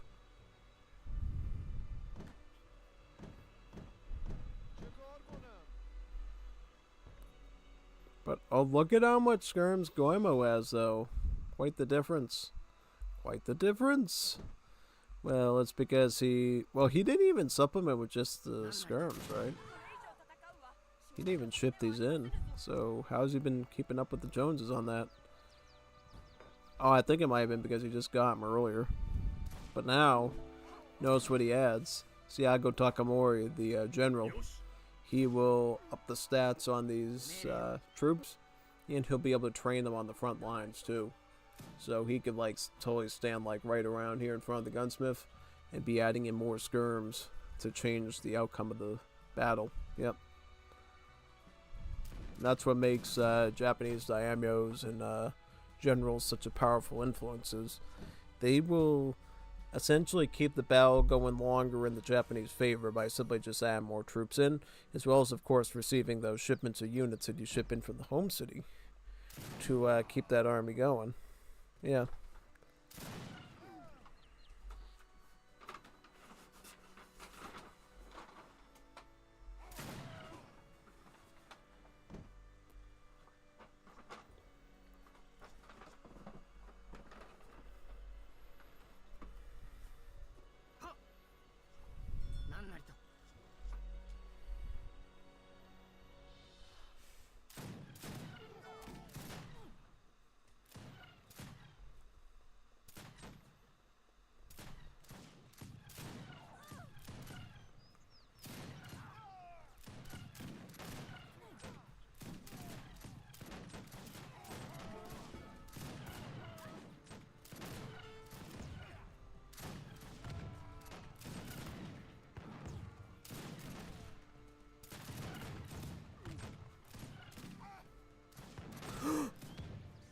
Whoa.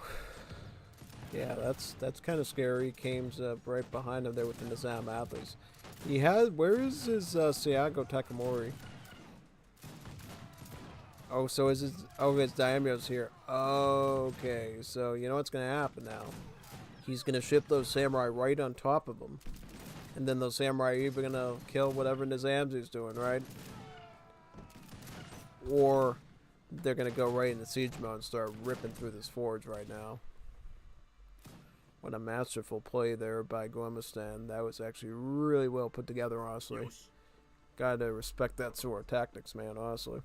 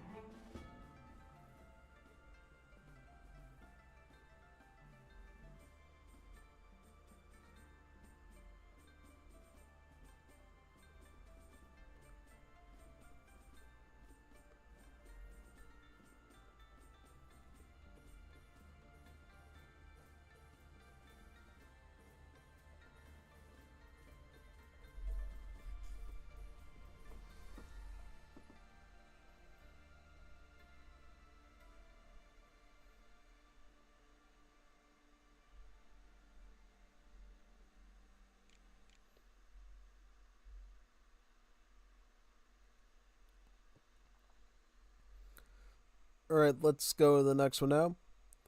That was a pretty fascinating one. I mean, honestly, it really came down to really how well Goemestan was able to execute that daimyo inclusion, and then the samurai shipment in there to kind of just let Kaiser know, I'm not going to be able to use my scout units as advantage because then he can just, just throw the samurai in there too, which is going to obviously short circuit whatever he was thinking of there. Yeah. Let's see how the second one is. I'm honestly not too surprised that Japan actually does very well against Iran, honestly, because it just feels like, the stats on those kies, the way the Japanese just puts things together, can be really problematic for a Persian player. Yeah. So now Goemestan switches to Chinese. Kaiser goes Mapuche. Now, in this matchup, I would like to say this is going to be a Chinese win. I think Mapuche does good as a rush civ against civs that can't really get out a lot very quickly. But China masses up stuff like insanely quickly. And unfortunately for Mapuche, China has the Yellow Banner Army, right? That has those Manchu horse archers on maneuver it. So something to actually completely squash his Mapuche's Trengalev clubman, which is an assault unit. So I think in that sense, China's a real formidable adversary to the Mapuche. Could be wrong though. We'll see. Okay, so Mapuche gets up Aruka, right? Yep, absolutely. Be interesting to see what shipments he gets. I know he'll go 3 villas first, but we'll see what he gets after that. Definitely the one thing with Mapuche which makes it super easy, you don't have to worry about decks, right? Because the cards are literally in the explorers themselves, right? Every one of the 5 Mapuche war chiefs has their own set of cards corresponding to what they would normally be for another Native American civ in the home city, right? So this would be like the wise woman, and our one would be the warrior, the chief, the messenger, right? And they essentially have their corresponding cards available to them. So essentially, you don't have to worry about deck building because you can literally get any card you want anytime, provided you have the shipment, of course. But still, pretty sweet, huh?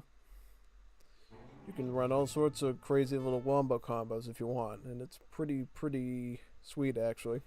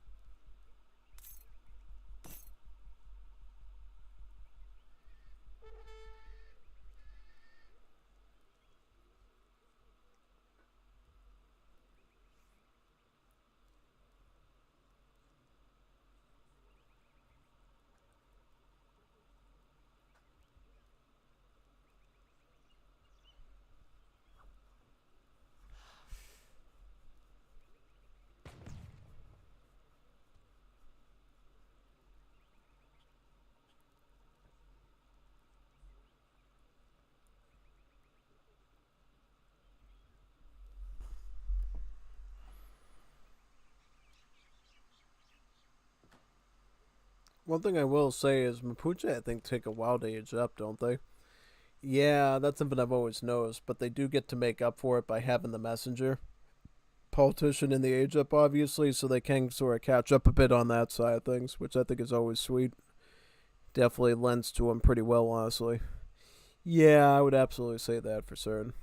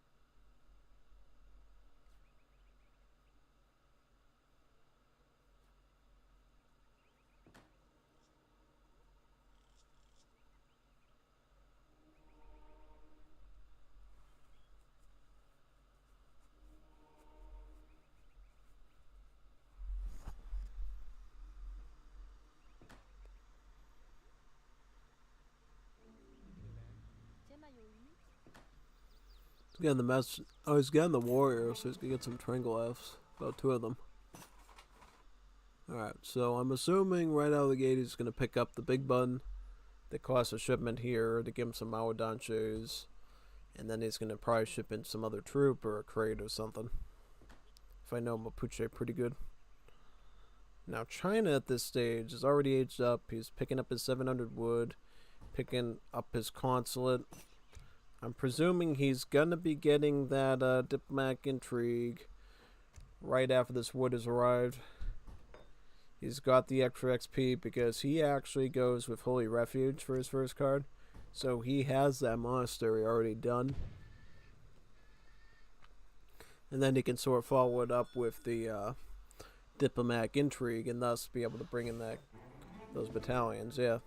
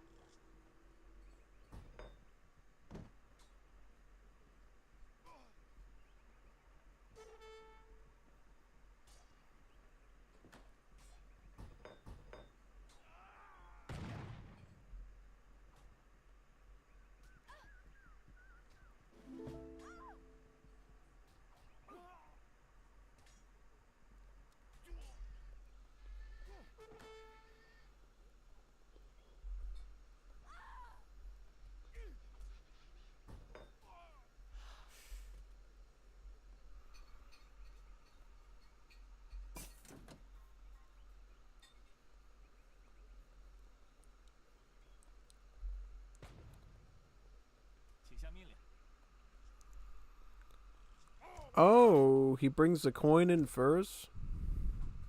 What's that gonna go towards, you think? Outlaws, maybe? He does have the, yeah. Monastery up. Could get some outlaws and mercenaries. Or could that be just for some standard armies to be able to add scouting? That's probably the other possibility.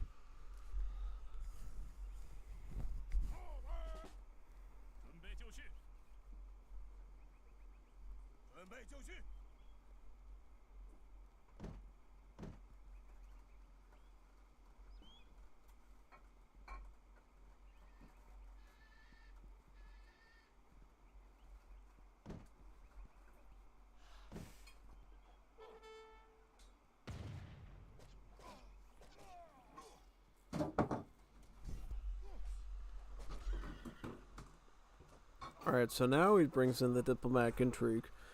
But because he got the German alliance first, he's not going to be able to save on that 75 export he could have saved on.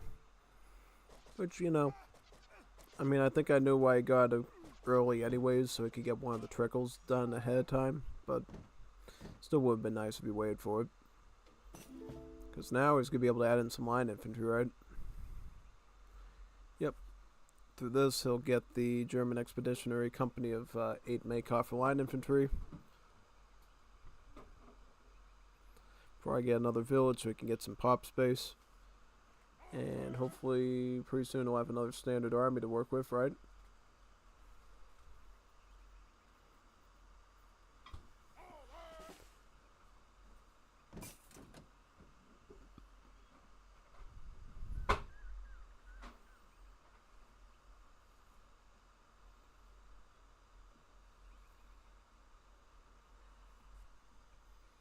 Picking up his civil servants there from the market.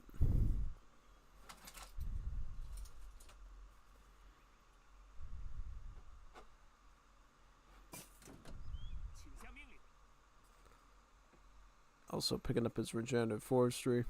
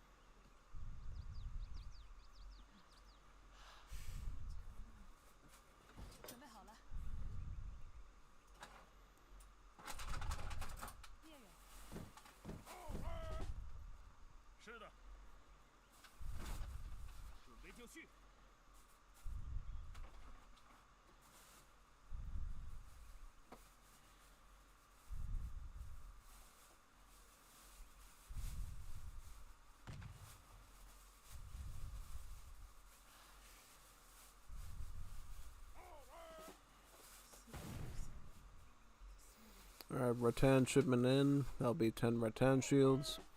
That will be a nice addition to Scout since he's mostly been focusing on the old Han army of Spearmen and Archer.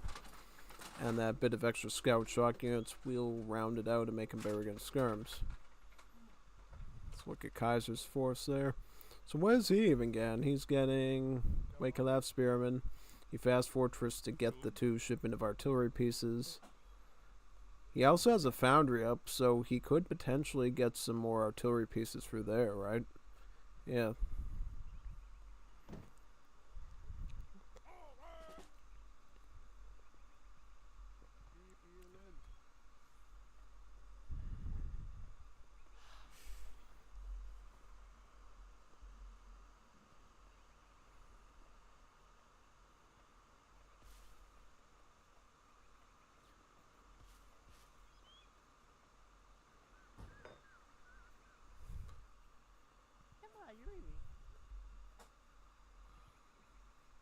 And trying to see where alright, he's getting another shipment now, right?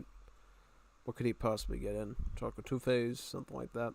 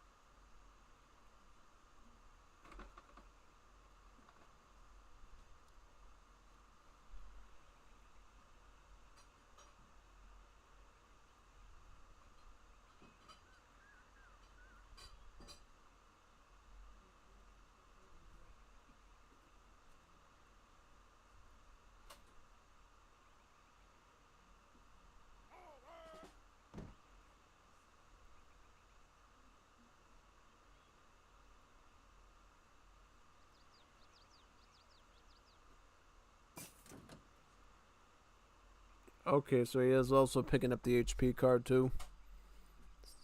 Blue Banner Army hit points.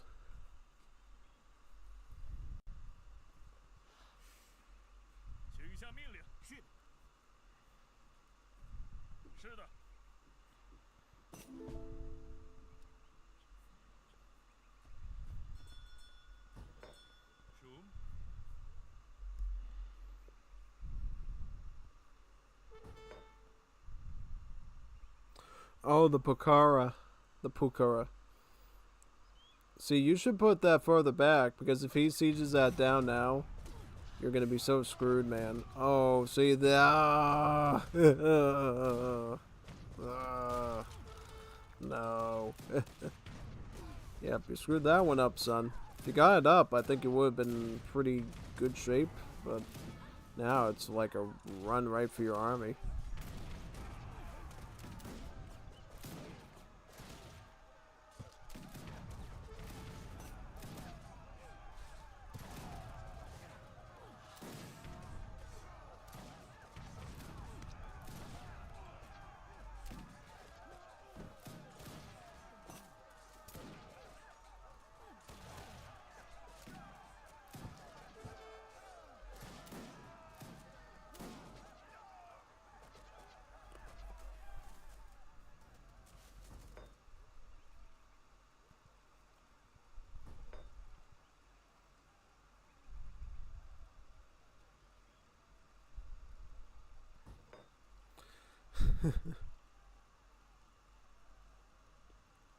Yeah, a little too late there.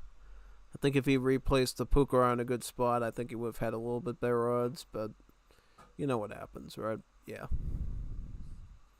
Let's see how the last one goes. And then we can look at Jeff versus Zelda Verde. So fortunate that one came in tonight. Because, like, thinking, let's try to make sure we get enough decent series in tonight. Definitely. Let's definitely get some good series in tonight.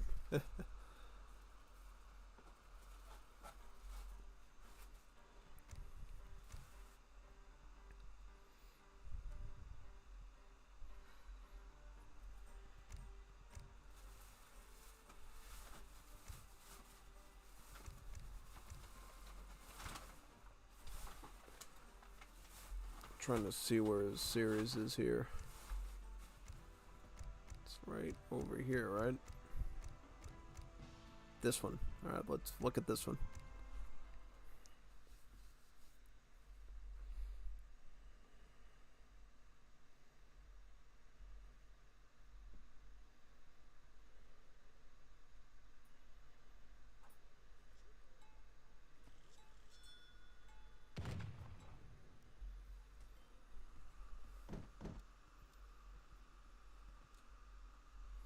Kaiser's going to Australia versus Saudi Arabians. That's a little tough. That's a little tough there. I mean, Saudi Arabians, is like one of the most prolific early rushes in the game right now. You're telling me you're going to try to defeat that with Australia? Color me impressed if you do it. Yeah.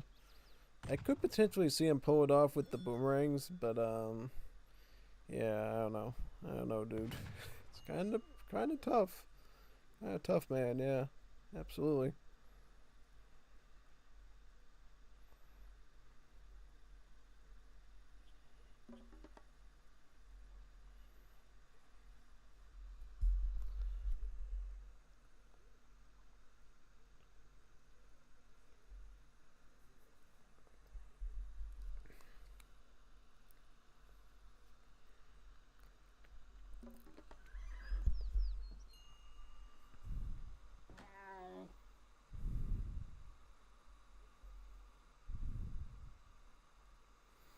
Oh, so he starts at blue first. The first blue Madrasa tech. And they might get the yellow ones afterwards. If I'm guessing correct.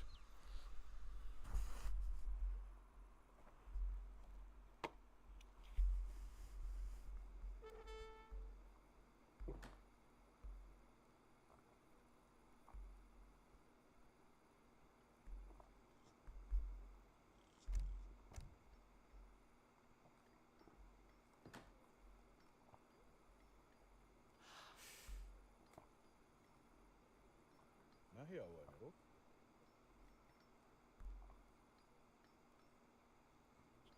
أنا مستعد.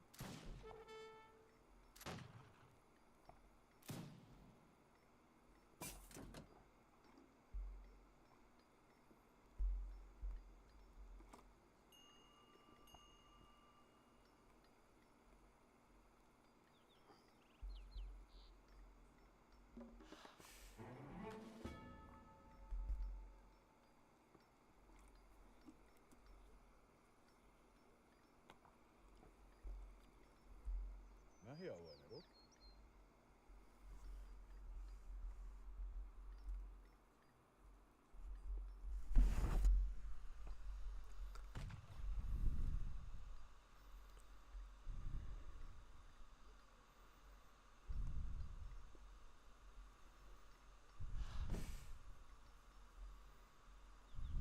أنا مستعد. ما هي أوامرك؟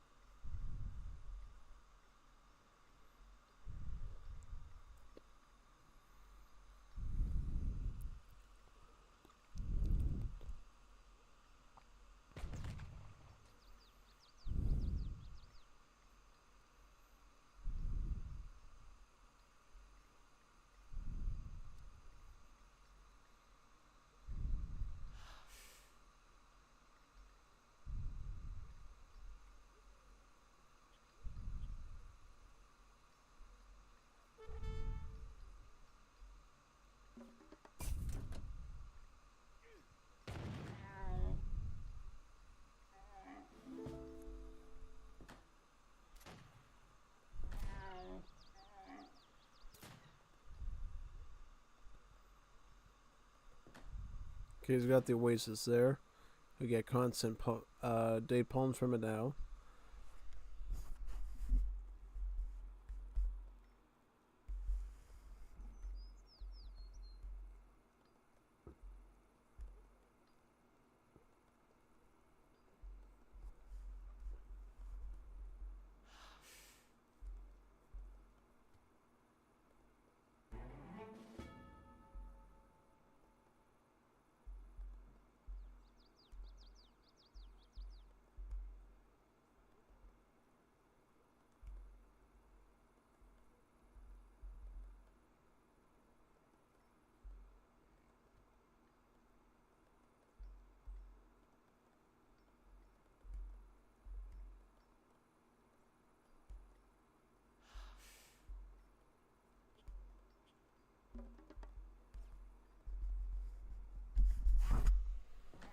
Alright, so he's on the second yell. Madrasa right. This means he'll go to H2. And he'll be preparing his push soon after. So he really has all the necessary good push cards, I think. He's got the Jundi, the Watawa, also the Agids here. So he's got really everything he needs. Then for his Fortress Age setup, he's also got some pretty decent mercenaries, the Dabets, as well as the Agails, too. Yep, the Naijdi Nagails from Nijd. And then the, Shamari Dabets.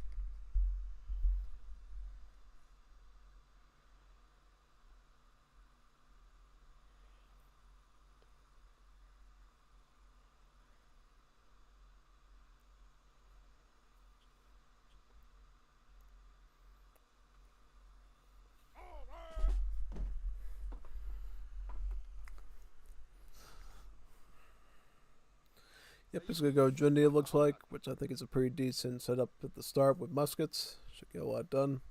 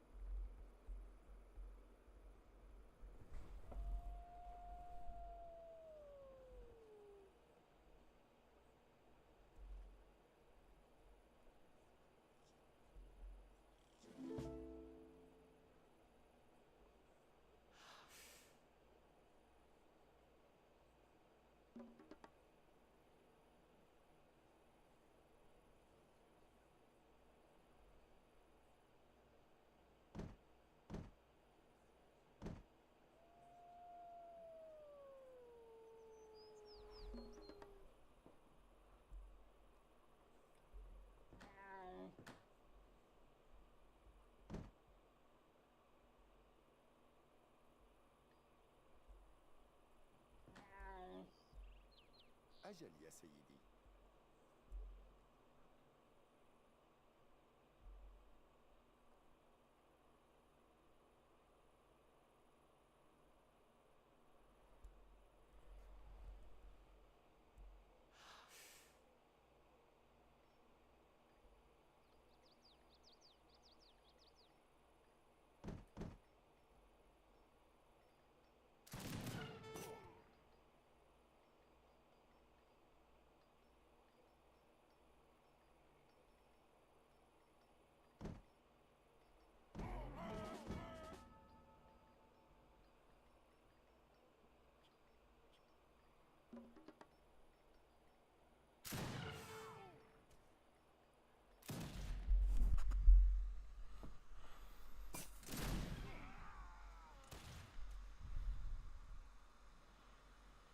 Ooh, he's getting Jamaluns. Oh, okay. So this is different than most Saudi setups. So he gets Jundi, but he also adds in Jamalun from his forge. Okay, that's a pretty good option because essentially these Jamaluns are mounted spearmen. So they look like regular handcap, but then they have a multiplier against cavalry.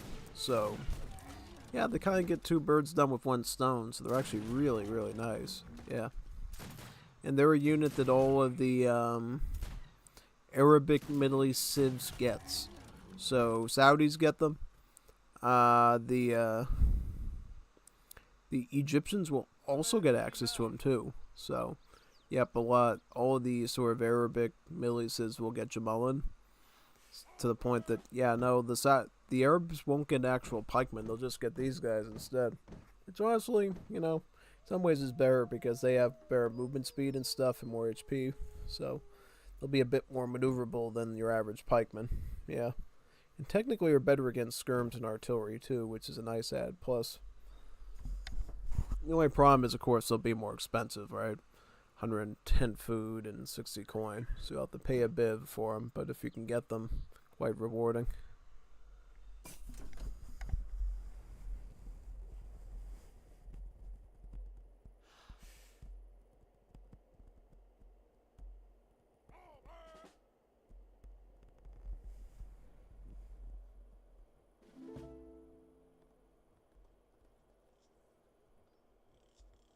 استعدوا.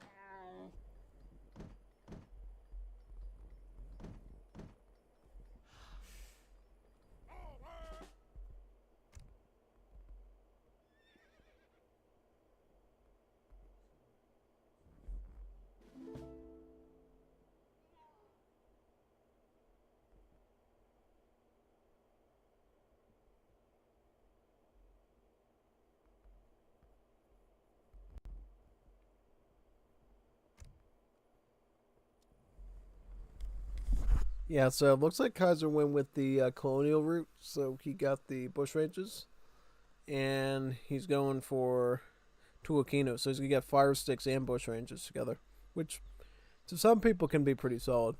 I think the main difference is that the bushranger, of course, is gonna be the pierce armor based skirmisher at more range, whereas the boomerang, obviously less multipliers, less range and stuff, but it does hack damage. And it's a lot more cheap and spammable. So, yeah, bushranger fire stick could totally work.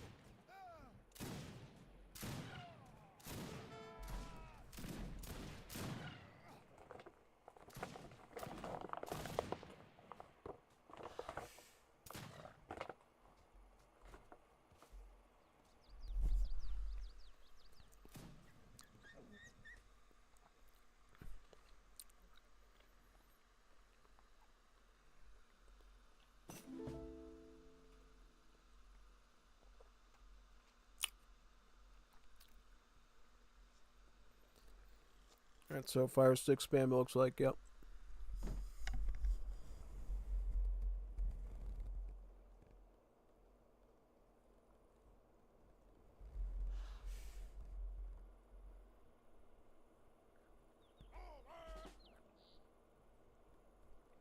Aye. Commandment.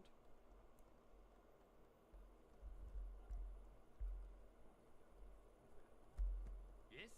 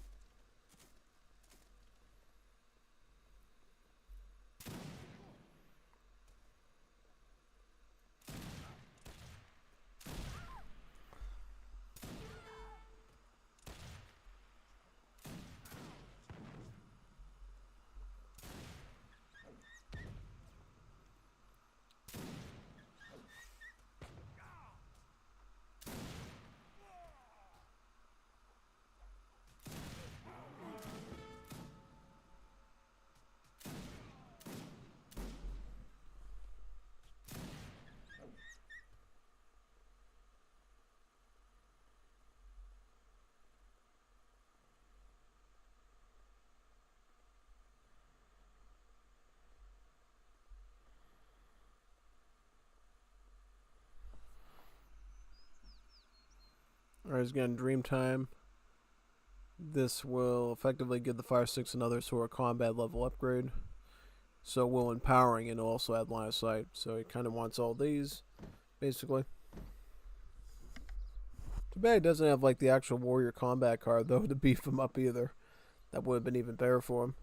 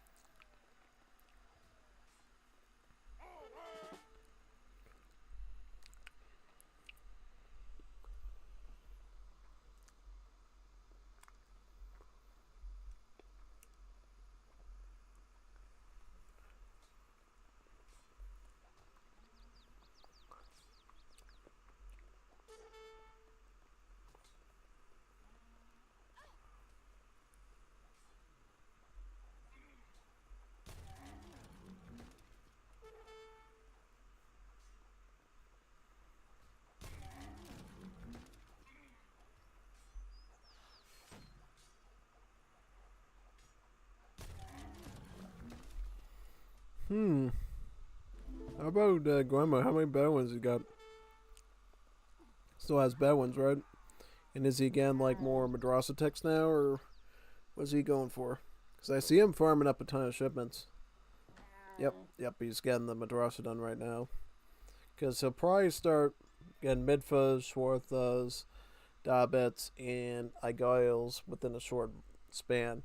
He might throw these into the Wahhabis, but we'll see.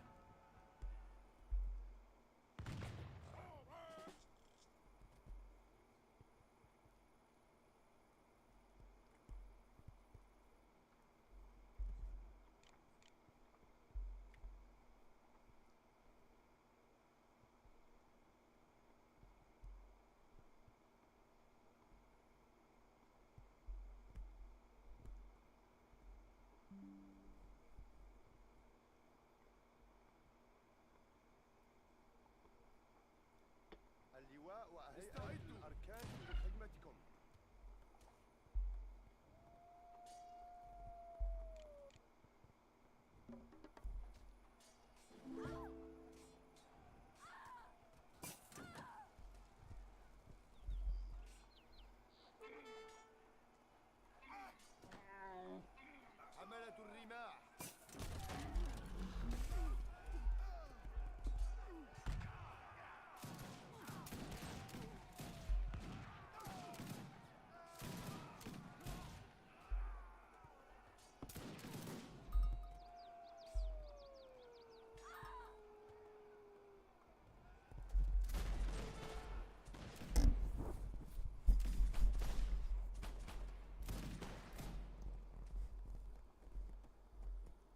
الفارس العادي.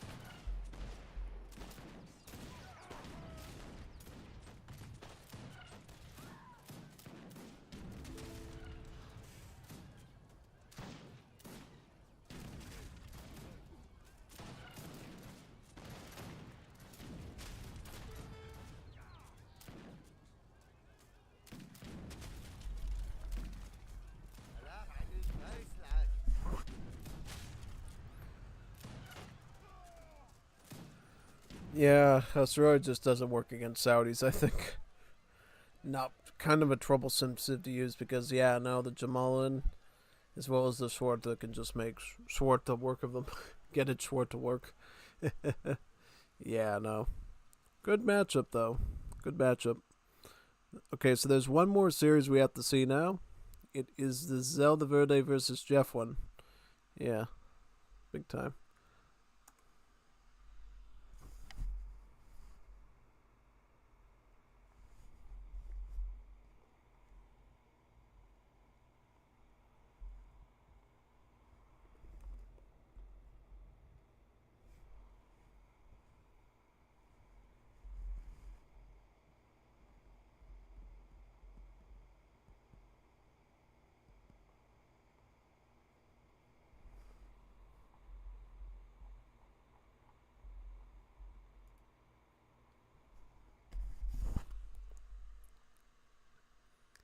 Yeah, Zagawai missed co-casting the Gormistan versus Kaiser series.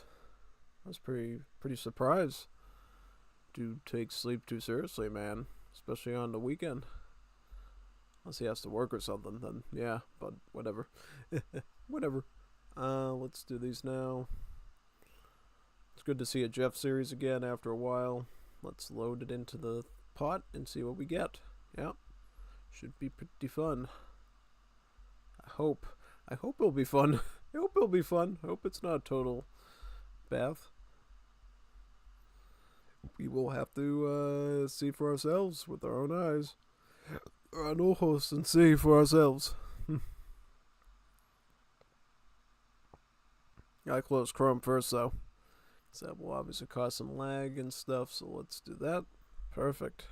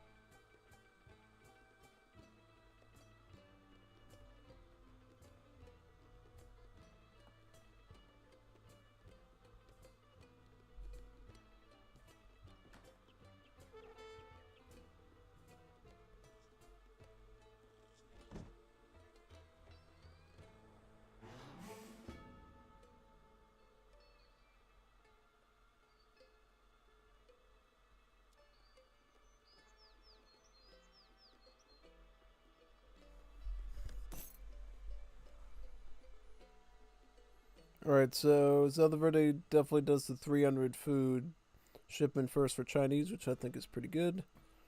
I use that one myself, but still, someone like Gormistan would say going with Holy Refuge for the monster is always going to be a bit better because it'll give you XP trickle that you can use throughout the match to get shipments faster, which, you know, is also true. So, kind of leaning more towards Gormistan's idea, I think, honestly, since we don't technically have a good card like T-Export in Wars of Liberty, unfortunately.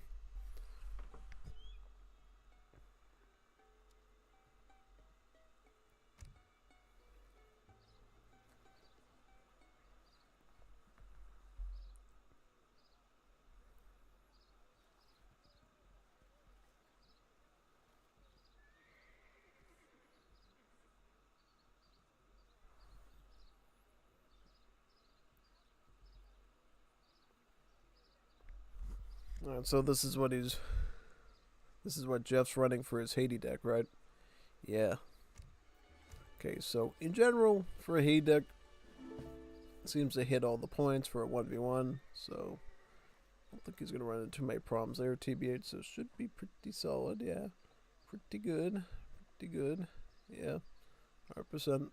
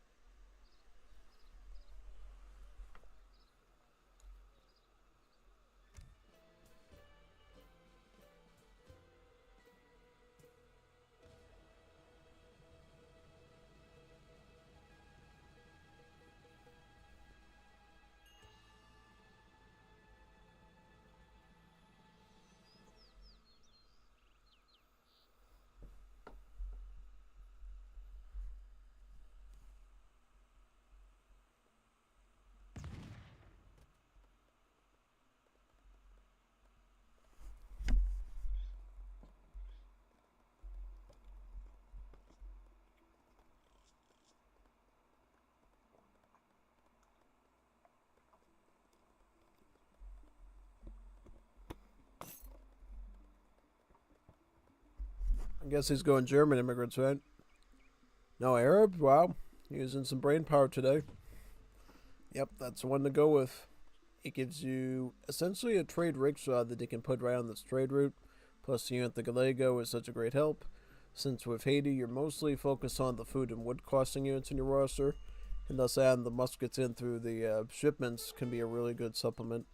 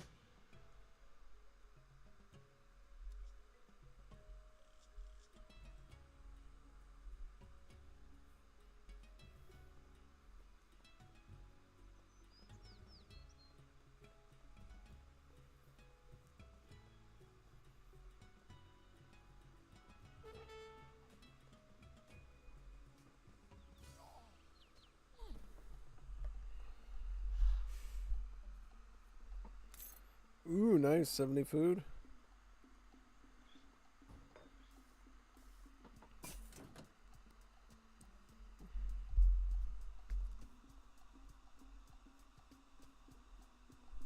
So it looks like Jeff's gonna start with pikemen. It's kind of similar to the Sagwai build today.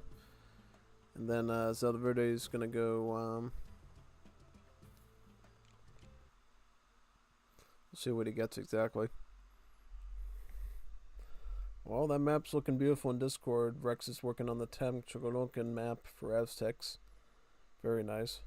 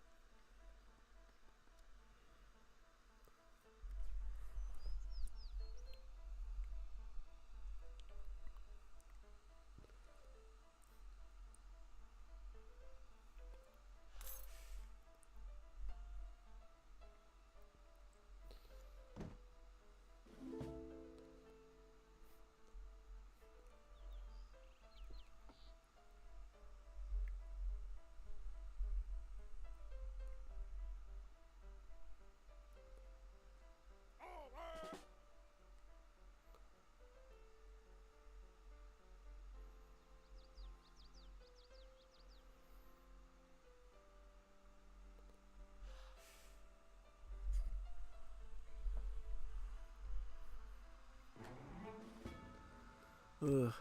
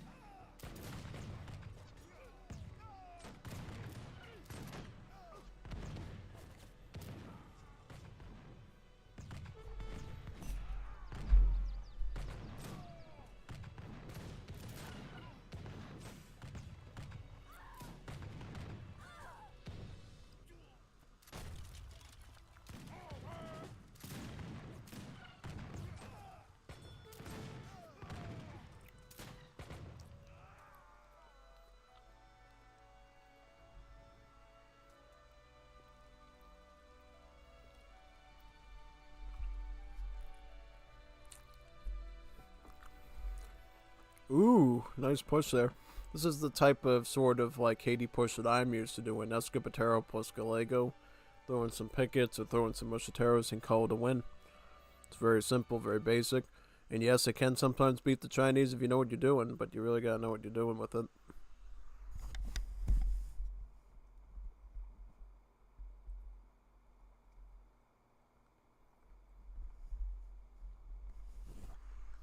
Let's go to the next one now.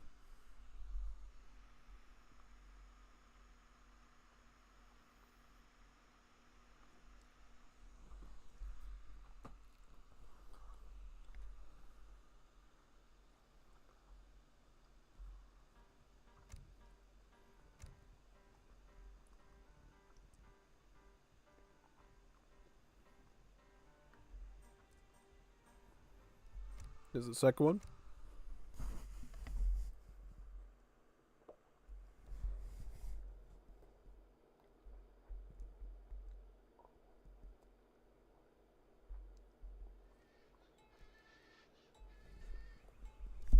Jeff playing like one of the worst Civ in the mod right now. What a Simpson. It's very playing Japan. Well, normally Japan should have an easy time with this, so let's see if Zelda Verde does the right thing. Yeah. Want to play devil's advocate, you can say. Bolivia does have time to set up like a fast fortress and get something decent here. So we'll see if Jeff has something up his sleeve or not. He totally could. He absolutely could. So we'll have to watch this one pretty carefully. Yeah.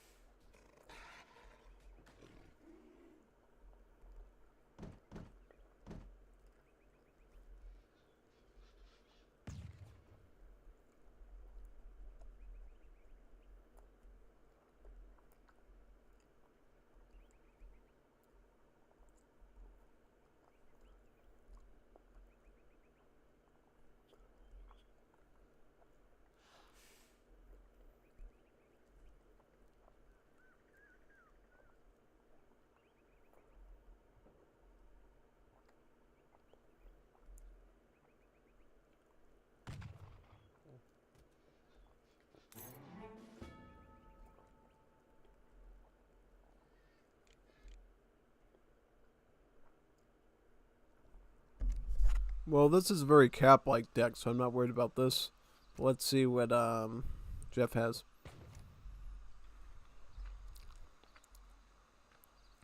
So Jeff's is obviously very centered around natives, as it should. I would like to see infinite shipments of natives here, though. The one for the Amara and the one for the Makaots. But other than that, it looks pretty fine.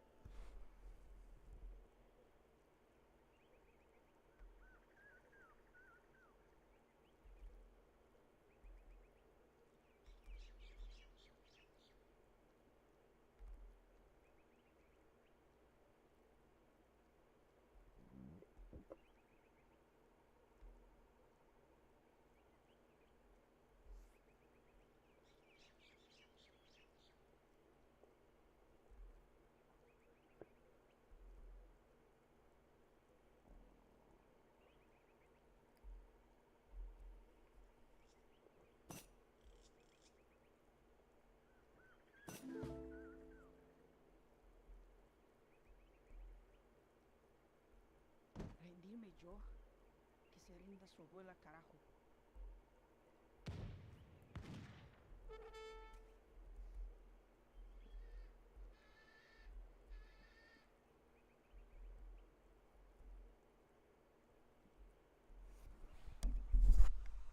So what did Shade Up D get? He got first creations. Alright. That's something we see a lot. Particularly it can be good with Bolivians because of the War of the Republicate cards, but since he's not run that, I don't know what he's going for. So he might be going for, is he going for one of these?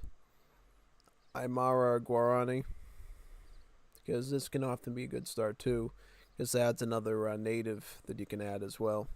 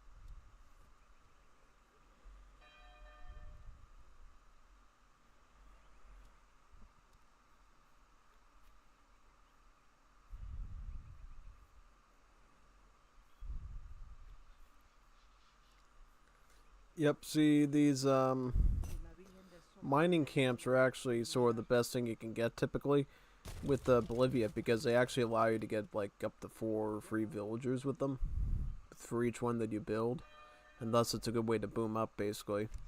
Yeah, no, it's pretty strategic usually to go for that.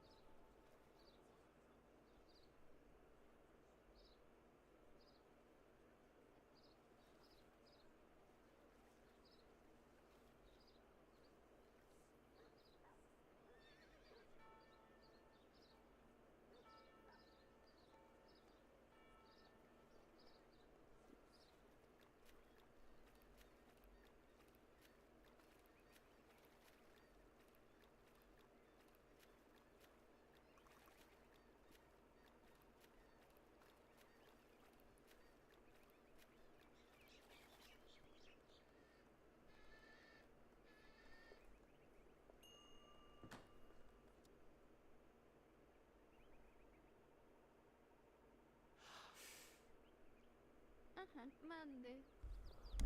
That stinks. It only gives him one of the villagers instead of two of them.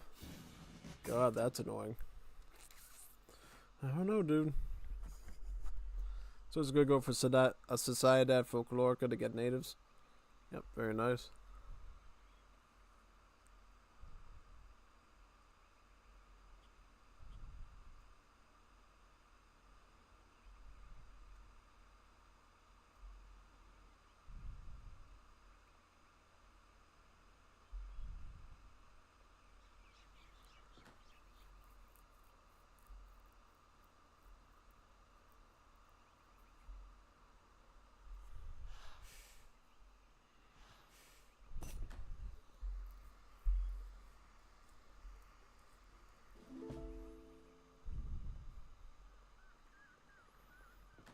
Where's he gonna set up his Sociedad Folklorica?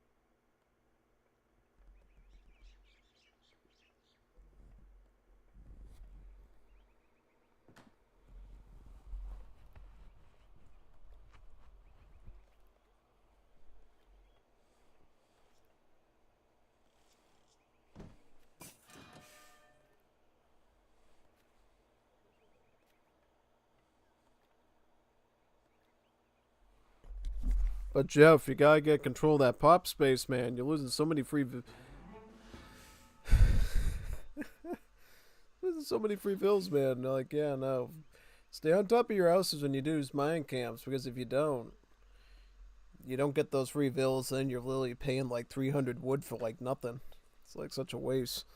Yeah, no, because these mine camps cost like, oh, now they cost 200 wood. All right, before they were 300 wood. Now they're 200 wood. Okay, so yeah, I guess it's a little bit better.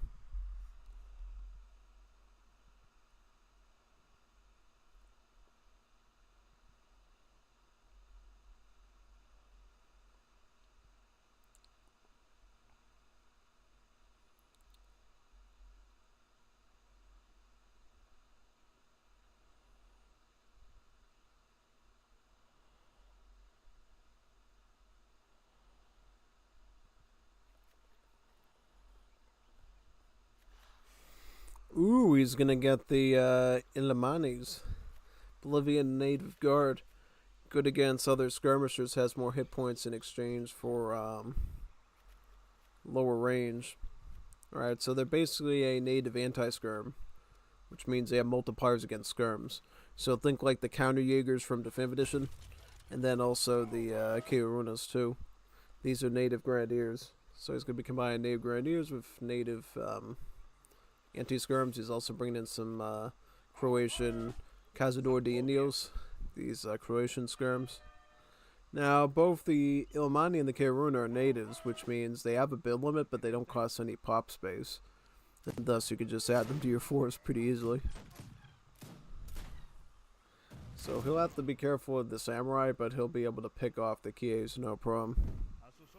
Because he does about 3x damage to him, which means it's 3 times 18, which, you know, adds up to a pretty decent over 50 damage.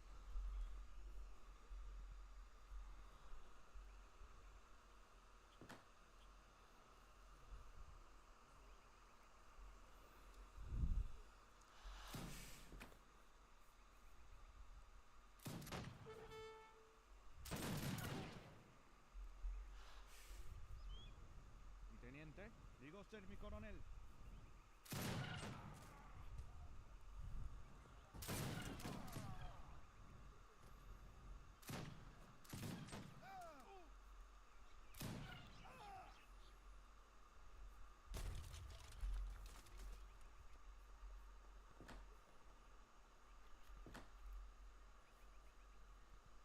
Teniente,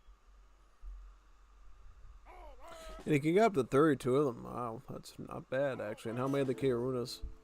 32. Ooh, not bad. Not bad at all. Very solid.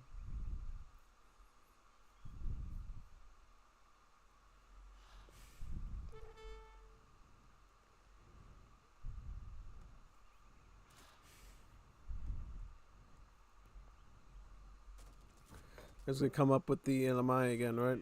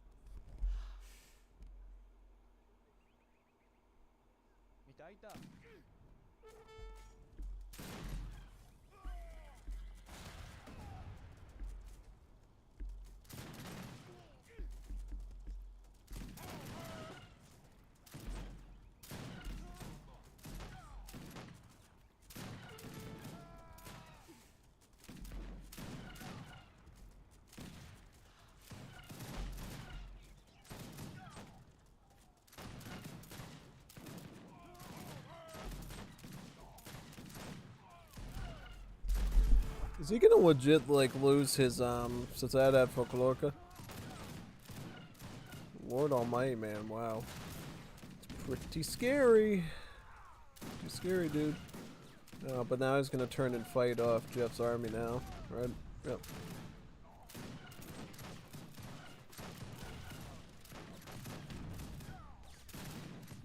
Going in the middle with the Noamani. Oh man, that's crazy.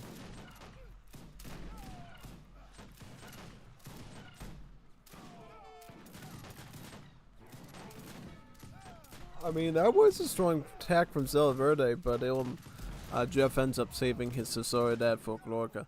That's the biggest thing, because if you lose that, then your native bill limit goes down to half again. Goes back to normal. It loses that double touch. So you have to be very, very careful about preserving that.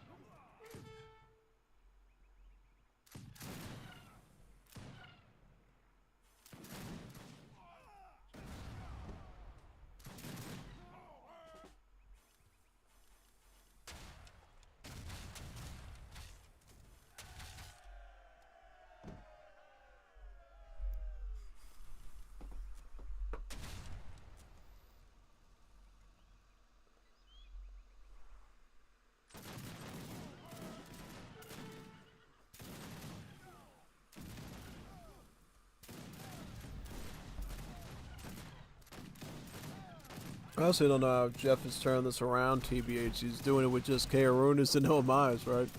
Oh no, he had some Spearmen in, okay. I didn't notice those. Yeah, definitely the addition of Pardos gives him a nice advantage against the Guntarais. Because if it went for those Pardos and the Machiads he's shipping in, then the Guntas would just overpower that Skirm and Grenadier comp that Jeff is doing. Not really Skirm, but anti-Skirm. That's why I said anti-Skirm. Multipliers against skirmishers.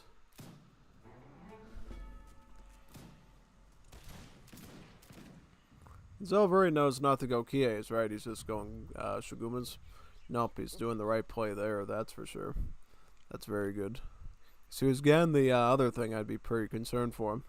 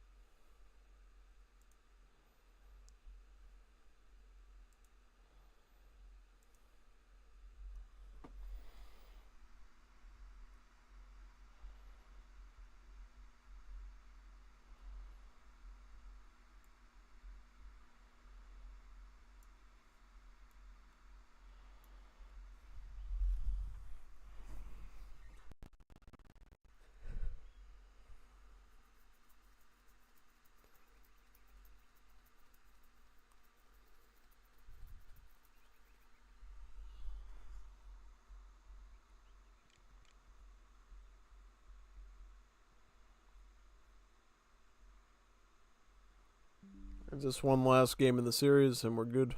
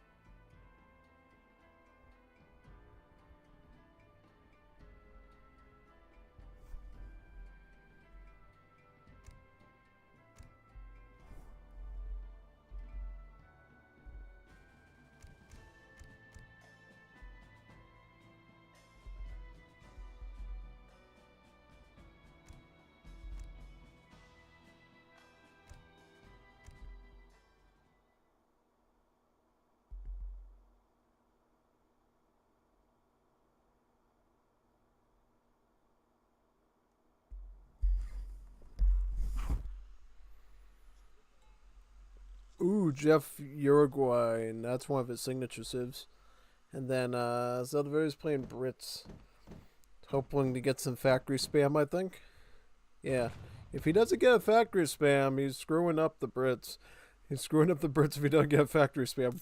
Why is the match moving so quickly? Why is it progressing so fast? What is going on? What's going on, Kermit? What is this? Starting to sound like Alex Jones, man. What's going on, man? What is going on? Are you gonna get a factory or what?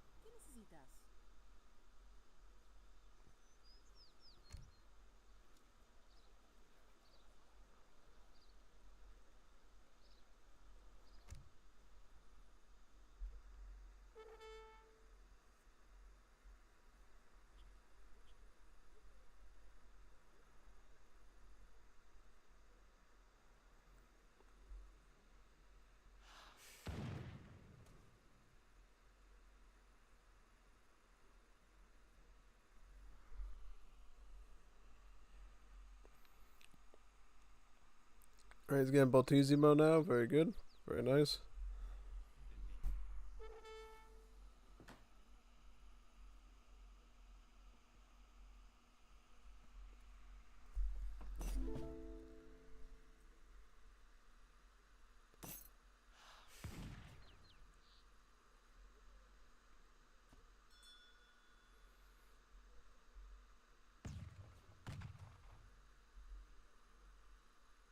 As you know, with Uruguay, one of the best things is these villages called the Pequeños.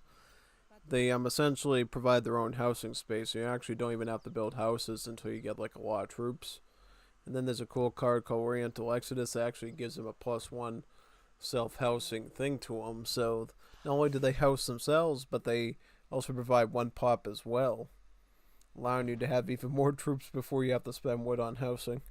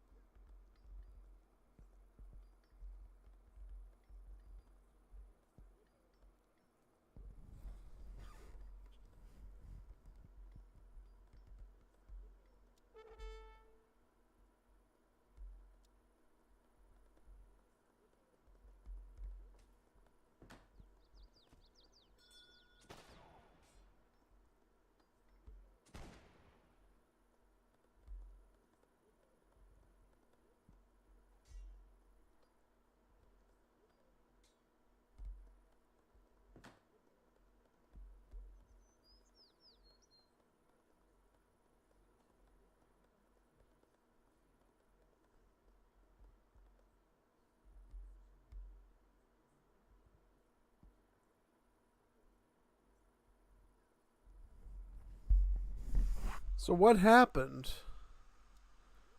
What happened? What happened? Oh! Oh no! Oh no! Oh no! You know what happened? He tried to get a factory at age 1. You can't do that, man. Was he trolling or something? Who thought that you could get a factory at age 1? It just doesn't work like that, dude. It just doesn't work like that. Oh god, man. Oh my god, that's so scary, dude. Ugh. It's pretty disturbing. I don't know, man.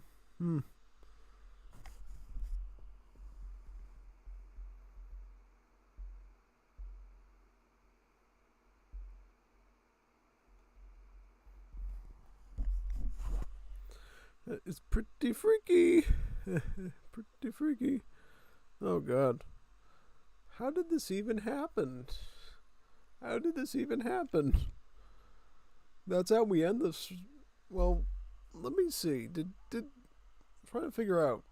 Did Sam Rev do his series with Elder Hosmore yet? That's what I want to know. Well, nobody has a lobby yet.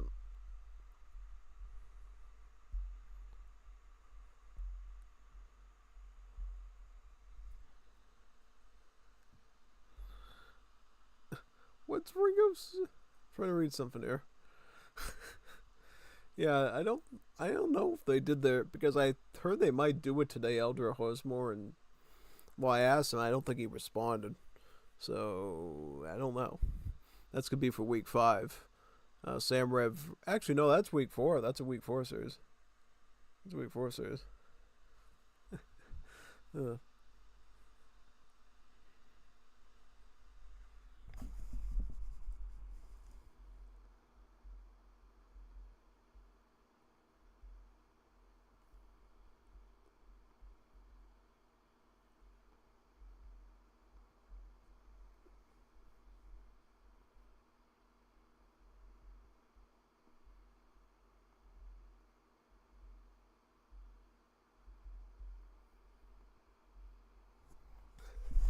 Oh god. I just can't believe of all the series we did today, that's the note we leave it on. Really? Oh god. Yeah, it looks like it. Looks like a Willis. Huh. I don't know, dude. That's all I'm gonna say. And that wasn't a gag or something. Like, that was really the last match. Some dude did know that you can't get factories in Age 1 and screwed up his build, or... You know what? If I was there, if I was, like, doing that live, I would have gave the kid a redo on that. I would say, you know what? That is incredibly atrocious to look at, and I will give you a chance to play Brits again just to correct that, because it's such a basic mistake that it costs him an entire match for us to watch, like at least like 10 or so minutes to watch. So yeah, no. If I was there, I would have said, you know what, dude, you're doing that again, and you're not screwing that up. Yeah, no. That's like the most... Because it's not like these low ELO legends that wouldn't realize what they're doing wrong and they'd still try to age up and stuff and try to make it kind of funny to watch and laugh at. That was just sad because he just resigned after he realized what he did was wrong. Instead of going along with it and using improv, you know, like somebody who studies drama or stuff. No, he didn't use improv. He just said, you know what, we're just going to resign and cry. Because I didn't know how a factory worked. Yeah, no. I mean, did he look at the icon of the Explorer and think, you know, I'm supposed to actually wait till I get in the transition from Age 1 to 2 to start the wood and gold collection process? Because I don't think you remember that fact, Jack. No. That's all I'm going to say about that is, what the hell? What the hell? What the hell did we watch?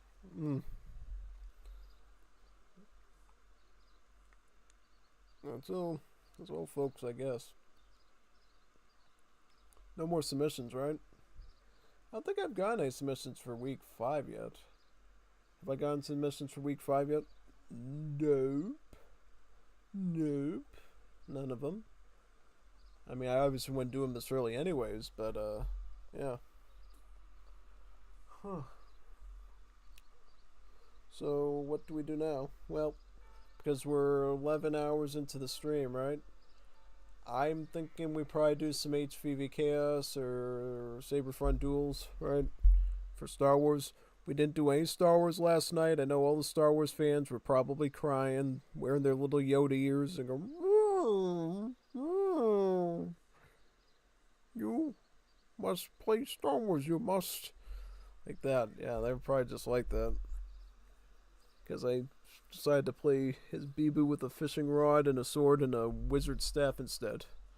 Best idea ever. We gotta complete that game, by the way. Bibu didn't even play it. Bibu didn't even play it today. She was doing Tomodachi Life. So yeah, let's see if we can finish it before she does.